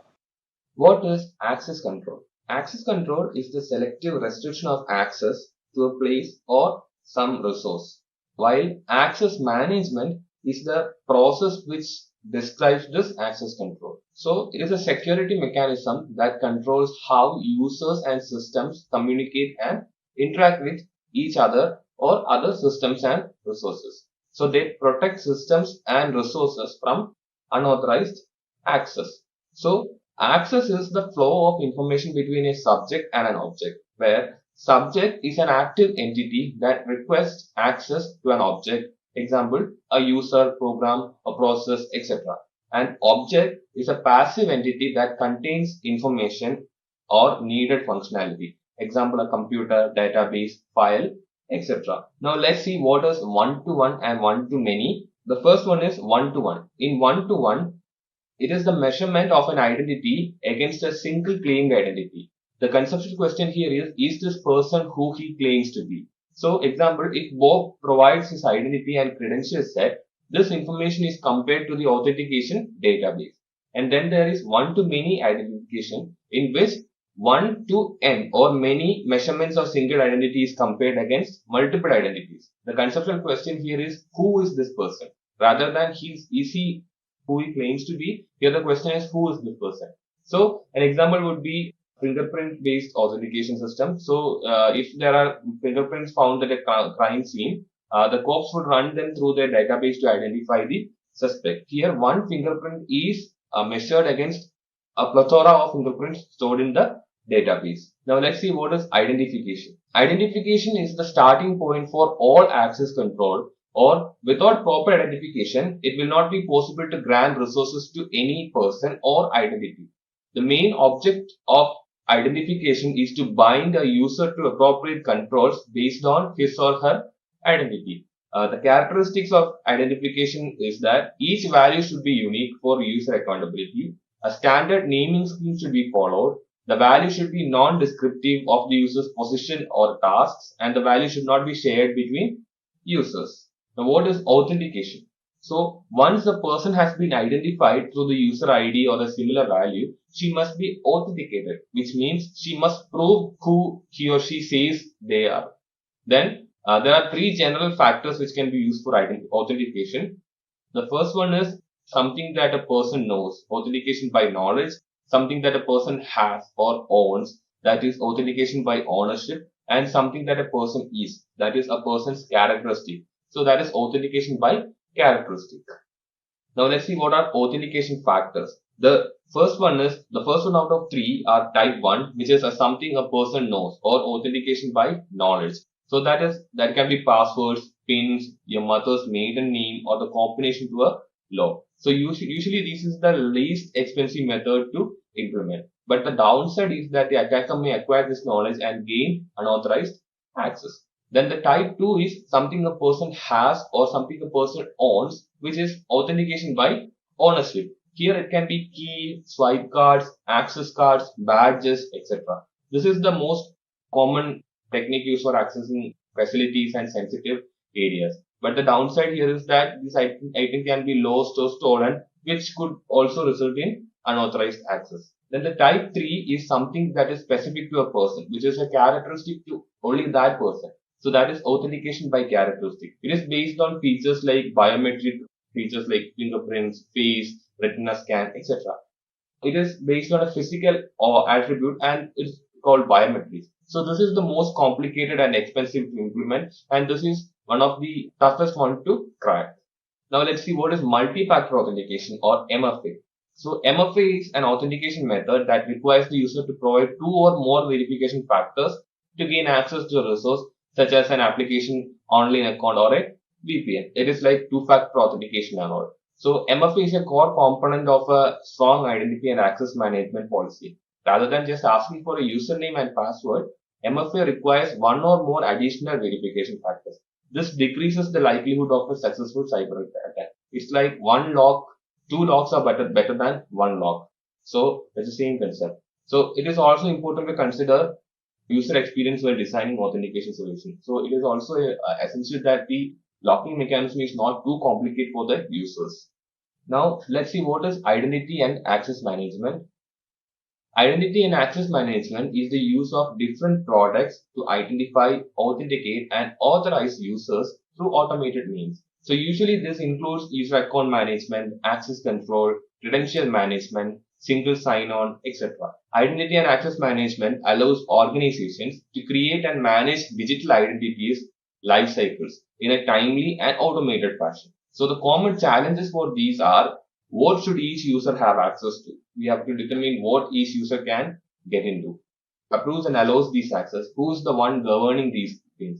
How do we keep up with our dynamic and ever-changing environment? The access control system can keep on changing, and how should we keep up with that? What is the process of revoking access? When should a person be not allowed to get into something? How is access controlled and monitored centrally? And how do we control access for our employees, customers, and partners? The next one is Web Access Management or WAM. Web Access Management is a form of identity management that controls access to web resources, providing authentication management, policy-based authorizations, auditing, and reporting services. The steps used here are: the user sends in credentials to a web browser or server, and the web server requests the WAM platform to authenticate the user. The WAM authenticates against the LDAP directory and retrieves authorization. User requests to access the resource, and the web server verifies that the object access is authorized and allows access. So it's like if the user has this authorization, then the user will be able to complete his request. The WAM software is the main gateway between users and the corporate web-based resources. It is commonly a plugin for a web server, so it works as a front-end process. Now let's see what is a password. So the most common authentication technique is the use of a password with type 1 authentication. That is something that you know.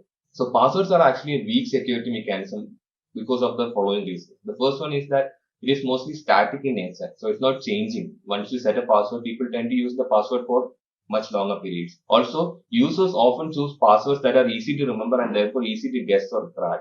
Randomly generated passwords are hard to remember, thus many users write them down. So when you write them down, the possibility of a third person getting it is even higher. Passwords are sometimes transmitted in clear text or with easily broken encryption protocols. And the password databases are something stored in publicly accessible online locations. And brute force attacks can quickly discover weak passwords. Now, we'll see what a strong password is. A strong password is sufficiently long and uses multiple character types such as uppercase letters, lowercase letters, letters in general, numbers, and special characters. So organizations often include a written password policy in the overall security policy, which defines the maximum age requires users to change their password periodically, such as every 45 days, and the password complexity, which refers to how many character types it includes, the password length, which refers to the minimum number of characters that the password should have, and the password history, which remembers a certain number of previous passwords and prevents the users from reusing a password in the history. Now we see what are the password types. The first one is password phrases. A passphrase is a string of characters like a password, but that has a unique meaning to the user. So passphrases are often basic sentences modified to simplify memorization. So example is IP at SSCD, the CIS SPE exam. So this is something that has some meaning to the user, but it is made complex so that other people won't be able to identify this, but it will be simple for the user to remember this as it is meaningful to him or her. Then there is cognitive passwords. This is a series of questions about facts or predefined responses that only the subject should know. Authentication systems often collect the answers to these questions during the initial registration of the account. So these questions can be like, what is your birth date? What is your mother's maiden name? What is the name of your first boss? What is the name of your first pet? What is your favorite sport, etc. These are questions only the subject or the person trying to have the access will be knowing. So when you use these questions, it can be used as an authentication method. Now we'll see what are the types of password attacks. The first one is sniffing or replay attack. Here, what happens is listening to the network traffic to capture password and reusing it later. Then there is access the password file, where usually it is done on the authentication server. The password file contains many users' passwords, and if compromised can be the source of a lot of damage. Then there are brute force attacks, which is performed with tools that cycle through many possible character, number and symbol combinations to uncover a password. So if you use weaker passwords, brute force attack will be able to crack them much easier. Then there are dictionary attacks, where files of thousands of words are compared to user's password until a match is found. Then a rainbow table, where an attacker uses a table that contains all possible passwords already in a hash format. And then there is social engineering, in which an attacker falsely convinces an individual that he or she has the necessary authorization to access specific resources. Now, what is a one-time password or OTP? A one-time password or OTP is also called a dynamic password. It is a good authentication purpose because it is implemented by a dedicated token device with a small screen. It has a smartphone application or a service that sends an SMS message. The best feature here is that since it is dynamic, it cannot be used multiple times. So there will be usually a time period attached with this OTP password, like 15 minutes, after which this becomes obsolete. So it is very strong or very secure than the static passwords that we use. OTPs avoids many shortcomings that are associated with traditional password-based authentication like replay attacks. So replay attacks is where someone gains their access to the passwords and reuses it. But if someone gains access to your OTP, after the time period is over, no one can use that. Now let's see what are smart cards. So smart cards provide processing power to the information stored inside the card. So these smart cards have inbuilt microprocessors and integrated circuits, and they provide two-factor authentication as information stored inside the card can be locked with a PIN also.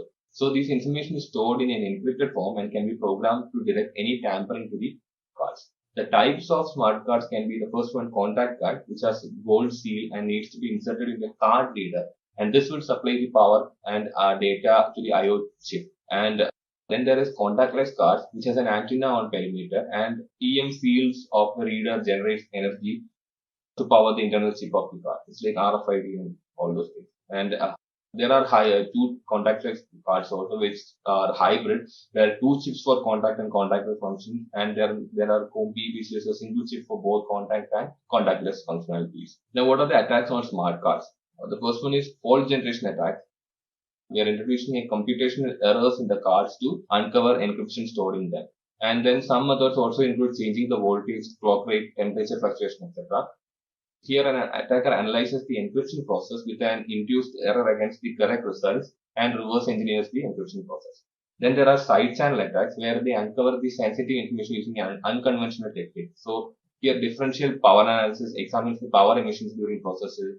Electromagnetic analysis examines the frequencies emitted, and timing records how long a specific process takes to complete. Then there are software attacks. Here, attacks involve input of instructions into the card to extract information, primarily account information. So examples are POS machines used to swipe money. It is non-intrusive in nature. Then there is micro probing, where these attacks are more intrusive. So they use needles and ultrasonic vibrations to remove the protective covering of the circuit. Once removed, data can be extracted by directly tapping into the read-only memory chips. Now, what are biometrics?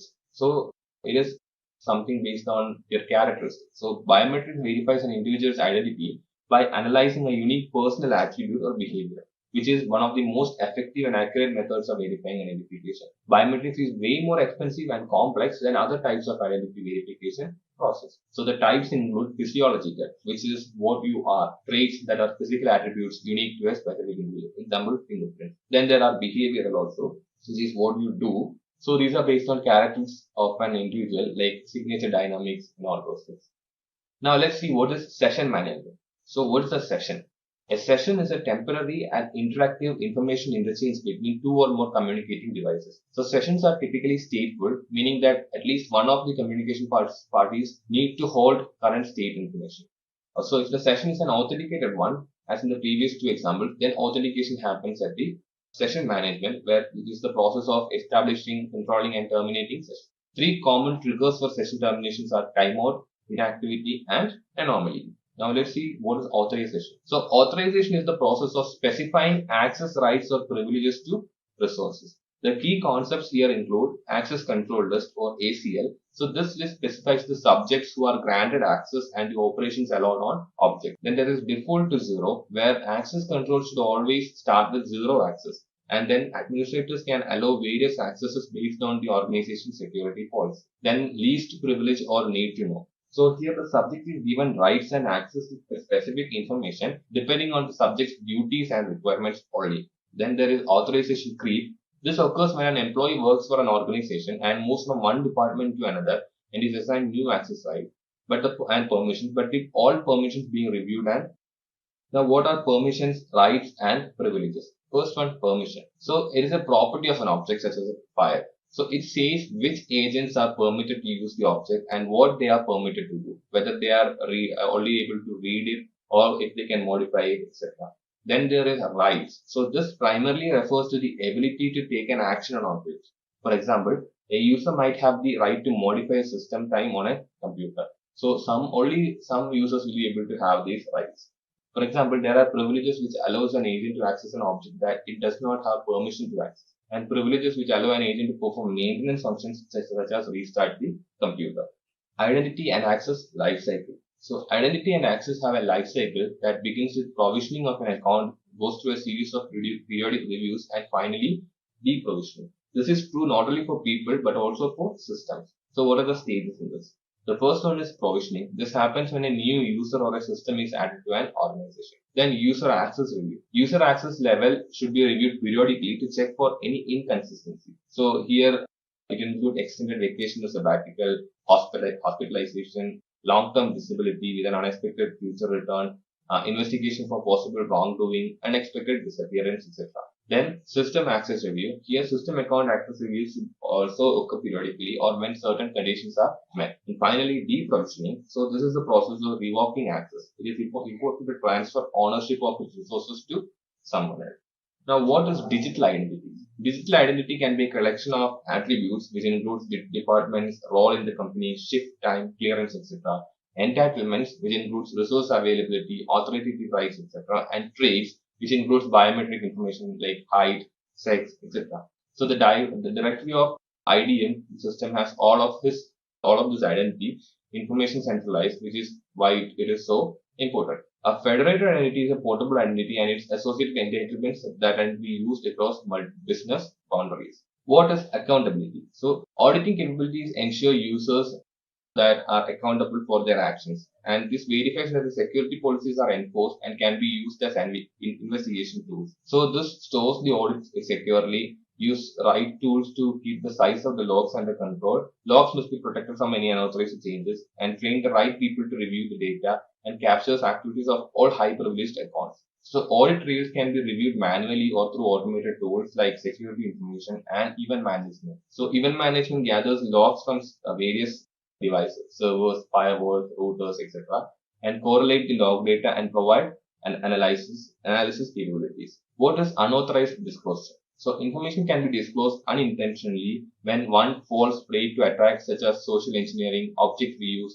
covered channels, malicious code, and electrical airwave sniffing. So here object reuse. What is object reuse? Object reuse issues pertain to reassigning to a subject media that previously contained one or more objects. So sensitive data should be classified by the data owner before allowing someone to use previously used media, It should be erased or deghost. So if media holds sensitive information and cannot be purged, steps should be used to properly destroy it. Then what is emanation security? All electrical or electronic devices emit electrical signals. These signals can hold important information, and if an attacker buys the right equipment and positions himself in the right place, he could capture this information from the airwaves and access data transmission. So what is tempest? It is a term for external electromagnetic radiation from data processing equipment and the security measures used to prevent them. Faraday cage, this is usually an outer covering or a metal mesh to prevent the radiation from escaping. White noise is a uniform spectrum of random electrical signals. And control zone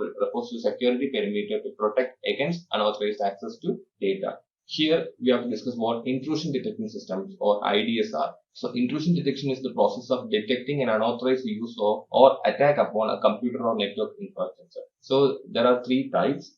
First one is signature based IDS, where pattern matching like an antivirus software is used, and here we cannot identify new attacks. Only signature based attacks can be used, and signature database has to be updated. Then there are anomaly based. Here, behavioral based system that learns the normal activities of an environment. Here, this can detect new attacks also. This is also called behavior or heuristic based attacks. So statistical anomaly based creates a profile of normal and compares activities to this profile. Protocol anomaly based identifies protocols used outside of their common bonds, and fabric anomaly based identifies unusual activity in the network.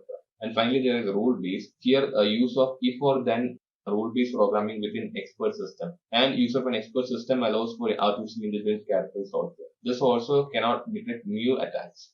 Then what is an intrusion prevention system? So an intrusion prevention system is a threat prevention technology that examines network traffic flows to detect and prevent vulnerability exploits. So exploits usually come in the form of malicious inputs to a target application or service. So IPs are usually placed in line of the network traffic and are capable to take an immediate action to block and exploit. Now, what is honeypot? So honeypot is a computer security mechanism set to detect or deflect or in some manner counteract attempts at unauthorized use of information system. It consists of data that appears to be legitimate and seems to contain information or a resource of value to attackers, but actually is isolated and monitored and enables blocking or analyzing the attackers. And what is honeynet? So two or more honeypots on a network form a honeynet. Typically, a honeynet is used for monitoring a larger or more diverse network in which one honeypot may not be sufficient. Now let's see what are the threats to access control. The first one is brute force attack. Here, this consists of an attacker submitting many passwords or passphrases with the hope of eventually guessing correctly. The attacker systematically checks all possible passwords and passphrases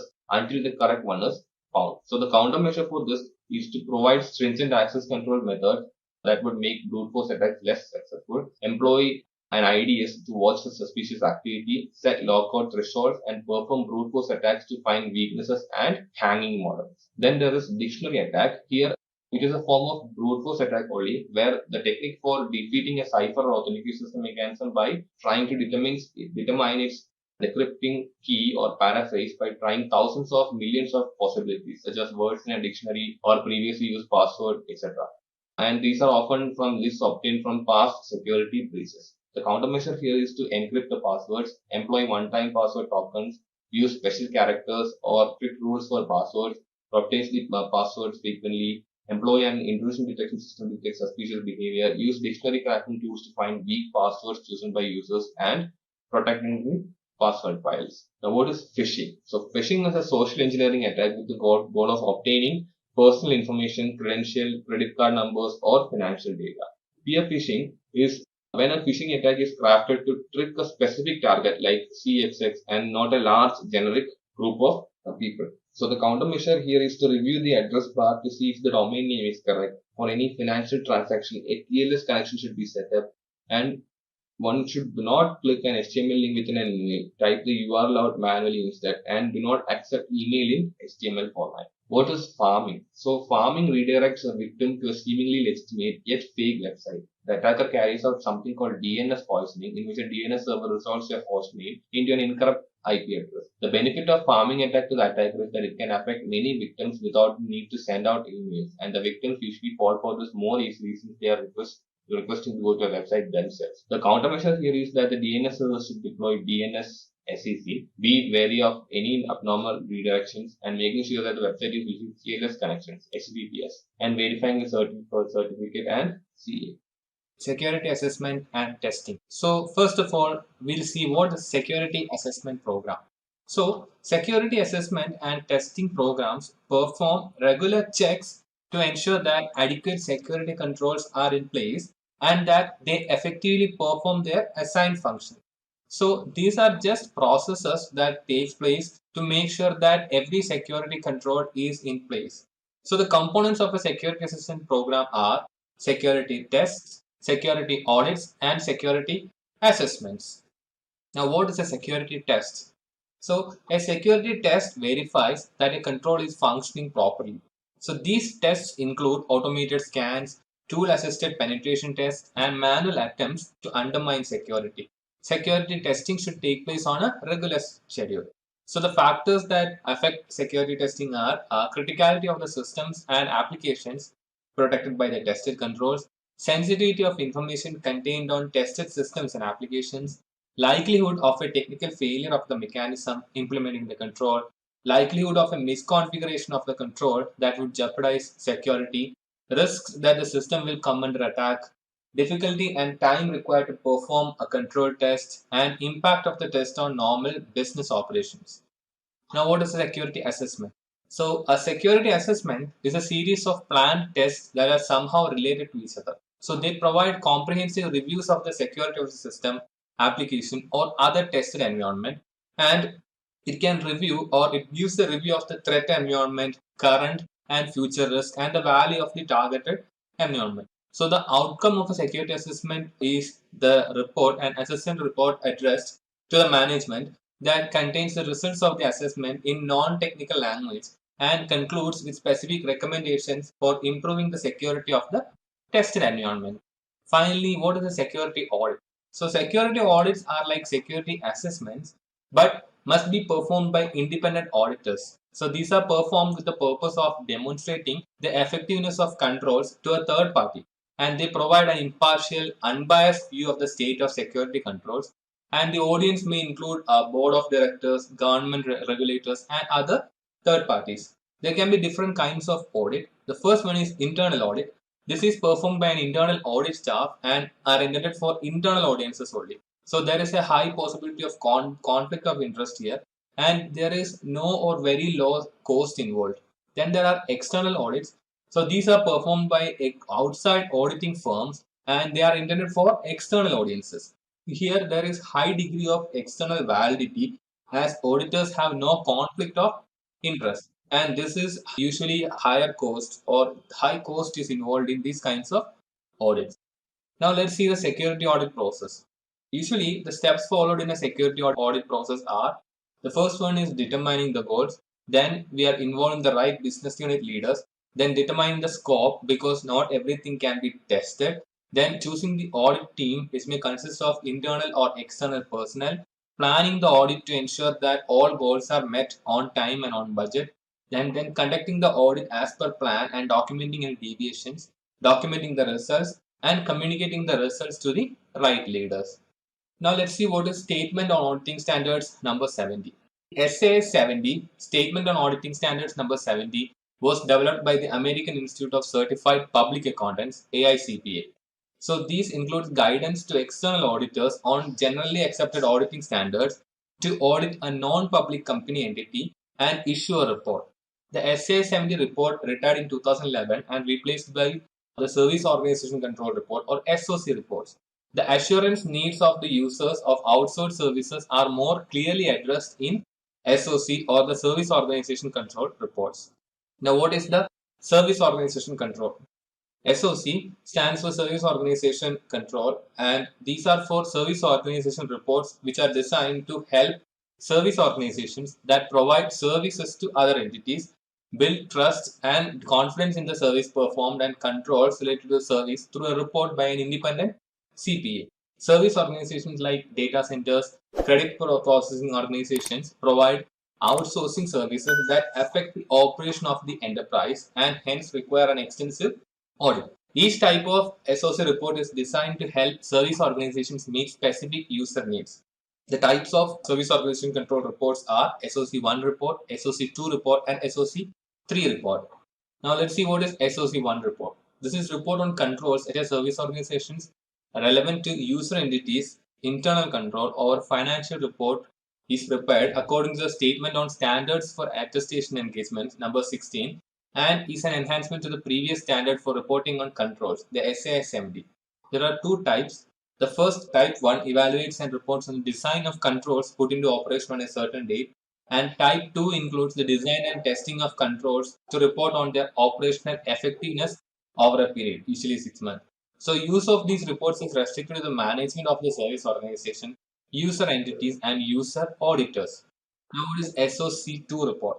So this report on controls relevant to security, availability, processing integrity, confidentiality, or privacy. There are two types. The type 1 report on management's description of the service organization system and the suitability of the design of controls, and type 2 report on management's description of a service organization system and the suitability of design and operating effectiveness of controls. The SOC2 is based on trust principles, security, availability, processing integrity, confidentiality, and privacy. Now, what is the SOC3? So, these reports are designed to meet the needs of users who need assurance about the controls at a service organization relevant to security, availability, processing integrity, confidentiality, or privacy. They do not have the need for all the knowledge necessary to make effective use of the SOC2 report because they are generally used reports and SOC3 reports can be freely distributed. Now, what is vulnerability assessment? Vulnerability assessment is a systematic review of security weaknesses in an information system. It evaluates if system is susceptible to any non-vulnerabilities, assigns severity levels to those vulnerabilities, and recommends remediation or mitigation if and whenever needed. The goals of a vulnerability assessment are evaluating true security posture of an environment, identifying and prioritizing vulnerabilities, testing how systems react to certain circumstances and attacks, and identifying the testing ramifications. Vulnerability assessment should not be a one-time project and should run as a continuous program. Following aspects can be tested in a vulnerability assessment. The first one is personnel. So here we can review employees and employee tasks and thus identify vulnerabilities in the standard practices and procedures. So risks that cannot be reduced through physical and logical controls can be assessed through this step. Then administrative control can be put in place also. Then there is physical vulnerability assessment. Here we review the facility and perimeter protection mechanisms. For instance, we check do the doors close automatically, is there a fire suppression system available, etc. Physical controls can be put in place during this or with the help of this assessment. Then there are system and network assessment. Here we identify non-vulnerabilities in the systems, network, and any other technical control in the place. And this is the usually most common form of vulnerability testing, and this is used for putting in place technical controls. Now, what is network scans? Network scans can be different types like network discovery scan, network vulnerability scans, etc. The first one is network discovery scan. This is searching for systems with open ports which do not probe for vulnerabilities. And the techniques used are TCP, SYN, TCP connect, XMA scan, etc. The tools include Nmap. Then there is network vulnerability scan. Here we probe the network for presence of non-vulnerabilities. So the tools contain databases of non-vulnerabilities and Nessus, OpenVAs, etc.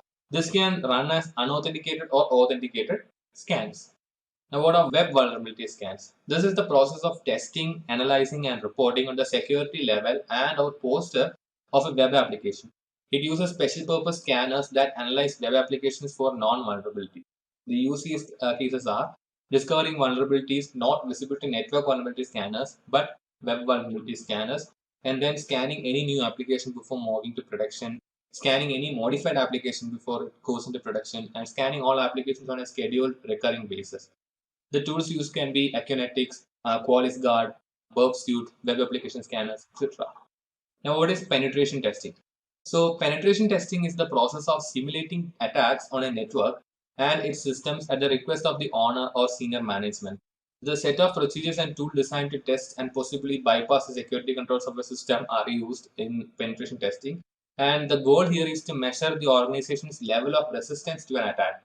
And the management approvals are very critical during these. And the scope should also be very well defined before testing. And Metasploit is a commonly used tool in penetration testing. Now, what are the different types of penetration tests? The first one is blind test. So here the tester only has publicly available data to work with. Network security team has no prior knowledge, of this test to defend against an attack. Then there are double blind tests. Here blind test to both the tester as well as the security team. We evaluate the security levels and responses of the security team. A realistic demonstration of likely success or failure of an attack can be achieved here. Then there are targeted tests, which involves external and internal parties carrying out a focused test on a system or function. Now, what is the pen and one test approach? The first one is black box or zero knowledge. Here, the tester has no prior knowledge of the system, and this best simulates an external attacker. But the drawback here is that it may not detect all vulnerabilities. Then there is a white box or full knowledge attack. Here, the tester has complete knowledge of the system, and the tester can target specific controls and features. This provides a more complete results, but this may not represent it or give an idea of an external hacker. Then there is gray box or partial knowledge. Here the tester has some information about the systems, and this is used to guide tactic towards areas that need to be thoroughly tested, and this provides best of the both worlds kind of testing. Now let's talk about software testing. So software testing is a method to check whether the actual software product matches the expected requirements and to ensure that the software product is defect free. It involves execution of software or system components using manual or automated tools to evaluate one or more properties of interest. Benefits include cost effectiveness because testing any IT project on time helps to save money for the long term. Then security. So people are looking for trusted products and it helps in removing risks and problems earlier if we test earlier. Then there is quality. Testing ensures that the quality of product delivered is kept intact to the customers. Then there is customer satisfaction. The main aim of any product is to give satisfaction to customers, and regularly testing product can improve the features the customer gets and thus improve their satisfaction. Now, what are the different types of software testing? The first one is functional testing, which includes unit testing, integration testing, user acceptance testing, and interoperability. Then there are non-functional testing, which includes the performance, reliability, load, etc. And then there is maintenance, which includes regression and maintenance testing. Now let's see what is code review. Code review is the foundation of software assessment programs. So during a code review, also known as a peer review, developers other than the ones who wrote the code reviews it for defects. Code reviews may result in approval of an application's move into a production environment, or they may send the code back to the original developer with recommendations for rework of issues detected during the review.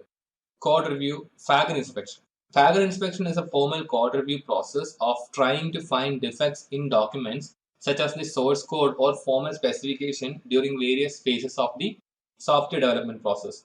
This level of formality is normally found only in highly restrictive environments where code flows may have catastrophic impact. Now let's see the different software testing methods. The first one is static testing. Here, this kind of testing evaluates the software without running it. So this usually makes use of automated tools designed to detect common software flows, and developers have access to static analysis tools to use them throughout the design, build, and testing processes. And static analysis does not reveal logical errors and design flaws. Then there is dynamic testing. This evaluates the software in a runtime environment. The only option flowing application developed by someone else is dynamic testing, and testers may not have access to the source code. And dynamic testing can involve the use of synthetic testing also. This is effective for compatibility testing, detecting memory leakages, identifying dependencies, etc. Now, what is fuzz testing? Fuzz testing is a dynamic testing technique, and this applies invalid input, either random or specifically crafted to trigger non-software vulnerabilities, and then monitors the performance of the applications for software crashes, buffer overflows, etc. ZERF is one of the commonly used tools. Then there is mutation fuzzing, which takes the previous input values from actual operational software and manipulates it to create fuzzed input. Then there is generational fuzzing or intelligent fuzzing. So this develops data models and creates new fuzzed input based on an understanding of the types of data used by the program. Now let's see interface testing. Interface testing is performed to evaluate whether systems or components pass data and control correctly to one another. It is to verify if all the interactions between these modules are working properly and errors are handled properly. So the interface types can be application programming interfaces or APIs, which offer a standardized way for core modules to interact with each other. Then user interfaces, which include the graphic user interface and command line interfaces.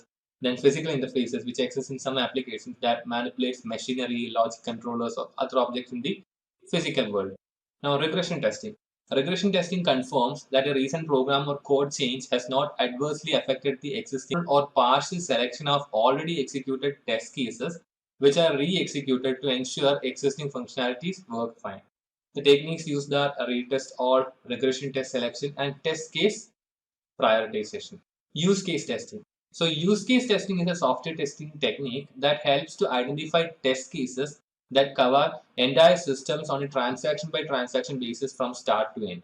Use case testing helps to identify gaps in software application that might not be found by testing individual software components. And use cases are related to one another in a variety of ways called associations and are represented using the Unified Modeling Language or UML.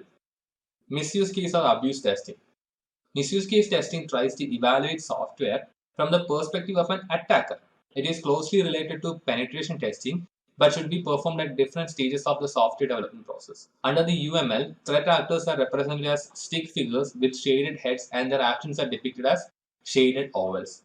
The benefits of this kind of testing is that the model is easy to understand and use, and the measures are immediately visible because risks and countermeasures are visualized, and the risk can be recognized customer specifically and per user case basis. Then there is test coverage analysis. So test coverage is defined as a technique which determines whether our test cases are covering the application code and how much code is exercised when we run those test cases. It is impossible to completely test any piece of software. There are simply too many ways that software might malfunction or undergo attack. Test coverage analysis to estimate the degree of testing conducted against the new software. Test coverage is equal to use cases tested by total use cases. The benefits is that it can identify gaps in requirements, test cases, and defects at an early level and code level. It can prevent defect leakage while testing components. Now let's see log management. Log management comprises an approach to dealing with large volumes of computer-generated log messages, audit trails, event logs, etc. And log management generally covers log collection, centralized log aggregation, long-term log storage and retention, log analysis, log search, and reporting. Now, what is log review and analysis? So, log analysis is the process of reviewing and understanding computer-generated records called logs. It helps to gain insight into the inner workings of the system. Logs are generated by network devices, OS, applications, etc. A log consists of a series of messages in time sequence that describes the activities going on within a system. The use cases of logs are to comply with the internal security policies and outside regulations and audits, to analyze data breaches and other security incidents, and troubleshoot systems, computers, or networks. Techniques used include manual, which is the periodic review by system owners for any regressions, and automated reviews, which uses tools like SIEM for aggregation and correlation. Log tampering prevention. So logs acts as a source of truth and should be tamper-proof to make sure that there is sufficient confidence in corresponding reports. So prevention can be like remote logging, which is putting a log file into another device while protecting it from being tampered in a compromised system. Simplex communication. This is one-way communication between the reporting device and the central log repository. Replication, which is generating multiple copies of log data and keeping them in different locations. Then write-once media, which is using write-once media, which can prevent any modification to log files. And cryptographic hash, which is a powerful technique for ensuring unauthorized modifications are easily noticed. Now we see synthetic versus real user monitoring. So synthetic monitoring is a way of actively monitoring your website as well as checking that it's working and performing at its optimal level. Synthetic monitoring doesn't track actual users on a website, instead uses scripted transactions. The pros are that they are proactive and predictable, but the cons are that this may not capture all user actions. Then there is real user monitoring, which takes an opposing approach to synthetic monitoring, in that it passively monitors how real users interact with the website instead of actively tracking a site's performance. The pros are that these are based on real user actions, but the cons are that they are reactive, irregular, and it can have varying results. Now, what are key performance indicators or KPI? Key performance indicators refer to a set of quantifiable measurements used to gauge a company's overall long-term performance. ISO 27004 provides guidelines to evaluate the information security performance and the effectiveness of an ISMS in order to fulfill the requirements of ISO 27001. It establishes monitoring and measurement of information security performance, monitoring and measurement of the effectiveness of an ISMS, including its processes and controls, analysis and evaluation of the results of monitoring and measurement.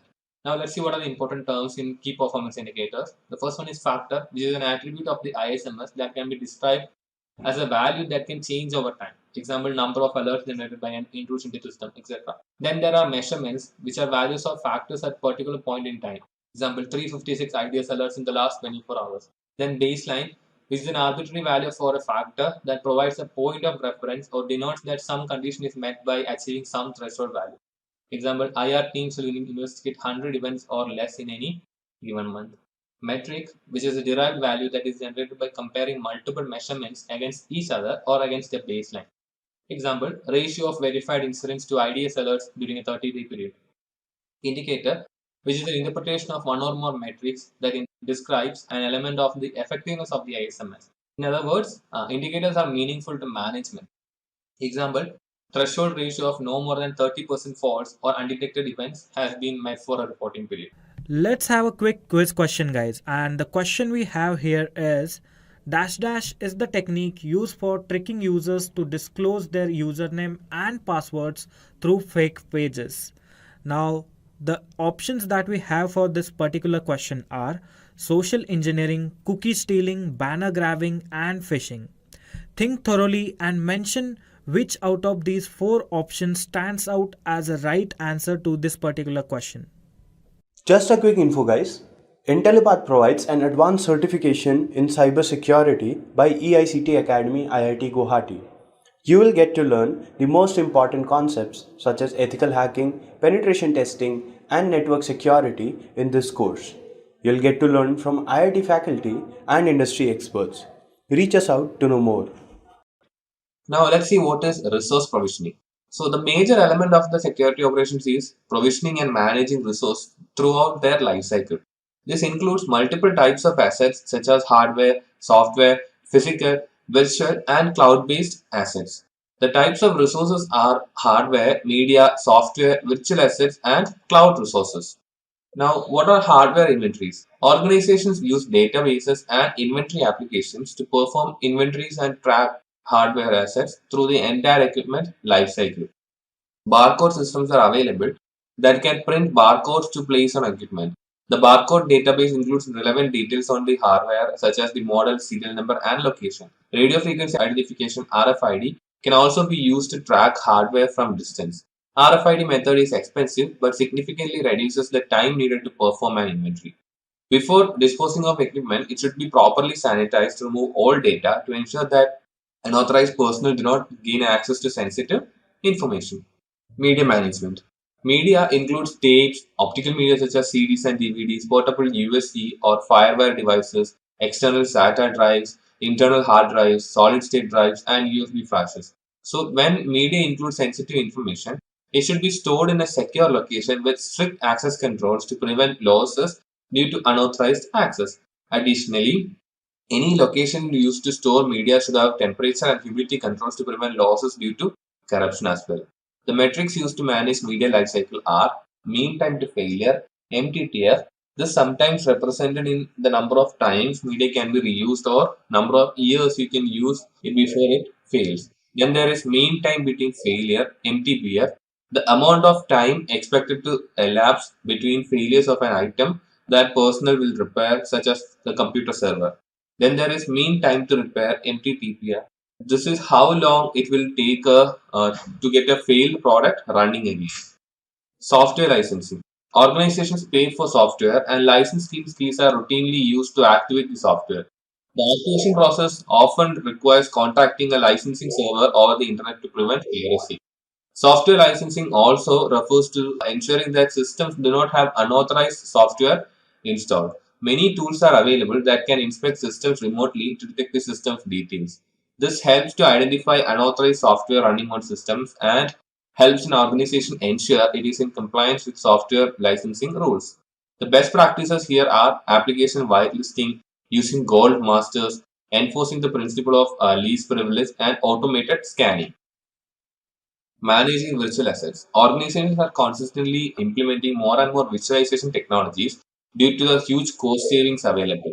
They are virtual machines and software-defined networks, and although virtualization can simplify many IT concepts, it is important to remember many of the same basic security requirements like patching and backups still apply. Managing cloud-based assets. Cloud-based assets include resources that an organization accesses using cloud computing.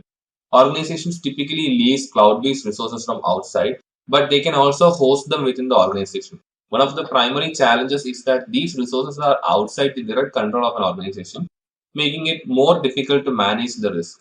There are varying levels of responsibility for assets depending on the service model, like infrastructure as a service, platform as a service, and software as a service.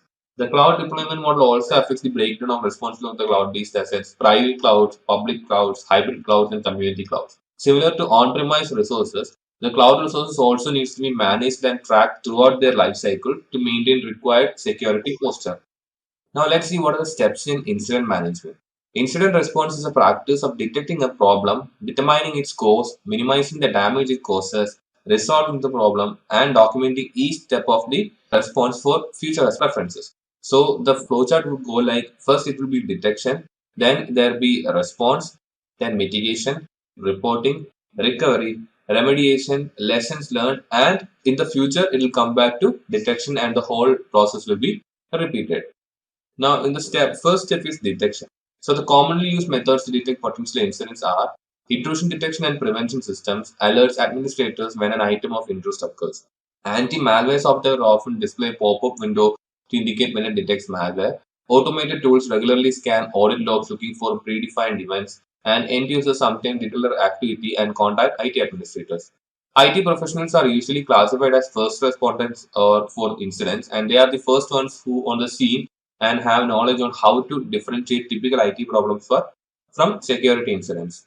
Now, the second step is response. After detecting and verifying an incident, the next step is to respond. Organizations have a designated incident response team, sometimes called a computer security incident response team, CSIRT. The organization activates the team during a security incident. Triage process will ensure that only valid alerts are promoted to investigation or incident status. False positive or incorrect alerts are identified and removed. Information is collected to investigate its severity and set priorities on how to deal with the incident. Incidents are categorized according to their severity level of potential risk, the source, whether it is internal or external, its rate of growth, and the ability to contain the damage. More data is gathered to try and figure out the root cause of the incident. Now, the next step is mitigation. Mitigation steps attempt to contain an incident. One of the primary goals of an effective incident response is to limit the effect or scope of an incident. So we try to minimize any further loss or damage from this incident so that you can begin to recover and remediate. We'll prioritize the mitigation of the most critical assets, followed by the mitigation of less important assets. We'll do isolation and containment, which can limit the exposure of your organization and prevent further damage. And the response team needs to take its last forensic samples prior to commencing mitigation activities. Reporting. This refers to reporting an incident within as well as individuals outside the organization. The level or scope of reporting will depending upon the impact of incident. Organizations often have a legal requirement report to report some incidents outside of the organization as well. If a data breach exposes PII, the organization must report it. Reports generally include summary of the incident, indicators, related incidents, actions taken, chain of custody for all evidence, impact assessment, identity and comments of incident handlers, and the next steps to be taken. The recovery stage, this is the process of restoring a pre-incident condition. Recovery and repair activities include repairing or replacing hardware, reinstalling or reconfiguring operating system or application software, removing unwanted programs and data, restoring damaged or missing data from the backup media. So the main thing to be concerned here is that an attack or defense system should never be trusted because you do not necessarily know all changes that have taken place and the true extent of the damage. So some malicious code could still be hiding somewhere and systems should be rebuilt to ensure that all of the potential bad stuff has been erased. In the remediation step, personnel look at the incident and attempt to identify what allowed it to occur and then implements methods to prevent it from happening again. This includes performing a root cause analysis. At the conclusion of the remediation phase, you have a high degree of confidence that this particular attack will never be again successful against your organization. Ideally, you should share your lessons learned in the form of IOAs and IOCs with the community so that no other organization can be exploited in this manner. And finally, in lessons learned, this is the final and is often skipped as the business moves back in a normal operation. But it's critical to look back and heed the lessons learned. A lessons learned meeting with all the involved parties after a major incident, optionally periodically after lesser incidents as resources permit, provides a chance to achieve closure with the respect to an incident by reviewing what occurred, what was done to intervene, and how well intervention worked. A follow-up report for each incident provides a reference that can be used to assist in handling similar incidents in future. Logging. Logging records events into various logs and monitoring reviews these events. Combined logging and monitoring allow an organization to track, record, and review activity, providing overall accountability. The logs will commonly record details such as what happened, when it happened, where it happened, who did it, and sometimes how it happened. When you need to find information about an incident that occurred in the recent past, logs are a good place to start. A strong identification authentication mechanism is a prerequisite for accountability, otherwise, it's easy for someone to impersonate another. The types of logging. The first one is security logs. They record access to resources such as files, folders, printers, and so on. For example, they can record when a user accessed, modified, or deleted a file. Many systems automatically record access to key system files. Then there are system logs, which record system events such as when a system starts or stops, or when the services start or stop. Logs that detect when the system reboot or when services stop can help administrators discover potentially malicious activity. Application logs, they record information for specific applications. Application developers choose what to record in the application log. For example, a database developer can choose to record when anyone accesses a specific or data object such as tables or views. Firewall logs record events related to any traffic that reaches a firewall. This includes traffic that the firewall allows and traffic that the firewall blocks as well. Change logs record the change request, approval, and actual changes to a system as a part of an overall change management process. These are useful to track approved changes. They can also be helpful as a part of a disaster recovery program. For example, after a disaster, administrators and technicians can use change logs to return a system to its last known state, including all applied changes. Protecting logs. If attackers can modify the logs, they can erase their activity, effectively nullifying the value of the data. The files may no longer include accurate information and may not be admissible as evidence to prosecute attackers. So, it's important to protect log files against unauthorized access and unauthorized modification. The protection techniques that we use are storing copies of logs on a central system, assigning strict access permission to log files, and strict policies mandating backup of log files. Now let's talk about monitoring techniques. Log analysis. This is a detailed and systematic form of monitoring in which the log information is analyzed for trends and patterns as well as abnormal, unauthorized, illegal, and policy violating activities. Log analysis isn't necessarily in response to an incident, but instead a periodical task which can detect potential issues. Security Information Event Management (SIEM). So many organizations use a centralized application to automate monitoring of systems on a network.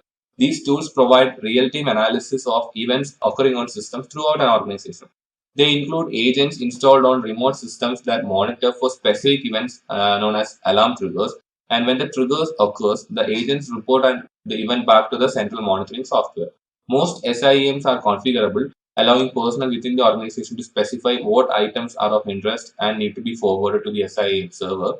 SIEMs have agents for just about any type of server or network device, and in some cases, they monitor network flows for traffic and trend analysis as well.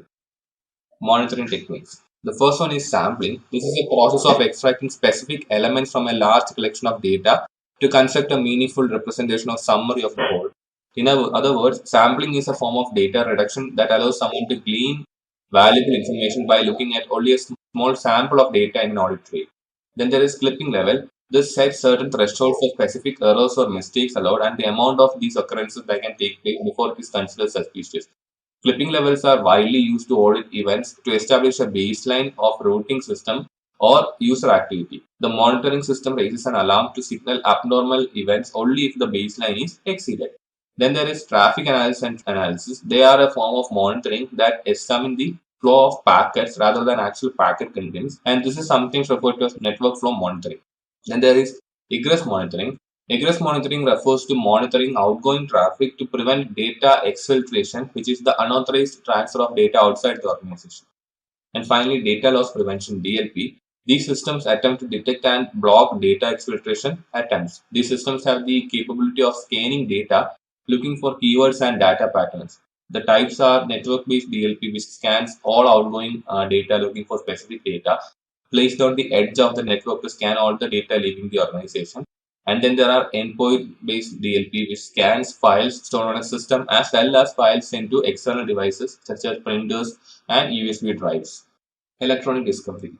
E-discovery pertains to legal counsel gaining access to electronic information during the pre-trial discovery phase of civil legal proceeding. The general purpose of discovery is to gather potential evidence that will allow for building a case. Electronic discovery differs from traditional discovery simply in that e-discovery seeks ESI or electronically stored information, which is typically acquired via forensic investigation. Given the potentially vast quantities of electronic data stored by organization, e-discovery can prove logistically and financially cumbersome. Appropriate data retention policies as well as perhaps software and systems designed to facilitate e-discovery can greatly reduce the burden felt by the organization when required to provide ESI for discovery. Now, what are admissible events? To be considered admissible events or evidence, it must be, it must meet these requirements. The evidence must be relevant and material to determining a fact. The evidence must be complete and should represent the whole truth of an issue. The evidence must be competent, meaning it must have been obtained legally. Evidence that results from an illegal search would be inadmissible because it is not competent. The evidence should be reliable, and reliable evidence means it is factual and non-circumstantial. Now, what are the types of evidence? The first one is real evidence. Real evidence consists of things that may actually be brought into a court or law. This may include items such as a murder weapon, clothing, or other physical objects. In a computer crime case, real evidence might include seized computer equipment such as keyboard with fingerprints on it, or a hard drive from a hacker's computer system. Depending on the circumstances, real evidence may also be conclusive evidence such as DNA that is incontrovertible. Then there are testimonial evidence, which include direct expert opinion and hearsay. Direct means oral testimony that proves or disproves a claim based on their own direct observation. Then, in expert opinion, the witness has been accepted by the court as an expert in a certain field and may offer an opinion based on the other facts presented and their personal knowledge of the field. And in hearsay, the witness cannot testify as to what someone else told them outside the court. Computer log files that are not authenticated by a system administrator can also be considered as hearsay evidence. Then there are documentary evidence. So this includes any written items brought into court to prove a fact at hand. This type of evidence must also be authenticated. For example, if an attorney introduces a computer log as evidence, they must bring a witness, system administrator, into court to testify that the log was collected as a routine business practice and is indeed the actual log that the system collected. So there are two times here, the best evidence and parallel evidence. The best evidence is when a document is used as evidence in a court proceeding. The original document must be introduced. Copies or descriptions of original evidence on a secondary evidence will not be accepted as evidence. And in parallel evidence, when an agreement between parties is put in a written form, the written document is assumed to contain all the terms of the agreement and no verbal agreements may modify the written agreement. Now, there are conclusive evident property which is irrefutable and cannot be contradicted, and this overrides all other evidence. And then there are secondary property which is copy of evidence or oral description. It is not reliable and strong. Then circumstantial evidence. This can prove intermediate fact to infer or assume the existence of another fact, and the case cannot rest on circumstantial evidences alone. And then there are corroborative, which proving an idea or point with the help of supporting evidence and used as supplementary tool and cannot stand on its own. Now, what are the different types of analysis types? The analysis type can be network analysis, media analysis, software analysis, and hardware analysis. In network analysis, it can be traffic analysis, log analysis, and path tracing. In media analysis, it can be disk imaging, timeline analysis, and registry analysis. In software analysis, it can be reverse engineering, malicious code review, and exploit review. And finally, in hardware analysis, there can be personal computers, smartphones, tablets, or embedded computers. Now, forensic investigation in process. So, the forensic investigation moves in the direction as from identification, preservation, collection, examination, analysis, and presentation. So, all the other steps that comes in between have properly shown in this table. Now, what is chain of custody?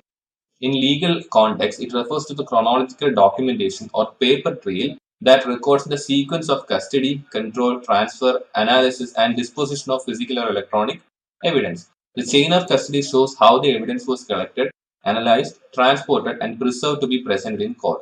The major components are the location of evidence when it was obtained, time at which the evidence was obtained, the identification of individuals who discovered the evidence, the identification of individuals who secured the evidence, the identification of individuals who controlled evidence, and the individuals who maintained possession of that evidence. Now, what is redundant array of disks or RAID? RAID or RAID is a technology used for redundancy and or performance improvements that combines several physical disks and aggregates them into logical arrays. The redundancy and speed are provided by breaking up the data and writing it across several disks so different disk heads can work simultaneously to retrieve the requested information.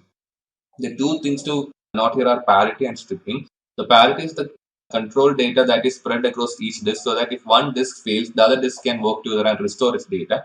And stripping is a technique to write data on multiple disks together. This activity divides and writes the data over several drives. The performance is increased because more than one head is retrieving data at the same time. Now, what are the different RAID levels? In RAID 0, also called stripping, it uses two or more disks and improves the performance, but it does not provide fault tolerance. Minimum two disks are required. In RAID 1, also called mirroring, it uses two disks which both hold the same data. If one disk fails, the other disk can take over. Minimum two disks are required here as well. RAID 5, also called stripping with parity, it uses three or more disks with the equivalent of one disk holding parity information. Any single disk fails, the RAID array will continue to operate, though it will be slower. Then the RAID 6, which extends RAID 5 by adding another parity block. It uses block level stripping with two parity blocks distributed across all member disks, and minimum 4 disks are required here. And RAID 10, also known as the RAID 1 plus 0 or a stripe of mirrors, and is configured as two or more mirrors configured in a striped configuration. It will continue to operate even if multiple disks fail if at least one drive in each mirror continues to function, and the minimum number of disks required here are 4. Trusted recovery. Trusted recovery provides assurances that after a failure or crash, the system is just as secure as it was before the failure or crash occurred. Depending on the failure, the recovery may be automated or it might require manual intervention by an administrator. Systems can be designed so that they fail in a fail-secure state or a fail-open state. A fail-secure state will default to a secure state in the event of failure, blocking all access. A fail-open system will fail in an open state, granting all access. The choice is dependent on whether security or availability is more important after a failure. In the context of physical security, the terms fail-safe and fail-secure are used. Specifically, a fail-safe electrical lock will be unlocked when power is removed, but a fail-secure electrical lock will be locked when power is removed. For example, emergency exit door will be configured to be fail-safe so that the personnel are not locked inside during a fire or other emergency. Now, what is recovery strategy? When a disaster interrupts your business, your disaster recovery plan should kick in nearly automatically and begin providing support for recovery options. The DRP should be designed so that the first employees on the scene can immediately begin the recovery effort in an organized fashion, even if members of the official DRP team have not yet arrived on site. The business unit and functional priorities. Business units within the highest priority must be recovered first, identifying and prioritize critical business functions as well as so you can define which functions you want to restore after a disaster or failure and in what order. And then crisis management. Here, individuals like security guards, technical personnel should be fully trained in disaster recovery procedures and know the proper notification procedures and immediate response mechanism. And all of the employees should receive some basic level of training on how to respond in a crisis. Now, what is trusted recovery? Trusted recovery provides assurances that after a failure or crash, the system is just as secure as it was before the failure or crash occurred. Depending on the failure, the recovery may be automated or it might require manual intervention by an administrator. The systems can be designed so that they fail in a fail-secure state or a fail-open state. A fail-secure system will default to a secure state in the event of failure, blocking all access. And a fail-open system will fail in an open state, granting all access. The choice here is dependent on whether security or availability is more important after a failure. In the context of physical security, the terms fail-safe and fail-secure are used.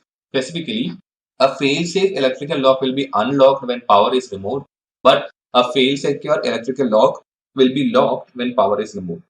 For example, emergency exit doors will be configured to be fail-safe so that personnel are not locked inside during a fire or other emergency. So, some common criteria of evaluation defines 4 types of trusted recovery. The first one is manual recovery. If a system fails, it does not fail in a secure state, Instead, an administrator is required to manually perform the actions necessary to implement a secured or trusted recovery after a failure or system crash. Then there is automated recovery. The system can perform trusted recovery activities to restore itself after failure. For example, a hardware RAID provides automated recovery against the failure of a hard drive, but not against the failure of the entire server. Then there is automated recovery without undue loss. This is like automated recovery in that a system can restore itself after a failure. However, it includes mechanisms to ensure that specific objects are protected to prevent their loss. A method of automated recovery that protects against undue loss would include steps to restore data to other objects. And finally, function recovery. Systems that support function recovery can automatically recover specific functions. This state ensures that the system can successfully complete the recovery for the functions, or that the system will be able to roll back the changes to return into a secure state. Alternate processing sites. One of the most important elements of the disaster recovery plan is the selection of alternate processing sites to be used when the primary sites are unavailable. When choosing any alternate processing site, be sure to situate it far away enough from your primary location that it won't be affected by the same disaster that disables your primary site, but it should be close enough that it is easy to reach for employees. Cold sites. Cold sites are standby facilities large enough to handle the processing load of an organization and equipped with appropriate electrical and environmental support systems. However, a cold site has no computing facilities pre-installed and has no active broadband communication links. The advantage of cold site is it is relatively low cost and there is no computing base to maintain and no monthly telecommunication bill when the site is idle. The drawback is a tremendous lag between the time the decision is made to activate the site and the time when the site is ready to support business operations. Now, what is alternate processing sites and hot sites in alternate processing sites? A hot site is the exact opposite of the cold site. A backup facility is maintained in constant working order with a full competent complement of servers, workstations, and communication links ready to assume primary operations responsibilities. The servers and workstations are all pre-configured and loaded with appropriate operating system and application software. The data on the primary servers is periodically or continuously replicated to corresponding servers at the host site, ensuring that the host site has up-to-date data. Then advantage of hot site is that it can be activated almost immediately, and however the cost is extremely high. So maintaining a hot site essentially doubles an organization's budget for hardware, software, and services, and requires the use of additional employees to maintain the site. Warm sites. Warm sites occupy the middle ground between hot and cold site. They always contain the equipment and data circuits necessary to rapidly establish operation. However, warm sites do not typically contain copies of the production data. The main requirement in bringing a warm site to full operations is the transportation of appropriate backup media to the site and restoration of critical data on the standby servers. Activation of a warm site typically takes at least 12 hours from the time a disaster is declared. And finally, mobile sites. Mobile sites consist of trailers, trucks, or other easily located units. They include all the environmental control systems necessary to maintain a safe computing environment. Larger corporations sometimes maintain these sites on a flyover basis, ready to deploy them to any operating location around the world via air, rail, sea, or surface transportation. Mobile sites are usually configured as core sites or warm sites. Now, service bureaus. Service bureau is a company that leases computer time. Service bureaus own large server farms and often fields of workstations. Any organization can purchase a contract from a service bureau to use a portion of their processing capacity. Cloud computing. Many organizations now turn to cloud computing as their preferred disaster recovery option. Strong, ready-to-run images in cloud providers is often quite cost-effective and allows the organization to avoid incurring most of the operational cost until the cloud site activates in a disaster. Mutual assistance or reciprocal agreements, and here two organizations pledge to assist each other in an event of disaster by sharing computing facilities or other technological resources. MAAs are difficult to enforce, and confidentiality concerns often prevent businesses from placing their data in the hands of others. Backup techniques comparison. The methods are backup speed, restoration speed, and storage speed in full, differential, and incremental. All the comparison is given in this table. Software escrow arrangements. A software escrow is a service that helps protect all three parties or different parties involved in a software license by having a neutral third-party escrow agent holding the source code, data, and documentation until a mutually agreed upon event occurs. The escrow agent keeps a copy of the source code and possibly other materials which it will release to the customer only if specific circumstances arise, mainly if the vendor who developed the code goes out of business or for some reason it is not meeting its obligations and responsibilities. Recovery versus restoration. Recovery and restoration are separate concepts. Recovery involves bringing business operations and processes back to a working state. Restoration involves bringing a business facility and environment back to a workable state.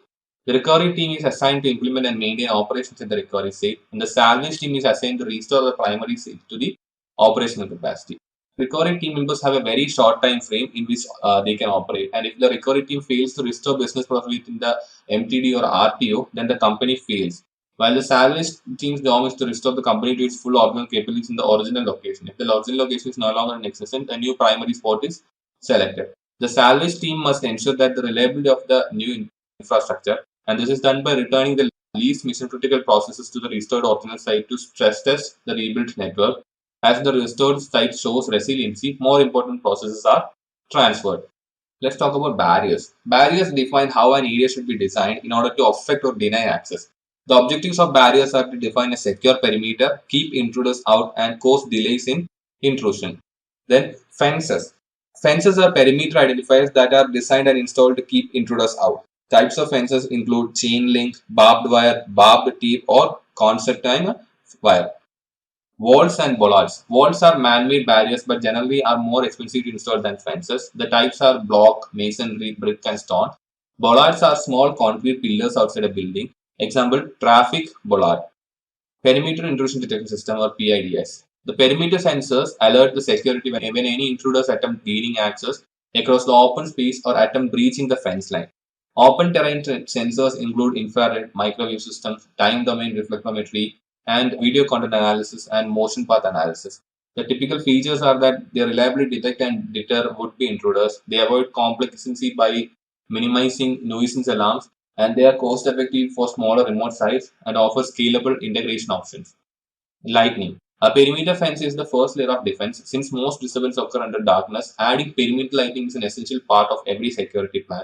Lighting helps to deter and detain individuals who would attempt to breach a secure perimeter. The benefits are that they provide security personnel visual assessment at night.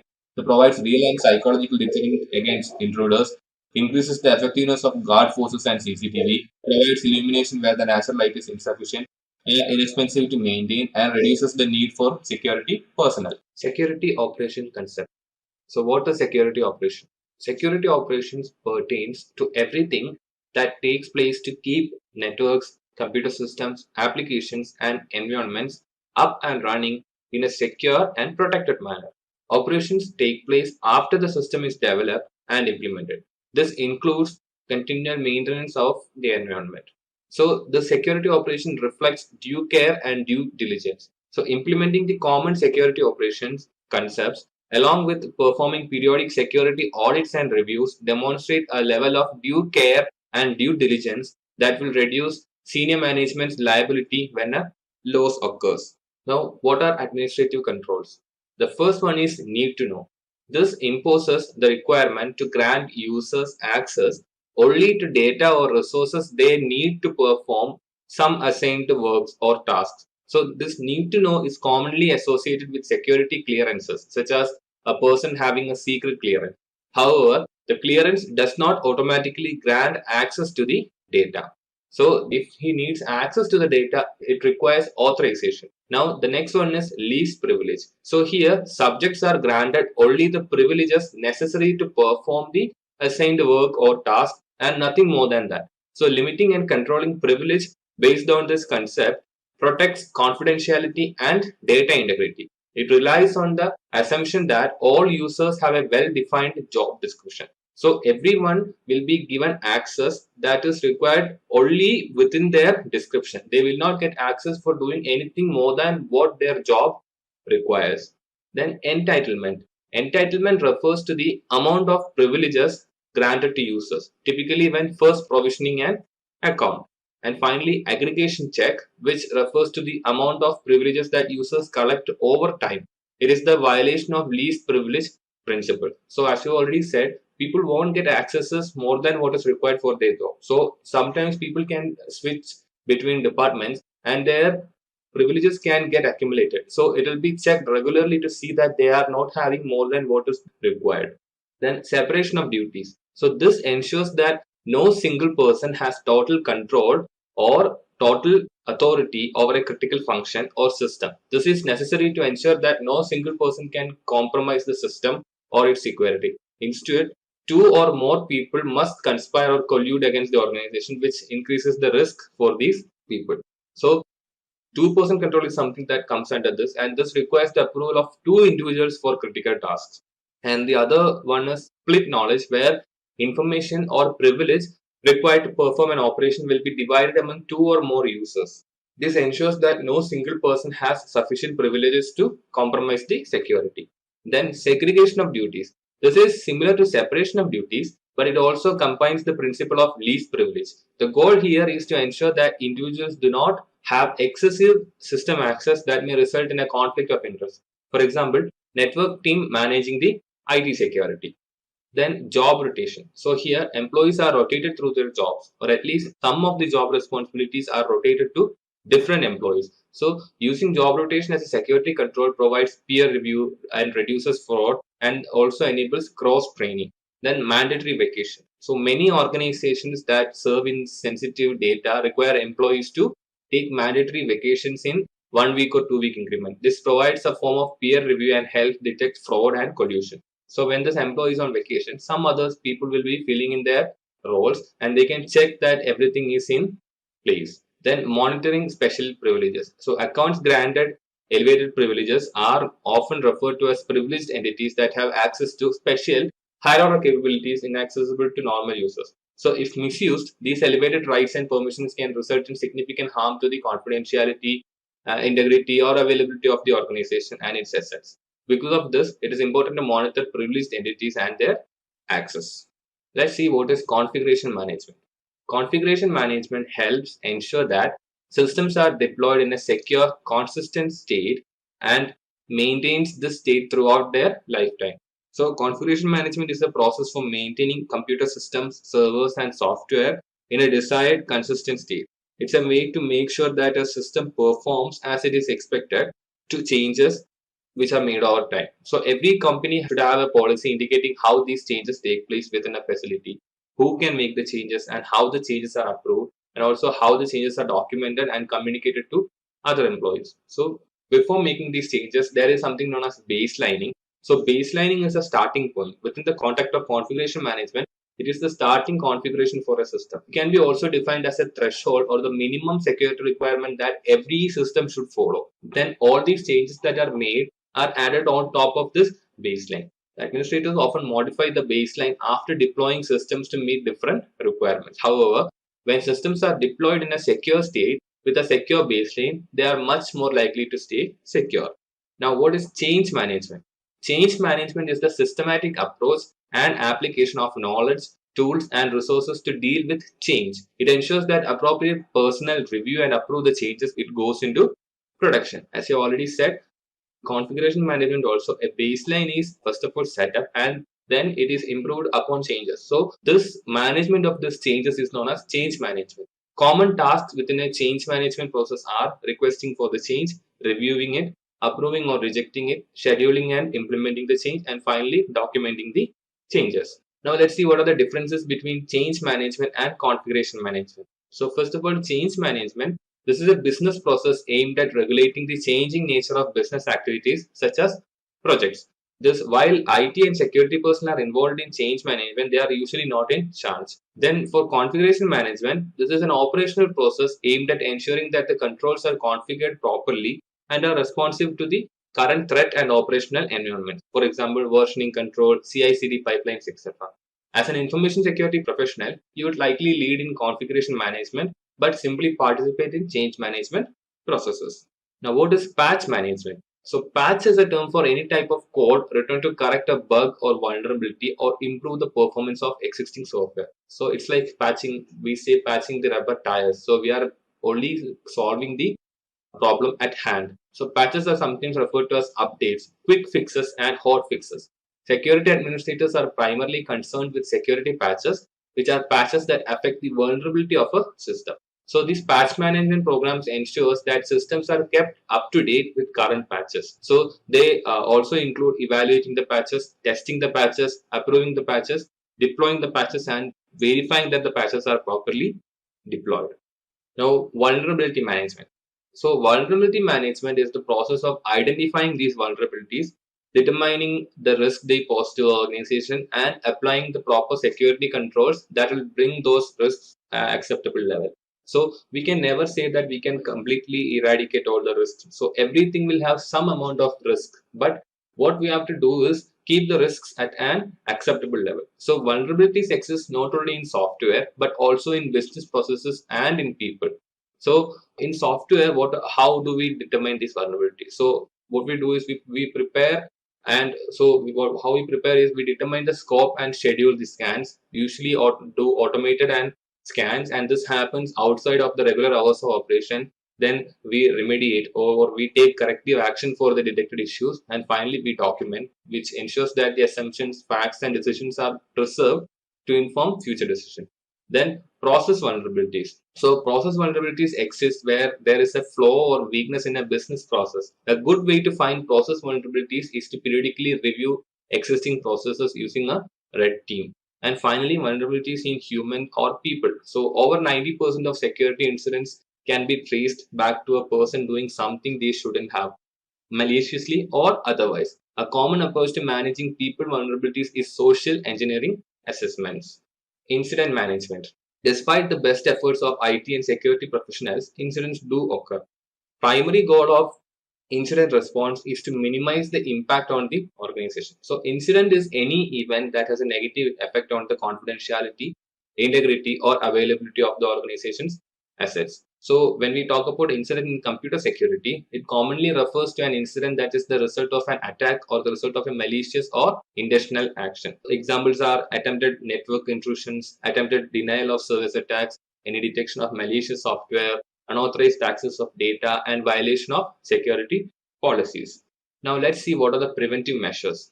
So first one is firewalls. Firewalls can prevent many different types of attacks. Network-based firewalls protect entire networks, and host-based firewalls protect individual systems.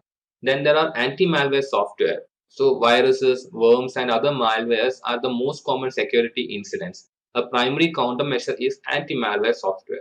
Then there are intrusion detection and prevention systems. So intrusion detection and prevention systems observe activity, detect attacks, and provide alerts. They can often block or stop these attacks. Then removing unused services. So if a system does not need a service or protocol, remove it. Attackers cannot exploit a vulnerability in a service or product that is not running in a system. And then keeping the systems and applications up to date. So vendors regularly release patches to correct bugs and security flaws, but these only help when they are applied. So patch management ensures that systems and applications are kept up to date with relevant patches. Now we'll see what are the different types of attacks. The first one is denial of service attack or DOS. So this attacks prevent a system from processing or responding to legitimate traffic or requests for resources and objects. So a common form of a DOS attack will transmit so many data packets to a server that it cannot process them all. Other forms of DOS attacks focus on the exploitation of a non-fault or vulnerability in an operating system, service, or application. Then there are distributed denial of service attacks. These attacks occur when multiple systems attack a single system at the same time. For example, a group of attackers could launch coordinated attacks against a single system. And distributed reflective denial of service or DRDoS is an attack which is a variant of DOS. It uses a reflected approach to an attack. It doesn't attack the victim directly, instead manipulates traffic or a network service so that the attacks are reflected back to the victim from other sources. Examples are Smurf attack, DNS cache poisoning, etc. Now, SYN flood attack. This is a common DOS attack. It disrupts the standard three-way handshake used by TCP to initiate communication sessions. In this attack, the attackers send multiple SYN packages but never complete their connection with an ACK. So the mitigation is for SYN cookies is one method of blocking this attack. When the system receives an ACK, it checks the SYN cookies and establishes a session. Another method of blocking this attack is to reduce the amount of time a server will wait for an ACK. Now, what is a Smurf attack? This is another type of flood attack. It floods the victim with Internet Controlled Message Protocol echo packets. The attacker sends the echo request out as a broadcast to all systems on the network and spoofs the source IP address. All these systems respond with echo replies to the spoofed IP address, flooding the victim with traffic. Nowadays, Smurf attacks are rarely seen as it is becoming common to disable ICMP on firewalls, routers, and even many servers to prevent any type of attacks using ICMP. Then Fraggle attacks. So these are similar to Smurf attacks. However, instead of using ICMP, a Fraggle attack uses UDP packets over UDP port 7 and 9. The Fraggle attack will broadcast a UDP packet using the spoof IP address of the victim. All systems on the network will then send traffic to the victim, just as with a Smurf attack.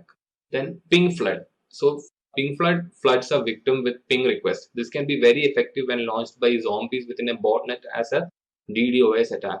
Common way systems handle this today is by blocking ICMP traffic. Active intrusion detection systems can detect a ping flood and modify the environment to block ICMP traffic.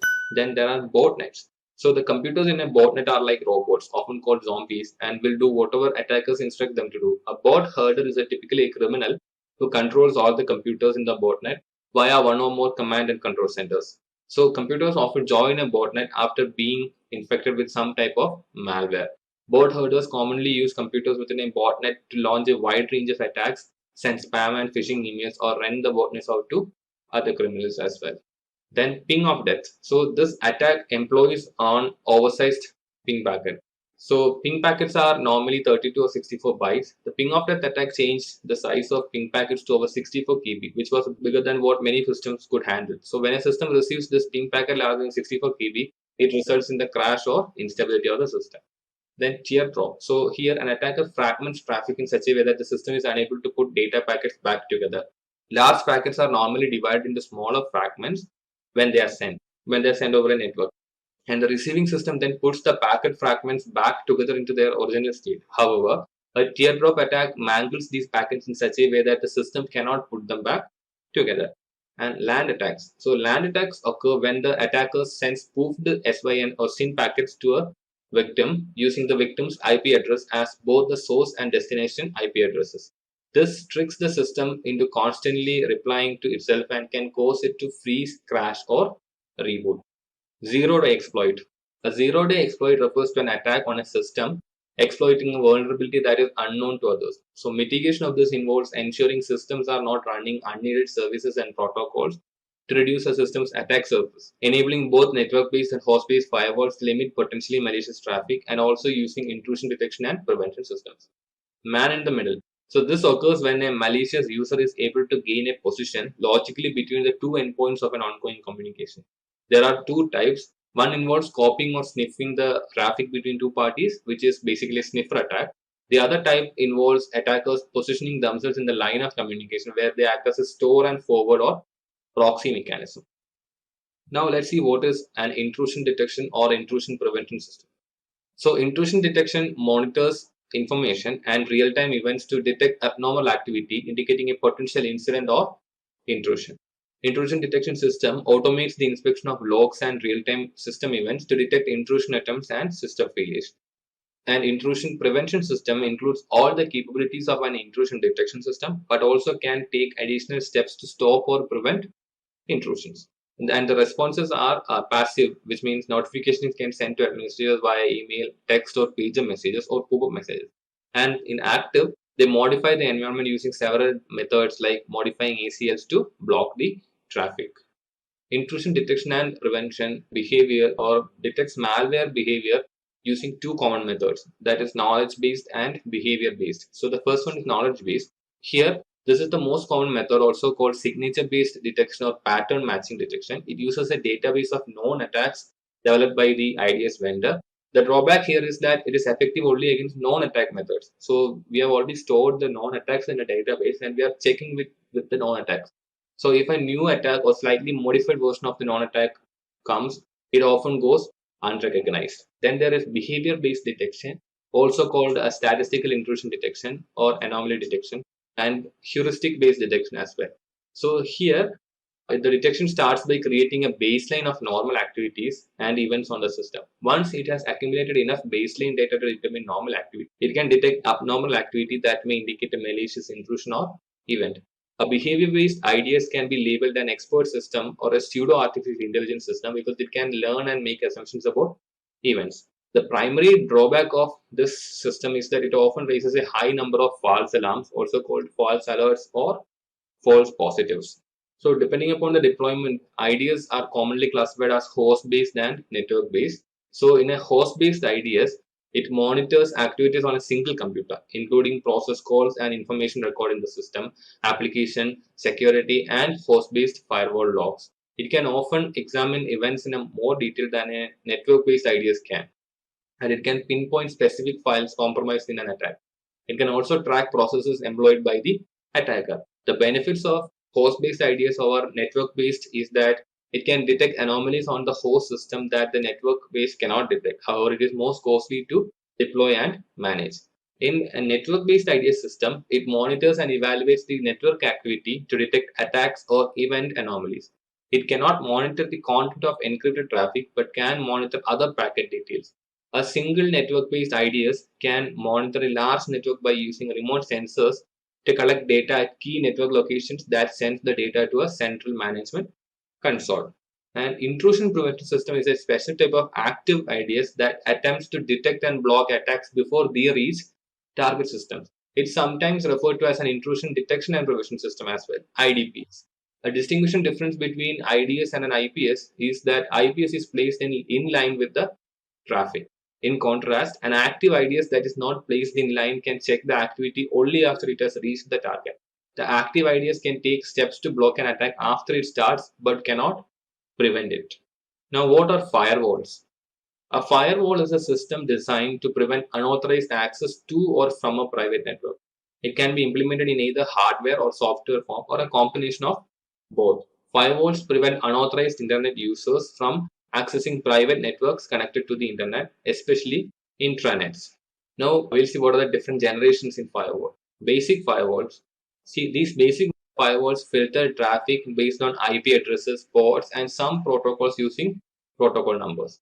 Then there is a second generation firewalls. This add additional filtering capabilities. For example, an application level gateway firewall filters traffic based on specific application requirements, and circuit level gateway firewalls filter traffic based on communication circuit. Then there are third generation firewalls. So stateful infection firewalls and dynamic packet filtering firewalls, which includes in them. These filter traffic based on its state within a stream of traffic. And then next generation firewalls. This functions as a unified threat management device and combines several filtering capabilities. It includes traditional functions of a firewall, such as packet filtering and stateful inspection. However, it is also able to perform packet inspection techniques, allowing it to identify and block malicious traffic. It can filter malware using definition files and whitelist and blacklist. It also includes intrusion detection and or intrusion prevention capabilities. Now, what is penetration testing? A penetration test mimics an actual attack to identify what techniques attackers can use to circumvent security in an application, system, network, or organization. It includes vulnerability scans, port scan, packet sniffing, DOS attacks, and social engineering techniques. It's also important to get approval from senior management before testing and stick to the scope. So the techniques used are, first one is black box testing by zero knowledge.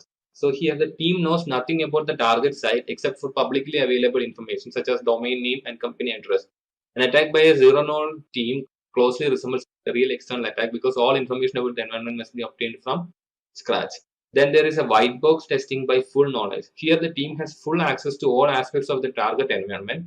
They know what patches and updates are installed and the exact configuration of all relevant devices. So if the target is an application, they would have access to the source code. So white box testing is commonly recognized as being more efficient and cost effective in locating vulnerabilities because less time is needed for discovery. Then there is gray box testing by partial knowledge. So here the team has some knowledge of the target performs and they perform gray box testing, but they are not provided access to all the information. They may be given information on the network design and configuration details so that they can focus on attacks and vulnerabilities for specific targets. Now, what are honeypots and honeynets? So honeypots are individual computers created as a trap for intruders.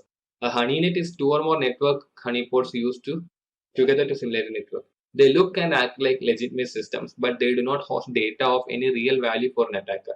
Administrators often configure honeypots with vulnerabilities to attempt intruders into attacking them. They may be unpatched or have security vulnerabilities. The goal is to grab the attention of intruders and keep the intruders away from the legitimate network that is hosting valuable resources. Honeypot also gives administrators an opportunity to observe an attacker's activity without compromising the live environment. In some cases, the honeypot is designed to delay an intruder long enough for the automated IDS to detect the intrusion and gather as much information about the intruder as possible. Now, let's see what is enticement versus entrapment. So, placing a system on the internet with open security vulnerabilities and active services with non-exploits is enticement. Enticed attackers make their own decisions to perform illegal or unauthorized actions. And entrapment, which is illegal, occurs when the honeypot owners actively solicits visitors to access the site and then charges with unauthorized intrusion. So let's see what is a pseudo flaw. So false vulnerabilities or apparent loopholes intentionally implanted in a system to tempt attackers are known as pseudo flaws. So they are often used on honeypot systems to emulate well-known operating system vulnerabilities. Padded cells like a honeypot is like a honeypot, but it performs intrusion isolation using a different approach. When an IDS detects an intruder, that intruder is automatically transferred to a padded cell. It is a simulated environment that offers fake data to retain an intruder's interest, like a honeypot. Warning banners. Warning banners inform users and intruders about basic security policy guidelines. They typically mention that online activities are audited and monitored and often provide reminders of restricted activities. In most situations, wording in banners is important from a legal standpoint because these banners can legally bind users to a permissible set of actions, behaviors, and processes. Monitoring. Monitoring is a necessary function to ensure that subjects, such as users and employees, can be held accountable for their actions and activities. Monitoring and reviewing audit trails provides accountability for the users. Legislation often requires specific monitoring and accountability practices. This includes laws such as the Sarbanes-Oxley Act of 2002, the Health Insurance Portability and Accountability Act, and the European Union privacy laws that many organizations must abide by. Now, what is investigation? Whether an incident or a non-disaster, a disaster, or a catastrophe, we should treat the systems and facilities that it affects as potential crime scenes. This is because what may at first appear to have been a hardware failure, a software defect, or an accidental fire may have in fact been caused by a malicious actor targeting the organization. So, when a potential computer crime takes place, it is critical that the investigation steps are carried out properly to ensure that the evidence will be admissible to the court if things go that far and that it can stand up under the cross-examination and scrutiny that will take place. So the types of investigation are operational investigation. So operational investigation examine issues related to the organization's computing infrastructure and have the primary goal of resolving operational issues. Operational investigations have the loosest standards for collection of information. Then criminal investigations. So criminal investigations typically conducted by law enforcement personnel investigates the alleged violation of criminal law. So these investigations may result in charging suspects with a crime and the prosecution of those charges in a criminal court. So most of these cases must have the evidence that proves the crime beyond a reasonable doubt. Civil investigation. Civil investigations typically do not involve law enforcement but rather involve internal employees and outside consultants working together on a legal team. So they prepare the evidence necessary to present a case in a civil court resolving a dispute between two parties. Most of these cases do not follow the beyond a reasonable doubt standard of proof. Instead, they use the weaker preponderance of the evidence standard. Then there is regulatory investigation. Here, government agencies may conduct regulatory investigations when they believe that an individual or a corporation has violated administrative law. So regulatory investigations vary widely in scope and procedure and are almost always conducted by the government agents. Digital forensic. Digital forensics, sometimes known as digital forensic science, is a branch of forensic science encompassing the recovery and investigation of material found in digital devices, often in relation to cybercrimes. So the goal of digital forensics is to examine digital media in a forensically sound manner with the aim of identifying, preserving, recovering, analyzing, and presenting facts and opinion about the digital information. So this comes into action if something of a crime happens where digital devices are involved. Then what is digital evidence? So digital evidence must be handled in a careful fashion so it can be used in different courts no matter what jurisdiction is prosecuting a suspect. The Scientific Working Group on Digital Evidence, SWGD, lists the following principles. So the first one is, when dealing with digital evidence, all the generic forensic and procedural principles must be applied. Upon the seizing of digital evidence, actions taken should not change that evidence. If it is necessary for a person to access original digital evidence, the person should be trained for the purpose. All activity relating to the seizure, access, storage, or transfer of digital evidence must be fully documented, preserved, and available for review. An individual is responsible for all actions taken with respect to digital evidence while the digital evidence is in their possession. Any agency that is responsible for seizing, accessing, storing, or transferring digital evidence is responsible for compliance with these principles. Now let's see what are the categories of computer crime. Computer crimes are generally classified as one of the following types. They can be military and intelligence attacks, they can be business attacks, financial attacks, terrorist attacks, grudge attacks, and thrill attacks. Disaster recovery planning or DRP. DRP steps in where BCP leaves off. When a disaster strikes and a business continuity plan fails to prevent interruption of business activities, the disaster recovery plan kicks in to see the business restored to full operating capacity in its primary operating facilities. Although the ISC Square CISSP curriculum draws a distinction between these two areas, most organizations simply have a single team and plan to address both business continuity and disaster recovery concerns. In many organizations, the single discipline known as business continuity management encompasses BCP, DRP, and incident management under a single umbrella. Now, what are the types of disasters? So, disasters can be natural or man-made. The natural disasters include earthquakes, floods, storms, fires, and other regional events. Man-made disasters can be fires, terrorism, power outages, hardware or software failures, theft or vandalism, and other utility failures. Now, what is system resilience and fault tolerance? So, fault tolerance is the ability of a system to suffer a fault but continue to operate. Fault tolerance is achieved by adding redundant components such as additional disks within a redundant array of inexpensive disk array or additional servers within a failover clustered configuration. Whereas system resilience refers to the ability of a system to maintain an acceptable level of service during an adverse event. This could be a hardware fault managed by fault tolerance components, or it could be an attack managed by other controls such as effective intrusion detection and prevention systems. Technical controls that add to system resilience and fault tolerance directly affect availability. One of the core goals of the CIA security triad, confidentiality, integrity, and availability, is this. A primary goal of system resilience and fault tolerance is to eliminate single points of failure. Now, what are failure and recovery metrics? Maximum tolerable downtime, MTD. This is the maximum period for which the organization's key processes and functions are unavailable, after which the organization would suffer significant losses or may even go out of business. These are generally measured in minutes, hours, days, depending on the nature of the business. Then there is recovery point objective or RPO. Here, data or workloads resulting from disrupting events. So this is usually expressed in units of time. Then recovery time objective or RTO. This refers to maximum time allowed to recover business or ITS systems. This is expressed in time such as minute, hours, or days. And then there is work recovery time WRT, which is the time required to configure a recovered system. This consists of systems recovery time and work recovery time as well. Protecting servers. So fault tolerance can be added for critical servers with failover clusters. A failover cluster includes two or more servers, and if one of the server fails, another server in the cluster can take over its load in an automatic process called failover. Now, protecting power resources. So fault tolerance can be added for power resources with uninterrupted power supply like UPS, a generator, or both. In general, a UPS provides battery supplied power for a short period of time between 5 and 30 minutes, and a generator provides long-term power. The goal of a UPS is to provide power long enough to complete a logical shutdown of a system or until a generator is powered on and providing stable power. Recovery strategy. When a disaster interrupts your business, your disaster recovery plan should kick in nearly automatically and begin providing support for recovery options. DRP should be designed so that the first employees on the scene can immediately begin the recovery effort in an organized fashion, even if members of the official DRP team have not yet arrived on site. So the business unit and functional priorities are business unit with the highest priority must be recovered first, and the identifying and prioritization of critical business functions as well as definition of functions you want to restore after a disaster or failure and in what order should be restored.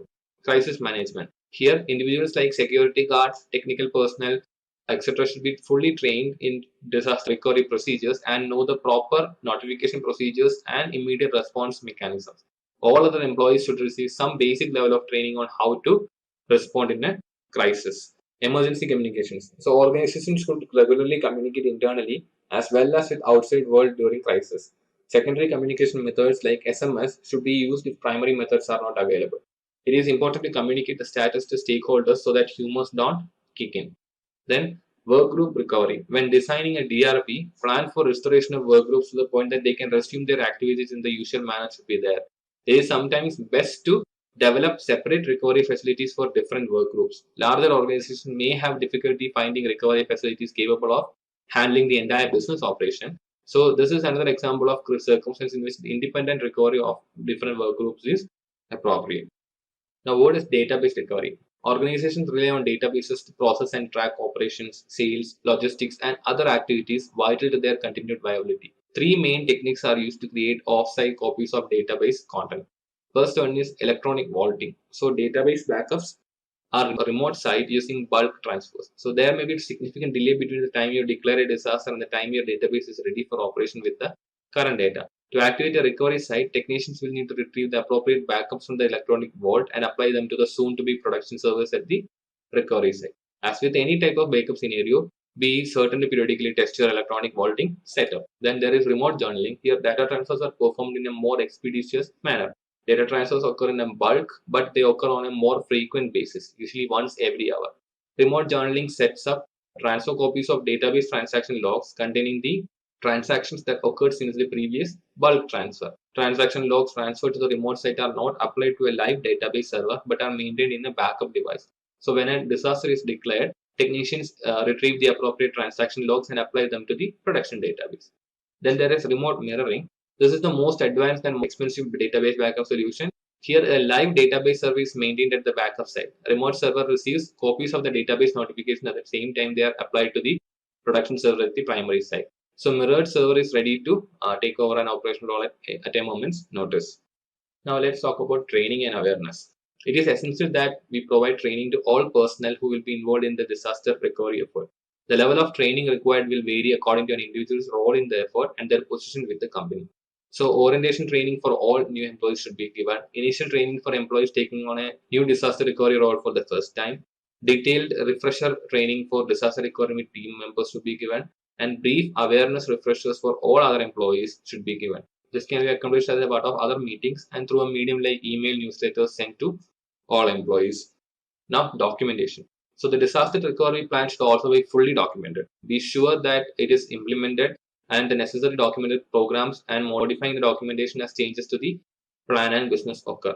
DRP should be treated as an extremely sensitive document and be provided to individuals on a compartmentalized, need-to-know basis only. Individuals who participate in the plan should understand their roles fully. The key DRP team members and senior management should have access to the entire plan and understand the high-level implementation details. A disaster may render your intranet and network unavailable. Be sure you maintain an adequate number of printed copies of the plan at both the primary and alternate sites and maintain only the most current copy. Now, let's see testing. So every disaster recovery plan must be tested on a periodic basis to ensure that the plan's provisions are viable and that it meets an organization's changing need.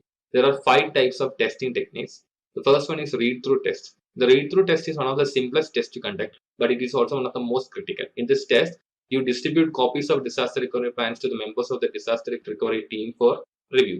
So this ensures that the key personnel are aware of the responsibility to have the knowledge refreshed, and it also provides individuals with an opportunity to review the plans for obsolete information and update any items that require modification because of changes that happened in the organization. Then there is structured walkthrough. This is also referred to as a tabletop exercise. Here, members of the disaster recovery team gather in a large conference room and role play a disaster scenario. Usually, the exact scenario is known only to the test moderator who presents the details to the team at the meeting. The team members then refer to their copies of the disaster recovery plan and discusses the appropriate responses to the disaster. Then there is a simulation test. Here, the DRP team members are presented with the scenario and asked to develop an appropriate response. Unlike tabletop exercise, some of these responses measures are then tested. So this may involve the interruption of non-critical business activities and the use of some operational personnel. Then there are parallel tests. So these represent the next level in testing and involve relocating personnel to the alternate recovery site and implementing site activation procedures. The employees relocated to the site perform their disaster recovery responsibilities just as they would for an actual disaster. The only difference is that the operations at the main facility are not interrupted. Then there are full interruption tests where it involves actually shutting down operations at the primary site and shifting them to the recovery site. For obvious reasons, full interruption tests are extremely difficult to arrange and it should be fully approved by the management. Personal safety. The single most valuable asset for an organization is its people. So what are the factors that should be taken in consideration for their safety? So the first one is emergency management. So this is a common tool for ensuring the safety of personnel during emergencies, which is the occupant emergency plan. The OEP describes the actions that facility occupants should take in order to ensure their safety during an emergency. This plan should address the range of emergencies and it should be integrated into the security operations of the organization. Then there is duress. Duress is the use of threats or violence against someone in order to force them to do something they don't want to do. A popular example of a countermeasure for duress is the use of panic buttons by bank tellers. The button is hidden where an assailant can't see it, but where the teller can easily and discreetly activate it to warn the police. Then travel. Determine the threat landscape at the destination. Some organizations provide country-specific briefings that are regularly updated and required for all traveling staff. It is also important to know the location and contact information for the nearest embassy or consulate. In case of emergency, these offices provide a variety of important services. Now, what is perimeter safe? So, perimeter defenses help prevent, detect, and correct unauthorized physical access. The goal is to control access into the facility, and it should employ defense in depth concept with layered architecture for barriers. The center or the highest protective area has the highest level of security, and security systems are designed utilizing multiple barriers called rings of protection, and layered design can reduce the likelihood of a successful attack. Access control system. The primary function of an access control system is to allow only authorized personnel inside the control area.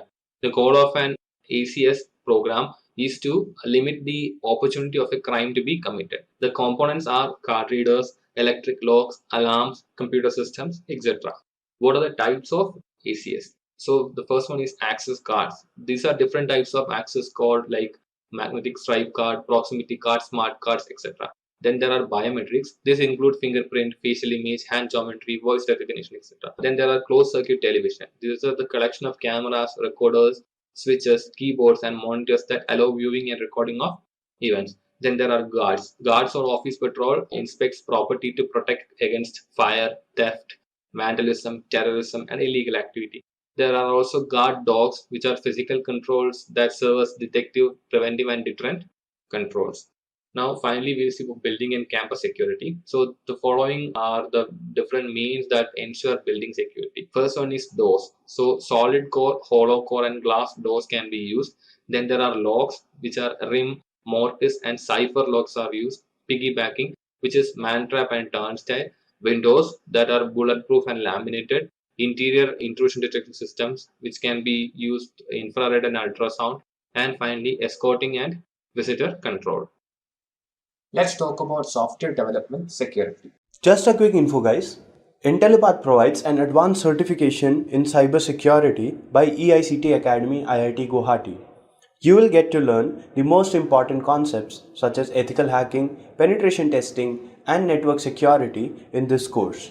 You'll get to learn from IIT faculty and industry experts. Reach us out to know more.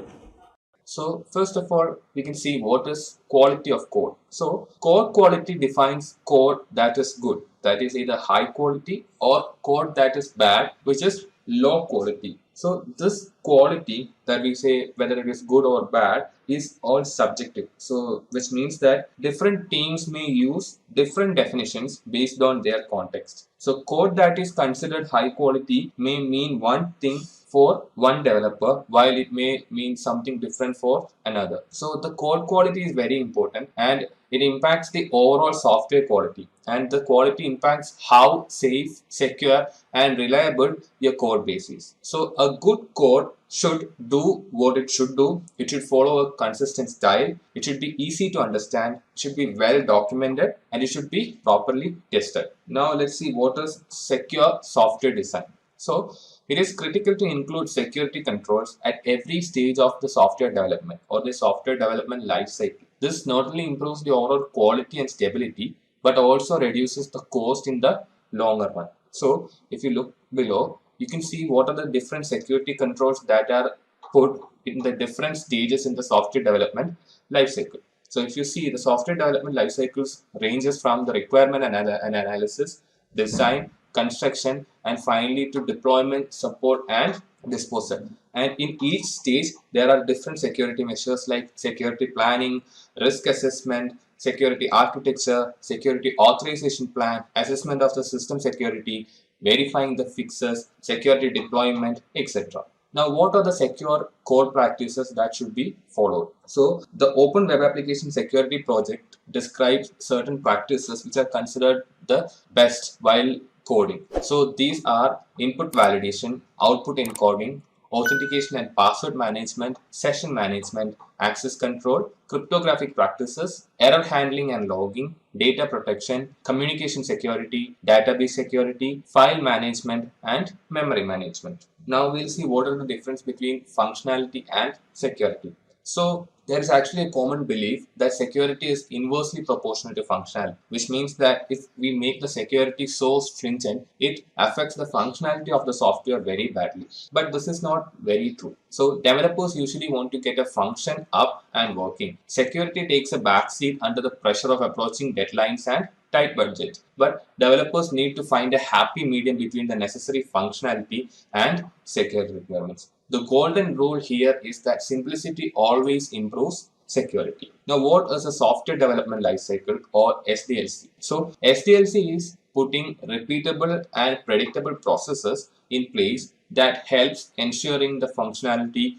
cost, quality, and delivery schedule requirements are met. So, SDLC is a list of practices that are put at every stage of the software development that make sure that the software is ready when it is required and it has all the necessary requirements also. The different stages in software development lifecycle are: the first one, which is requirements gathering.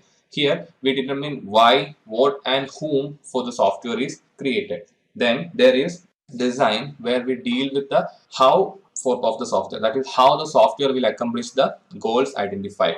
Then there is the development stage, where the programming happens to meet specifications laid out in the design phase.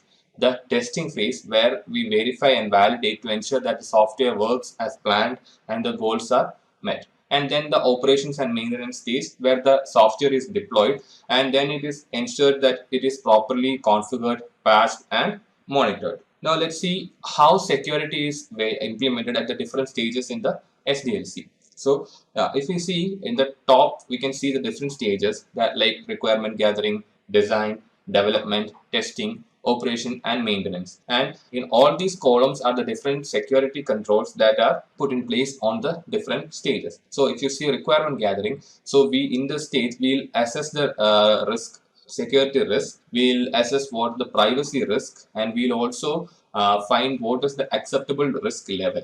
In the design stage, we'll attack surface analysis and we'll do threat modeling also. In the development stage, we'll do automated case tools and we'll do static analysis. In the testing stage, we do dynamic analysis, fuzzing, manual testing, unit integration acceptance, etc. And in the operation and maintenance stage, we do the final security review. Now, software development methodologies. So, selecting the right tools or the right development methodology for your product organizations depends largely on the team size, goals, timeline, cost, as well as many other factors. So, the common methodologies are waterfall, prototyping, spiral, rapid application development, and agile development.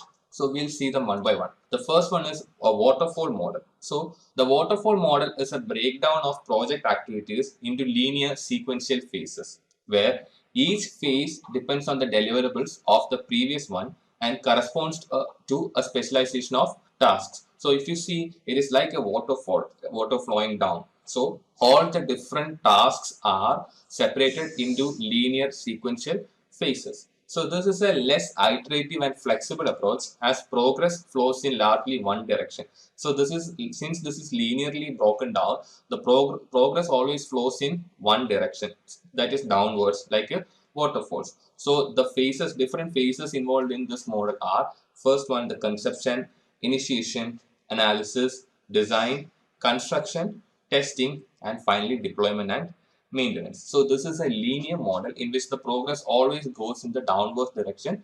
Now we'll see what is prototyping. So a prototype is a sample of software or code or a model that can be developed to explore a specific approach to a problem before investing expensive time and resources. So what we do here is, if the requirements are given to us and we need to make a software for the requirements, but we know that making the actual software would be very costly, and if something goes wrong we have to spend more on it to make that right. So before something like that happens, we make a prototype with less cost, with a less resources, so that we can show what we can deliver to them. So prototyping is a sample only, not the actual software. So this is a specific approach used to solving a problem before investing expensive time and resources. So the different types of prototyping are rapid prototypes. So here the development team quickly creates a prototype to test the validity of the current understanding of the project requirements. Then there are evolutionary prototypes, which are built with the goal of incremental improvement. So instead of being discarded after being developed, it is continually improved upon until it reaches the final product stage. And finally, operational prototype, which is an extension of the evolutionary prototype method, and it improves the quality of the prototype as more data is gathered. But the operational prototype is designed to be implemented within a production environment as it is being tuned. Now we'll see what is the spiral model of development. The spiral methodology uses an iterative approach to software development and places emphasis on risk analysis. So the spiral model allows new requirements to be addressed, and it also allows for early testing, and the feedback based on test is integrated into the next iteration. So if you see the right side, you can see that the process actually goes in a spiral. So initially, the first step would be the identifying and resolving the risks or the requirements. Then we'll do the development and test. So from the development and testing, we'll know what the next iteration should be. We'll plan the next iteration. We'll determine the objectives. We'll again go to identifying and resolving. So it keeps on spiraling. So the main advantages are we can address new requirements and we can test. Early testing is happening. We are not testing after identifying everything and developing the whole thing. We are not testing after that. We are continuously testing. And the feedback based upon test is integrated into every iteration after this. So the phases involved in this spiral mode are determining the objectives, risk analysis, development and test, and planning the next iteration. Now what is rapid application development, or RAD? So RAD relies on the use of rapid prototyping than on extensive upfront planning. So the planning of how to improve the software is interleaved with the process of developing the software, which allows for software to be developed quickly. So rather than planning, here a rapid prototyping approach along with planning combined is used. So while the prototype is being developed, the planning is also happening. So this allows for a faster development of the software. So the RAD was developed because by the time software was completely developed following other methodologies, the requirements changed and the developers had to start all over again. So it can happen that sometimes we know the requirements and we are developing the software, but after the software has been developed, something has happened to the market, or due to some reason the requirements might get changed or new requirements might get added. So we need to do more development. So this rapid application development is done so that you can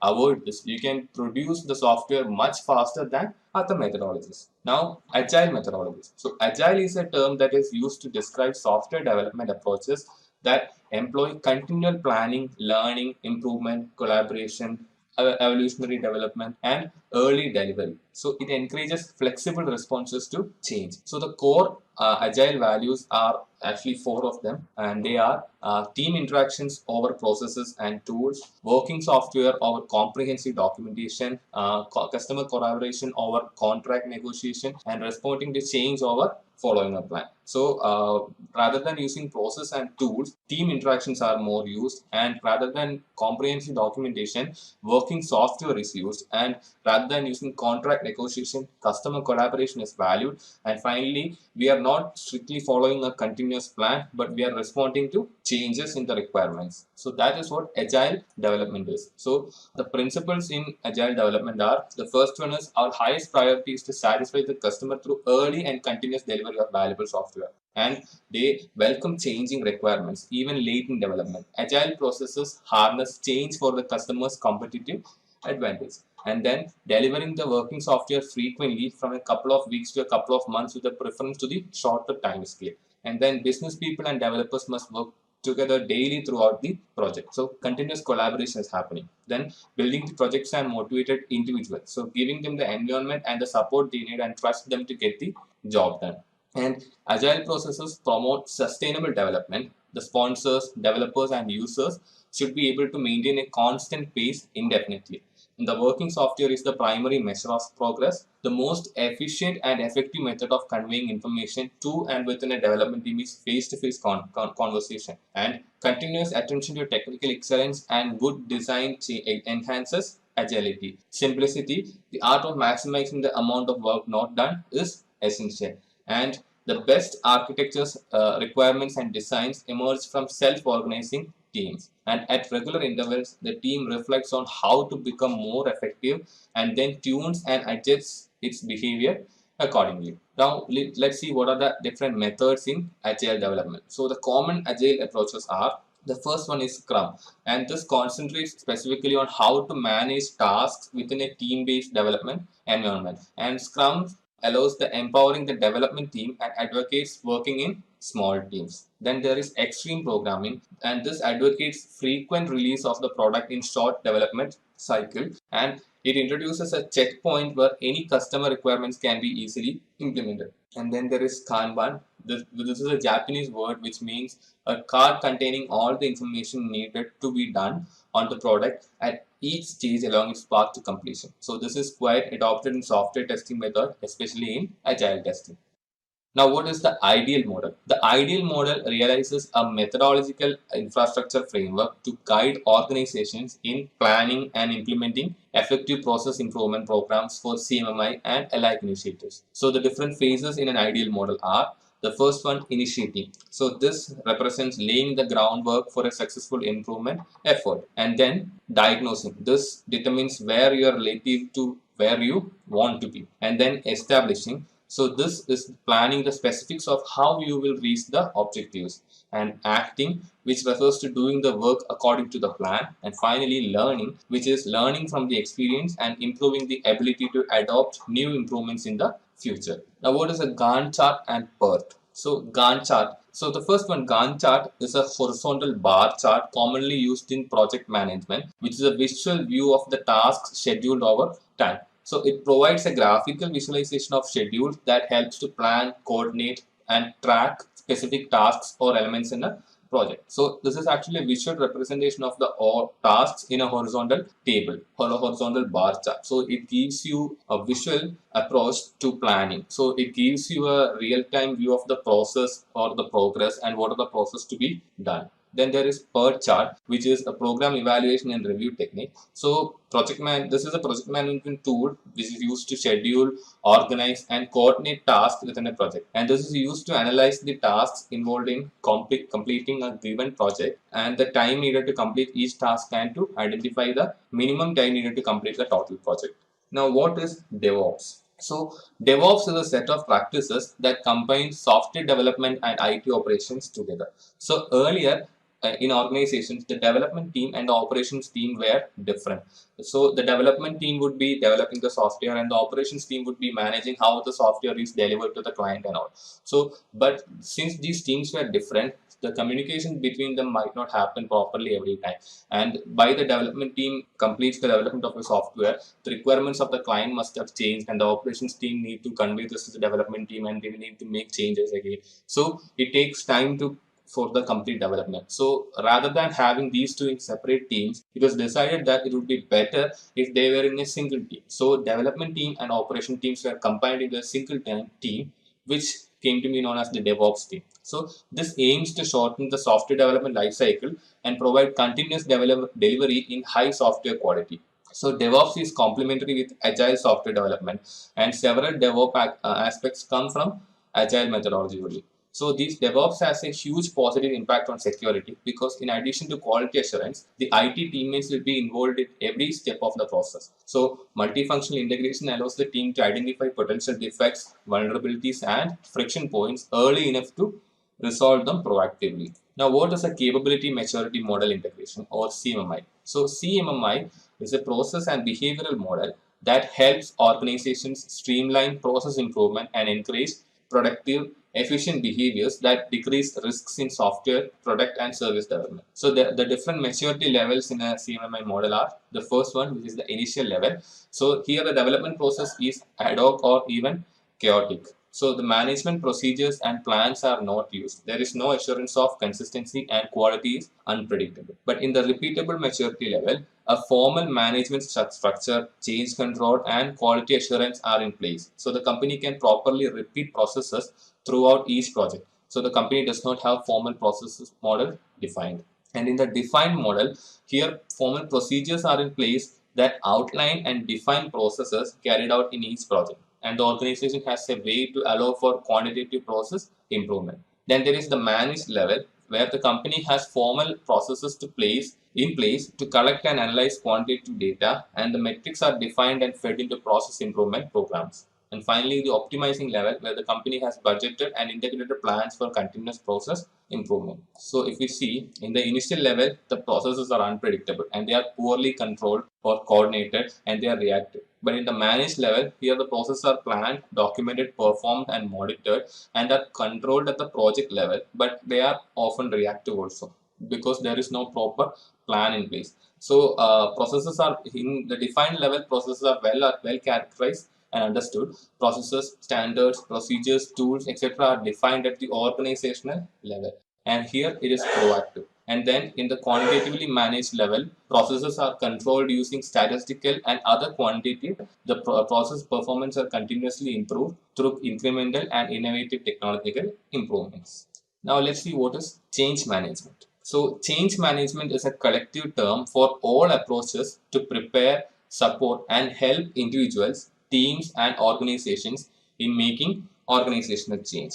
So we are actually thinking about change and how the change is managed in an organization. So drivers of change may include the ongoing evolution of technology, internal reviews of processes, crisis response, customer demand changes, acquisitions, and mergers. So these changes can come from different directions or different sources, like the change in technology that is being used, the updation of technology, then reviews of processes. So some processes which were used earlier need to be changed into newer ones to meet the newer market demands. Then crisis response. So there has been some kind of a crisis happening in the organization, and then some change has to be brought in so that the crisis can be solved. The customer demand changes. So the customer demand is changing, or the customers that the company is serving is changing. The customer base is changing. So with that, the company's processes also needs to change. And then changes can also come from acquisitions and mergers also. So change control is the process of controlling the specific changes that takes place during the life cycle of a system and documenting the necessary change control activities. So what happens here is we'll first make a formal request for a change, then analyze the request, and then record the change request, submit the change request for approval, develop the change, and finally report results to the management. Now we are seeing change management. Let's see what is configuration management. So this is a process for maintaining computer systems, servers, and softwares in a desired, consistent state. So configuration management is a way to make sure that a system performs as expected to the changes that are made over time. So configuration management systems lets you decide or lets you consistently define system settings as well as build and maintain those systems according to the baseline settings. So the configuration management tools include classifying and managing systems by groups and subgroups, centrally modifying the base configurations, rolling out new settings to all applicable systems, automating the system identification, patches, and updates, identifying the outdated, poor performing, and non-compliant configurations, prioritizing actions, and access and applying the prescriptive remediation. Now, what is code repository? So software development is actually a collaborative effort, and large software projects require different teams of developers who may simultaneously work on different parts of the code. So code repositories actually is an important tool here, and this provides functions like centrally storing the point of source code. Then it provides version controlling, it allows for bug tracking, it allows for web hosting, and it also helps in the release management. Examples of code repositories are GitHub, Bitbucket, SourceForge, etc. So here the code that different teams are developing or collaborating over can be centrally stored. So everyone can access this code from a central location. And here version control can be kept. So version controlling is actually keeping different versions of the code. So the different teams are developing different aspects of the code and new features might be added. So version controlling helps identifying the version of the code and what features it has and what are the new features added in the newer version, all those things. Then bug tracking can be enabled, web hosting, and finally the releasing of the code also helps. Code repositories also helps in the releasing of the code. So it is critical to deploy appropriate security measures for the code repositories because they contain one of the most important assets of any organization. Now, what are service level agreements or SLA? So using service level agreements is an increasingly popular way to ensure that organizations providing services to internal or external customers maintain an appropriate level of service agreed on both by the service provider and the vendor. So SLAs are just basically agreements that the organization makes with its customers, saying that they will provide the service as they approve or as they said they will provide. So for the issues that are commonly addressed in SLAs are system uptime. So as a percentage of overall operating time. So if the service you are using is in the form of a system, the system should be up for a long period of time or as per the agreement. Then maximum consecutive downtime, peak load, average load, responsibility of diagnostics, and failover time. So service level agreements also commonly include financial and other contractual remedies that kick in if the agreement is not maintained. What is a software escrow? A software escrow is a service that helps protect all parties involved in a software license by having a neutral third-party escrow agent hold source code, data, and documentation until a manually agreed upon event occurs. So here, what happens is a third-party escrow agent holds the source code, data, and documentation until a mutually agreed upon event occurs. So the escrow agent keeps a copy of the source code and possibly other materials, which it will release to the customer only if specific circumstances arise, mainly if the vendor who developed the code goes out of business or for some reason it is not meeting its obligations and responsibilities. Now let's see what are the secure coding practices. So the Carnegie Mellon University's Software Engineering Institute's top 10 secure coding practices are validating inputs, heeding the compiler warnings, architect and design for security policies, keeping it simple, default deny, adhering to the principle of least privilege, sanitizing data sent to other systems, practicing defense in depth, using effective quality assurance techniques, and adopting a secure coding standard. Now let's see what are the programming languages. So a programming language is a vocabulary and set of grammatical rules for instructing a computer or computing device to perform specific tasks. So just like the natural language we use to communicate with someone or instruct someone to do something, we can use programming languages to instruct a computing device to perform specific tasks.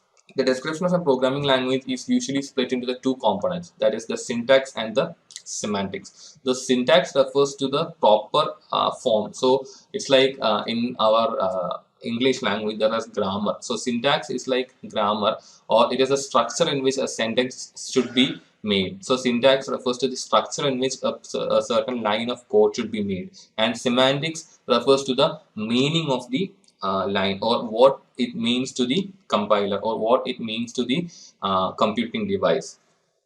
So programming languages can be classified into low-level languages and high-level languages, and the low-level languages can be further classified as first generation and second generation, whereas the high-level languages can be further classified as third, fourth, and fifth generation languages.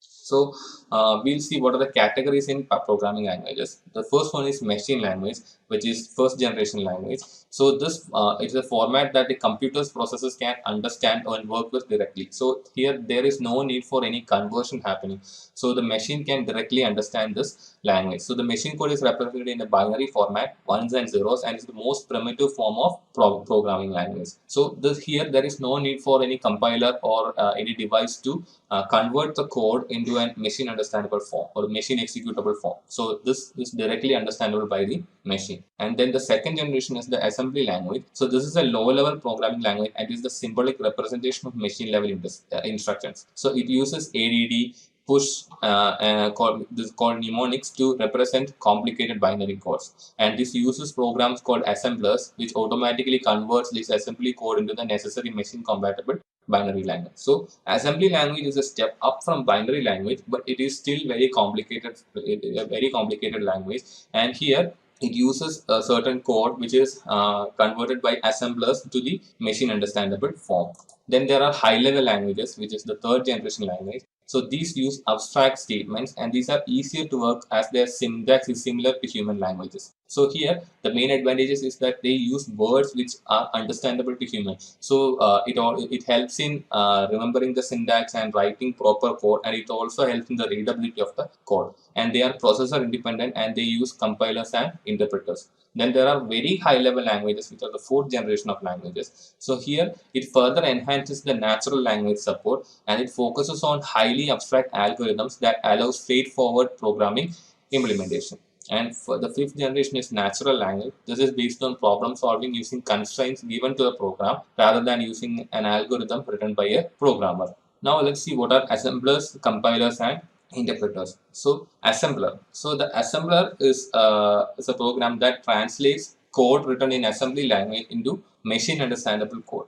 So the source program is an input of the assembler that contains assembly language instructions, and the output generated by the assembler is the object code or the machine code understandable by the computer. Then there are compilers, which reads the complete source program written in high level languages in one go and translates it into an equivalent program in machine language, and this is called a compiler. So C, C++, C#, Java, etc. have compilers in them, and they once we write a code or program in this language, the compiler evaluates the whole thing in one go and translates it into an object or a machine understandable form. And these compilers are also the ones that tell us if there are any errors in our syntax. And then there are interpreters. So here the translation of single statement of source program into machine code is done by the language processor, and it executes it immediately before moving on to the next line, and this is called an interpreter. So here what happens is, if we have written different lines of code here, an interpreter does this where it goes to every single line, it checks if the line is correct or not, and it executes the line. So if there is an error in the statement, the interpreter terminates its translating process at that statement and displays an error message. Examples are Perl, Python, MATLAB, etc. So what happens here is that these languages have interpreters, and how an interpreter works is it goes line by line. So if it finds an error in one line, it stops there. So the disadvantage of these kinds of interpreters are that you cannot find all the errors in the program in one go. Rather than that, you have to run the interpreter multiple times so that it finds every error in. So, but whereas a compiler reads the whole thing in one go and finds out all the errors. So error debugging or error correction is much easier with a compiler than with an interpreter. Now we'll see a side-by-side comparison of a compiler versus an interpreter. So the first one, compiler. A compiled program is compiled only once, but an interpreter does this where an interpreter code is compiled each time the program is run.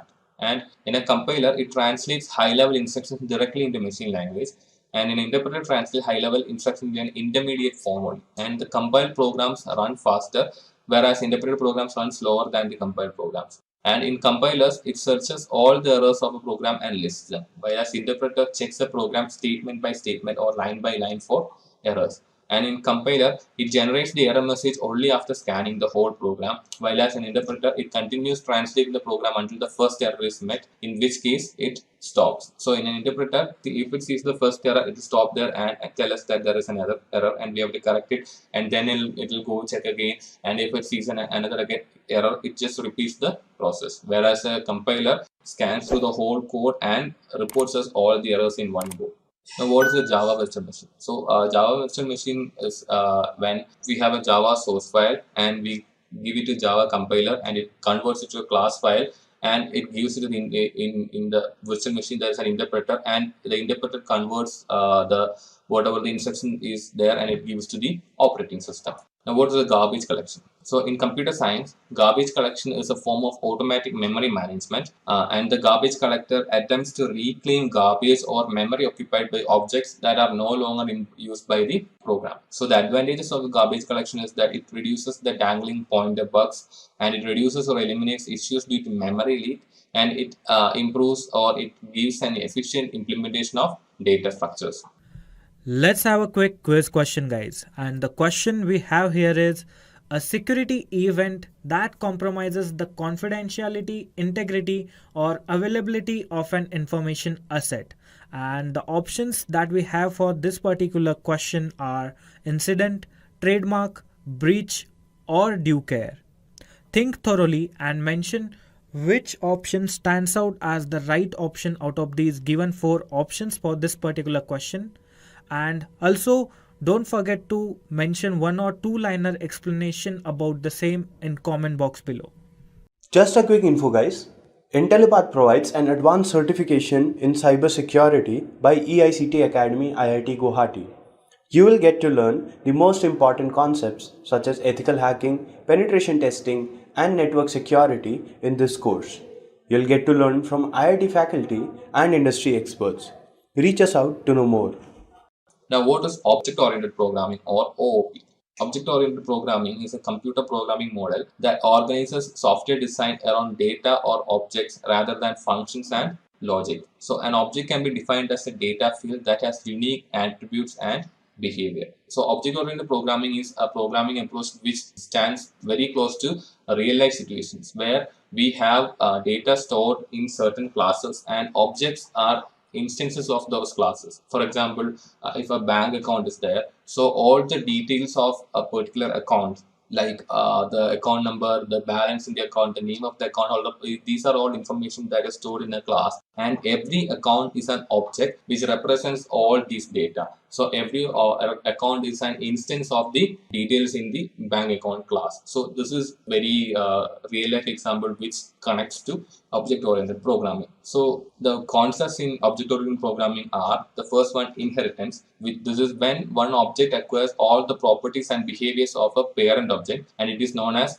inheritance, and it provides code reusability. So there can be classes where some classes have features which are related to other classes. So in this cases, we do not need to make a new class in itself. Rather, we can inherit the features from the parent class, and this is called inheritance. Then there is polymorphism. Here, one task is performed in different ways. It's known as polymorphism. For example, to draw a shape which can be done in a circle can be drawn, a triangle can be drawn, or a rectangle can be drawn. A common example is like we can use functions with the same name but with different parameters given to them in different ways. So it is a one function, but it can do different tasks when the right parameters are given to them. Then there is abstraction. So abstraction is hiding the internal details and showing the functionality. For example, a phone call. We don't know what is happening internally, but only we are knowing is that we are getting a phone call, we are taking the call and we are speaking, but we are not aware of what is happening in between.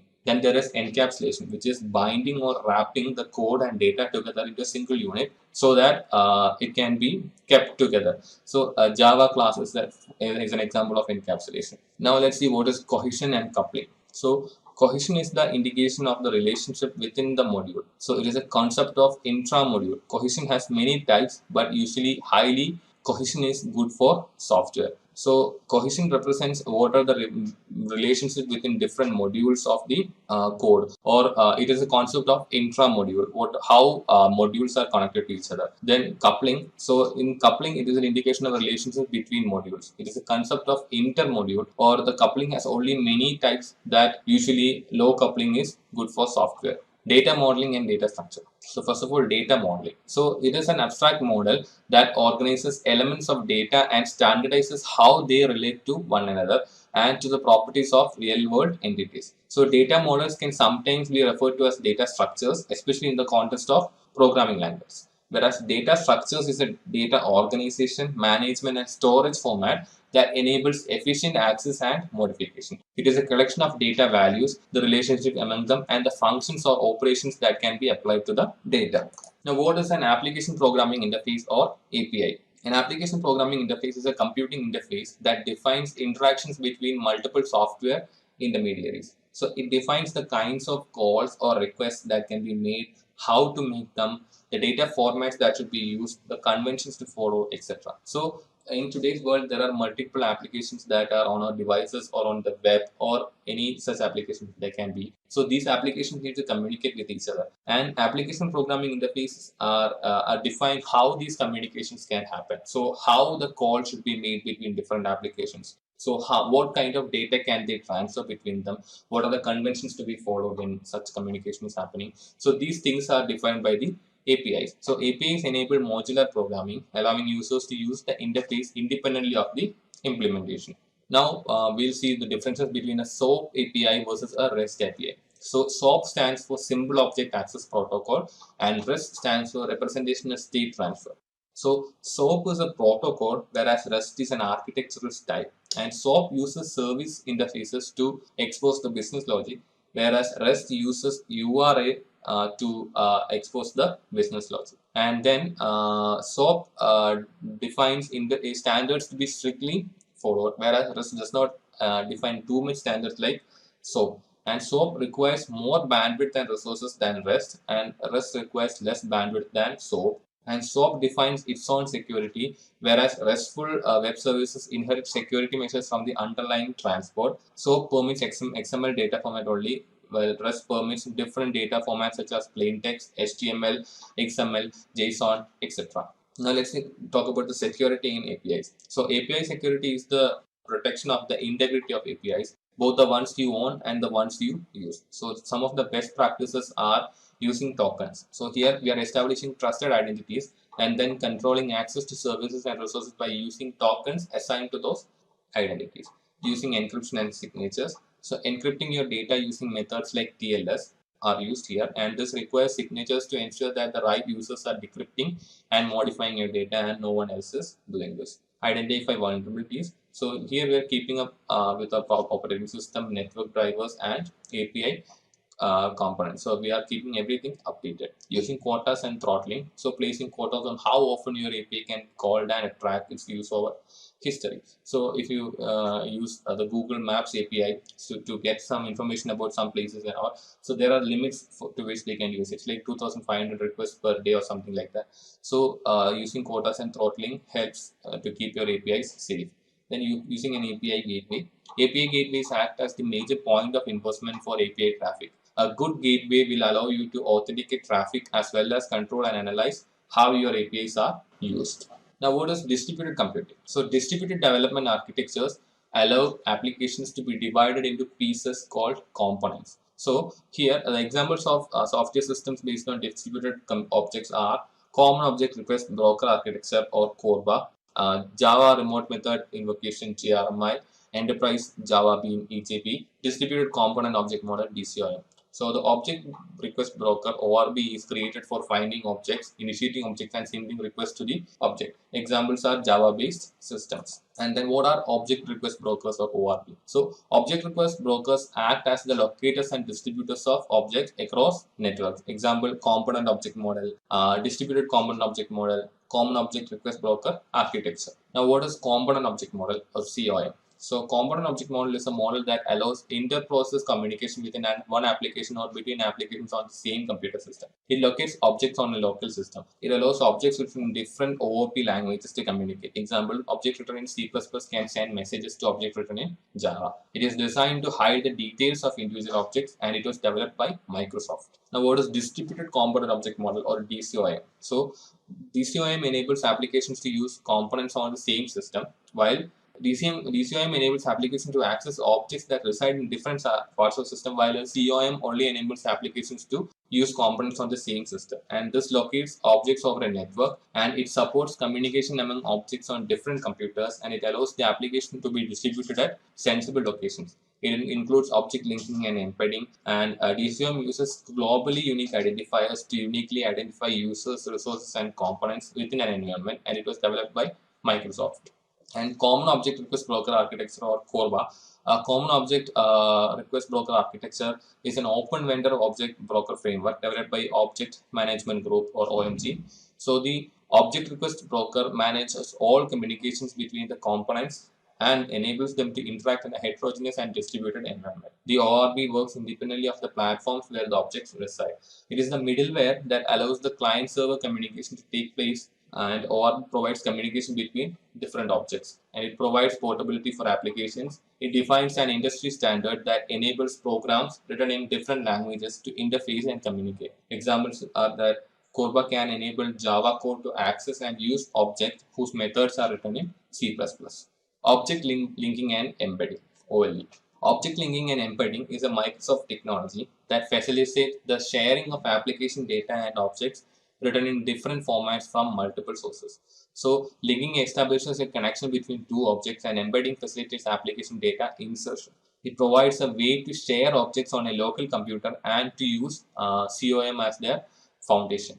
The OLE enables objects to be embedded into documents, and the capability of one program to call another program is called linking. Now let's see what is mobile code. So code that can be transmitted across a network to executed by a system or a device on the other end is called mobile code. So code that can move across a network to be executed by different devices. So mobile code has been a regular vector for attacks for years and is considered very risky. So since this code is mobile, it goes through different networks, it is more vulnerable to attacks. Some examples are Java applets. So Java applets were small applications written in Java programming language or another programming language that complies to Java bytecode and delivered to users in the form of Java bytecode. So JVM creates a virtual machine for an applet to run, which provides an environment called a sandbox. This virtual machine is an enclosed environment in which the applet carries out its activities. ActiveX is a depreciated software framework created by Microsoft that adapts its earlier component object model and object linking and embedding technologies for content downloaded from a network, particularly from the World Wide Web. So the problem with ActiveX controls was that it shared the privilege levels of the current user on a system. A malicious ActiveX control would have sufficient privilege to compromise the system security and other systems connected through it. Now, what is a service-oriented architecture or SOA? Service-oriented architecture SOA is a style of software development where services are provided to the other components by application components through a communication protocol over a network. The properties of service-oriented architecture are that it logically represents a business activity with a specified outcome. It is self-contained. It is a black box for its consumers, and it may consist of other underlying services. What are the components of SOA? So the first one is Simple Object Access Protocol, or SOAP. This is an XML-based protocol that encodes messages in a web service environment. It actually defines an XML schema of how communication is going to take place. So the SOAP XML schema defines how objects communicate directly. Then there is Web Services Description Language, WSDL, which provides a machine-readable description of the specific operations provided by the service. Then there is Universal Description, Discovery and Integration, UDDI, which is an XML-based registry that lists available services. It provides a method for services to be registered by service providers and located by service consumers. So this is the SOA components diagram. Now, what is web security? Web application security is the one that deals specifically with security of websites, web applications, and web services. At a higher level, web application security draws on the principles of application security but applies them specifically to internet and web systems. So the common prevention systems include web application firewalls, DDoS mitigation, DNS security, user awareness, and vulnerability or penetration tests. Web application security principles. So the 10 principles are: first one is minimizing attack surface area, establishing secure defaults, the principle of least privilege, the principle of defense in depth, fail security, don't trust services, separation of duties, avoid security by obscurity, keeping security simple, and fixing security issues correctly. Now, what are the vulnerabilities in web environment? The first one is administrative interfaces. So administrative interfaces should be at least as secure, or if not more than, the web application or service they are hosting. The issues here is that hard coding authentication credentials into the links to the management interfaces can make it riskier. So enabling the remember password option and not changing default credentials. The best practices here are using a stronger authentication mechanism, controlling which systems are allowed to connect and administrate the system, and out-of-band management, a separation channel of communication. Authentication and access control. So most of the web application deploys some sort of authentication mechanism, example banks, e-commerce, etc. And they want to achieve the right balance between user experience and security. So the threats here are brute force attacks, social engineering, credential stuffing, etc. And the best practices are multi-factor authentication and using a transport layer security.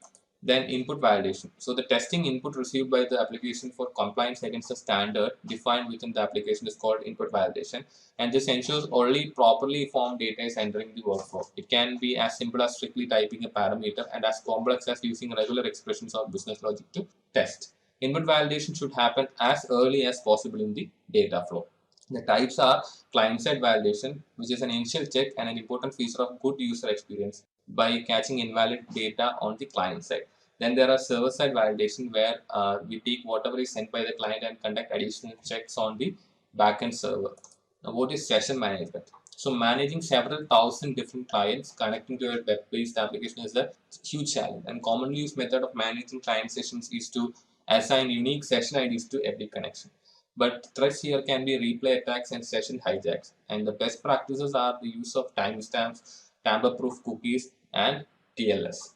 Now, what are the top 10 security risks as per OWASP, or the Open Web Application Security Project? So they are, first one is injection, then there is broken authentication, sensitive data exposure, XML external attacks, broken access control, security misconfiguration, cross-site scripting, insecure deserialization, using components with non-vulnerabilities, and insufficient logging and monitoring. Now, what is SQL injection? So SQL injection is a type of an injection attack that makes it possible to execute malicious SQL statements. So the attackers can use SQL injection vulnerabilities to bypass application security measures.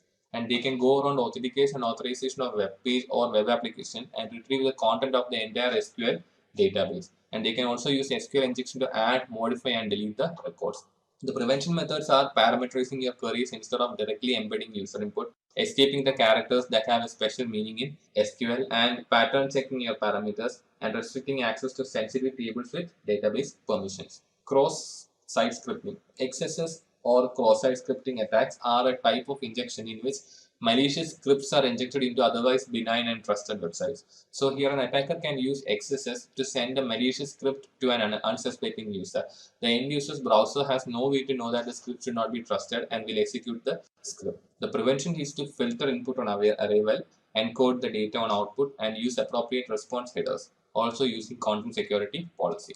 So the different types of XSS attacks are reflected XSS, which is the simplest variety of cross-site scripting. It arises when an application receives data in an HTTP request and includes the data within the immediate response in an unsafe way. Then there are stored XSS, also known as persistent or second-order XSS, which arises when an application receives data from an untrusted source and includes that data within its later HTTP responses in an unsafe way. Then there are DOM-based XSS, which arises when an application contains some client-side JavaScript that processes data from an untrusted source in an unsafe way, usually by writing the data back to the DOM. Now, cross-site request forgery, CSRF. So this is an attack that forces an end user to execute unwanted actions on a web application in which they are currently authenticated. With a little help of social engineering, such as sending a link via email or chat, an attacker may trick the users of a web application into executing actions of the attacker's choosing. So the characteristics are, it involves sites that rely on a user's identity.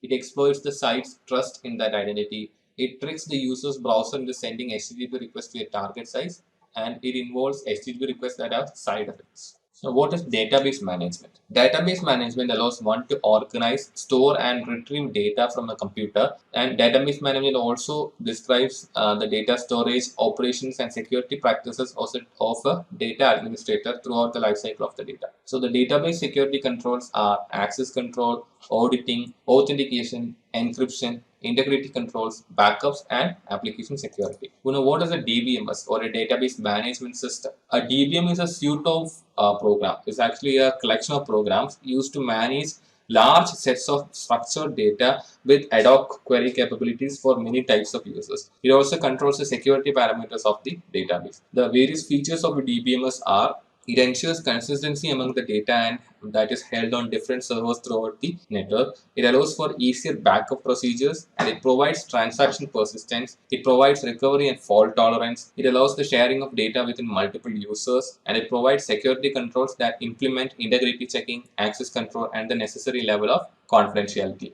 Now, what are database models? The database models defines the relationship between different data elements and it detects how data can be accessed and also defines the acceptable operations, the type of integrity offers, and how the data is organized. So there are different types of database model. The first one is a relational model. This uses attributes or columns and tuples or rows to organize information. And this presents information in the form of tables. And here the primary key is a field that links all the data within a record to a unique value. So an example for a relational database would be our registers in our schools that we use to take our attendance in. So in here we can see the roll numbers on first column, the names, and whether we are present on or not, and all these things are there. So if we take the roll number or our name as a primary, the roll number as a primary key, if the whole school is having unique roll numbers, it can be used to connect different relational databases as well. Then there are hierarchical database models which combines records and fields that are related in a logical tree structure. So parents can have one child, many children, or no children. These are used for mapping one-to-many relationships and they are commonly used in implementation in Windows Active Directory. Then there are network models which are built upon hierarchical data models and allows each data element to have multiple parent and child records as well. This is a redundant network-like structure instead of a strict tree structure. Then there are object-oriented data models which are designed to handle a variety of data types like images, audios, documents, and videos, etc. And objects can be created when needed and the data and procedures go with the object when it is requested. It has classes to define the attributes and procedures of its objects.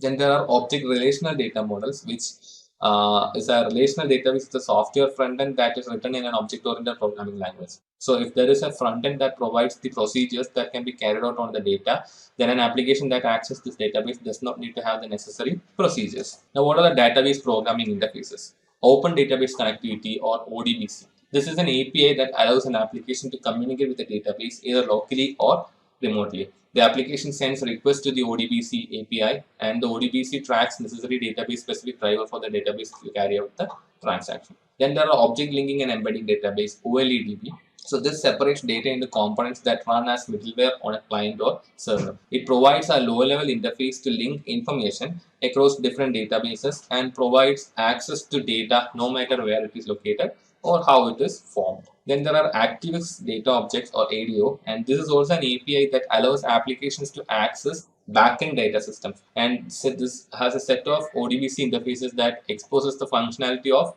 data sources through accessible objects. ADO uses the OLEDB interface to connect with the database, and these are commonly used in web applications and other client or server applications. Then there are Java Database Connectivity, JDBC, and this is an API that allows a Java application to communicate with the database. So this is database independent connectivity that between the Java platform and the databases. It is a Java API that enables Java programs to execute SQL statements. Now let's see a relational database. A relational database is a collection of data items with predefined relationship between them. These items are organized as a set of tables with columns and rows. Tables are used to hold information about the objects to be represented in the database. So the different features of a relational database include candidate keys, which are the subset of attributes that can be used to uniquely identify any record in a table. So no two records in the same table will ever contain the same values for all our attributes composing a candidate key. Then there are primary keys, which are attributes in a relational database that is used to uniquely identify the records. Each table has only one primary key, and the relational database management systems disallows the insertion of multiple records with the same primary key. Then foreign keys are used to ensure or enforce relationship between two tables, also known as referential integrity. Referential integrity ensures that if one table contains a foreign key, it corresponds to a still existing primary key in the other table in the relationship. So if you see these two databases, in the second table, the primary key course ID is also there in the first table. So it is a foreign key which can be used to connect the second table to the first table. Now, what is database normalization? The process of structuring a relational database in accordance with a series of so-called normal forms in order to reduce data redundancy and improve data integrity is called database normalization.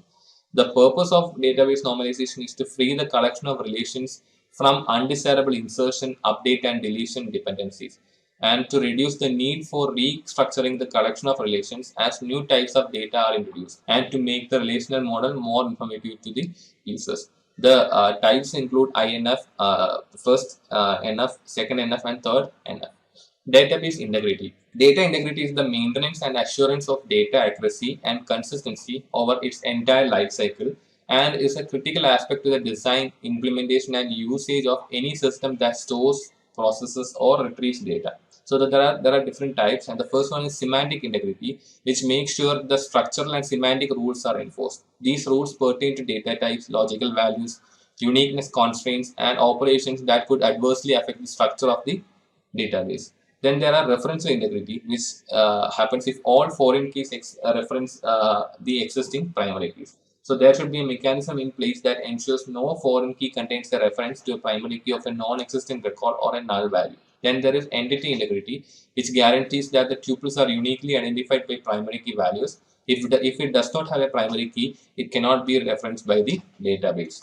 Database transactions and ACID. Relational databases support the explicit and implicit use of transactions to ensure data integrity. So each transaction is a discrete set of SQL instructions that will either succeed or fail as a group. So the database transactions have four characteristics: ACID, or atomicity, consistency, isolation, and durability. The first one, atomicity, means that the database transaction must be atomic. That is, they must be an all or nothing affair, or if any part of the transaction fails, the entire transaction must be rolled back. Then there is consistency, which means that all transactions must begin operating in an environment that is consistent with all of the database's rules. For example, all records have a unique primary key. When the transaction is complete, the database must again be consistent with the rules. Then isolation means that all transactions operate separately from each other. If a database receives two SQL transactions that modify the same data, one transaction must be completed in its entirety before the other transaction is allowed to modify the same data. Then there is durability, which is the database transaction must be durable. That is, once they are committed to the database, they must be preserved. Database security issues. The first one is aggregation, and this happens when a user does not have the clearance or permission to access specific information, but does have the permission to access components of this information. So the users then have to figure out the rest and obtain the restricted information. Then there is inference, where the users should have the ability to deduce or assume information from observing a non-sensitive piece of information. So this contrasts with the aggregation, in which several pieces of data are used to form an assumption. Database security mechanism. So the first one is content-dependent access control. So this are access decisions depending upon the value of an attribute of an object itself. So if the attribute of the object is required in many applications, and it is based on the sensitivity of the data. The more sensitive the data, the smaller the subset of the individuals who can gain access to the data. Then there are context-dependent access control, which is a system understands what actions should be allowed based upon the state and sequence of the request. So the system must keep track of precious or previous access items by the user and understand what sequence of access steps are allowed. Then poly-instantiation, which aims to make a copy of one object and modify the attributes of the second copy. It allows the relation to contain multiple rows with the same primary key. The multiple instances are distinguished by their security levels. Database security mechanism.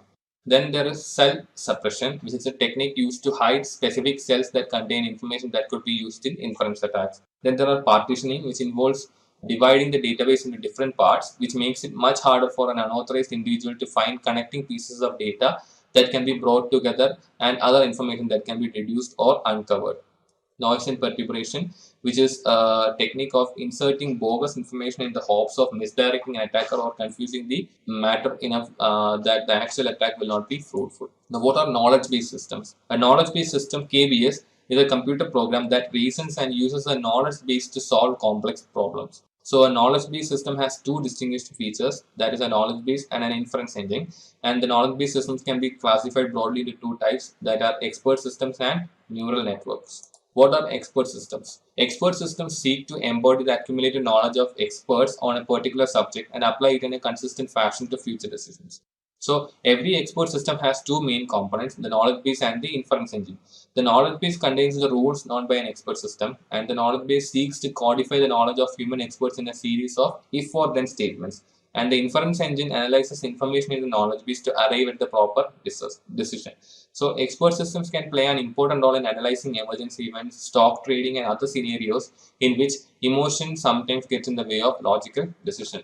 Then there are neural networks. So a neural network is a series of algorithms that endeavors to recognize underlying relationship in a set of data through a process that mimics the way the human brain operates. So in this sense, neural networks refers to systems of neurons, either organic or artificial in nature. So a neural network works similar to the human brain's neural network. A neuron is in a neural network is a mathematical function that collects and classifies information according to a specific architecture.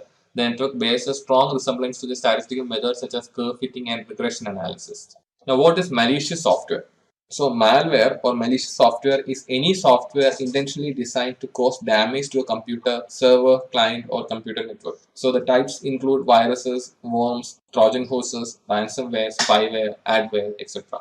So, the countermeasures to malicious software are antiviruses, firewalls, intrusion prevention systems, training, etc. By contrast, software that causes unintentional harm due to some deficiency is typically described as a software bug only. Now, what are viruses? A computer virus is a type of computer program that, when executed, replicates itself by modifying other computer programs and inserting its own code. So, the life cycle of a virus includes the dormant phase, where the virus program is idle during this stage.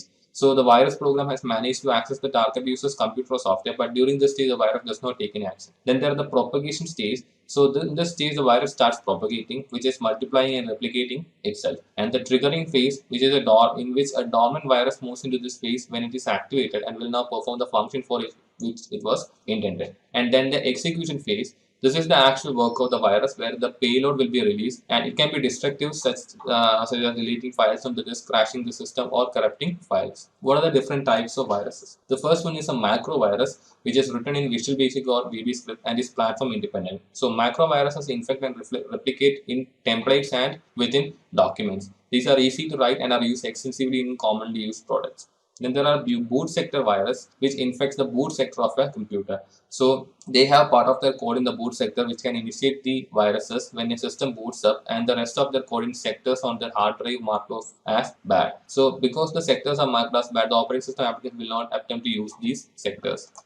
Now, what is a stealth virus? So these viruses hides the modification that's made to the files or boot records. So when an anti-malware program attempts to read an infected file or sector, the original uninfected form will be presented instead of the actual infected form. It is a virus that hides its track after infecting a system. Then there are polymorphic viruses, which produces varied but operational copies of itself. This is done in the hopes of outwitting a virus scanner. So the polymorphic virus can use different encryption schemes requiring different description routines. So a polymorphic virus has the capability to change its own code, enabling the virus to have hundreds or thousands of variants. A multi-part virus or multi-partite virus has several components to it and can be distributed to different parts of the system. For example, a multi-part virus might infect both the boot sector of a hard drive and the executable files as well. By using these kinds of viruses, it can spread more quickly than a virus using only one vector. Then there are script viruses, which are files that are executed by an interpreter. The virus will carry out the payload that the virus writer has integrated into the script. Scripts are just another infection vector caused by malware writers to carry out their evil ways. Now, what are worms? So worms are different from viruses in that they can reproduce on their own without a host application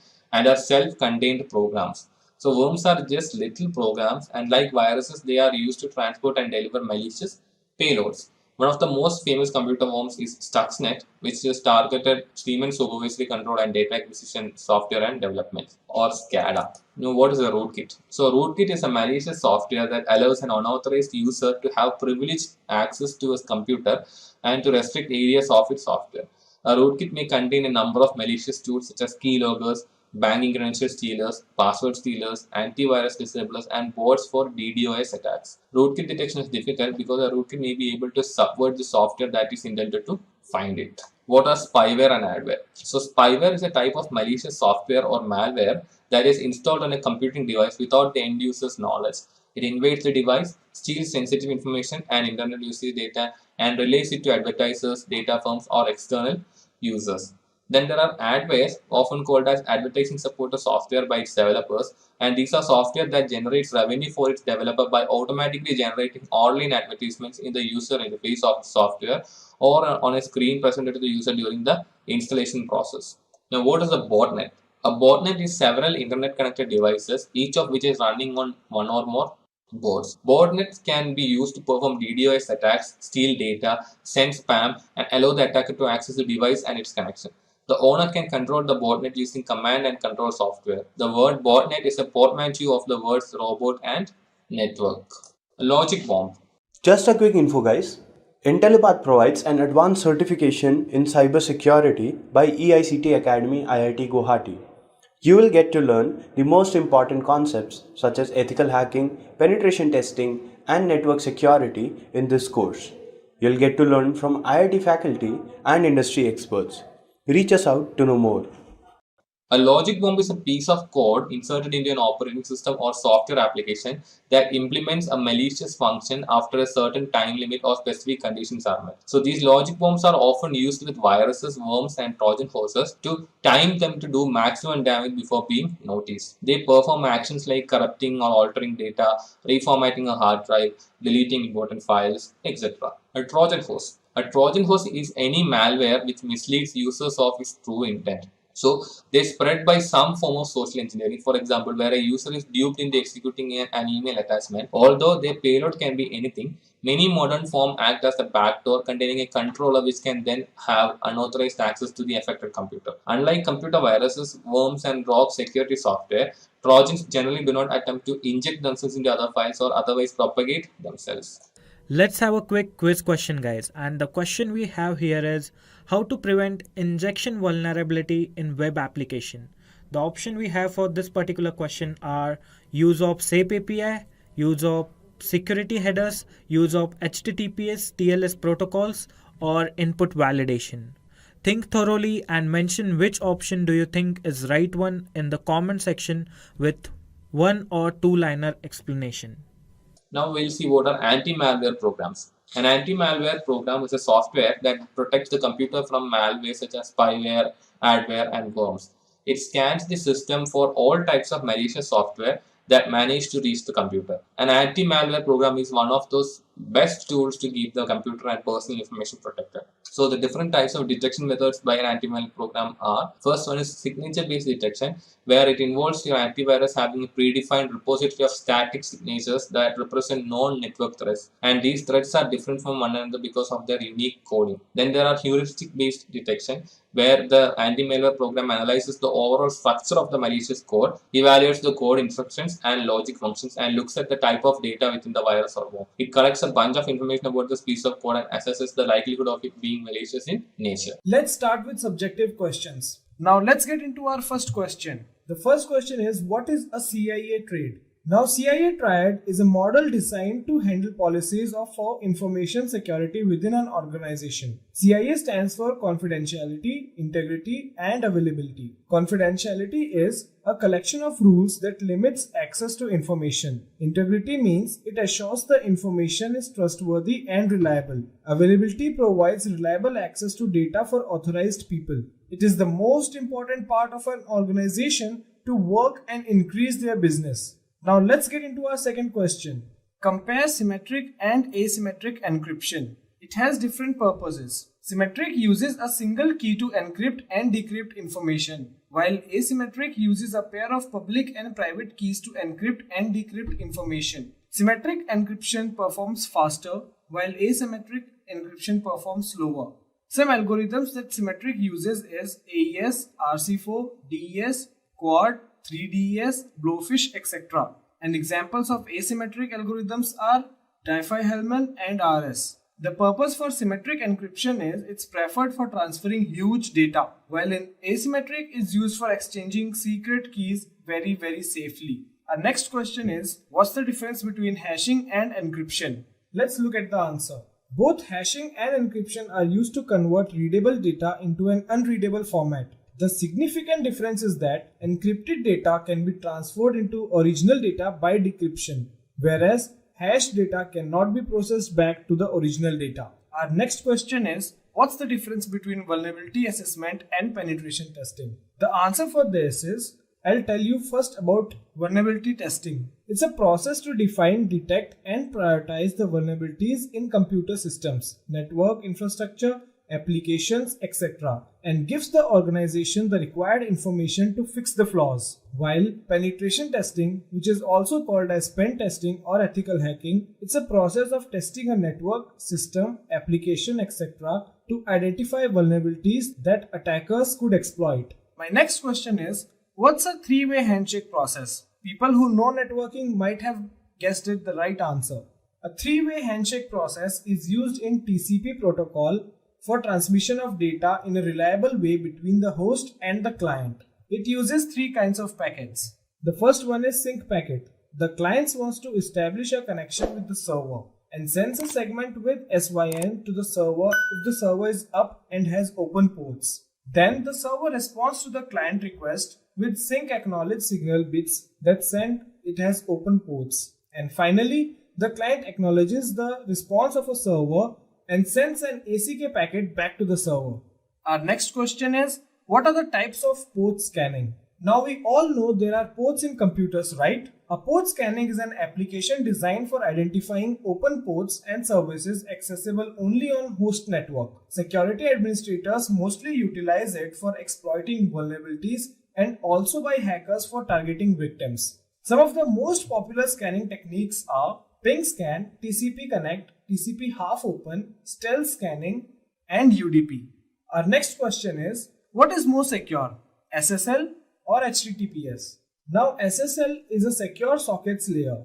It's a secure protocol that provides safer conversation between two or more parties across the internet. It works on top of the HTTP to provide security. While HTTPS, it means Hypertext Transfer Protocol Secure, is a combination of HTTP and SSL to provide a safer browsing experience with encryption. In terms of security, SSL is more secure than HTTPS. Now our next question is very basic that every networker should know. What are the 7 layers of the OSI model?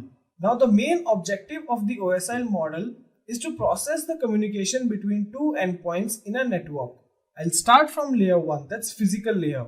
It transfers the computer bits from one device to another through the network. It also controls how physical connections are set up to the network and also bits represented into signals while transferring either optical, electrical or radio waves. The second layer we have is data link layer.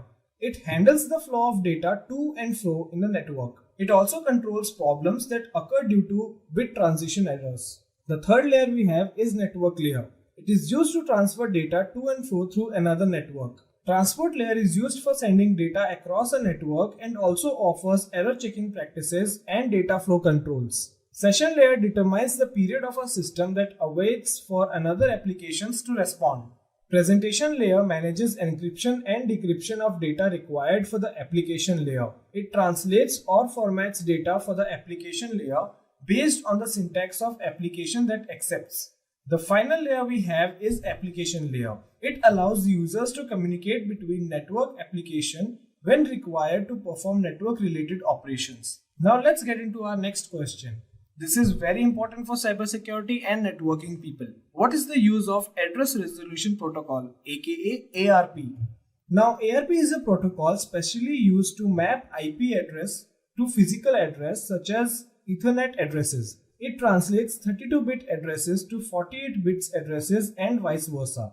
This is needed because the most common level of IP we use today is 32 bits long and MAC addresses are 48 bits long. Our next question is how to reset or remove the BIOS password. Now there are many ways to reset or remove BIOS password. You must have seen similar picture like this in your PCs or in your laptops. You have to enter password there and then the hard disk allows you to get into the computer. Now the ways are by removing the CMOS battery, by using software, by using the MS-DOS command, or by using motherboard jumper, or by using backdoor BIOS passwords. Now we use tools for this which you are going to learn when you learn cybersecurity. The next question is explain traceroute. Traceroute is a tool that shows the packet path. It lists all the points that the packet passes through. Traceroute is used mostly when the packet does not reach the destination. It's also used to check where the connection breaks or stops, or to identify the failure. Now if you see in this command prompt, I tried to trace route google.com and it shows me how many hops I have to reach the Google server. The next question we have is, what is a VPN? Now VPN stands for Virtual Private Network. A VPN connection establishes a secure connection between you and internet. It's a network connection method for creating an encrypted and safer connection. This method protects data from interference, snooping, and censorship. Next we have define the process of salting. What is the use of salting? Now salting is that process to extend the length of passwords by using special characters. To use salting, it's very important to know the entire mechanism of salting. The use of salting is to safeguard passwords. It also prevents attackers testing known words across the system. For example, what you see on your screen. We have a user password that's happy face. We add some salt value to it and we get an hash algorithm. Then again we use salt into it and then we get a hash value. Now even if hacker tries to hack your password, he can see the hash value but not the user password. The next question we have is, what is black box testing and white box testing? Black box testing is a software testing method in which the internal structure or program code is hidden. Example, when you search something on Google by using keywords. And white box testing is a software testing method in which internal structure of the entire program is known by the tester. For example, when you input to check and verify loops in any program. The next question we have is, what is IP and MAC addresses? IP address is the acronym for Internal Protocol Address. An Internet Protocol address is used to uniquely identify a computer or device such as printers, storage disk, or a computer network. For example, we have IP address as 192.64.25.124. MAC address is the acronym for Media Access Control Address.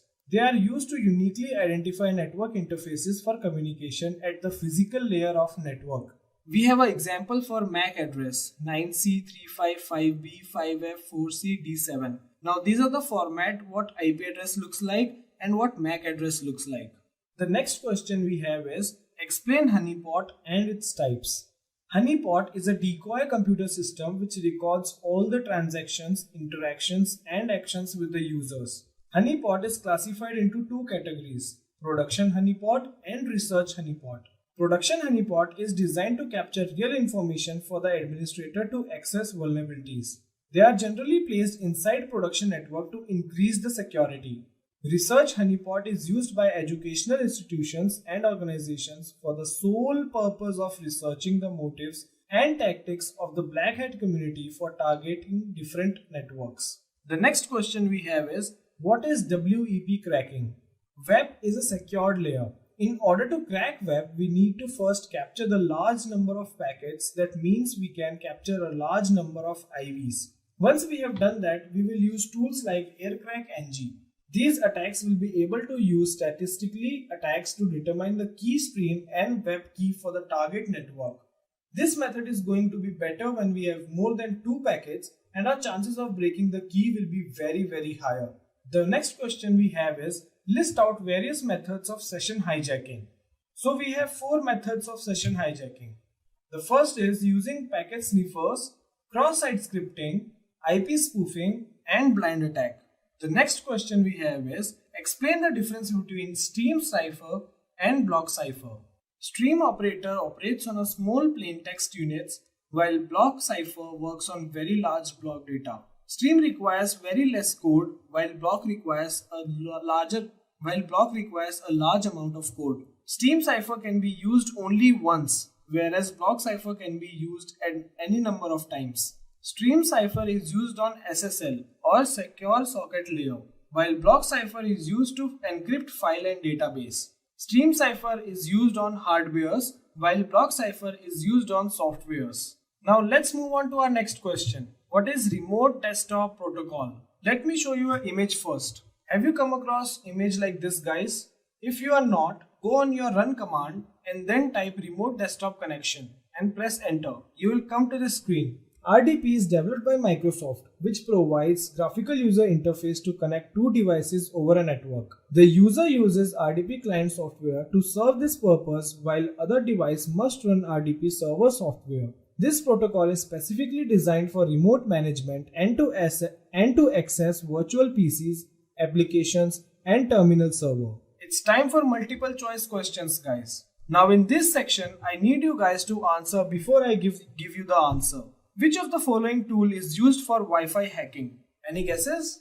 Well, the correct answer is AirCrackNG. Our second question is, which of the following is a popular IP address and port scanner? I think you guys can guess it. It's Angry IP Scanner. There are dash types of scanning in ethical hacking and cybersecurity. How many types of scanning are there, guys? There are 3 types of scanning in ethical hacking and cybersecurity. The next question is, which of the following is the most important activity in system hacking? Is it covering tracks, escalating privileges, cracking passwords, or information gathering? The correct answer is cracking passwords. It's very difficult, right? Moving on to our next question, which of the following is the first computer virus? It's Creeper, Blaster, Sasser, or none of the above. I know you guys know it. So the correct answer is Creeper. Our next question is, which of the following option is used to protect data against passwords? Now this is a security question. Authorization, authentication, encryption, or non-repudiation. The correct answer is, it's encryption. What does TCP/IP stands for? Is it option A, B, C, or none of the above? The correct answer is Transmission Control Protocol, Internet Protocol. Now our next question is, why would a hacker use a proxy server? Any reasons? To create a stronger connection with the target, to create a ghost server on the network, to obtain a remote access connection, or to hide malicious activity on the internet. The correct answer is to hide malicious activity on the network. That's why hacker uses a proxy server. Moving on to our next question, which of the following can be considered as the class of computer threats? Is it DDoS, phishing, soliciting, or both A and C? The correct answer is DDoS attack is considered as the class of computer threats. Moving on to our final question. In Wi-Fi security, which of the following protocol is more used? WPA, WPA2, WPS, or both A and C? The correct answer is WPA2. Just a quick info, guys. Intellipaat provides an advanced certification in cybersecurity by EICT Academy IIT Guwahati. You will get to learn the most important concepts such as ethical hacking, penetration testing, and network security in this course. You'll get to learn from IIT faculty and industry experts. Reach us out to know more.